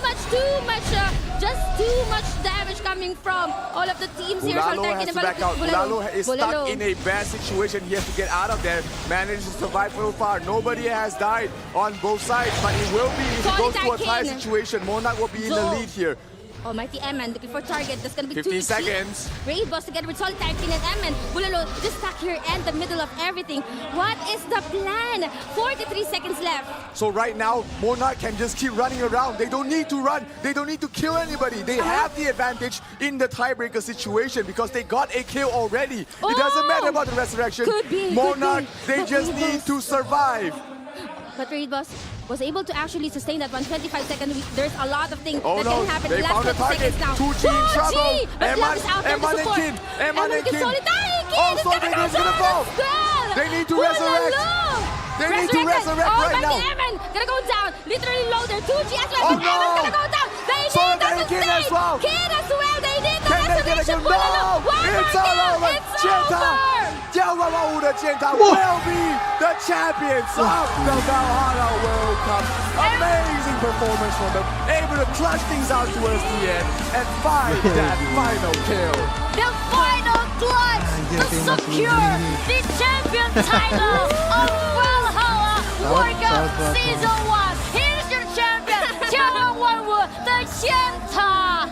Congratulations. What a game. What an intense game. You can see their happy faces. Congratulations, guys. You are the first ever Valhalla World Cup champions. It's been such a long journey from the lower brackets all the way to the grand finals. 3 best of 7s. They played 3 best of 7s to the fullest, and they have won every single one. The mental fortitude, the persistence, they have it all. Endurance, everything, the strength, everything, and now they will be having a piece of Valhalla ROO tournament trophy. Look at that. Yes. and the dragon has just The divine so dragon. to mark the legacy of the champion of this series 1 of Valhalla World Cup. Of course, we cannot forget the valiant efforts of Monarch, of all the other guilds who came before, the Frontera one, Zhongxia, Monghua. lagi anjir.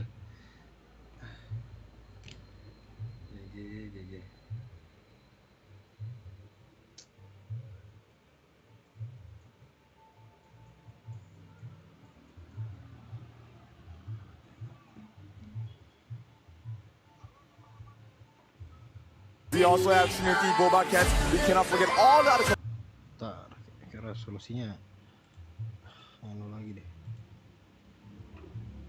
competitors. They've really given their all and gave us a very, very memorable weekend. All of the guilds who participated for the Valhalla World Cup, guys. Shout out to all of you guys, and of course to Adventurers watching the live stream right now. Thank you so much.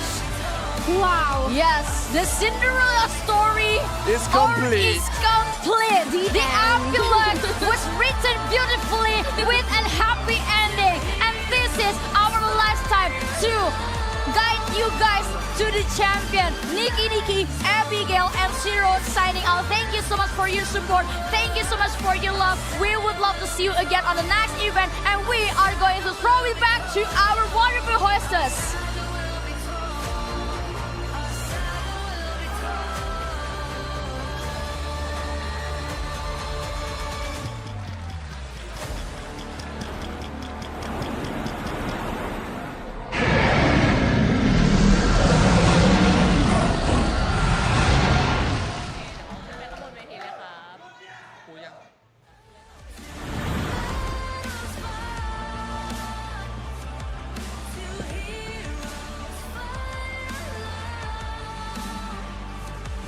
Congratulations to 眺望万物的尖塔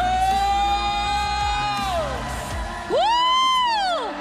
Our champion!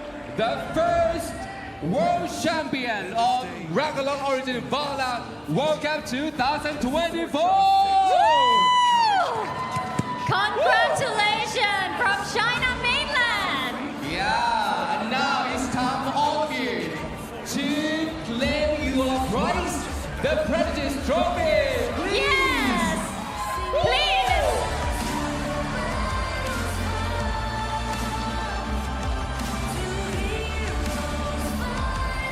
All right. And 3, 2, 1! Raise your trophy! Woo! Woo!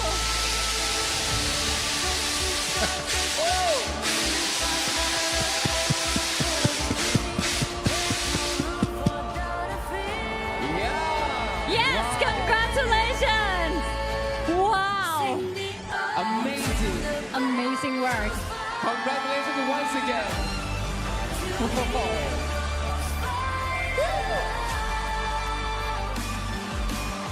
This was an epic battle. I let them take time as the champion and the first world champion of Ragnarok Origin Valhalla Okay. World Cup 2024. All right, everyone. We're gonna take the photo first. Okay. Okay. We take the photo first. This is your special moment. Guild of 眺望万物的尖塔 Our champion. Yes. Wow. And That's we let such them a take wonderful- time with the trophy Yes. and the success and the achievement that they got. ขอเสียงปรบมือให้ด้วยนะครับ ขอเสียงปรบมือ Please ค่ะ give a big hand to our champion. Wow, you are so amazing. Amazing now- teamwork. I think we would like to talk to you a bit, okay? Okay. Okay. Please. This is a big moment of your guild to become the first world champion of Ragnarok Origin Valhalla World Cup 2024. So could you please share your feelings with us right now? How do you feel? 这是我们 MMORPG RO 系列中第一个盛大的世界级冠军。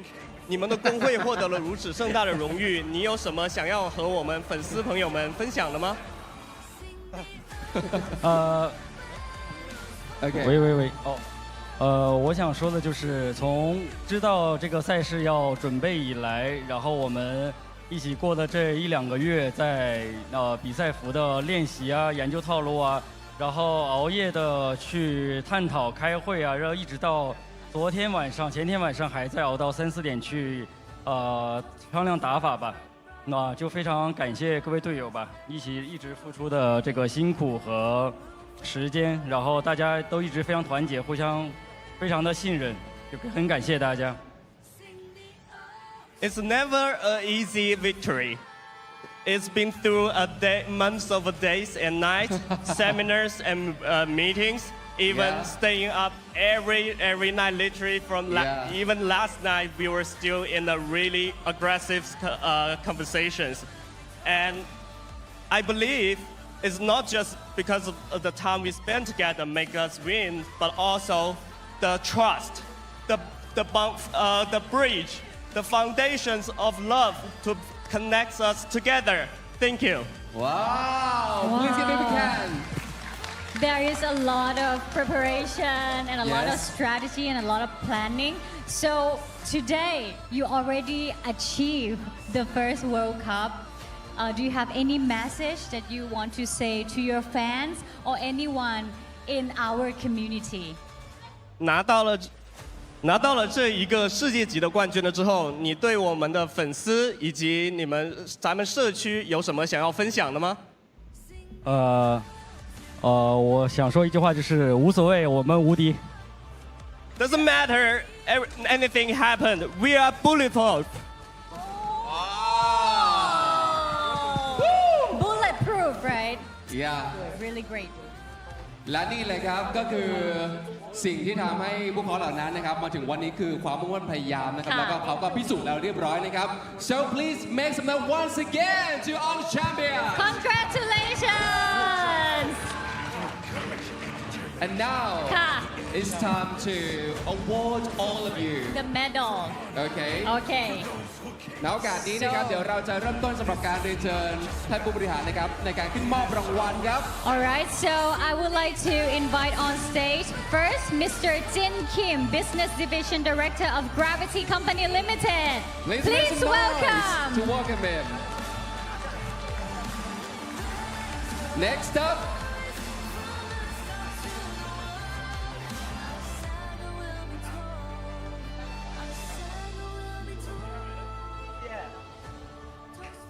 Yeah, please give a big hand. Next up, may I kindly invite Mr. Jerry Gao, the Director of App Gallery Business, Huawei APAC region. Please give a big hand.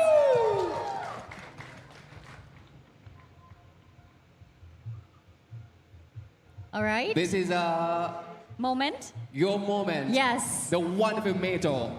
So each players in the team will get the gold medal of their achievement besides the trophy. Invite Mr. Steven Xu, CEO of Joint Maker. Please give a big hand. He like a superstar. Yeah. Yes, good number one, right? Oh, thumbs up for everyone. Yes. For everyone, yes? Yes. Yes. And I would like to invite all the VIP guests to take the photo together with our champion. Yes. Okay? Okay, so everyone look at the camera. Give us your successful smile. Yes. Okay. Thumb up, please. Thumbs up, thumbs up. Okay. Yeah. Yes. And for the last shot, I will say 3, 2, 1, again. Yeah, together, okay? Okay. Okay. 3, 2, 1. Yeah! Thank you very much. Thank you very much. Thank you, Mr. Jin Kim. Thank you, Mr. Jerry Gao, and thank you, Mr. Steven Xu. And please. Okay, stay with us. Stay with us. We would like to stand with our champion. Yes.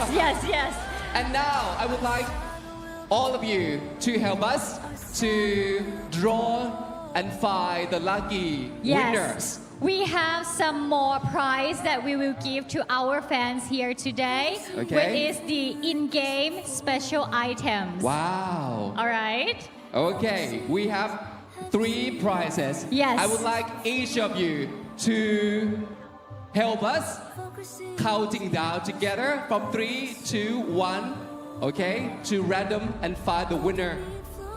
Okay. That again? ตอนนี้นะครับเรากำลังจะหาผู้โชคดีนะครับที่จะได้รับรางวัลจากเหล่าแชมเปี้ยนของเรานะครับมี3รางวัลใหญ่ด้วยกันนะครับเป็นสเปเชียลในเกมที่บอกเลยว่าราคานี่คือสูงมากครับไม่อยากให้พลาดกันนะครับ Are you ready เดี๋ยวฟังสัญญาณจากทางแชมป์ของเรานะครับโอ้เป็นของรางวัลของเรานะคะที่เราจะให้กับผู้โชคดีซึ่งแชมเปี้ยนของเราจะเป็นคนหมุนด้วยตัวเองนี่เมื่อกี้นี้เขากรี๊ดกราร์ดการแสดงว่าอันนี้มันต้องสุดยอดมากนะคะOkay Are you guys ready Our champion Are you ready Our champion Are you ready Okay Please count down together from 3, 2, 1 and we're gonna find out Yes the lucky ones Okay Let's go 3、2、1开始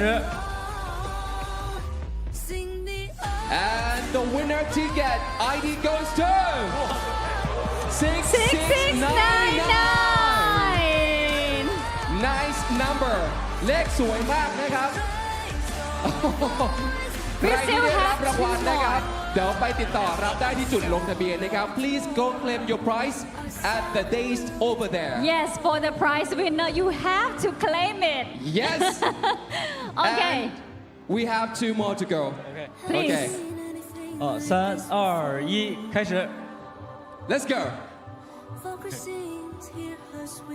Number เลขที่ออกก็คือ6591 6591นั่นเองนะคะแสดงความยินดีด้วยค่ะมาถึง the last prize The last one Okay 3、2、1开始 Let's go ไปเลยครับนับแล้วนะครับโอเค Okay Wow 6710 โอเคเลยนะคะและนี่คือผู้โชคดีของเรานะครับอย่าลืมว่าไปรับรางวัลด้านนู้นกันด้วยนะครับข้างๆกับรถเทสลาพูดถึงเทสลาเทสลาก็ต้องมา Okay it's time for the Tesla car the biggest prize of the event Are you ready Yeah and now I would like to invite Mr. Fei Vice President Business Planning and Revenue of One up on stage. Please welcome. Yes. Okay. Firstly, congratulations, China team, for winning. Yeah. Please be the center of the stage. Okay.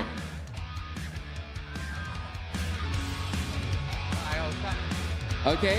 And then our VIP will give the signal to count down and find the luckiest person of today, right? In a few seconds, we will know that who will get that Tesla, right? Wow.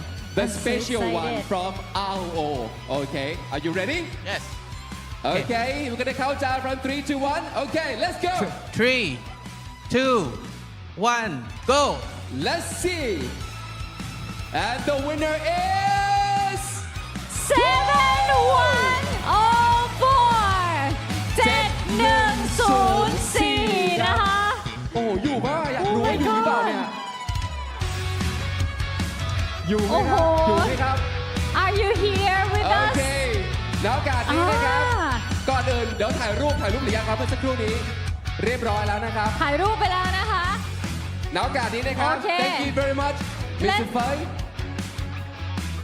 ระหว่าง Thank นี้ you นะครับ so เดี๋ยว much เราจะได้เห็นว่ารถ RO ที่ตกแต่งในสไตล์ของแบบคาแรคเตอร์ ใช่แล้วนะคะ กับเทสลาครั้งนี้จะเป็นอย่างไร แล้ว บ้าง ก็ ครับ คือลายอะไรใด ๆ ก็คือจะเป็นแบบนี้เลย ทุกคน ว้าว ก็จะได้กลับไปแบบนี้เลยนะคะ สวยงามมากๆ แล้วก็ไม่เหมือนใคร มีหนึ่งเดียว Yes ใช่แล้วสำหรับ World Cup 2024 ของเรานั่นเองค่ะ แต่ว่า โอ้โห ความสนุกสนานและการเฉลิมฉลองยังไม่หมดนะครับ เพราะว่าเดี๋ยวหลังจากนี้นักแข่งในแต่ละคนทุกกิลด์ของเราครับ จะไปร่วมเฉลิมฉลองบนเรือสำราญเป็นครูซปาร์ตี้ด้วย Yes, and after all these festivities is not ended yet because all of the players from all the team that participated will have the cruise party sponsored by Huawei App Gallery. Please give a big hand to Huawei App Gallery. All right, Whoa. ladies and gentlemen, on behalf of the organizing team, we would like to express our sincere gratitude to every one of you for your great participation and strong support. And I hope that we will continue walking side by side with us like we have done like a family so far. Thank you so much. Thank you everyone that been part of this wonderful World Cup, and this is just the first World Cup of Ragnarok Origin Valhalla, but we still continue on growing our community Yes. and our family to be Right. bigger and better.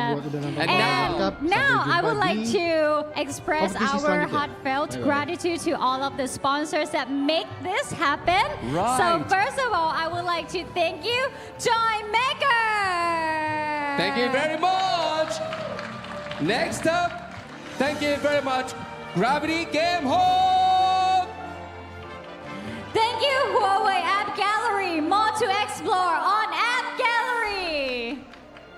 Okay, thank you. One universe, one amazing adventures.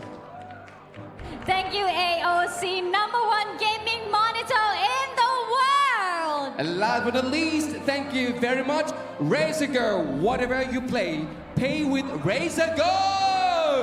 And please stay tuned for more esports competition in the future. And I hope you enjoy from the start until now all the competition, all these tournaments, and enjoy every moment like our players do.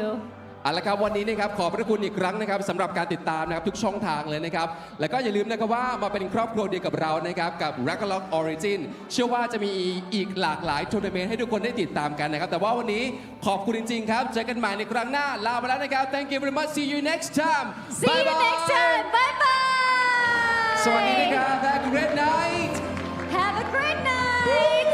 Thank you all